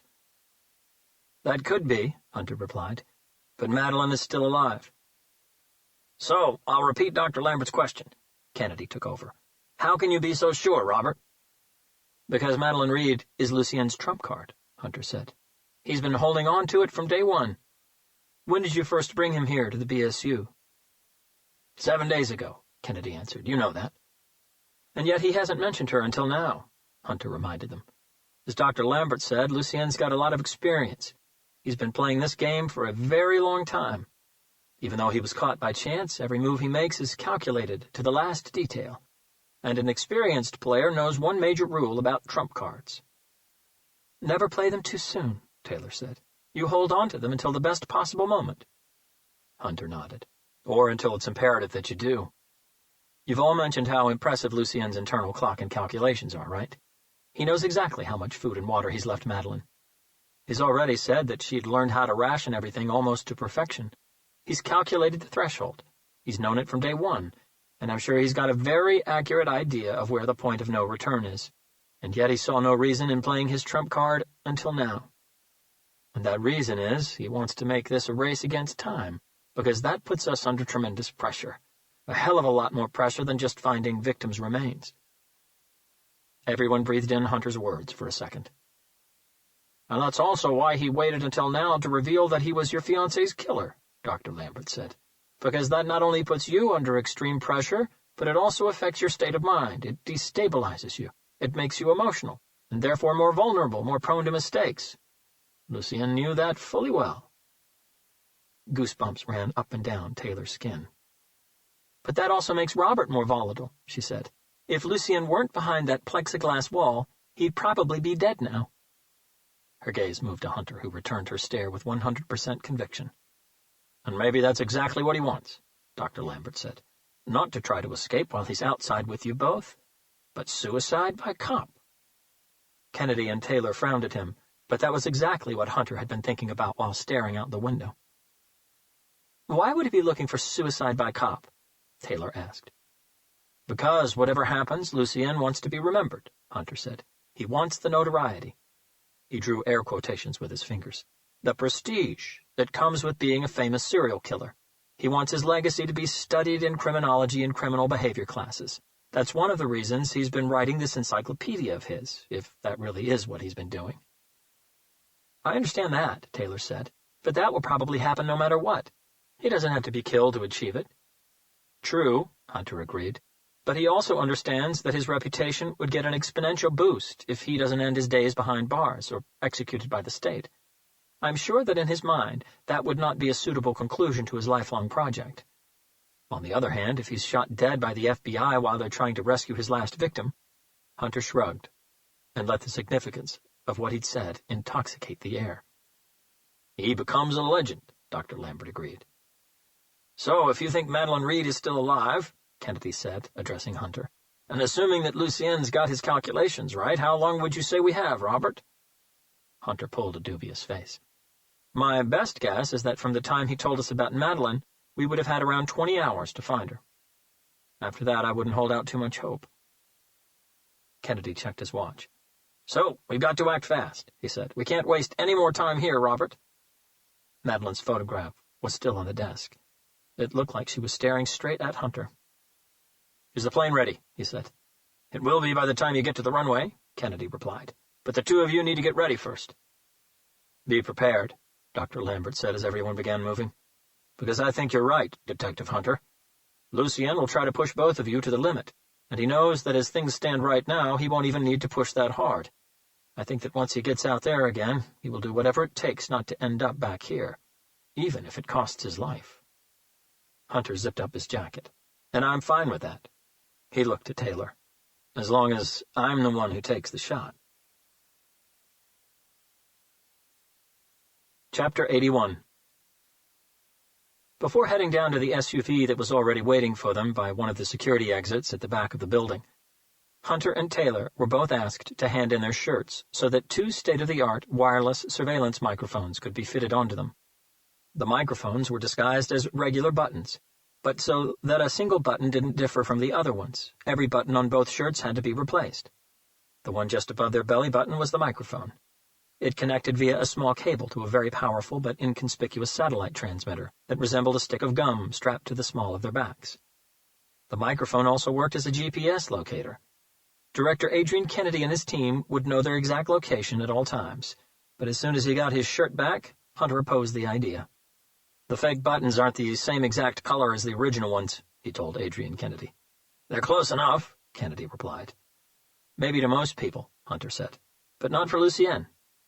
Are you telling me that you think he's noticed the color of the buttons on yours and Agent Taylor's shirts? Trust me, Lucien has noticed everything, Adrian. He's like a sponge. Well, this is the best we can do given our time frame, Kennedy said back. I need ears with you at all times, so we're going to have to roll with this. This could be a costly mistake, Hunter thought. Everything was already in place by the time Lucien was escorted out of the security exit by 2 U.S. Marines, 10 minutes later. He was wearing the same orange prisoner jumpsuit he'd been wearing throughout the interviews. His hands and ankles were shackled by metal chains that looped around his waist, restricting his movements. His arms would not come up past his chest, and his step would never go beyond 1 foot, making it impossible for him to run. Something is missing from this equation, Lucien said to Taylor as she opened the back door of the SUV to allow him to climb in. Detective Hunter will meet us in the plane, Taylor said, knowing exactly what Lucien was referring to. Lucien laughed. But of course, he needs time to find himself and maybe check his emotions before this whole thing turns into a total fiasco. Isn't that so, Agent Taylor? Taylor didn't reply. If she were to allow her emotions to take over, she would probably punch him in the face right there and then, and shoot both of his kneecaps off. Instead, she simply held the door open while both Marines helped him onto the back seat, locked his chains to the metal loop on the car's floor, and handed the keys to Taylor. I love your sunglasses, Agent Taylor, Lucien said as Taylor took the passenger seat. They're very FBI. Do you think I could get a pair just for the sake of this trip? Taylor said nothing. I guess that will be a no, then. Lucien looked at his cuffed hands for a short instant. When he spoke again, his voice was controlled and measured. No excitement, no anger, just a robotic, flat tone. How do you think this is going to end up, Agent Taylor? The driver, an African-American Marine who looked like he could probably bench press that entire SUV, got the car in motion. Taylor kept her eyes on the road. Come on, Agent Taylor, Lucien insisted. It's a fair question. I'm very interested in knowing what your expectations are. You've done great so far. You've managed to obtain information that has led the FBI to retrieve the lost remains of 3 victims. His eyebrows popped up and down once. Assuming that your team is competent enough to follow instructions, you should also find the remains of the 5 victims I left in New Haven. And you have also managed to acquire information that might lead you to a live victim, which, if you succeed in saving her, will make you into a hero, Agent Taylor. That's not bad going at all for just 2 days of interviews. So I think my question is quite fair. How do you think this whole thing is going to end up? Do you think you and Robert will become heroes, or will this turn into your worst nightmare?" Taylor saw the driver's questioning eyes flick toward her for a fraction of a second. What she really wanted to do was to turn around and tell Lucien that they were going to find Madeline Reed and finally put an end to her torture. Then they would bring him back to the BSU so that he could tell them where to find the remains of all his other victims. After that, he would either rot in prison or be executed by the state. Either way, it made no difference to her because she would never have to look at his face again. But she kept her composure and didn't say a word. She didn't even look at him. Lucien wasn't deterred. "Do you think he will do it?" he asked in the same robotic tone. "Do you think Robert will avenge Jessica's death? Do you think he'll forget everything he's upheld for most of his life and let his anger take over?" No reply. "Do you think he'll shoot me, or will he use his hands, beat me up until I stop breathing?" Taylor didn't look, but she could tell that Lucien had that sickening smile on his face again. They exited the FBI Academy compound, heading north toward Turner Field landing strip. "How would you do it, Agent Taylor? If I had violently taken the person who you were so desperately in love with away from you and left you with nothing but doubts and a lot of blood, how would you take your revenge on me?" Taylor felt her blood warming inside her veins. But still, she swallowed every word that threatened to come out of her mouth. Lucien swapped tactics. "How about you, Muscle Munch?" he addressed the driver. "If I'd broken into your home and savagely murdered your wife, and you'd been searching for me for 20 years, what sort of revenge would you take when you finally came face to face with me? You look like you could crush my whole skull with one squeeze of those banana-like fingers you have. I bet you and your wife have great fun with those." The driver frowned angrily, and his eyes sought Lucien through the rearview mirror. "Don't even think about answering the prisoner, Private," Taylor said, looking at him. "You will completely disregard whatever he says, no matter how offensive, you understand?" "Yes, ma'am," the reply came in a deep bass voice. Lucien laughed out loud. "Let me tell you what I think, Agent Taylor. I think he will do it. I think Robert will break, and he will finally get his revenge. And I think that the only way you will be able to stop him is if you shoot him. The big question is, will you?" Chapter 82.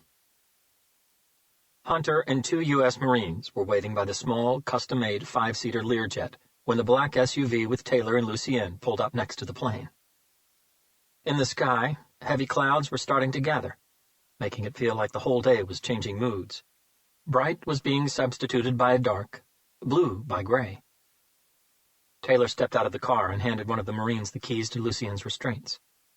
They took charge of unlocking him from the back seat and taking him on board. As they walked past Hunter and took the few steps that led up into the plane, Lucien turned and looked into Hunter's eyes. He saw nothing but hurt and anger, and he had to fight an internal battle not to smile.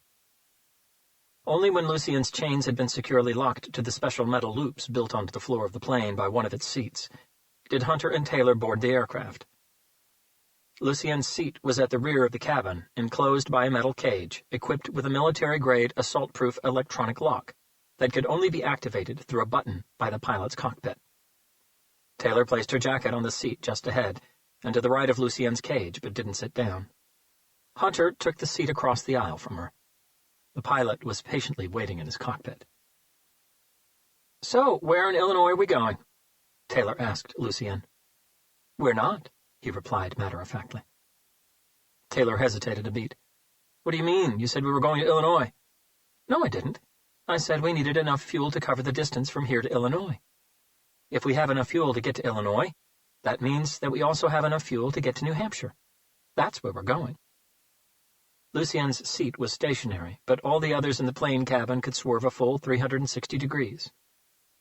Hunter didn't swing his seat around to look at Lucien. He kept it facing forward. But he wasn't surprised that Lucien was still playing games.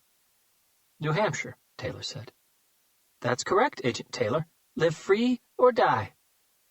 "Okay, so where in New Hampshire are we going?" "You can tell the pilot to just head for New Hampshire.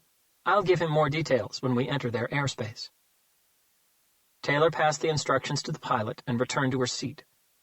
Like Hunter, she preferred not to face the prisoner. A minute later, the plane had taxied to the end of the runway, and the pilot announced that they were clear for takeoff. The jet engines came to life, and within 20 seconds they were airborne. As the plane veered right, the few rays of sunlight that managed to break through the dark clouds reflected sharply off the aircraft's fuselage. Hunter fixed his eyes out the window as the ground below him slipped away. To him, the plane's bottled air felt denser than ever, as if it had somehow been polluted by Lucienne's presence. Taylor sat still, eyes forward, clearly trying to organize the multitude of thoughts exploding inside her head. She had a bottle of still water with her, from which she took a tiny sip every minute or two. It wasn't because she was thirsty, it was just a nervous reflex, something her body practically forced her to do, almost unconsciously, in order to try to calm herself down. Hunter was also struggling with his thoughts, but this time he had 20 years of anger and frustration that were dying to break free to deal with. They'd been flying for over half an hour when they heard Lucienne's voice again. "Do you believe that someone can be born evil, Agent Taylor?" he asked. Taylor sipped her water again while her gaze moved across the aisle to Hunter.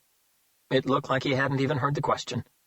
His full attention seemed to be in the world outside his window, not inside.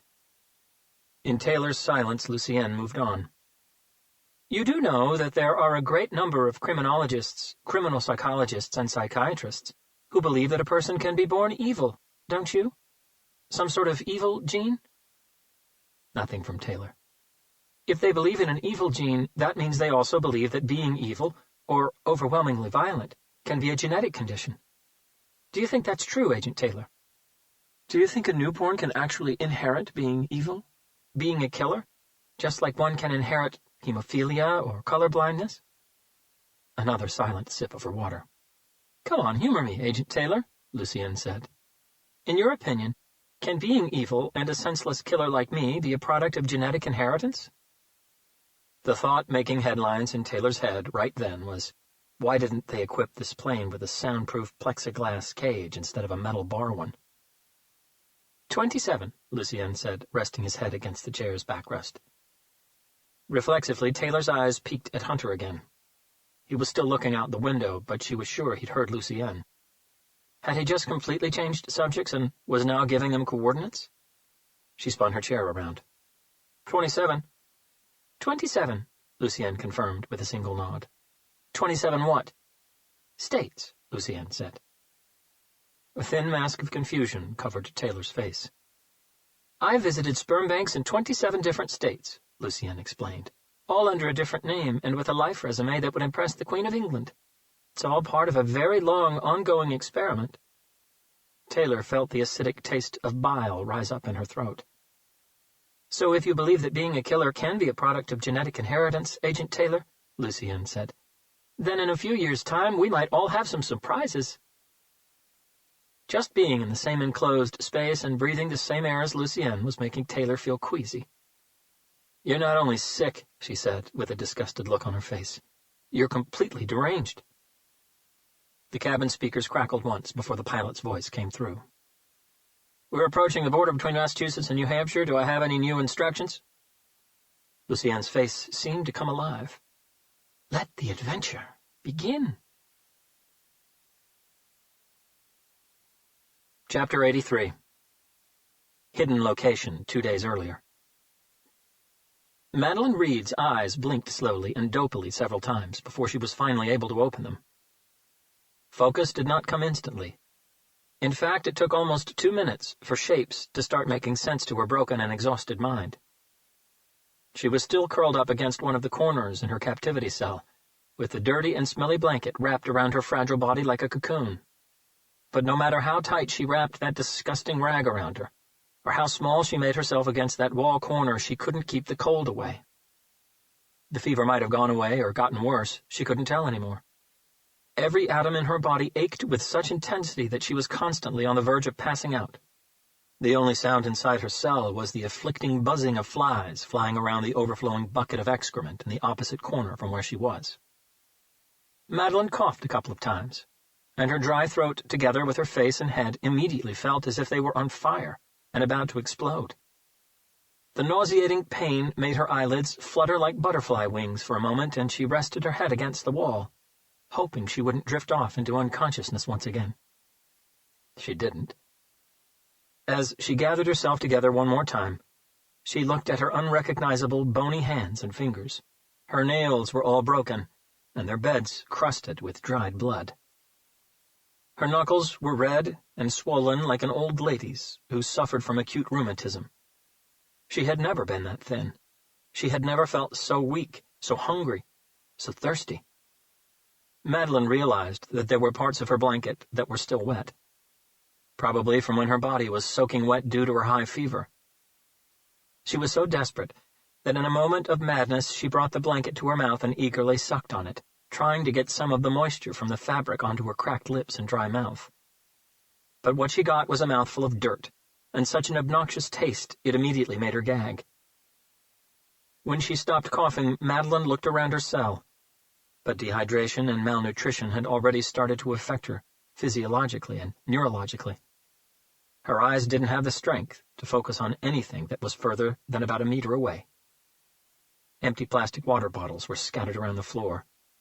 Not even a drop was left in any of them. But that didn't stop Madeline from reaching for one and trying again. She brought the bottle to her mouth and threw her head back, crunching and squeezing the bottle with both of her hands. She got nothing. Exhausted by the effort, she let the bottle fall to the floor again. Her eyelids fluttered one more time. She felt desperately tired and overwhelmed by sadness, but she didn't want to fall back asleep. She knew that the extreme tiredness was her body shutting down. It just didn't have enough energy to stay awake. It didn't have enough energy to keep all of her organs working properly. It was like a huge factory shutting down certain departments because it didn't have enough resources to keep them operational. Madeline remembered watching a TV documentary about that once, how a dehydrated and malnourished body would slowly eat itself away. First its fat storages, then the proteins and nutrients from the muscles until it was all gone and its energy all depleted. After that, the body would start shutting down. Main organs like the liver and kidneys would stop functioning properly. The brain, which is made up of approximately 75 to 80% water, would really feel the damaging effects of dehydration.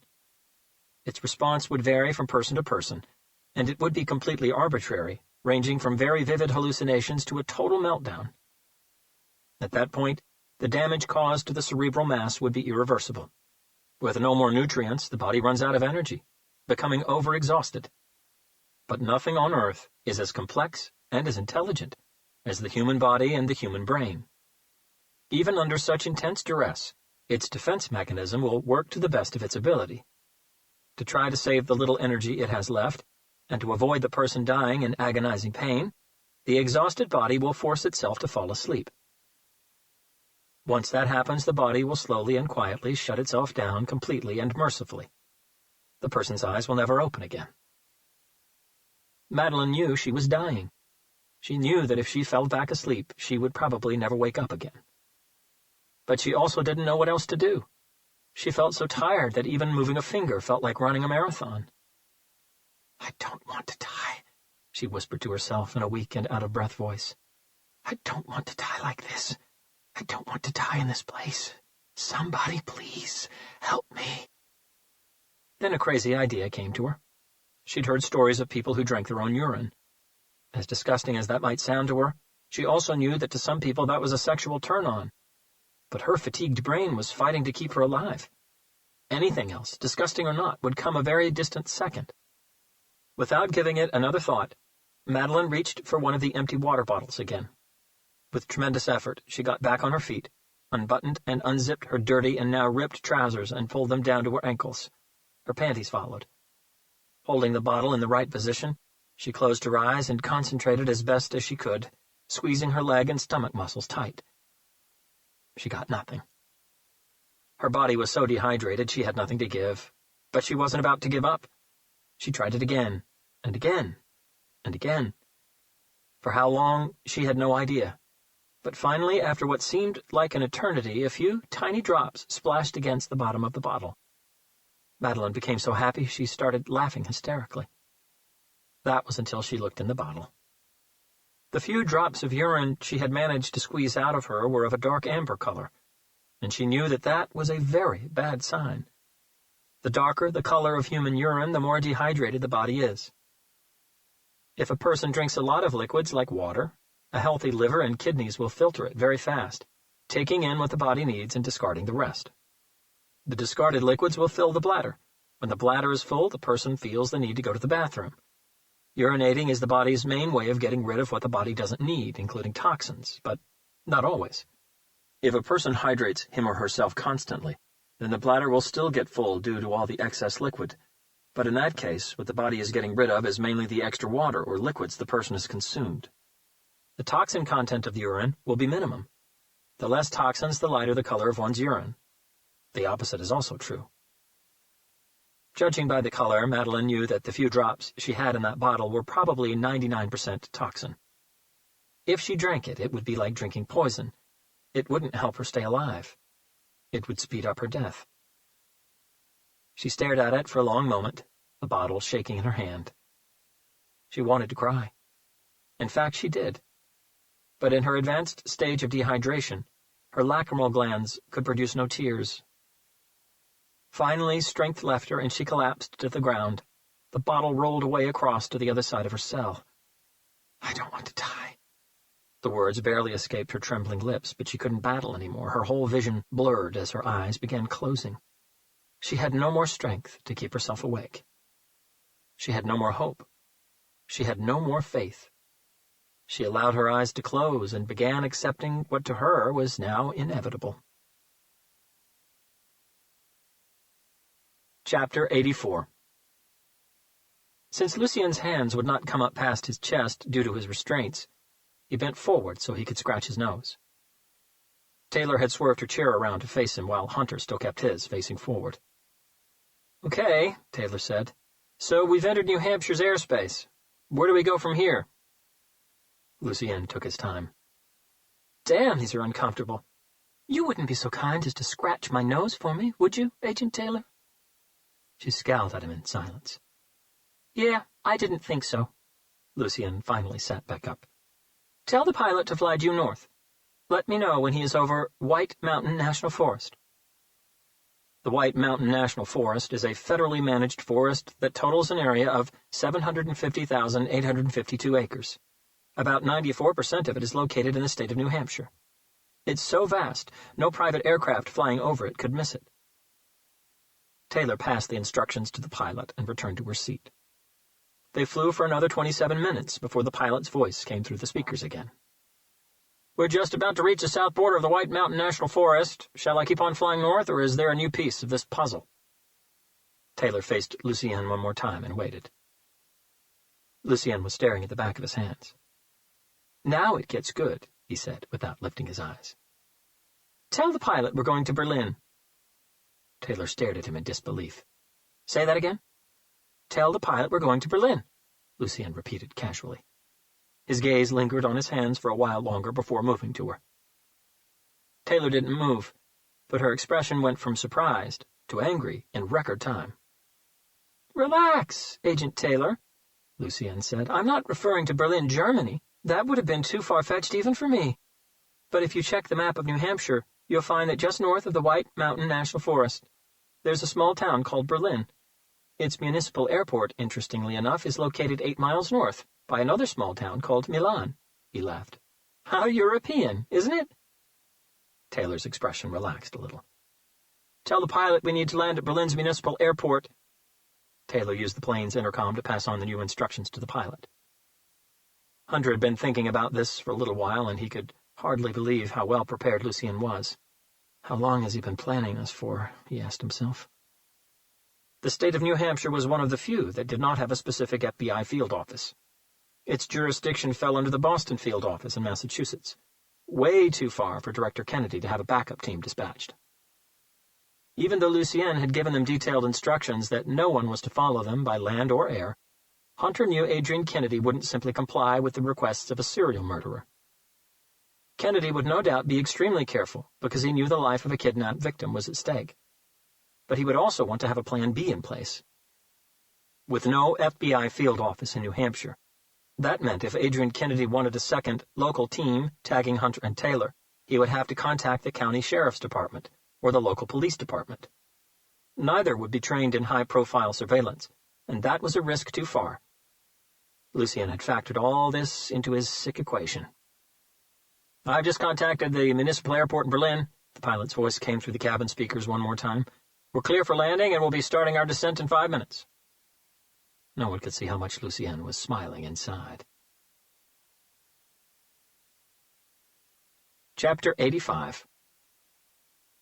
After being airborne for just under 2 hours, the Learjet touched down at the small landing strip in Berlin's municipal airport in New Hampshire. It quickly taxied to a spot at the end of the runway, away from the other small planes, and waited. The pilot had already alerted the airport's traffic control center that the plane was an official FBI aircraft on federal business, and not to be approached. "So, what now?" Hunter asked Lucien even before the plane came to a complete stop. This was the first time Hunter had addressed him since Quantico. "Now we get a car," Lucien replied and pulled a dubious face. "But this isn't LAX, Robert. There are no car rental companies in the airport's foyer. Actually, there isn't even a foyer." He jerked his head toward the window. "You'll see. You'll be lucky if you find a vending machine somewhere around here." Taylor threw a questioning look at Hunter. "You can call a rental company if you like," Lucien proceeded. "I'm sure you can get a number for one either in the town of Berlin or Milan, but it will take them about 20 to 25 minutes to get everything arranged in a car out here. If you don't want to wait, I suggest you improvise." "Improvise?" Taylor said. Lucien shrugged. "Commandeer a car or something, like in the movies. You're the ones with FBI badges. I'm sure the folks around here would be very impressed by them." Taylor considered what to do. "Remember that every second counts, for poor Madeline," Lucien added. "So feel free to take as long as you like." "You stay here with him," Hunter said, already moving toward the plane's door. "I'll go." Taylor agreed with a nod. Right now, she really didn't want to leave Hunter alone with Lucien. "Let's go," Hunter said as he stepped back into the plane. "We've got a car already?" Taylor asked, jumping to her feet. Hunter had been gone for less than 3 minutes. He nodded. "I sort of borrowed it from the guy who runs air traffic control here." "Fair enough," she said. She didn't need any more explanation. Taylor then unholstered her weapon and pointed it at Lucien. "Okay, we're going to do this nice and slowly. When Robert presses the release button to the door to your cage, the floor chain loops will also disengage. You will then stand up slowly, step out of the cell, and stop. Do you understand?" Lucien nodded, unimpressed. Taylor gave Hunter a head signal. He hit the button by the door to the pilot's cockpit before also upholstering his weapon and placing Lucien dead in his aim. An electronic buzzing sound echoed loudly throughout the passenger cabin. Lucien's cage door clicked open and retracted. The metal chains that kept his ankles and hands shackled together were also released from their floor and chair restraints. "Up slowly," Taylor said. Lucien complied. "Now step forward and outside the cage." Lucien complied. "Walk toward us and the exit, nice and slowly." Lucien complied. Taylor moved over and positioned herself behind Lucien. Hunter stayed ahead of him. He came down the steps first. Lucien and Taylor followed shortly after. A red Jeep Grand Cherokee was parked just a few meters from the plane. Hunter walked over and opened the back door. "Nice car," Lucien commented. "Get in," Hunter replied. Lucien paused and looked around him. There was no one about. Berlin's municipal airport was nothing more than a landing strip of asphalt built next to a forest. There was no airport foyer, or lounge, or anything. 2 mid-sized hangars, large enough to fit maybe a couple of private planes each, were located east of the runway. Just south of them were a few smaller administrative buildings. That was all there was, nothing else. Lucien looked up at the sky. Night was fast approaching, and with it a cold breeze was settling in. His eyes stayed in the sky for a long while, searching, listening. He saw and heard nothing. "Get in," Hunter commanded again. With geisha steps, Lucien moved toward the car. Hunter held the door open. Like an educated lady, Lucien sat down first before bringing his legs in. With his hands and feet shackled to his waist, it was easier that way. Hunter closed the door and signaled Taylor to go over to the other side. She did. Only once Taylor had taken her place in the back seat did Hunter get into the driver's seat. Taylor's gun was still aimed at Lucien. "I want your back against the seat," she said, "and your arm on the door's armrest at all times." She pulled down the back seat's center armrest, creating a flimsy division between Lucienne and herself. "You make any sudden movements, and I swear I blow your kneecaps. Is that simple enough for you?" "Perfectly simple," Lucienne replied. Hunter started the car. "So where to from here?" he asked. Lucienne smiled. "Absolutely nowhere." Chapter 86. Hunter had been right. Director Kennedy would always have a plan B for any situation.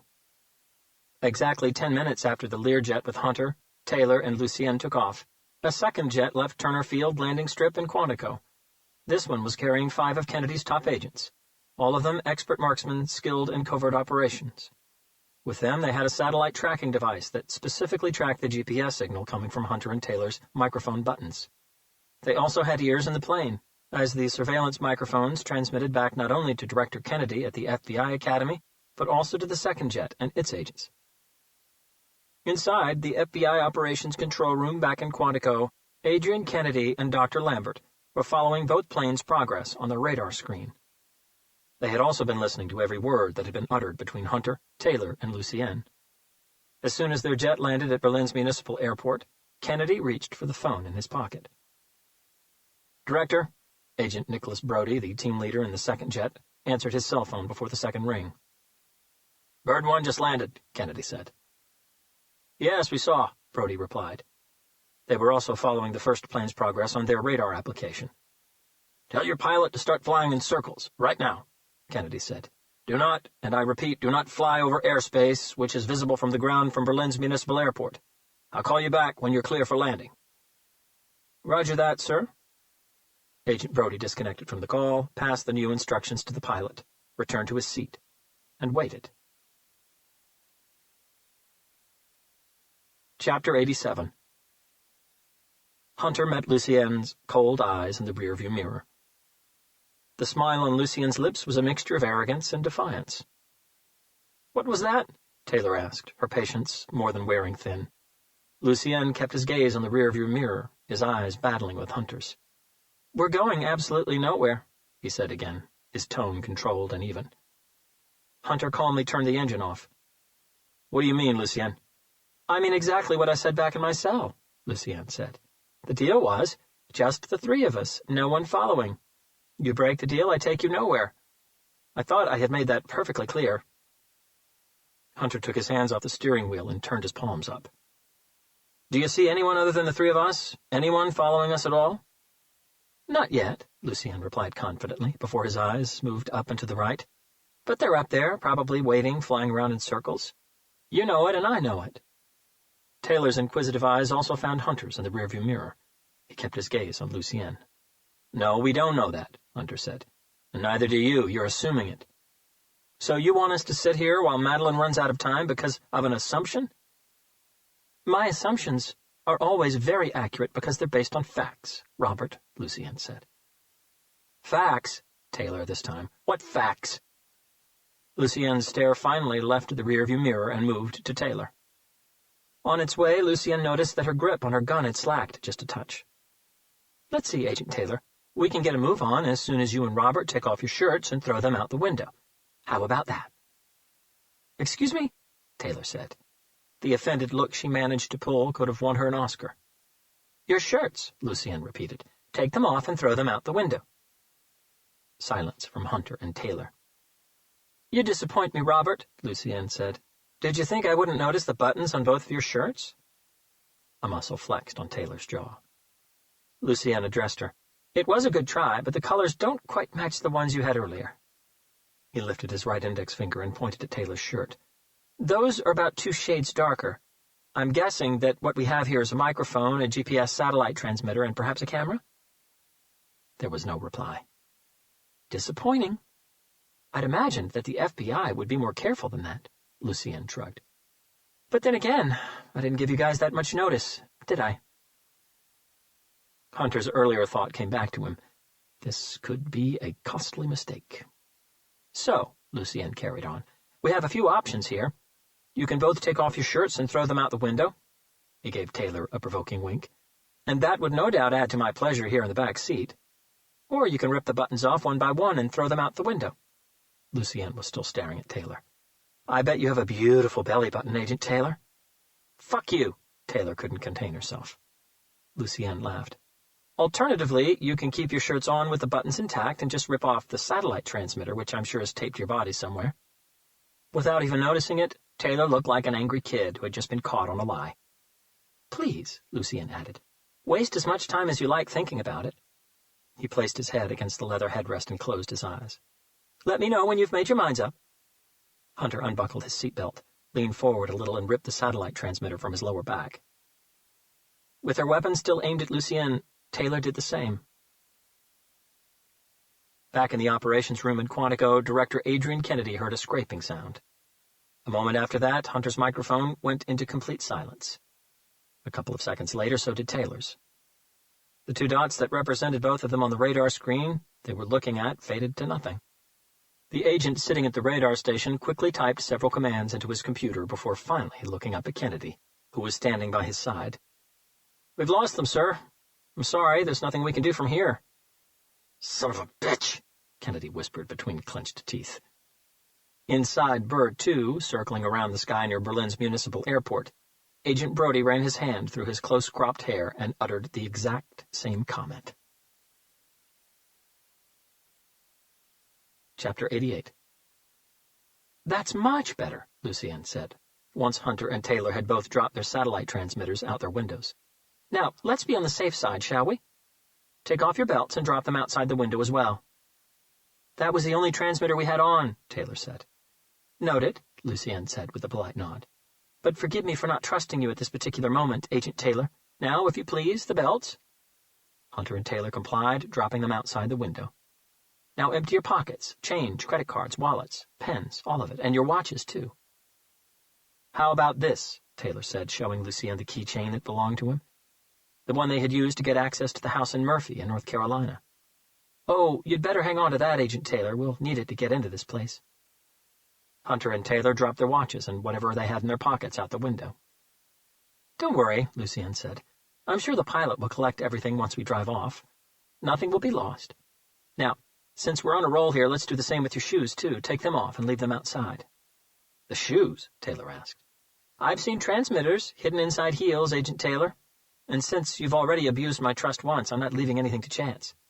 But if you want to waste more time, you'll get no opposition from me." Seconds later, Hunter's boots and Taylor's shoes hit the asphalt by the side of the car. Lucien leaned forward slowly and looked down at Taylor's feet. "You have very pretty toes, Agent Taylor." He nodded his agreement. "Red, the color for passion, interesting. Did you know that it's estimated that maybe as many as 30 to 40% of men have some sort of foot fetish? I'm sure that there are people out there who'd kill just to be able to touch those pretty toes." Cringing at his words, Taylor instinctively moved her feet back as if trying to hide them away. Lucien laughed animatedly. "And last but not least," he continued, "let's get rid of the cell phones, shall we? We all know that they have trackable GPS systems." As much as this was making them mad, Hunter and Taylor couldn't argue. Lucien was still holding all the cards in this game. They did as they were told, and the phones were dropped outside their windows. Satisfied, Lucien smiled at Hunter via the rearview mirror. "I think we're good now," he said. "You can start the car again, Robert." Hunter did, and the satellite navigation system came to life on the 8.4-inch touchscreen on the dashboard. "You won't need that," Lucien said. "There's no road, name or number or anything, just a dirt path." "And how do we get there?" "I'll guide you," Lucien said. "First thing we gotta do is get the hell out of this shithole of an airport." Chapter 89. Director Adrian Kennedy stared at the radar screen inside the operations room at the FBI Academy in Quantico for a long time, trying to figure out what to do next. "We can try to track the GPS signal on their cell phones," the agent at the radar station offered. Kennedy shrugged. "We can give that a spin, but this guy's too smart. He figured out the buttons just because they were a couple of shades darker than the original ones, for Christ's sakes. Who notices the color of buttons on someone else's shirt?" "Someone who knows what to expect," Dr. Lambert said. Lucien never expected the FBI to simply bend over and accept his demands. He knew we would try something, and he was ready for it. And that's exactly what I mean, Kennedy said. If he was ready for the buttons, I don't think there's a chance he would allow Robert and Agent Taylor to proceed carrying their cell phones with them. Even a 10-year-old kid knows that a cell phone GPS system is trackable. He looked at the agent at the radar station. But by all means, give it a spin. The agent called an internal FBI application on his computer. What's the agent's name? He asked. Courtney Taylor, Kennedy replied. She's with the Behavioral Science Unit. A few more keyboard clicks. Found her, the agent said. The application he had called up on his screen listed the trackable GPS ID for every cell phone issued to an FBI agent. Give me a few seconds. The agent began typing ferociously. A moment later, the word locating appeared on his screen, followed by 3 blinking dots. Just a few seconds after that, the screen announced, GPS ID found. A new dot appeared on the radar system. The phone is live, the agent said. The GPS is still transmitting, which means it hasn't been destroyed, and the battery is still in it. The location is exactly the same as we had before. They're still on the runway at Berlin's municipal airport. Either that, Kennedy said, or they were told to leave their phones behind. He looked at Dr. Lambert, who nodded. That's what I would do. The cell phone in Kennedy's pocket rang. It was Agent Brody inside Bird 2. Director, Brody said once Kennedy answered the call. Our pilot has just been in contact with the pilot in Bird 1. He said that the car with the target is gone, but they left behind a pile of stuff on the runway. Cell phones, wallets, belts, even shoes. The target is taking no chances. Kennedy had his answer. What do you suggest we do? Brody asked. With no ears on the ground anymore and no accurate target location, landing can be too risky. And even if we get away with it without the target noticing it, we don't have a dot to follow once we're on the ground. I understand, Kennedy said. And the answer is, I'm not sure yet. Let me call you back once I figure something out. He disconnected. His tired brain was working hard to come up with an idea. And then a thought came to him. The car, he said, looking at Dr. Lambert and then at the radar station agent. Robert got the car from the guy who runs air traffic control at the airport. His name is Josh. We heard that whole conversation through Robert's button mic, remember? Josh said he just got the car, a Jeep Grand Cherokee, a couple of months ago.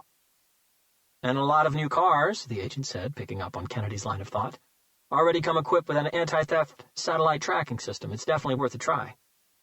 Kennedy nodded. Let's get Josh on the phone right now.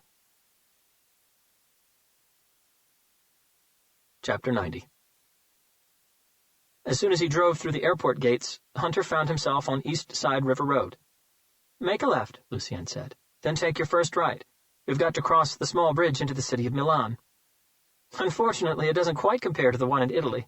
No Duomo Cathedral to see here. Actually, nothing at all to see here. Hunter followed Lucien's instructions. They crossed the bridge and passed an elementary school on their right before coming to a T-junction at the top of the road.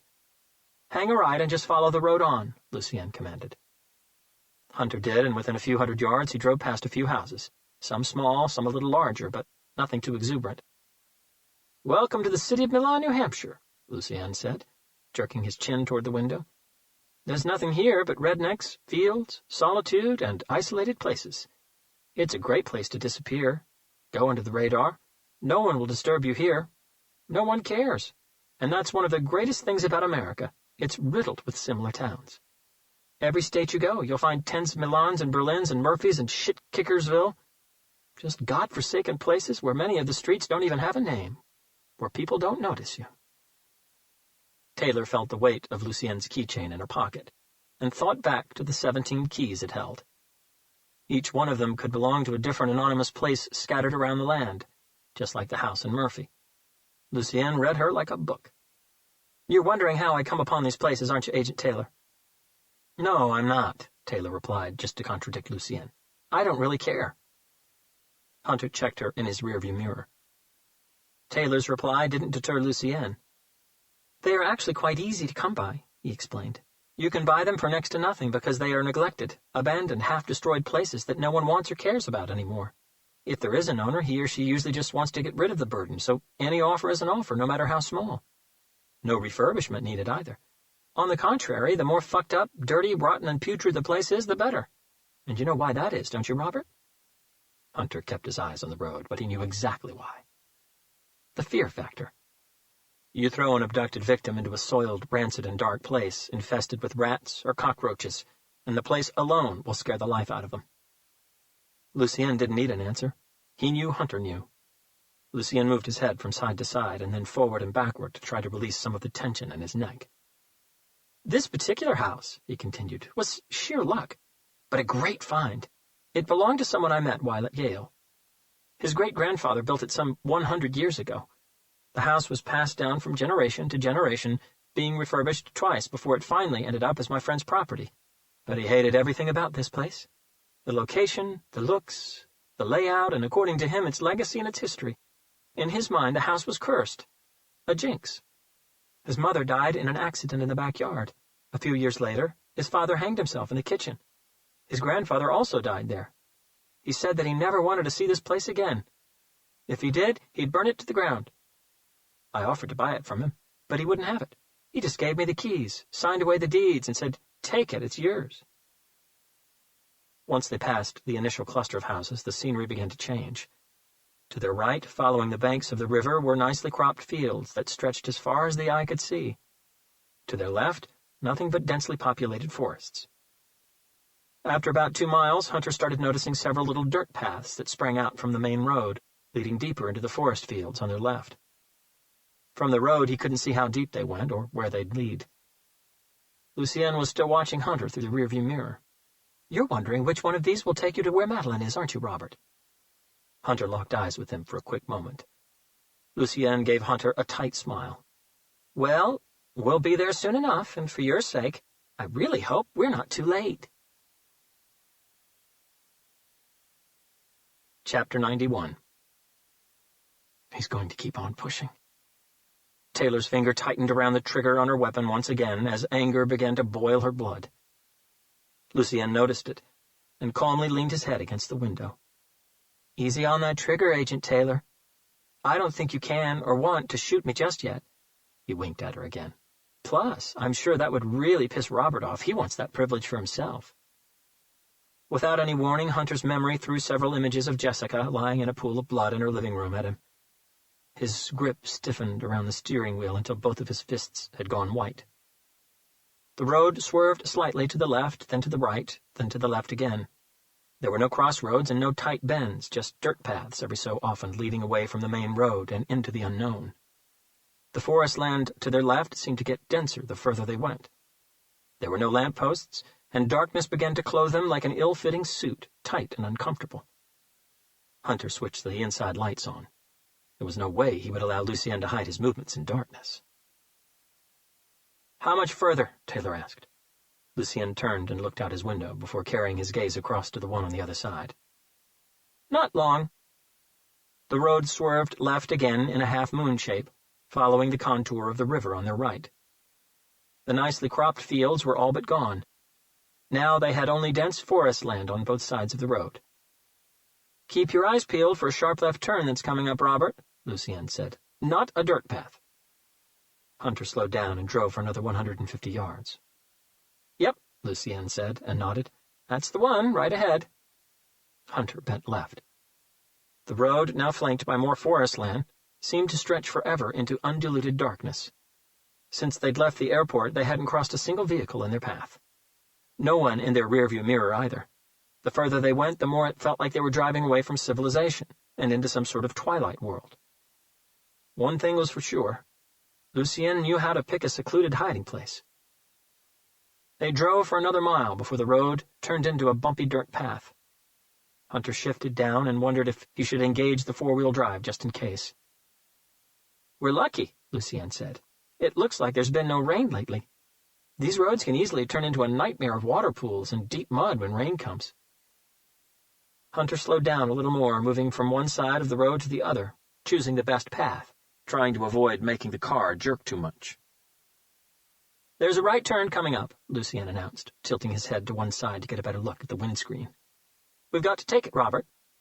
"This one?" Hunter asked, pointed to a turn about 25 yards ahead of them. "That's it." Hunter took it. They were now clearly driving through the middle of nowhere land. The last sign of human life they'd seen had been miles back. If a bomb exploded right where they were, no one would hear it, no one would care. No one would come. The road got bumpier still. The next mile seemed to take them an eternity to cover. "One more left turn coming up," Lucienne said, "and we'll be almost there, but keep your eyes open, Robert. It's a tiny path, and it's quite hidden away." Hunter saw it after another 50 yards, but he almost missed it. It really was a minute path. If they weren't specifically looking for it, no one would ever notice it. Hunter veered left. The trail was barely wide enough for the Jeep to fit through, and everyone heard the shrubs and bushes scrape the side of the vehicle. "Ooh," Lucienne commented. "I don't think the air traffic controller back at the airport will be happy about this. But then again, since his car was commandeered by the FBI, I'm sure it will be federally insured." This time Hunter had nowhere to go to swerve away from the bigger bumps and holes. Good thing that they were in a brand-new car and the suspension was strong and steady. They had to sit tight inside the shake-mobile for another half a mile until the road came to an abrupt end. Hunter put the car in neutral and looked around. Taylor did the same. There was nothing but forest surrounding them. "Did we take a wrong turn somewhere?" Taylor asked. "No," Lucienne replied. "This is it." Taylor looked out the window again. The Jeep headlights reflected on the shrubs and trees. "This is it? Where?" she asked. Lucienne nodded toward the front of their vehicle. "We have to walk the rest of the way. You can't get there by car." Chapter 92. Hunter was the first to leave the Jeep. Once he was out, he unholstered his weapon and opened the back door for Lucienne. Taylor followed shortly after. "Now what?" she asked, looking around her. "Through there," Lucienne said, indicating a few loose tree branches that had been piled up against each other just ahead and to the right of where the Jeep was parked.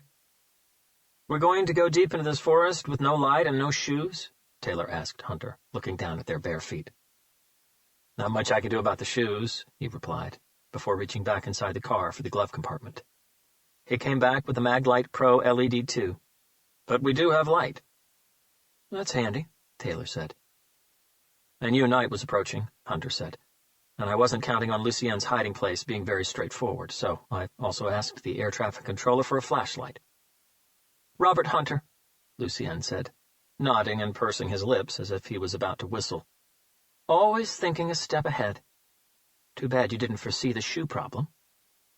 "Let's go," Hunter commanded. They assumed the same formation as when they were leaving the plane.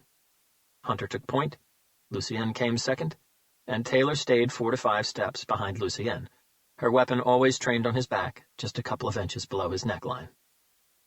Hunter quickly removed the branches Lucienne had indicated, and it revealed a well-worn tracker's trail. "Just follow it," Lucienne said. "The place isn't very far from here." Despite already being in a hurry, Hunter's gut feeling filled him with an extra sense of urgency, as if something he couldn't quite pinpoint was off, but he didn't have much time to dwell on it. "Let's move," he said.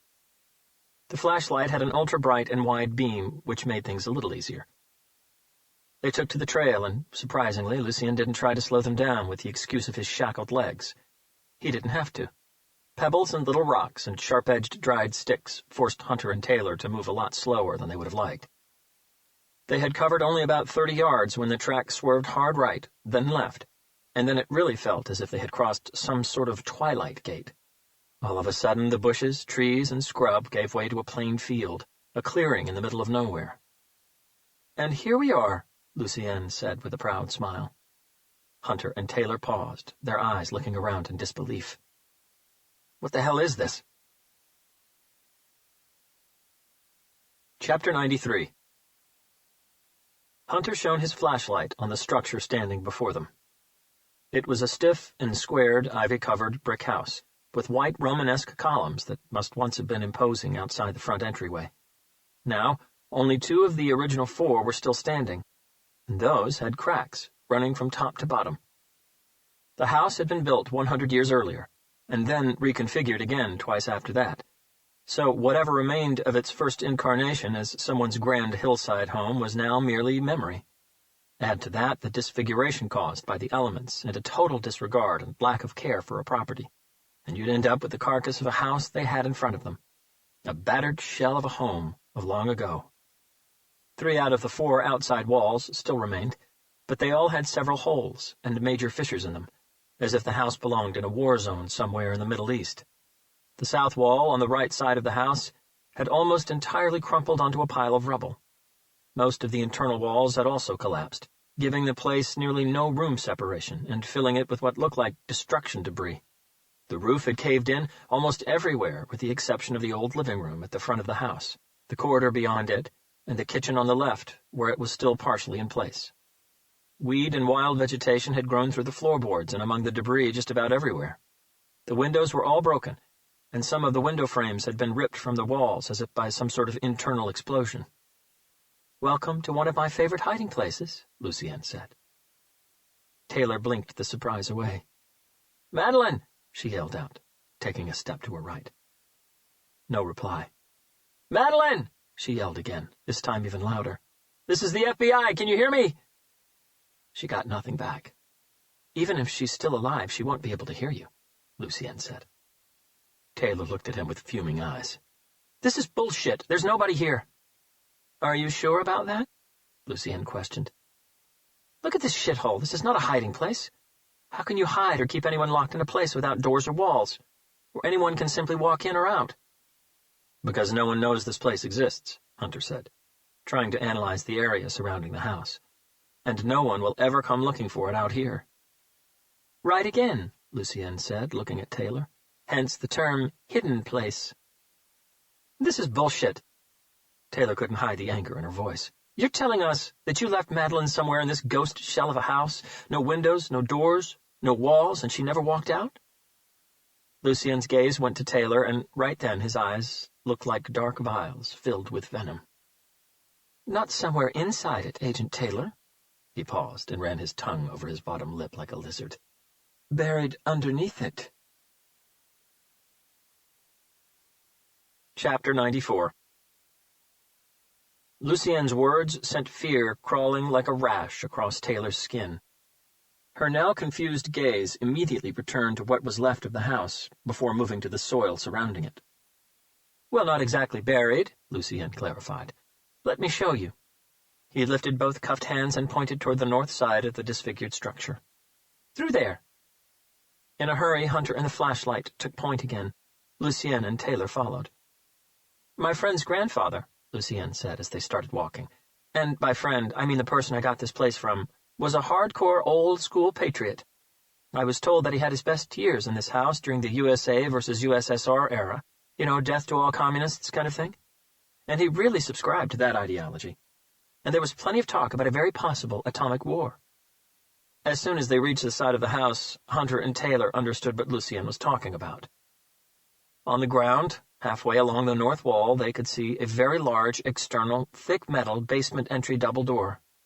The doors were locked together by a Sergeant and Greenleaf military-grade padlock, very similar to the one they'd found in the house in Murphy. "My friend's grandfather," Lucienne continued, "in his paranoia and deep belief that an atomic war was inevitable and imminent, refurbished the whole place, extending and adding a substantial bomb shelter to the original basement." He nodded at the padlocked doors. "The house might look like an earthquake site, but the shelter has more than lived up to its expectations." He indicated the padlock. "The key for that is on the keychain." Taylor immediately reached for it. "Which one?" she asked urgently, holding up the bunch of keys. Lucienne leaned forward and squinted at them for a second. "The sixth one, starting from your left." Taylor selected the key and reached for the padlock. Hunter and Lucienne waited, and as they did, Hunter's awkward sensation that something wasn't quite right came back to him. He looked around him for an instant. "What's at the back of the house?" he asked. Lucienne studied him for a moment and then let his gaze move toward the far end of the house. "A very badly treated backyard," he replied. "There's a large pond as well, which now looks more like a deep pool of mud. Would you like me to give you a tour? I have all the time in the world." Click.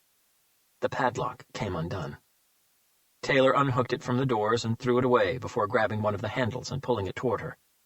The door barely moved. "Heavy, aren't they?" Lucienne commented with a smirk. "As I've said, this isn't a regular cellar, Agent Taylor. It's a fallout shelter." "I'll do it," Hunter said. Taylor stepped back while Hunter first pulled the right door open, then the left one. They were immediately hit by a breath of warm, stale air. The doors revealed a concrete staircase that took them down a lot deeper than one would have imagined. There were at least 30 to 40 steps. "Deep, isn't it?" Lucien said. "It's a well-built shelter." Hunter went down first, and they all moved down in a hurry. At the bottom, they were greeted by another heavy metal door with a very sturdy lock. "The 7th key," Lucien announced. "The one to the right of the one you used on the padlock." Taylor moved forward and unlocked the door before pushing it open. The air inside the dark room beyond it was leaden with dust and felt even staler, but there was something else in the air, something that both Hunter and Taylor could easily recognize because they'd been around it too many times. The smell of death. Chapter 95. Sometimes sour, sometimes putrid, sometimes sickly sweet, sometimes bitter, sometimes nauseating, and most of the time a combination of everything. No one can tell you what death really smells like. Most would say that there's no specific smell to it, but anyone who's been around it as many times as Hunter and Taylor had been would recognize it in just a fraction of a second, because as soon as you smell it, it chokes your heart and saddens your soul in a way that nothing else does. As they sensed death, Hunter and Taylor were filled with a disquieting fear, and the same thought exploded inside both of their heads. "We've wasted too much time. We're too late." Hunter shone the beam of his flashlight into the room and moved it around the place almost frantically. It was empty. There was no one there. Lucien took a healthy, deep breath, like a hungry man taking in the aroma of freshly cooked food. "Wow, I miss this smell." "Madeline!" Taylor called into the room, her gaze chasing after the beam of the flashlight. "Madeline!" "It would have been very stupid of me if I had left Madeline locked inside the very first room one comes to in the shelter, wouldn't it?" A cryptic smile graced Lucien's lips. "Where is she?" Taylor asked. "There's a light switch on the wall to the right of the door," Lucien told them. Hunter reached for it. A feeble yellowish bulb at the center of the ceiling flickered a couple of times, as if in doubt whether it would come on or not. It finally did, and it brought with it an electronic hiss that echoed annoyingly around the room. They found themselves in a semi-bare room, 20 feet square. 2 of the thick, solid concrete walls were adorned by a few handmade bookshelves, all of them loaded with books that were covered by a thick layer of dust. The wall to the left of where they stood had a single steel door set right in the center of it. The door had a dappled gunmetal look to its surface, as though it were meant to draw the eye. Against the wall, directly in front of them, was a console desk that must have been at least 50 or 60 years old, where a multitude of buttons, switches, levers, and old-fashioned dial gauges could be found. A switched-off computer monitor hung on the wall just above the console desk. This was definitely the shelter's main control room. The floor was simple polished concrete. A plethora of metal and PVC pipes of different diameters crisscrossed the ceiling in all directions, disappearing through the walls. A couple of medium-sized square cardboard and wooden boxes were piled up, one on top of the other in one corner of the room. They looked to be supplies. Hunter's eyes began searching the room.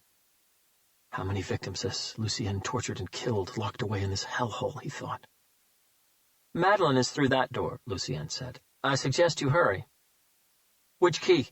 Taylor asked, holding the keychain up to Lucien once again. "Second to last key on your right." Taylor holstered her weapon and moved purposefully toward the gunmetal door. Lucien and Hunter followed, and the formation inverted. Hunter took the rear, 3 steps behind Lucien. Taylor slotted the key into the door lock and twisted it left. With 2 loud clicks, the lock chamber rotated 360 degrees once, then twice. Taylor's heart picked up speed inside her chest as she turned the handle and began pushing the door open. Police instincts, hypersensitivity, training and experience, psychic ability, whatever it is that one has in these situations, Hunter and Taylor both sensed it at the same moment. A new life, a new presence, as if unlocking the door had given the cue for their cop's intuition to kick in. Once again, an identical thought crossed both of their minds. Maybe we're not too late. There's still hope. But that hope vanished fast, because that new life, that presence they'd sensed, wasn't past the door ahead of them. It was behind them. Chapter 96. Click. They felt the new presence, but before Hunter or Taylor had a chance to turn around, They heard the sound of a bullet being chambered into a 9mm semi-automatic handgun. "If any of you two fuckheads move, I'll blow your fucking heads off. Is that clear?" The voice that came from the opposite end of the room was sharp, firm, and young. "Now get your goddamn hands up above your heads." Hunter tried to identify the specific direction where the voice was coming from. He was positive that the bullet chambering sound, together with the first few spoken words, had come from the general direction where the piled-up boxes were, probably the perpetrator's hiding place, but there was barely enough space behind them for a midget to hide. His next sentence, though, had come from a different direction altogether, which meant he was moving, but the reverberation inside the room, coupled with the incessant light bulb hiss, made pinpointing the perpetrator's exact location an almost impossible task. Hunter was pretty sure that he could spin around and squeeze out a shot before the perpetrator realized what was happening, but that would only work if he knew exactly where to place the shot. Guessing wouldn't cut it. If he missed, he'd be a dead man. He decided not to risk it. "Did you all fucking hear me, or what?" the young voice said again, but this time with a much more disturbed edge to it. "Hands above your heads!" Hunter and Taylor finally lifted their hands. Lucien turned and smiled triumphantly at Hunter as he moved past him. "I did good, didn't I?" the young voice asked. "I followed the instructions just like you taught me." "You did great," Hunter and Taylor heard Lucien reassure whoever else had joined them in that room. "Okay," Lucien said, now addressing them. "This is when I have to ask you to both put your guns on the floor and without turning around kick them back toward me one at a time. Robert, you go first, nice and easy. And let me add that my friend here has a very itchy trigger finger, and he never misses." A few hesitant seconds. "The fuck you waiting for, big guy?" the young voice said. "Let's go. Put your gun on the floor and kick it back before I put a hole in the back of your head." Hunter cursed himself, because the little voice inside his head had been telling him that things didn't feel quite right since they'd got to the derelict house. But in his hurry to try to save Madeline Reed, he'd disregarded his instincts and proceeded inside the fallout shelter without properly checking the control room. "Do it, Robert," Lucien said. "He really will blow your brains all over these walls." "Fucking right I will. You think this is a game, big guy?" The voice had moved closer. Hunter was almost certain that he was just a little to his right, but Hunter was now holding his weapon high above his head, while the kid behind him had his directly aimed at Hunter's skull. The advantage had swung the other way. Hunter had no way out. "Okay," he said. "Nice and slowly," Lucien commanded. "Squat down, place your gun on the floor, then get back to a standing position again before kicking it back toward me." Hunter did as he was told. "Your turn, Agent Taylor," Lucien said. Taylor didn't move. "Bitch, did you hear what he said?" the young voice asked with overwhelming anger. Lucien lifted his hands, signaling his accomplice to give him a minute. "I'm well aware of many of the FBI's protocol field rules, Agent Taylor," he said, keeping his voice steady and unthreatening. "I'm also aware that some of those rules are not supposed to have any exceptions whatsoever. High on that list is the rule that mandates that an FBI agent shall never surrender his or her weapon to a suspect or perpetrator during a hostage situation." Taylor clenched her teeth in frustration. "Make no mistake here, Agent Taylor, this isn't your typical hostage situation. This is a life-or-death situation. For you and Robert, that is. If you don't slide your weapon over to me, you will die. It's not a threat, it's a certainty. You need to make a judgment call, and you need to do it sharpish." "Fuck this explaining bullshit, Lucien," the young voice blurted out. "Let's just kill these two fucks and get it over with." The new ring to the kid's voice told Hunter that he was right on the edge. Going over it wouldn't take much. "Your call, Agent Taylor," Lucien said. "You've got 5 seconds. 4.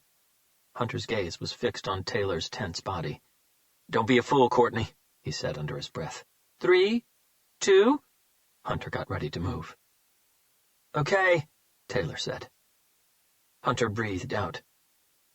Taylor proceeded to slowly place her weapon on the ground before using her foot to slide it across the floor toward Lucien. Hunter and Taylor heard the sound of metal chains scraping the floor for an instant. Lucien had picked up Taylor's gun. The young voice said as Taylor began to turn. "No one told you to turn around, bitch. Keep your eyes on the goddamn door in front of you, or I'll blow your fucking head off." Taylor paused. "He really does mean it, Agent Taylor," Lucien said. "Does this bitch think I'm kidding?" Even without looking, Hunter and Taylor could sense that the newcomer's aim had moved to the back of her head. All he needed was a reason. Taylor didn't give him one. She finally complied, and her eyes returned to the door. "Now I'm going to have to ask you both to kneel down and put your hands behind your heads," Lucien said, while at the same time, unseen to Hunter and Taylor, signaling his accomplice. "Do it now."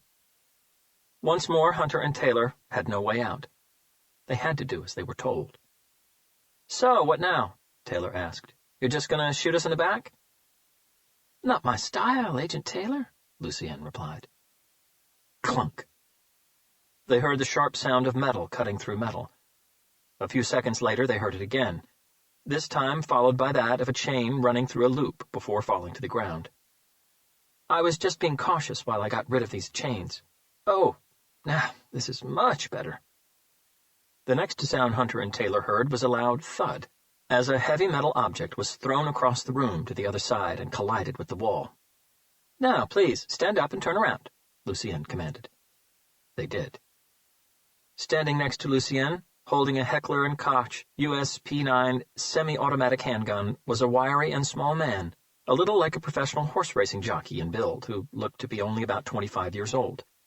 He wore a crooked smile that seemed to bend in the same direction that he hunched his shoulder, giving him a skewed and somewhat menacing look.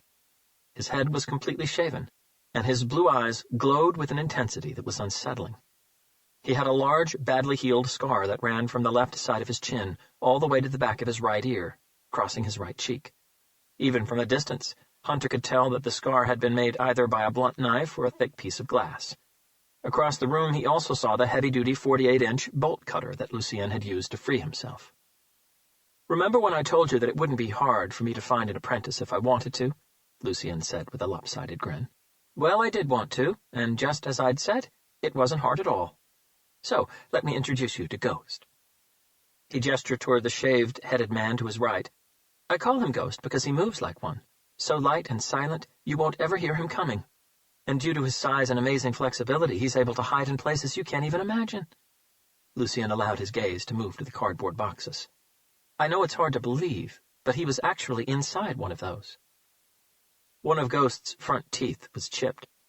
Every few seconds he nervously ran his tongue across its jagged edge, giving him a very edgy look, as if he was about to lose control.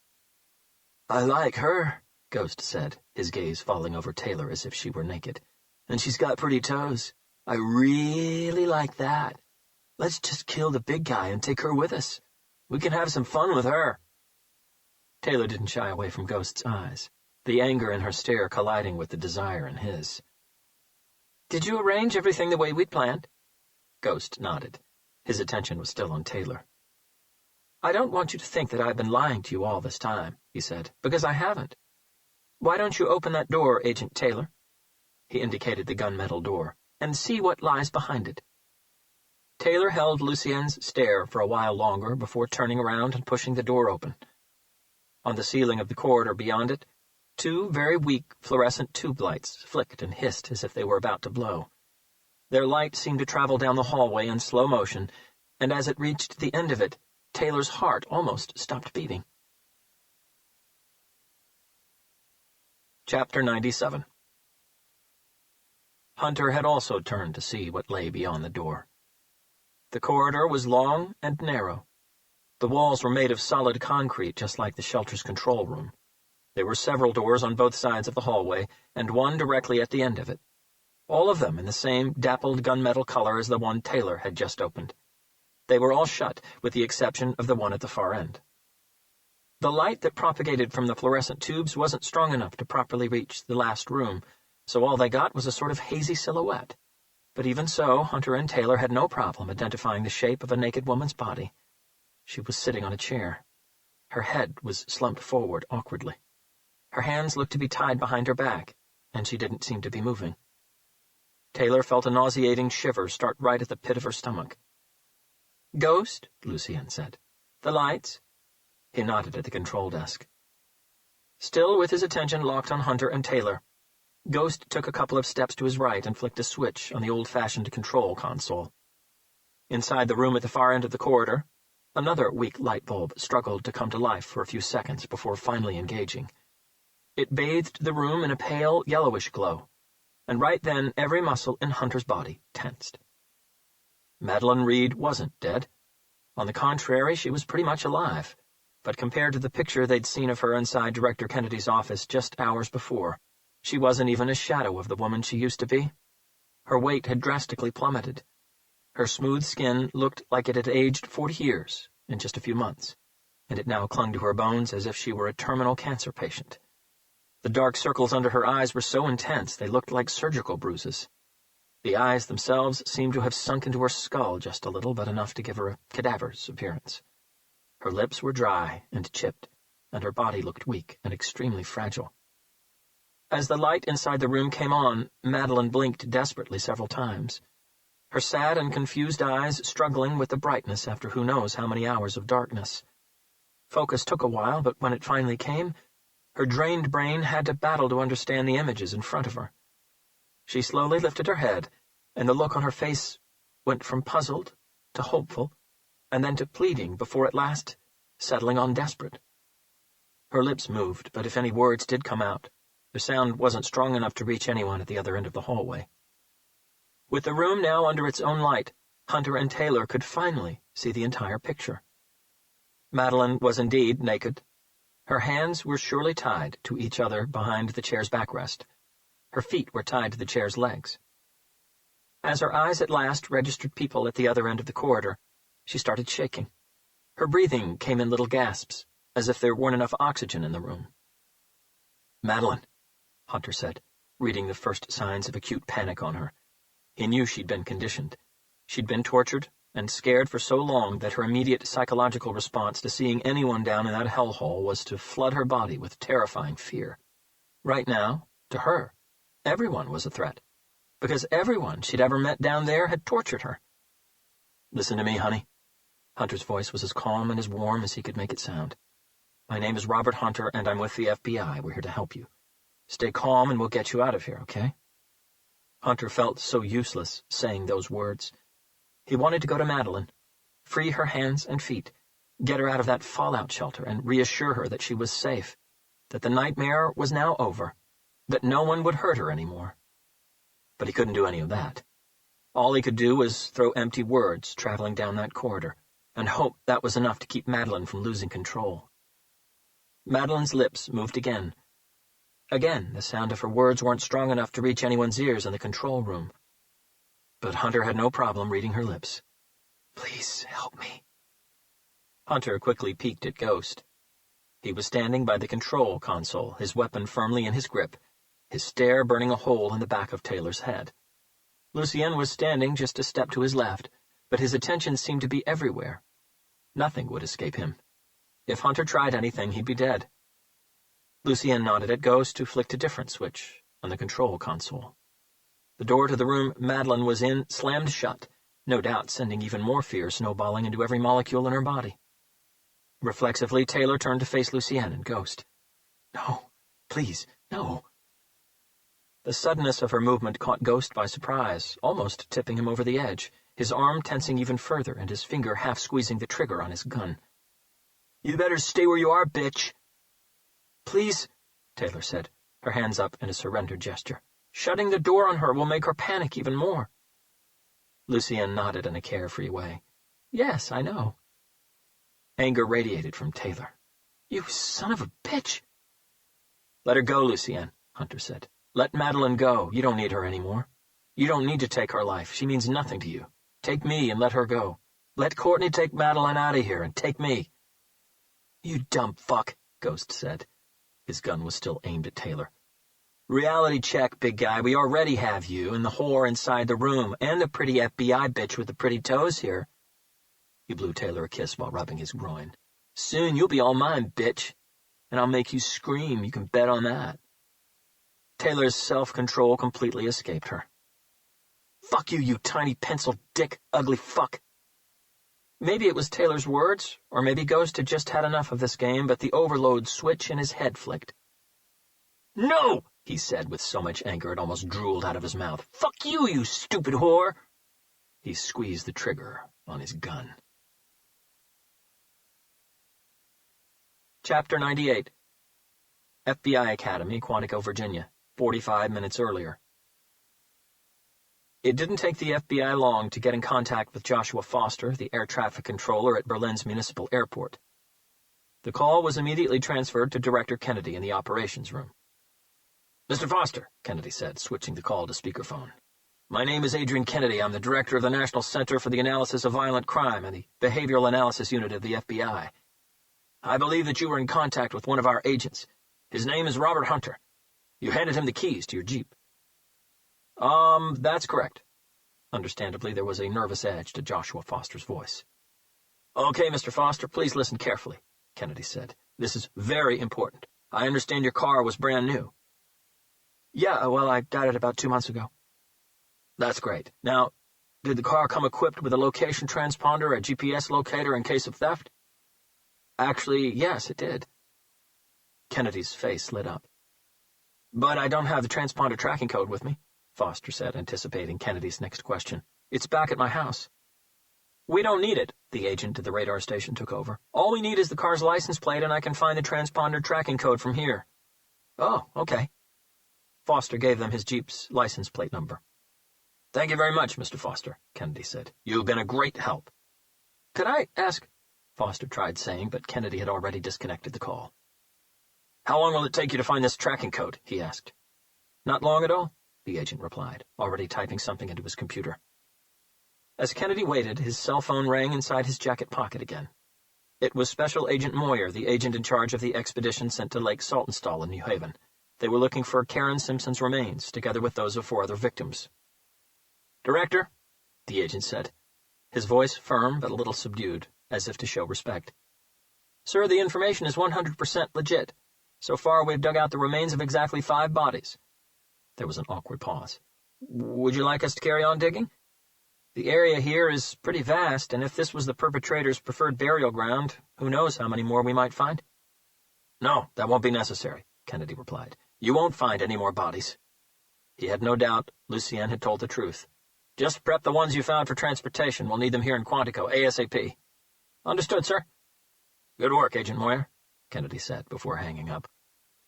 "Got the transponder tracking code," the agent at the radar station announced as he entered a few more commands into his computer.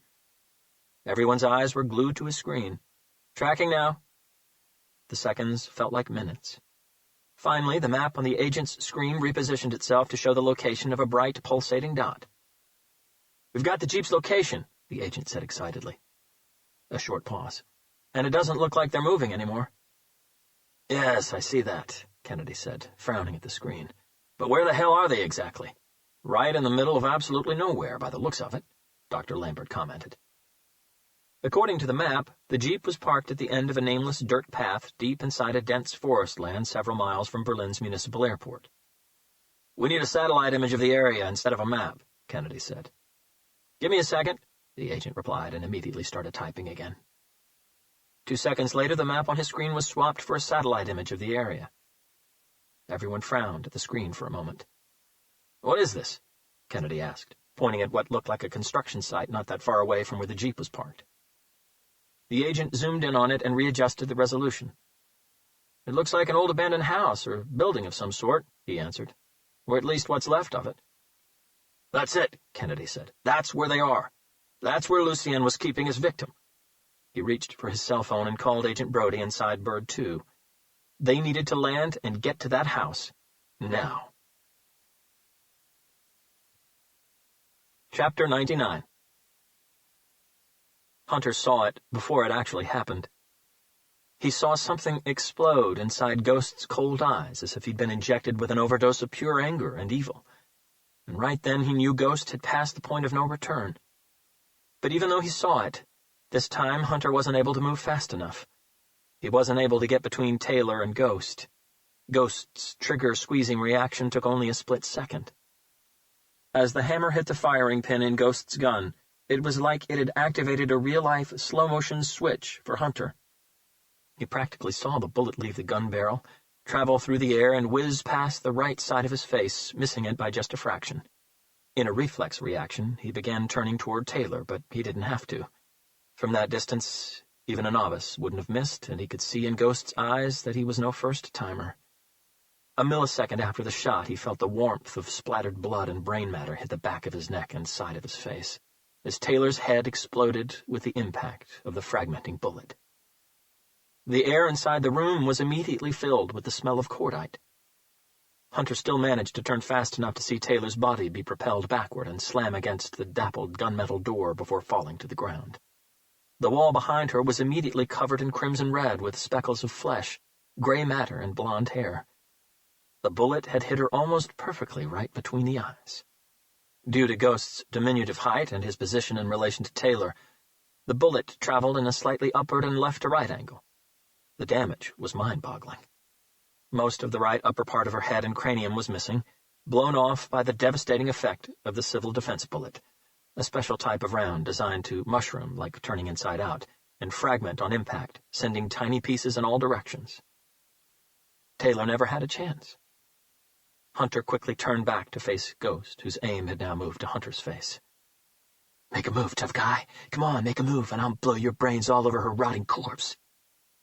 Hunter felt every fiber in his body go rigid with anger, and he had to use all his willpower not to lunge at Ghost.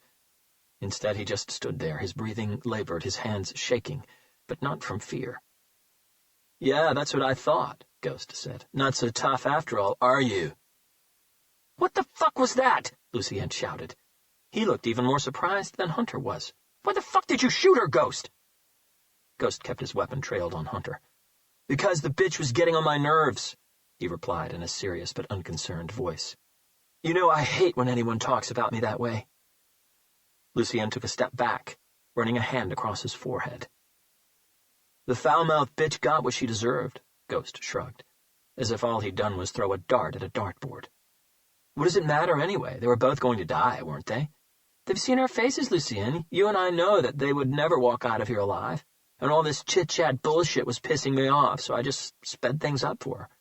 He nodded at Hunter. "And you know what? I'm just going to do the same for him." Ghost's face burned with sadistic desire, and Hunter saw the same determination of moments ago flood Ghost's eyes. There was no time for a reaction. Another squeeze of the trigger. Just like before, the bullet found its target with amazing accuracy. Chapter 100. Sky above the city of Milan, New Hampshire, 40 minutes earlier. Inside Bird 2, Agent Brody and his team were starting to lose hope. Their plane had been circling the outer perimeter of Berlin's municipal airport for several minutes now. The pilot had already told Brody that he'd need a plan of action soon. The plane had enough fuel for another 30 to 35 minutes of flight time. But if they weren't landing in Berlin, they would need to land somewhere else and refuel before flying back to Quantico. That meant turning the plane around and flying to a different airport. The nearest airport to Berlin was Gorham Municipal Airport, about 5 to 10 minutes due south, depending on the wind. As a precaution measure, the pilot always allowed an extra 10 minutes of flight time in case of landing traffic or some other unforeseen circumstance. That left them with a maximum of another 10, maybe 15 minutes, circling time. After that, the pilot was turning the plane around and heading toward Gorham. Brody had his cell phone on the table in front of him. He was staring at its dark screen as if hypnotized. When he finally checked his watch, another 7 minutes had passed. 3 more minutes, and this operation was over. He had to call Kennedy. As he reached for his phone, it rang. Chapter 101. This wasn't the first time Hunter had stared down the barrel of a gun. It wasn't the first time he'd been in a life-or-death situation, either. But Ghost was too far away for Hunter to be able to get to him in time, and he was too close for Hunter to be able to dive away from the bullet. This time, there was no way out. In that split second before Ghost squeezed the trigger, all Hunter could think of was how sorry he was for not being able to protect Taylor, and for not fulfilling the promise he'd made Jessica all those years ago while he held his fiancée's mutilated body in his arms. Despite what he was facing, Hunter didn't close his eyes. He didn't even blink. He would not give Ghost the satisfaction. His gaze stayed on Ghost's face, and that was how he was able to see his head explode. It was a perfect shot. The bullet hit Ghost on his left temple. Its hollow point cavity was immediately filled with fluids and tissue, forcing it to mushroom as it began traveling past the cranium wall and across Ghost's brain, savagely ripping apart everything in its path. The mushroom effect of a hollow point reduces the bullet's velocity considerably, and in most cases there will be no exit wound. the bullet will generally lodge itself within its target. But again, at such close range, the power of a .45 caliber round was more than enough to propel the bullet all the way across Ghost's shaved head. When it occurs, the exit wound of a .45 caliber mushroomed civil defense bullet is impressive. In Ghost's case, it was the size of a grapefruit. Half of the right side of his face, from his ear to the top of his head, exploded out as if an alien being had hatched out of a large egg. Bone, blood, brain matter, and skin splattered against the wall and the control console to his right, covering everything in a sticky, gooey red mess. The terribly loud sound of the fired shot made Hunter jerk, but he still kept his eyes open. He saw the anger, the determination, and the evil dissipate from Ghost's eyes before his whole body was basically lifted from the ground by the force of the shot's impact. It slammed against the control console and flopped to the ground like an empty flour sack. A pool of blood quickly began to form around his head. His gun also hit the console, but it slid away to the other side of the room, ending somewhere behind the cardboard boxes. Hunter's heart was racing like a drag car. Adrenaline had flooded every vein in his body, making him shake. His gaze finally moved to Lucienne. He could still see a thin plume of smoke traveling in the air from Lucienne's shot. But again, before Hunter could react, Lucienne had already aimed Taylor's gun at him. "Stay right where you are, Robert. I really don't want to, but if need be, I'll put a bullet right through your heart. And you know I mean it." Hunter stared at him, unable to hide his surprise for what he'd just done. "I've never liked him anyway," Lucienne explained in his usual matter-of-fact manner. "He was just a dumb, sadistic kid with no purpose, who was traumatized when young, and because of that he loved torturing and killing people just for the fun of it." Coming from Lucienne, Hunter found the comment very rich. "And he just outlived his usefulness," Lucienne moved on, not even a pinch of remorse or pity in his tone.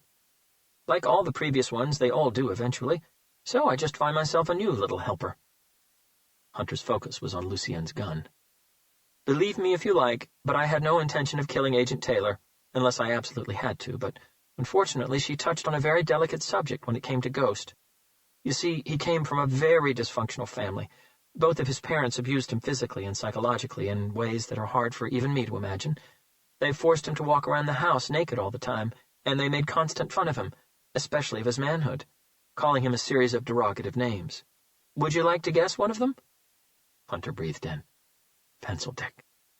Lucienne nodded once. "That's the one. Unfortunately, the same name Agent Taylor threw at him. For a deeply traumatized and disturbed person, a single word, a sound, a color, an image, a smell, a multitude of simple things can easily reopen a terribly painful wound.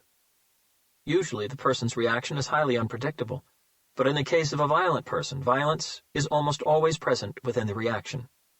In the case of a psychopath like Ghost, that violent reaction is usually fatal." "When Ghost was 17 years old," Lucienne added, "he finally had enough. He tied his father to a bed, castrated him, and left him to bleed to death. After that, he used a baseball bat to beat his mother's head into a paste. He was too damaged. I knew I'd be getting rid of him soon anyway." Despite the bloody chaos of the control room, Hunter forced himself to think as clearly as he possibly could. His main concern came back to him, and he turned his head to look down the corridor behind him. His eyes caught a glimpse of Taylor's body on the floor, and his heart sank yet again. He looked back at Lucienne. "Let Madeline go, Lucienne," he said one more time. "Please, if you really want another victim, take me instead. She means nothing to you." "True. And that's exactly why I should kill her, Robert," Lucienne said. "Because she means nothing to me. Now you were my best friend. We have some history. Why would I want to kill you instead of her?" "Because you already took half of my life when you took Jessica from me," Hunter replied. "And I know you don't like to leave things half done." As much as Hunter tried to hide it, Lucienne recognized real emotion in his voice. "So this is your chance, Lucienne," Hunter continued. "Let her go, and finish what you started with me. Because if you don't, I will kill you." Despite the seriousness of his words, Hunter spoke as if he were talking to someone inside a library, his voice quiet and steady. "Okay," Lucienne said, taking a step closer to the blood-covered control console, his weapon still targeting Hunter's heart. "Let's see if you are a man of your word, Robert." He flicked a switch, and the door at the end of the corridor swung open again. Hunter turned and faced the hallway. Madeline immediately looked up. She looked even more petrified than before. Hunter knew that she'd heard both shots, and they'd no doubt scared her imagination into fantasizing the worst as to what was happening outside, and worse, what would now happen to her. She looked to be almost hyperventilating. Right then, nothing in the world could make her stop shaking. Lucien jerked his gun toward the hallway. "Let's go join her, shall we? I have one last surprise for you." Chapter 102. Hunter had to step over Taylor's body to reach the hallway. Lucien followed, but at a safe distance. There was no way Hunter could mount an attack before Lucien fired at least 2 shots at him.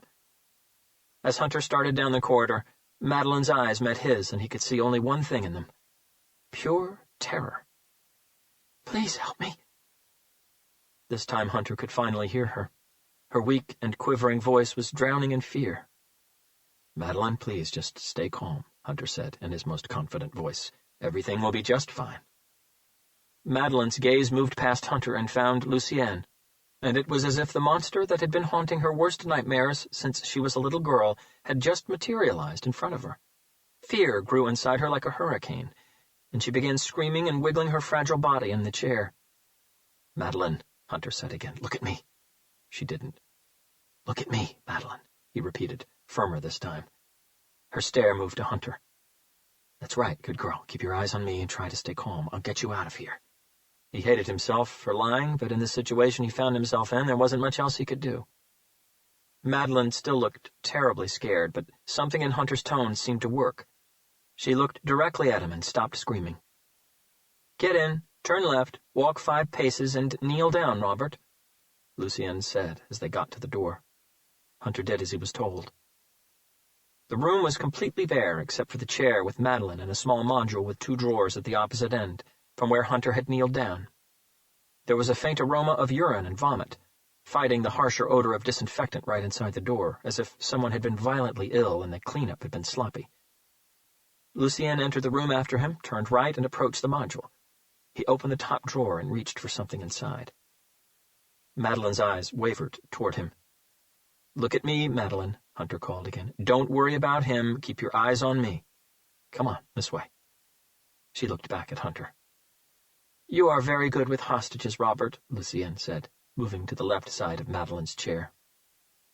Hunter finally saw what Lucien had retrieved from the drawer, a stainless steel blade about 5 inches long. "You know," Lucien said, "I really hate guns." With a quick hand movement, he released the ammo clip from Taylor's .45 caliber Springfield Professional. It fell to the floor, and he kicked it behind him, across the room from where Hunter was. In another very quick double-hand movement, he pulled back the slide, ejecting the bullet in the chamber. Hunter kept his attention on him. He finally began to see a chance. Lucien then moved the gun away from him and used his finger to depress the recoil spring plug. In no time at all, he had completely stripped the gun, dropping all the separate parts onto the ground. Hunter breathed out, his muscles tensed ready as he wondered if he could get to Lucien fast enough. "Don't even think about it, Robert," Lucien said, taking a step forward and positioning himself partially behind Madeline's chair. The blade, now in his left hand, moved to her neck, while with his right one he pulled her head back by the hair. He could see that Hunter was dying to lunge at him. "You move a muscle and I'll slice her neck open." Madeline felt the cold blade dig at her skin, and her heart almost stopped. She was so petrified that this time she wasn't even able to scream. Hunter held steady. "I know you despise me, old buddy," Lucien said, smiling slightly, almost apologetically. "And I don't blame you. Without knowing the real purpose behind everything I've done, anyone would. To everyone, I'm just a psychopathic, sadistic killer who's been torturing and killing people for 25 years, right? But to you, I'm much more than that. I'm the person you've been hunting for 20 years. The person who's so savagely mutilated the only woman you've ever loved. The woman you were going to marry. The woman that would give you a family." Hunter felt the anger and rage inside him start to gather strength again. "But I'm much more than that," Lucien said. "In time you'll understand. I'm leaving you and the FBI a gift." He jerked his head in the corridor's direction. "You'll have no problems finding it. But that will come later, because right now I'm going to give you a chance to fulfill the promise you made to yourself and to Jessica all those years ago, Robert. And this is going to be the only chance you'll ever get. Because if you don't kill me now, you'll never see me again, not in this lifetime. Hunter's heart shifted gears inside his chest. The problem is, Lucienne continued, the moral dilemma that is about to storm through your head and throw your conscience into a tormenting mental battle, old buddy. Lucienne's gaze flicked to Madeline for a moment before returning to Hunter. Let me clarify what I mean by asking you one single question. He paused, his stare almost drilling holes into Hunter's eyes. And that question is, if you come after me now, how are you going to contain her bleeding and get her to a hospital before she bleeds to death? In a super-fast movement, Lucienne moved the knife from Madeline's neck down to her body and stabbed her on the upper left-hand side of her abdomen, just under the ribcage. The blade penetrated all the way to its handle. Hunter's eyes widened in shock. "No!" he shouted as he sprang forward, but Lucienne was ready for it, and before Hunter could get to his feet, Lucienne used the sole of his boot to kick him square on the chest. The powerful blow sent a winded Hunter tumbling backward. Lucienne extracted the knife from Madeline, opening the wound and causing it to start bleeding profusely. "Keep your promise to Jessica, or save Madeline, Robert," Lucienne said as he moved toward the door. "You can't do both. Make your choice, old friend." He disappeared down the corridor. Chapter 103. It took Hunter a couple of seconds to be able to breathe again, and when he did, his lungs and his chest burned as if he'd sucked in hot coal. Reflexively, his hand moved to his chest and his eyes to the door. His socks scrambled across the floor, trying to maintain some sort of grip as he fought to get back on his feet. Once he finally did, his primal instinct kicked in and he dashed toward the door. There was no way he was letting Lucienne get away from him. He knew Lucienne meant what he'd said. If Hunter didn't kill him now, he'd likely never get another chance again. Lucienne had surely planned his escape to the last detail. It had taken the FBI 25 years to apprehend him the first time. Who knew if they ever would again? Hunter had taken only 3 steps in the direction of the corridor when his eyes caught a glimpse of Madeline. Blood was pouring out of her open wound in volumes. Her head had slumped forward again. Her eyelids were half shut. Life was fast draining out of her. Hunter had a pretty good understanding of anatomy. The wound was to Madeline's upper left side of the abdomen, just under the ribcage. The blade Lucienne had used was about 5 inches long, and he had driven the entire blade into her flesh. Judging by the amount of blood she was losing, Lucienne had punctured a vascular organ. Left upper side, Hunter thought. The blade had punctured her spleen. He'd also noticed that Lucienne had twisted the blade as he removed it from her body, enlarging the rupture to the organ and the entire wound channel. If Hunter didn't contain the bleeding now, in 3 to 5 minutes, Madeline would be dead from loss of blood. Even if he managed to contain the external bleeding, there was nothing he could do about the internal hemorrhaging. He still had to get her to a hospital and an operation room fast. Hunter blinked once. His priorities were colliding just as Lucienne had predicted. Lucienne was getting away. You'll never see me again, not in this lifetime. Hunter blinked again. The mental battle Lucienne had talked about was now in full flow inside his head. Keep your promise to Jessica or save Madeline. You can't do both. Make your choice, old friend. Hunter blinked one more time and then rushed toward Madeline.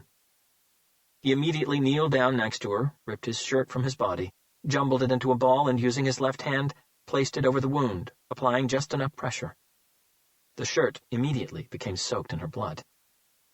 Look at me, Madeline, he said, while he stretched his right arm out, reaching for the blade that Lucienne had dropped. Look at me, he said again. She didn't.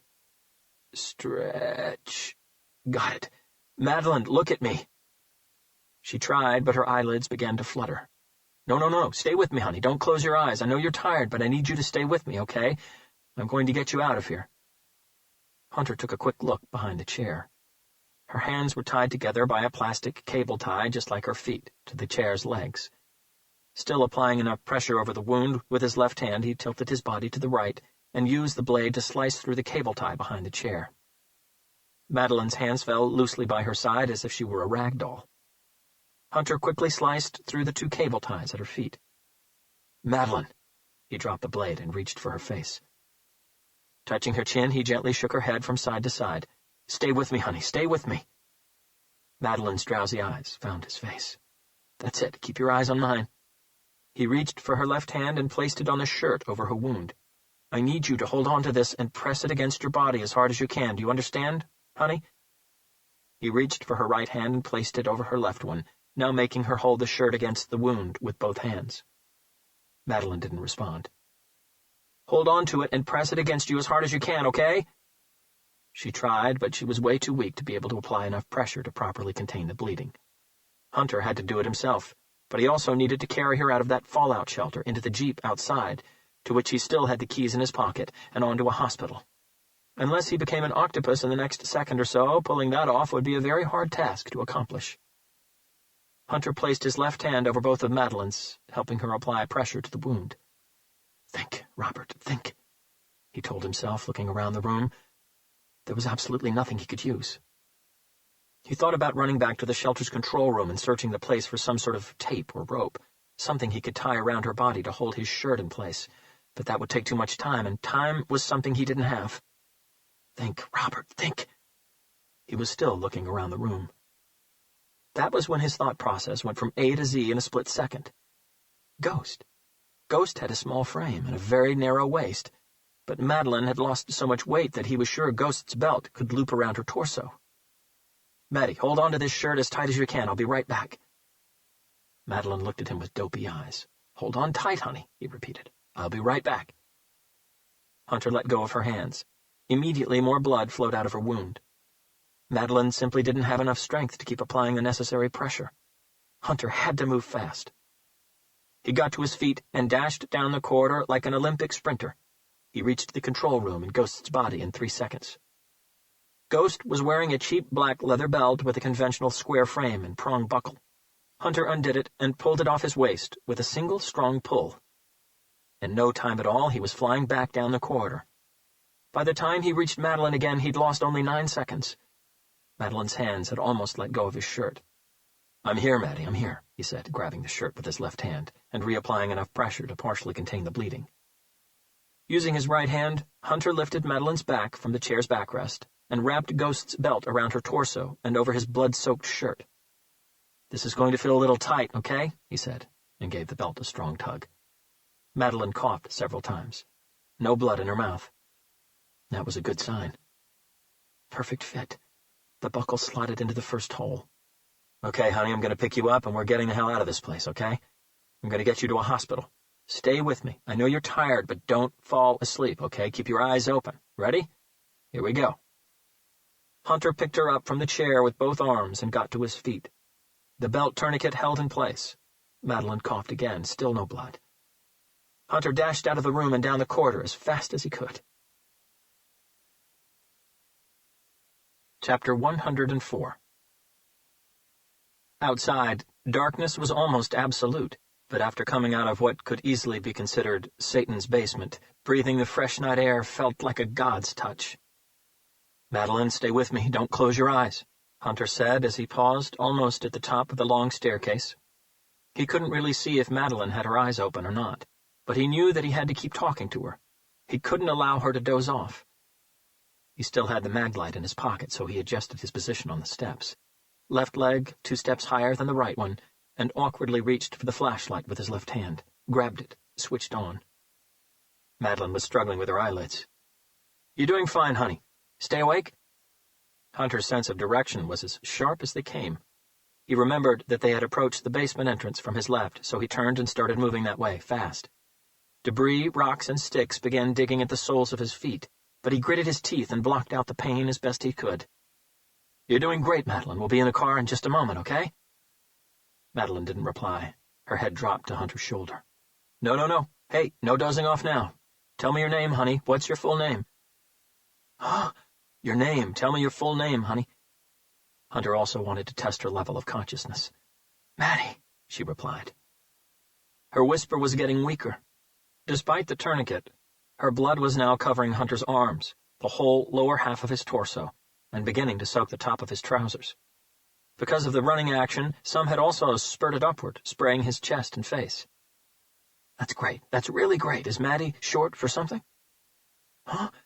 "Maddie is short for something, isn't it?" "Madeline." "Wow, that's a beautiful name. But what's your last name?" No reply. "Maddie, wake up. Stay with me, honey. What's your last name? Tell me your last name." Nothing. Hunter was losing her. He took his eyes off his path to look at her face, and that was when he felt something cut into the sole of his left foot. The pain shot up his leg like a rocket, making him stumble awkwardly, lose his balance, and almost fall to the ground. The shake and stumble movement jerked Madeline awake. Her eyes butterflied open, and she at last looked at him. Despite the pain, Hunter smiled. "We're almost there. Keep your eyes open, okay?" Hunter's running had turned into a desperate limp as his left foot screamed in agony every time it touched the ground. They finally reached the front of the house. "FBI, stop right where you are, we'll put you down." The shout came from Hunter's left.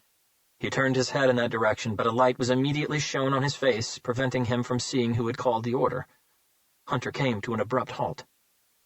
In the next second, 4 other lights appeared out of the darkness, 1 more to Hunter's left, 2 to his right, and 1 directly in front of him. All the lights together provided enough brightness for Hunter to better see what he was faced with. He was surrounded by FBI agents. All of them had their weapons trained directly on him. No doubt this was Kennedy's backup team. "Place the woman on the ground and take 3 steps back, nice and slowly," the same person who had instructed him a moment ago yelled out. "I'm with the FBI," Hunter shouted back, a touch of anger overshadowing any relief in his voice. "My name is Robert Hunter. I had to dispose of my credentials back on the runway of Berlin's municipal airport. You can check with Director Adrian Kennedy if you like, but do it on your own time because this woman needs immediate medical assistance." Agent Brody, the one who had called out the commands, took a step closer and squinted his eyes at Hunter. It took his memory an extra couple of seconds to match Hunter's blood-streaked face to the photograph Director Kennedy had emailed him. "Stand down, he's with us," Brody instructed his team, urgently moving toward Hunter. "There's supposed to be 2 of you," he said as he got to Hunter. "Agent Taylor?" Hunter gave Brody a subtle headshake that told him everything he needed to know. 2 other agents joined them. The remaining 2 kept their distance, their flashlights and weapons checking the perimeter. "And the prisoner?"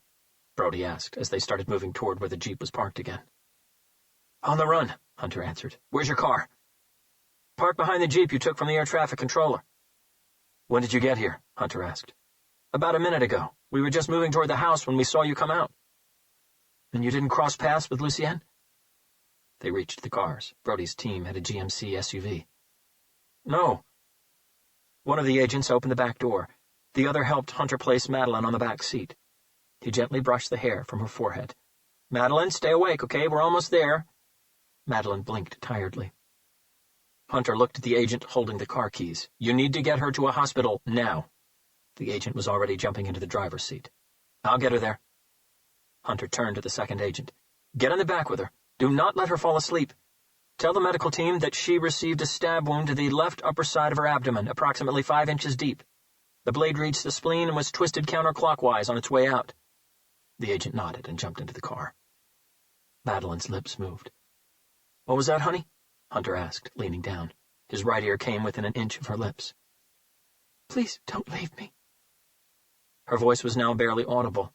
Shock was settling in. "I won't, I promise. These men are going to take you to a hospital now so they can treat you, okay? I'll be right behind them. I won't leave you. First, I'm just going to get the bastard that did this to you." Hunter closed the door and looked at the driver. "Go, now." Chapter 105. As the car drove away, Hunter faced Agent Brody. "You came in this way and you didn't cross paths with Lucienne?" he asked again. "No," Brody confirmed. Hunter's gaze moved to the forest surrounding them. "There's another way to get to this house," Brody said. Hunter looked at him. "You can see it if you look at a satellite picture or a map," Brody explained. "It goes around the long way. It takes you up to the back of the house." Hunter had suspected that there was another way to get to the house when he saw Ghost, because he had to have driven there. No way would he have walked. "Let's go," Hunter said. They quickly moved back in the direction of the house. The 2 other agents saw them and promptly joined them. They moved past the stairs that led down to Satan's basement and carried on toward the rear of the property. The house's backyard was as dilapidated as the building itself. Lucienne had told the truth. There was a small pond, or something that once had been a pond. Now it was just an ugly pool of mud. There was also an ample concrete pathway, most of it cracked and full of holes. Parked on the right-hand side of the dirt path that led away from the house was a beat-up 15-year-old Ford Bronco. They all drew their weapons and approached the car slowly and carefully. It was empty. No doubt that was Ghost's vehicle. This time it was Brody's turn to study the forest land surrounding the house. "Do you think he's on foot?" he asked. "Tracking away through the forest?" Hunter walked over to the dirt path, kneeled down, and used his flashlight to check the ground. "No," he replied after a few seconds. "He's got a motorbike." He pointed to the tire tracks he found. "What kind of head start has he got on us?" Brody asked. 5 to 6 minutes maximum." Brody reached for his cell phone. "You can't be that far, then. I'll call Director Kennedy. He'll be able to organize roadblocks all around this perimeter." Hunter closed his eyes and cursed himself again for not seeing this coming. He said nothing to Agent Brody, but he knew roadblocks wouldn't work. Not in this forsaken place, and not with the minimum amount of time they had. A perimeter airtight roadblock requires manpower and a hell of a lot of vehicles, something Hunter was sure the city of Berlin or Milan in New Hampshire didn't have. He'd be surprised if both of their police departments together mounted up to more than 8 men and 4 cars. Kennedy would have to request the help of the police departments in adjacent cities. The closest FBI field office was a whole state away. By the time Kennedy managed to gather together the manpower he needed to shut the roads and pathways to try to contain the area, Lucien would certainly have already crossed state lines. Hunter knew that none of this had been coincidence. All of it had been planned. Lucien had left absolutely nothing to chance. Chapter 106. 4 hours later. The entire fallout shelter was now swarming with FBI personnel. Courtney Taylor's body, together with Ghost's, had both been placed in zip-up body bags and taken to the airport, where they were to be flown back to the chief medical examiner in Quantico. Brody's team agents had made it to the Androscoggin Valley Hospital in Berlin in record time. Madeline Reed was still being operated on, but the doctors had told both agents that due to the precarious condition her body was in, very malnourished and partially dehydrated, her chances of survival weren't the best.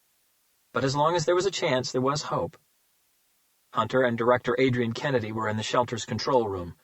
Hunter had run Kennedy through everything that had happened since they'd lost their satellite communication back at the airport. Kennedy had listened to everything with a somber expression on his face, and without interrupting. When Hunter told him how Agent Taylor was executed at point-blank range, and the reason for her execution, Kennedy squeezed his eyes tight and let his chin drop to his chest. Hunter actually saw him quiver with rage. "How did this happen, Robert?" Kennedy finally asked when Hunter was done. "How come this Ghost character was here waiting for you? He couldn't just have been here the whole time, could he?" "Probably not," Hunter replied. "So how come he was here waiting for you? How come he knew exactly when you were coming?" "He didn't." Kennedy pulled an annoyed face. "What do you mean, Robert?" Hunter had been thinking about this for some time.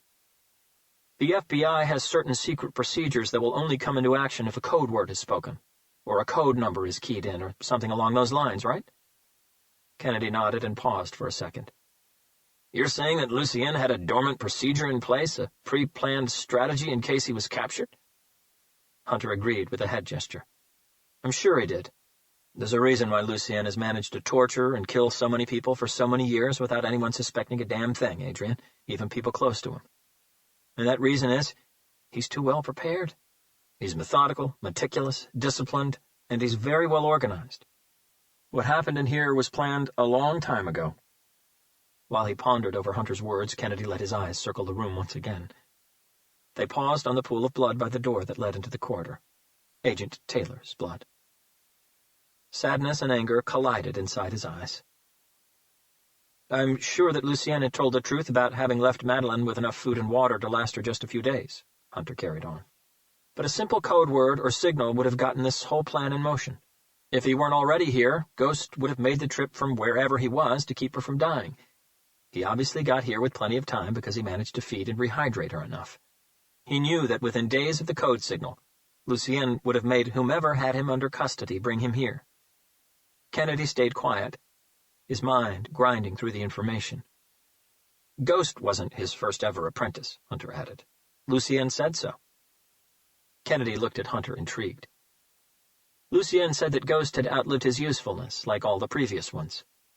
He said that they all did eventually, so he just finds himself a new little helper." A thoughtful pause from Kennedy. I'm sure that the only reason Lucien found apprentices was so that plans like this could work if he ever needed it. He probably found them, taught them the procedures, kept them for a while, then got rid of them and found a new one. And the process would start again. Because in the long run they'd become a liability, Kennedy said. A risk he didn't need. Hunter nodded. Kennedy still looked uncertain. But to get the procedure in motion, Lucien would have had to have gotten the code word or signal out to this ghost character. So how did he do that? Phone call? Kennedy shook his head. Lucien did not have access to a phone. He wasn't granted any phone calls. He was incommunicado at all times. Since he was taken in by the FBI, you mean, Hunter said back. But he was arrested by the sheriff's department in Wheatland, Wyoming. Any calls then? A pause. Then Kennedy shuts his eyes for a second, as if in pain. Son of a bitch, he whispered. He now remembered reading in the arrest report that the arrested subject was granted a single phone call. The call went unanswered. A code telephone number. A dead line that was never supposed to ring, unless that was the code signal. How did this ghost guy get in here? Kennedy asked. You said that the door to this hellhole was padlocked from the outside. Last room on the right down the corridor, Hunter answered. There is a door inside that leads to another passageway which leads to an exit at the back of the house. Ghost got in through there. The first room on the left, Hunter said, pointing to the corridor, is an observation room with 2 computer monitors. Lucien had 8 motion-sensor-equipped CCTV cameras hidden outside. As soon as anything moved within range of the cameras, a red light alarm would go off inside the whole shelter. Hunter indicated a red bulb on the wall behind Kennedy. One of the cameras is set on a tree at the end of the dirt path that leads to the front of the house. Where you parked the Jeep, Kennedy said. That's right. That would have given Ghost more than enough time to pull Madeline out of her cell, the last room on the left, tie her to the chair, and come hide inside that box. Kennedy turned and looked at the cardboard boxes, pushed up against a dark corner. He hid in there? Hunter nodded. He had a small frame, and according to Lucien, it sounded like he also had the flexibility of a contortionist. An awkward pause. This was all rehearsed, Adrian. We walked into a trap, and I'm sorry I didn't see it coming. A very well-prepared trap, Kennedy said. Lucien put you and Agent Taylor under incredible time pressure to save a hostage's life. He put you under even more mental pressure by revealing he was your fiancé's murderer just minutes before forcing you to bring him here. The door was padlocked from the outside, and we all believed that Lucien always worked alone.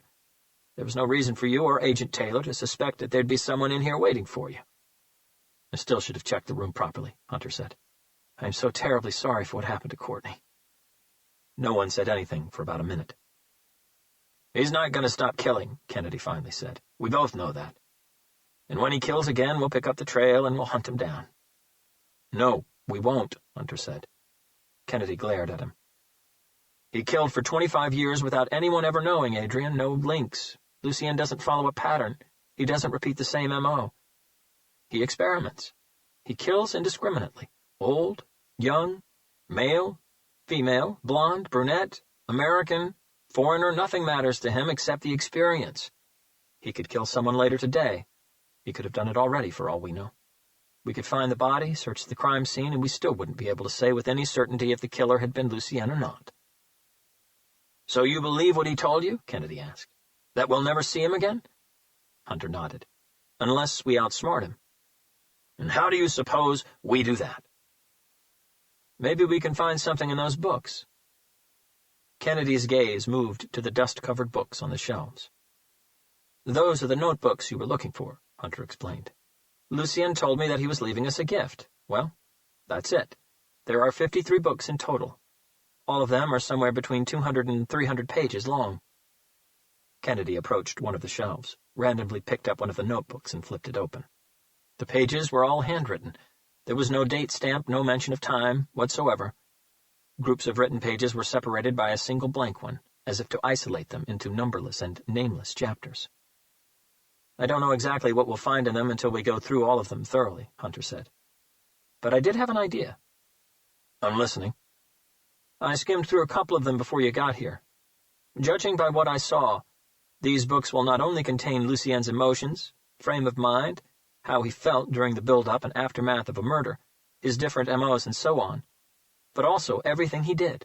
everyone he met, and everywhere he's been since he started this murderous encyclopedia, including hideout places like this one. Places no one knows about. Kennedy caught on fast. And right now, Lucienne needs a place to go, a hiding place. And the house and Murphy and this fallout shelter are probably not the only two hiding or captive or torture places he has under his wing. Precisely. Kennedy thought about it for a beat. A problem is that if you're right, Lucienne might be halfway there already. And I'm sure he won't hide in the same place for too long. He'll get organized quickly, and then he'll probably vanish. Hunter said nothing. Kennedy looked back at the shelves. 53 books, each about 300 pages long. Hunter could see the doubt in his eyes.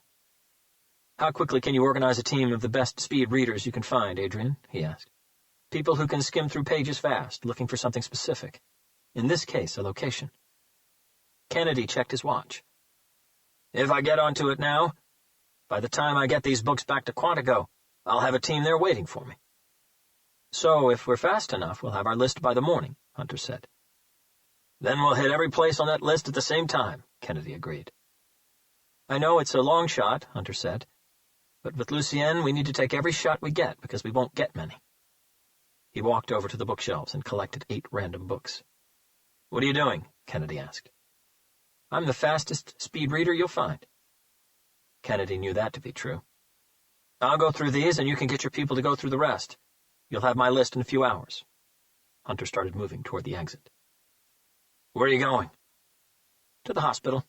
I promised Madeline that I would be there." Kennedy knew that going after a list of places wasn't the only reason Hunter wanted to go through these notebooks. If he could, he would have taken them all. "Robert!" Kennedy called out. Hunter paused. "Finding Jessica's passage in one of those books will not soothe the pain, you know that. On the contrary, it will feed the anger and the hurt." Hunter studied Kennedy for a brief moment. "As I've said, Adrian, you'll have my list in a few hours." He took the stairs out of Satan's basement. Chapter 107. The doctors had just finished operating on Madeline Reed when Hunter got to the hospital. They told him that she had lost a lot of blood. A minute or two longer getting her to the theater, and there would have been nothing they could have done for her. But whoever had contained the external bleeding with the belt tourniquet had done a good enough job. If not for that, she would have died from loss of blood 5 minutes before the agents got her to the emergency unit. The doctors also told Hunter that the operation had gone as well as they could expect. They had managed to contain the internal bleeding and suture the spleen wound shut before the organ failed. But Madeline's strength was already at its minimum before they operated. Now, all they could do was wait and hope that Madeline's weak body would somehow find the strength to wake up and breathe on her own. That her will to stay alive would be strong enough. The next few hours were absolutely critical. At the moment, machines were keeping her alive. Hunter sat in an armchair pushed up against the corner, just a few feet away from Madeline's hospital bed. She lay flat and still under a thin coverlet. Different-sized tubes came out of her mouth, nose, and arms and connected to 2 different machines, one on each side of the bed. Even with the coverlet, Hunter could tell that her abdomen was heavily bandaged. The heart monitor on the right side of the bed beeped steadily, drawing a hypnotic peak line on its dark monitor screen. While that line peaked, there was still hope. Before taking a seat, Hunter had stared at Madeline's face for a long time. She looked peaceful, and for the first time in God knows how long, not scared. Her parents had been notified just about half an hour earlier, and they were on their way from Missouri. "I know you're strong enough, Maddie," Hunter had whispered to her, "and I know that you can beat this. This time, Lucienne won't win. Don't let him win. I know you'll walk out of here." Hunter had been flying through Lucienne's notebooks all night. It was 4:18 a.m., and he'd already skimmed through 6 out of the 8 notebooks he had with him. So far, his list contained 3 different locations Lucienne had used as a torture chamber, each one in a different state. He hadn't come across any mention of Jessica and what had happened that fateful night 20 years ago in Los Angeles. Truthfully, he didn't really know if he was relieved or angered. He wasn't sure how he would feel if he did come across the pages that described that night's events. Hunter sped through the pages for another 20 minutes when something made him stop. It wasn't something on the page he was on, but something his eyes had gone over a couple of pages back, but his tired brain took a few extra seconds to process it. He quickly flipped back to the page and read the passage again. Where had he heard that before? Hunter racked his brain for a few minutes, searching for it. And then it finally came to him. Chapter 108. Hunter quickly exited Madeline's room and found a bathroom down a long and empty hallway. Once inside, he reached for his cell phone and dialed Kennedy's number. He knew Kennedy would still be awake. Kennedy answered his phone with the second ring. "You've sped-read through all 8 notebooks already?" "Almost there," Hunter replied. "One more to go. How's your team doing?" "They've each been through 4 of the notebooks," Kennedy explained. "But I've got 9 of them on the go, 5 notebooks each. At this rate, we should have a list by dawn." "That would be great," Hunter said. "But you'll have to ask them all to go back to the beginning and start again. They need to look for something else, other than the locations. Create another list." Hunter could practically hear Kennedy frown. "What? What do you mean, Robert? What else? What other list?" Hunter quickly told him. "Why?" Hunter explained the reason why, and now he could almost hear Kennedy thinking. A long pause. "I'll be damned," Kennedy said in an out-breath. "Do you think—" "It's another shot," Hunter replied, "and we agreed to take every shot we could." "Absolutely." Another thoughtful pause. "If you're right, Robert, we might get a result. The problem is that result could come tomorrow, next week, next month, or any time in the next 20 or 30 years. There's no way of knowing. To get my hands on Lucienne, I'm prepared to wait." "Okay," Kennedy agreed. "But the team is just about to finish with the locations list, and you know that we can't lose time on that. So let's get that list first, and then I'll tell them to start again." "Okay. You'll have my list of locations within the next hour." Hunter disconnected and went back to Madeline's room. He finished skimming through the last notebook he had with him in 31 minutes. No new locations. His location list contained 3 entries. He texted Kennedy his list, went back to the first notebook, and started it all over again. When Kennedy called Hunter at 11:22 a.m., Hunter's eyes were strawberry red from tiredness and reading fatigue. "I thought you'd like to know," he said. "We have 15 locations in total spread across 15 states. FBI and SWAT teams are getting ready as we speak. We should be ready to coordinate a mass crackdown in about an hour to an hour and a half." "It sounds good," Hunter said. "How are you doing with the second list?" "Almost there. Give me another half an hour. How's your team doing?"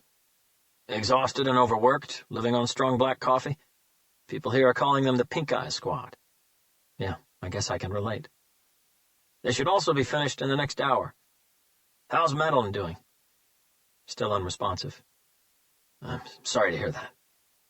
"She'll come out of it," Hunter said. "She's a strong woman." Kennedy had to admire the confidence in Hunter's voice. "Once you get the new list, you know what to do, right, Adrian?" "Yes, of course." They disconnected. Back inside Madeline's hospital room, it took Hunter just another 24 minutes to complete his new list. This time he had 4 entries. He texted the new list to Kennedy and received a reply back in 5 seconds. "Will initiate procedures as soon as I have all the entries. Locations crackdown will be in T-minus 53 minutes. We'll keep you posted." Chapter 109. Hunter received the next text message from Kennedy in exactly 53 minutes. "Locations crackdown is a go. We'll keep you posted. Second list now completed. Every procedure initiated." There was nothing Hunter could do now but sit and wait. He massaged the back of his neck for an instant. Exhaustion had slowly worn its way into his brain, joints, and muscles. Every time he moved, he could feel the tendons pulling tight across his whole body as if they were about to snap. He closed his eyes only for a moment, and the next thing he felt was his cell phone vibrating in his chest pocket. Hunter had dozed off for 84 minutes. To him, it felt like 2 seconds. He quickly left the room and answered Kennedy's call. "We've drawn a blank, Robert," Kennedy said. "Lucienne was in none of the locations." Kennedy's voice sounded defeated, as if all hope had gone out of him. "And it doesn't seem like he'd been in any of them for weeks, judging by the photographs I've received back from the crackdown teams. Some of those places were a torture haven, a slaughterhouse. You wouldn't believe the torture paraphernalia found in them." Hunter was sure he would believe it. It will take our forensics teams weeks, maybe months, to sift through everything in those 15 locations, and it still might give us no clue to Lucien's whereabouts. I'd say that those notebooks are our best bet of finding anything, if there is anything to be found. But they have to be read thoroughly and scrutinized to the minutest detail, and that will also take a long time. Without realizing, Kennedy let out a beaten sigh. He had no doubt that by the time they finished analyzing everything Lucien had left behind, the killer would be long gone, vanished forever. As Lucien had said, they'd never see him again.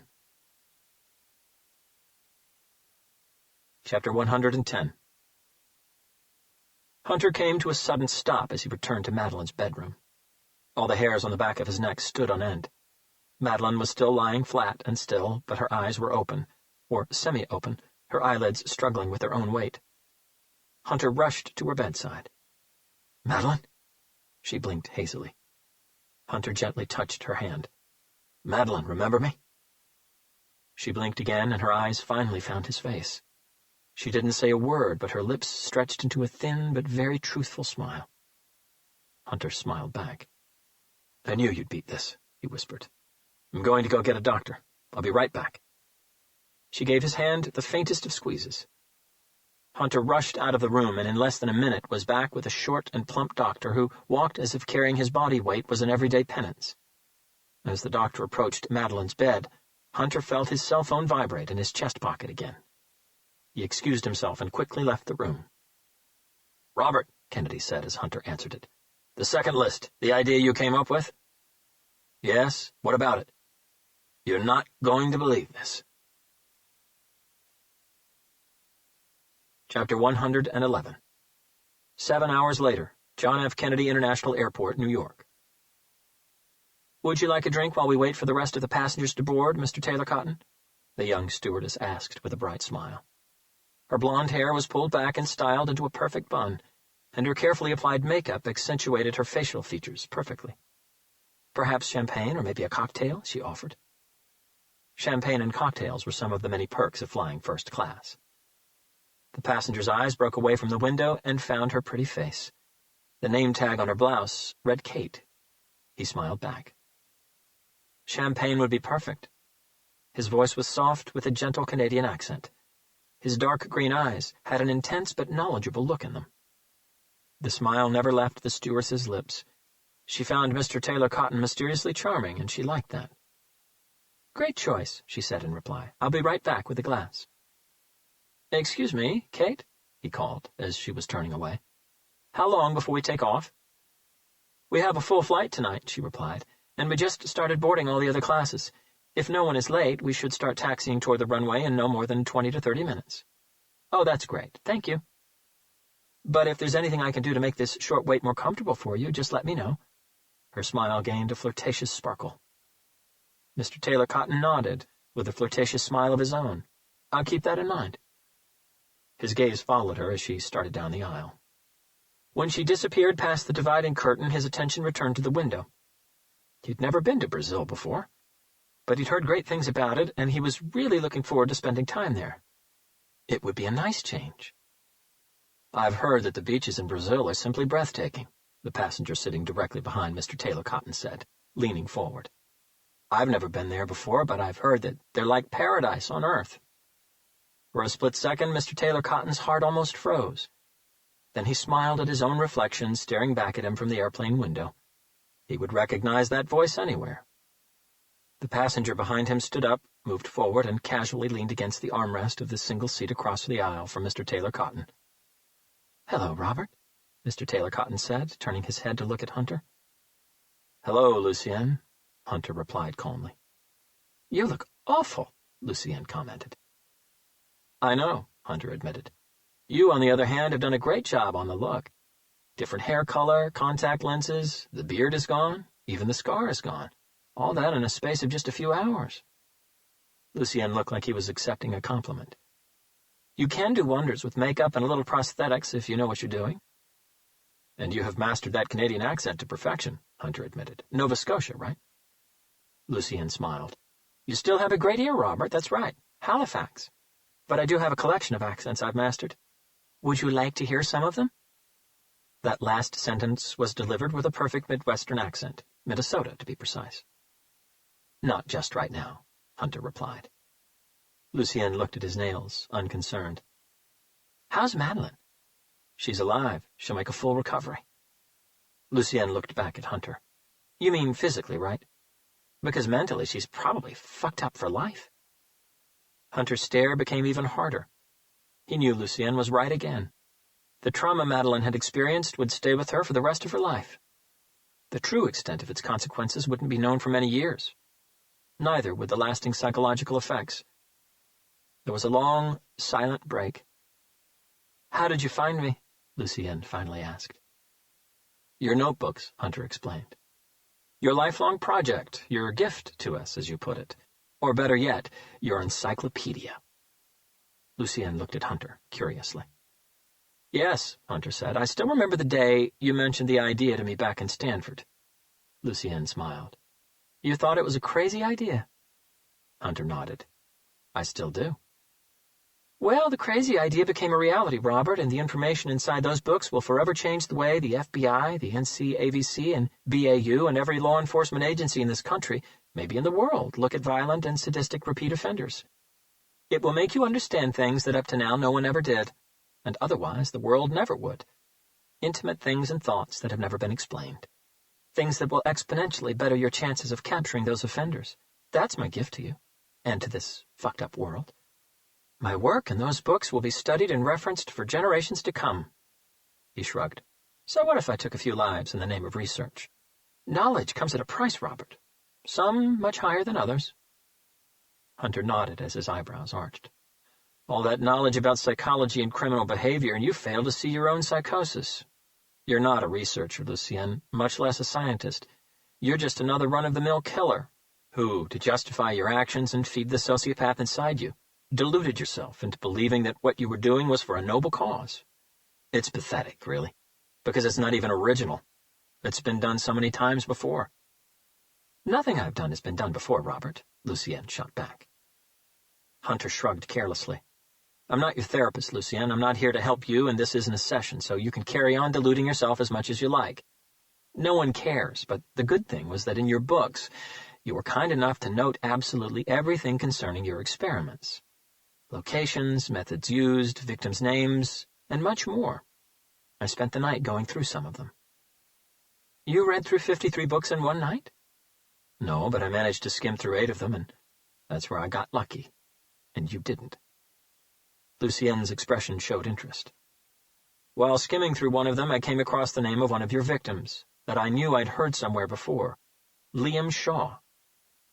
Lucien's eyes went cold. It took me a little while to place it, Hunter said, but I did eventually remember. That was the name you were using when you were first arrested in Wyoming. Lucien stayed quiet. You were also kind enough to very thoroughly describe all your victims, Hunter continued. And that was when I realized that Liam Shaw shared several physical characteristics with you. Same height, same body type, same skin complexion, same facial shape, including the shapes of his eyes, nose, and mouth. You were also of similar age. Still silence from Lucien. Then I remembered something else you'd said in one of our interviews. You told Courtney that the reason you were caught wasn't merited to the FBI. They weren't investigating any of your murders or any of the aliases you used. Lucien shifted on his chair. Well, that got me thinking. So I went back and checked for all other male victims you described in the books. There weren't that many, but all of them shared those same physical characteristics with you. Lucien scratched his chin. Hunter tucked his hands inside his trouser pockets. And that was why you picked them, not because you wanted them to be part of your encyclopedia of torture and death, but because you were creating a list of identities you could steal at the drop of a dime. Lucien's gaze moved back to the window and the darkness outside. Some of your male victims were prostitutes, Hunter moved on. Some were people who were down and out on their luck, but all of them had one major thing in common. They were all lone souls, people who were misunderstood and probably cast aside by their family and friends somewhere else. People who had left their lives behind to start something new in a new city. People with no attachments to anyone. The ones who'd never get reported as missing. The forgettables. The ones no one would miss. They've always made the best victims, Lucien still sounded unconcerned. Because of their natural physical resemblance to you, taking their place was never a hard thing to do. A little makeup, some hair dye, maybe some contact lenses, a new accent, and goodbye, Lucien Falter, hello, new identity. In this case, Anthony Taylor Cotton from Halifax in Canada. Lucien finally caught up with Hunter.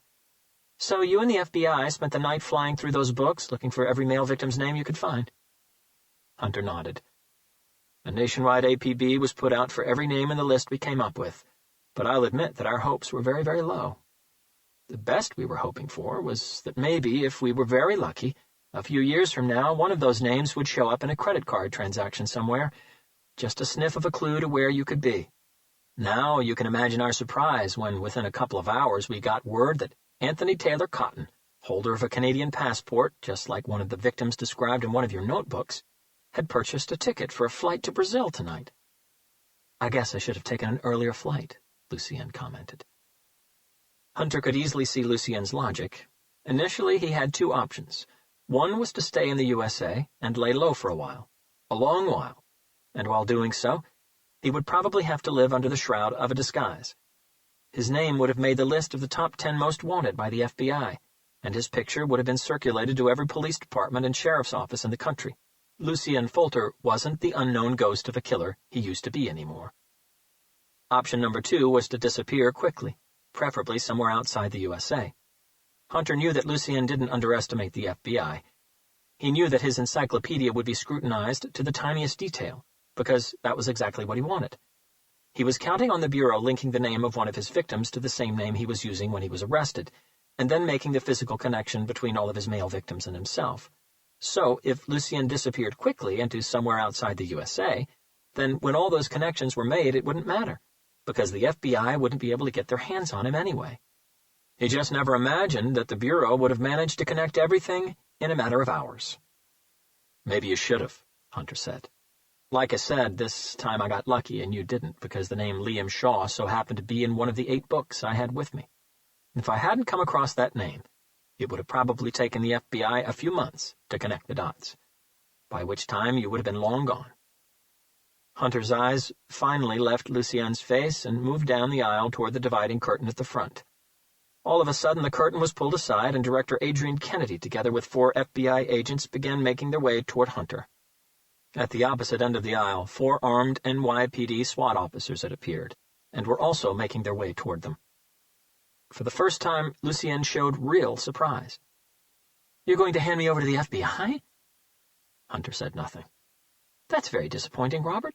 I thought you were a man of your word. I thought that you had promised not only yourself, but also the memory of your murdered fiancé, that you'd find who'd so violently taken Jessica from your life and kill him. That's what you've been searching for 20 years, isn't it? To avenge Jessica's death? Well, here I am, old friend. All you have to do is put a bullet through my head, and your 20-year-long search is over. You can be proud of yourself." Lucien quickly checked the aisles. "So come on, Robert, here I am, a sitting duck. I promise you I won't react. It'll be an easy shot." Hunter shifted on his feet. Kennedy and everyone else was getting closer. "I thought you'd said that more than anything else, Jessica deserved justice. Are you telling me that you're going to betray that promise, Robert? You're going to betray the memory of the only person you ever loved, the woman who you wanted for your wife, the woman who was carrying your baby?" Hunter froze. Lucien saw the hurt on his face. He pushed. "Yes, I knew she was pregnant. She told me when she begged me not to kill her, but I did it anyway. And did you know that yours was the last name that came out of her lips before I cut her throat open? Before I murdered her and your child?" Hunter saw red as his blood began to boil. The thoughts inside his head made no sense anymore. His actions were no longer guided by sense and logic, but by pure rage.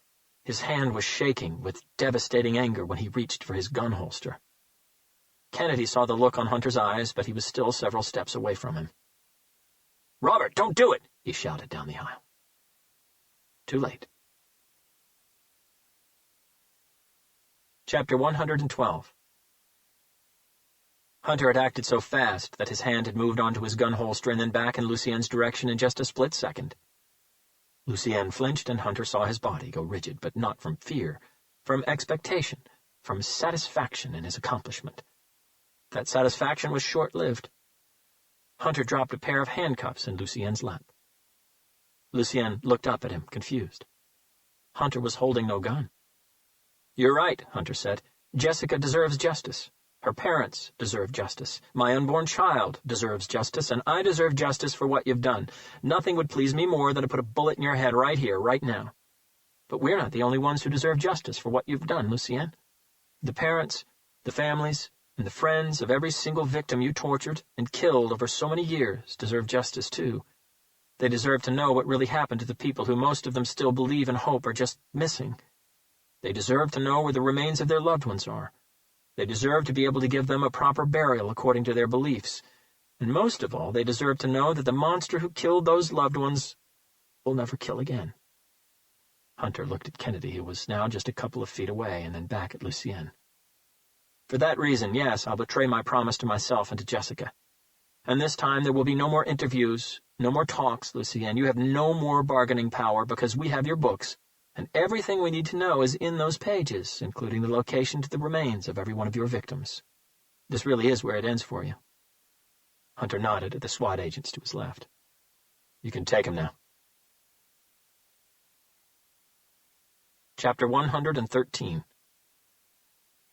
Despite his insomnia and the carnival of thoughts dancing around in his head, Hunter was so exhausted that he finally managed to sleep for a total of 4 hours. After Lucienne's arrest, he had flown back to Quantico. As Kennedy had put it before, he was still officially on loan to the FBI, and as such, he needed to fill in his last report. That was done late last night. Hunter had woken up before dawn. Kennedy had arranged for an FBI jet to fly him back to Los Angeles early in the morning, and Hunter couldn't wait to get out of that place. Everything still felt too surreal in his mind. Only a few days ago, he was supposed to be boarding a plane to Hawaii, his first vacation in so long he couldn't even remember the last time he had one. Instead, he was whisked away to the FBI Behavioral Analysis Unit in Quantico, and into something that could only be described as a hellish nightmare. So much was revealed in so little time, his head seemed like it would never stop spinning.